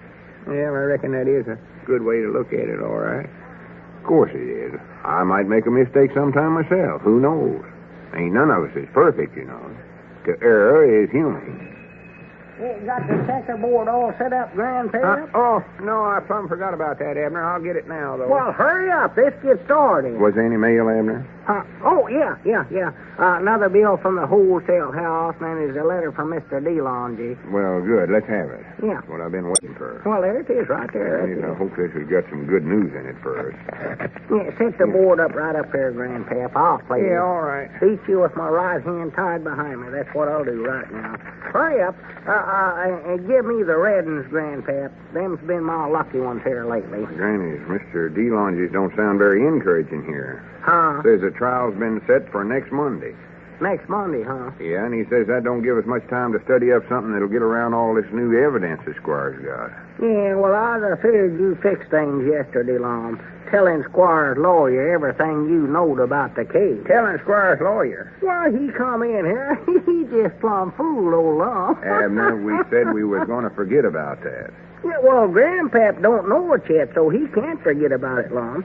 See, Grandpap, Squire's lawyer come in here yesterday afternoon and started asking Lum about the question. Huh?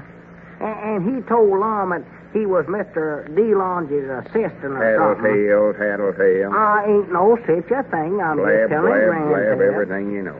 Well, anyway, Grandpap, he said that he was working for us, and he asked Lum about your questions about Squire's accident and got Lum to sign a paper there agreeing to everything he asked him. Well, did you actually do something as idiotic as that, Lum? Why, sure he done Come on, Abner, you tell everything you know. Huh? What questions did he ask? Oh, Lord, I'll forget them all. What did I do with that envelope this letter come in? He asked him a whole sheet full of questions there. And one of them, he asked him something about that if we had the right kind of lights in our picture show, and if we had the right kind of lights, if we thought Squire would have fell down in it. Lum said no, he never thought so. Right there. Lum, you come right out and admitted that. That's what he done, Abner, we ain't going to discuss this no more. Now, do you understand? Yeah, sure. Oh, I recollect another question, Grandpap. He asked him if it'd been him that fell down in somebody else's picture show, would he expect them to pay him for it if he got hurt? And Lum said, why, sure he would. Jimmy Lum, you must have been clean out of your head. Why, sure. Well, I thought he was our own lawyer. Didn't find out till after he's gone that he was one of the clerks of Clark, Clark, and Clark. Yeah, see, them Clarks is Squire's lawyer, Grandpa. Yeah, I know that. Clark, Clark, and Clark. Yeah, that's Still the name. sounds like a setting hand on it. Yeah, looks like there ain't no use for you fellas to go to the trial now. Looks like you've lost it already. Yeah, sure does, don't it? Yeah, if I was you fellas, I'd just settle it out of court. That's what I'd do. You ain't got a chance in the world, looks to me like. Oh, no, ain't got none. Well, that's exactly what Mr. DeLonge suggests here in this letter. He does. Yeah, but if you recollect now, we tried to settle with Squire once. Yeah. The only way he'd settle was for us to give him a third interest in our picture show, make him the manager of it, and I don't know what all. Well, we ain't going to do that, Lum. Doggies, I'd rather go to the penitentiary if I was having my druthers than to take that Squire Skimp in for a partner. Wait a minute, I'd always let me think about that. Would I now? Let me see now. Of course, I reckon you're right, though, Grandpap. I guess we ought to settle with him. I'm out of Since we ain't got no $1,000 to pay Squire. No, ain't got that. I just hate to see him get anything out of this, because he just fell down on a purpose, just so he could lawsuit us. I know he did. Never hurt himself at all. I just wish there's some way we could prove that, Lum. Yeah, wait a minute. Grannies, we're forgetting about them x-ray pictures. That's our only hope. Our one hope. The x-ray pictures? Yes, Mr. DeLonge, you said them x-ray pictures will show the jury definite that there ain't nothing wrong with Squire's back. Well, what if Squire refuses to have any pictures taken, though? Well, if he does, he's just the same as admitting right there that he ain't hurt. Yes, huh? Of course, I know he'll try to get around it some way. Oh, Him or them lawyers of his will. So you know Squire Skimp. Wait a minute, I believe I got an idea. Huh? Maybe we can settle this out of court after all. Out of court? But settle it on our own terms, not his. Well, good for us. How are we going to do it? I'll show you just a minute. I'm going to call Squire right now before he can get to his lawyers and make him a little proposition. What kind of proposition, Lum? Just a minute. Well, don't use none of that psychology on him now. That's what's cost us all this money to start with. I'll mention that we're going to demand to see x-ray pictures of his back at the trial. And Squire's back? Stutter and try to think up excuses, and then I'll tell him we might be talked into forgetting the pictures and the whole trial. Wait. Hello? Is Mr. Skimp there? I'd like to talk with him, please, Mom. Doggies, Grandpap, that Mom's got her head on him, you know it. I wish I could be over there and watch his face when Hello? Squire? You'd never think it by looking at him, but... This is Lum. Lum has got sense. Yeah. A little. Well, I say, Squire, I just thought you'd like to know that we're going to demand to see pictures of your back at the trial. He's got a brain in his head. X-ray pictures of where you claim you was hurt. Might not be the biggest one in the world, but he's got one there somewhere. Oh, well, I reckon that's all I wanted. Goodbye. Well, for the land's sake, Lum, what'd you hang up for? Yes, blame it all.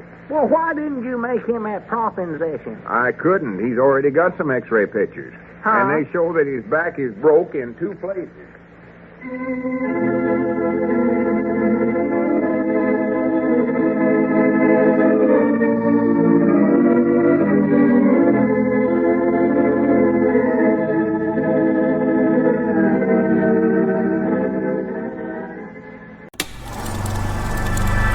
You are now tuned into Then Radio. If you enjoy our videos, we ask that you consider joining our Patreon to support our channel. Don't forget to like and subscribe so that you never miss a new video. We hope you enjoyed today's episode, and as always, thank you for watching.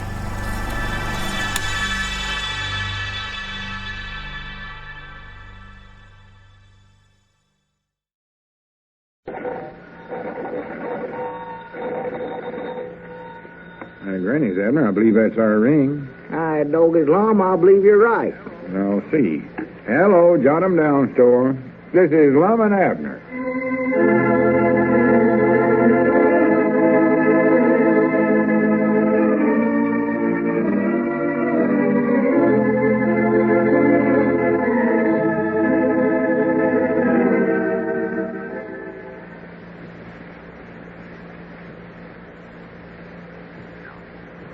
And now, let's see what's going on down in Pine Ridge. As the day for Lum and Abner's court battle with Squire Skimp nears, the old fellow's prospects look gloomier every hour. Their one hope of upsetting Squire's case by demanding to see an X-ray picture of his allegedly injured back was wrecked yesterday when they learned that Squire already has such an X-ray, which he plans to exhibit in court. As we look in on the little community today, we find Lum, Abner, and Grandpappy Spears in the Jot 'em Down store, deep in concentrated study. Listen. Doggy Lum, I wish you'd stop pacing backwards and forwards. You're going to wear the floor plumb through if you ain't careful. I can't help it, Abner. I gotta study. Well, why can't you sit down and study?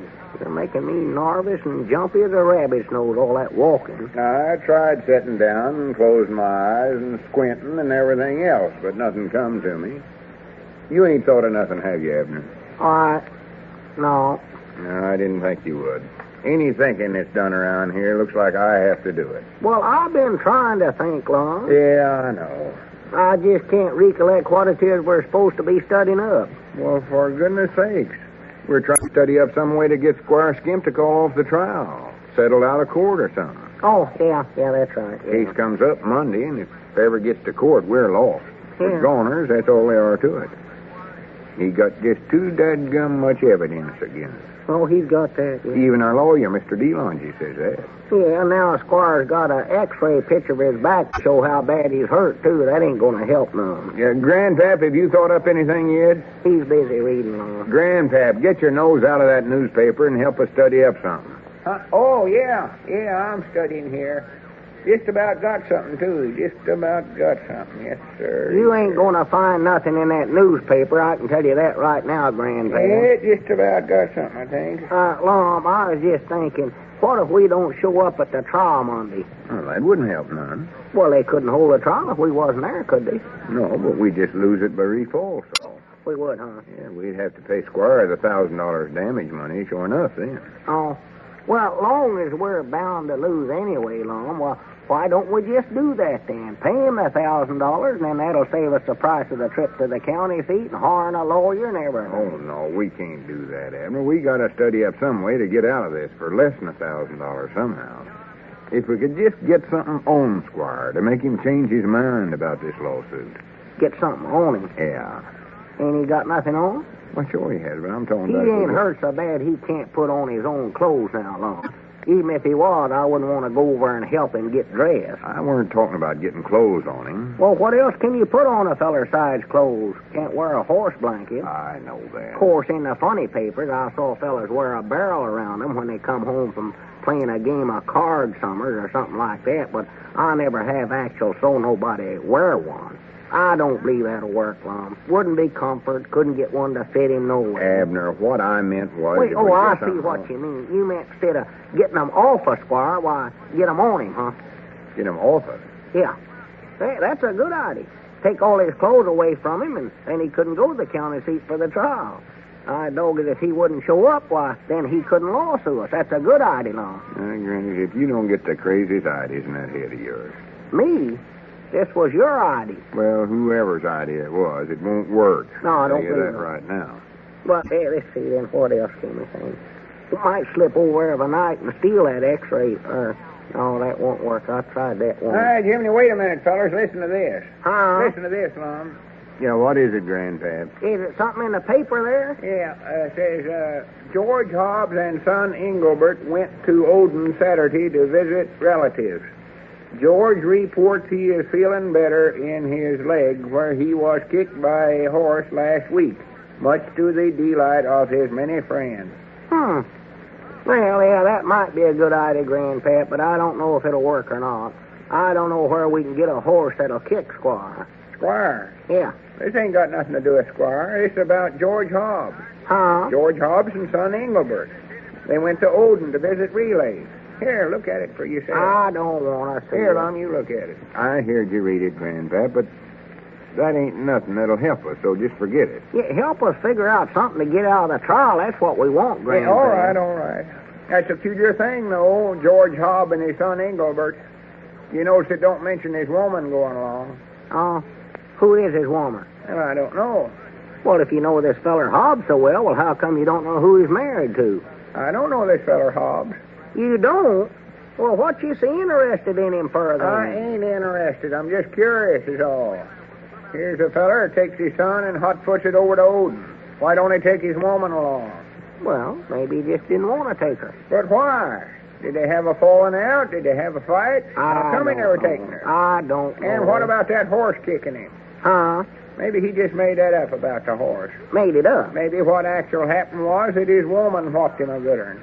Doggies, you reckon she did, sure enough? You never can tell about people. Why, that read woman between them stinking lines. knee weeds. A woman like that ought to be arrested. Of course he ought to. Doggies, I'm going to call up the town marshal right now. Abner, get away from that phone. Well, Lum, there's a desperate, dangerous woman running loose There around here. ain't no such a thing. Say yes, too. She might not have killed her husband, run him clean out of town. Yeah, no telling what she done to son Engelbert. Yeah, I got to get hold of Uncle Henry Lunsford before it's too late. Abner, if you and Grandpap don't simmer down, I'm going to run you out of town. Huh? Now, forget all this prattle-prattle.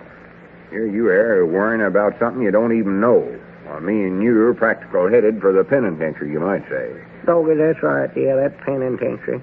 Yeah, let's let George and Engelbert take care of that themselves, Grandpap. I got troubles of my own to study about. Yeah, well, they'll all catch up with Hobbs' woman sooner or later. Say, Lum, I know what we might could do is burn Squire's place down. That'd destroy all that evidence he's got against us, and the X-ray picture and everything. Oh, no, we ain't going to do no such a thing as that. That's unlegal, and it's against the law, too. Tis, huh? Why, sure, we'd be legal note as firebrands. Get charged with arsenic. Huh? We ain't going to do that, I can tell you that right now. Yeah, well, it was just an idea. I just keep thinking about that penitentiary. I'd do my And you oughtn't to burn nothing down anyway, Abner, because I just read an article here. It claims there's a big fuel shortage on right now. Fuel shortage? Yep. Yeah, it says here there's a serious shortage of every kind of fuel for this winter. Coal and gas and oil. What about kindling wood? Don't mention that here, but we must be short on that, too. Yeah, must be, I reckon. Hey, Granny, wait a minute. That X-ray picture. What's the matter? Is there a shortage of them, too, Lum? No, but I just recollected something. Huh? Now, we know Squire's got an X-ray picture of his back. Yeah. But we don't know if it shows he's actual bad hurt or not. Well, it must show he's bad hurt, or he wouldn't be aiming on showing it in court, Lum. Not exactly. Huh? Not the way him and his lawyers works. More than likely, they're aiming to have some lawyer get up and say a lot of big, fancy doctor words and that jurymen can't understand, and so natural, L. Squire was hurt something awful. Why, them overhanded varmints. But we ain't going to let him get away with it. I'll call Doc Miller and get him to go to the trial with us and tell the truth about that X-ray picture. That's the thing to do. Doc will be on our side. He's a good, honest man. Call him right now. Yeah, call him up. That's a good one. I'm glad you thought of it. One of the two important ways you can save on fuel is... Be quiet, Grandpa. Hello, Mamie. Let Lum talk. This is Lum. Yeah. Oh, I'm fine, thank you. He's fine. Yeah, tell her I'm fine. I don't know how Cedric is. I ain't saw him. Elizabeth's fine, too. Listen, get hold of Doc Miller for me, Mamie. Yeah, he's more than likely making house calls about now. Locate him as quick as you can. All right. Much obliged. Granny, if we can prove Squire weren't hurt, we might have a chance in court after all. Well, I know good and well he couldn't have been bad hurt, Lum. I know that. One of the two important ways you can save on fuel is to avoid wasting electricity, gas, and water. Water? That ain't no fuel. And electricity just makes the lights go off and on, Grandpap. Yeah, but it claims in here that it takes coal and fuel to generate electricity and pump the water through the pipes. Well, that might be the truth about water, but I know they get electricity from lightning. That's where that comes from. Benjamin Franklin was the one that found that out. All you got to do is just take a kite and put a key on it and wait for a rainstorm. They got easier ways of doing that now, Abner. Huh? It says here that if we cut down on water and gas and electricity, that'll cut down the amount of fuel they need to run that stuff. Oh. And then they can use the coal that saves summers where it's critical shortage on it. Wish old Benjamin Franklin was here. He'd back me up in here. Yeah, everybody ought to read that article and do what it says. I read about it. Turn off lights we ain't using, don't leave electric irons on all day, and fix leaky faucets, not waste nothing, but that ain't got nothing to do with our trial. Leave all right to old Benjamin. Claims here that if us folks will just reduce our use of electricity by 10%, why, we'd save over 4 million ton of coal a year. 4 million tons? That's what it says. Well, Lord me, what would I ever do with that much coal? Wait a 4 minute. million tons. That must be Doc now. Huh. Don't know why I never thought of this idea before. Hello, is that you, Doc? Yeah, this is Lum. Don't be I'm all this. No, nobody ain't sick. It's something about our lawsuit. Something to worry about. Yeah, see, Squire's got an X-ray picture of his back, and he's aiming on showing it in court, and... Now, how's that? Got to get rid of You saw the X-ray. Well, good. It shows what? Oh, it does. I see. Well, I reckon that's all I wanted to talk to you about right now. Yeah, much obliged, Doc. Goodbye. What's the trouble, huh? Doc Miller says that X-ray picture shows that Squire hurt his back something awful. He did? Yes, sir. Broke one of the vertebrae on his spinal columns in 2 places.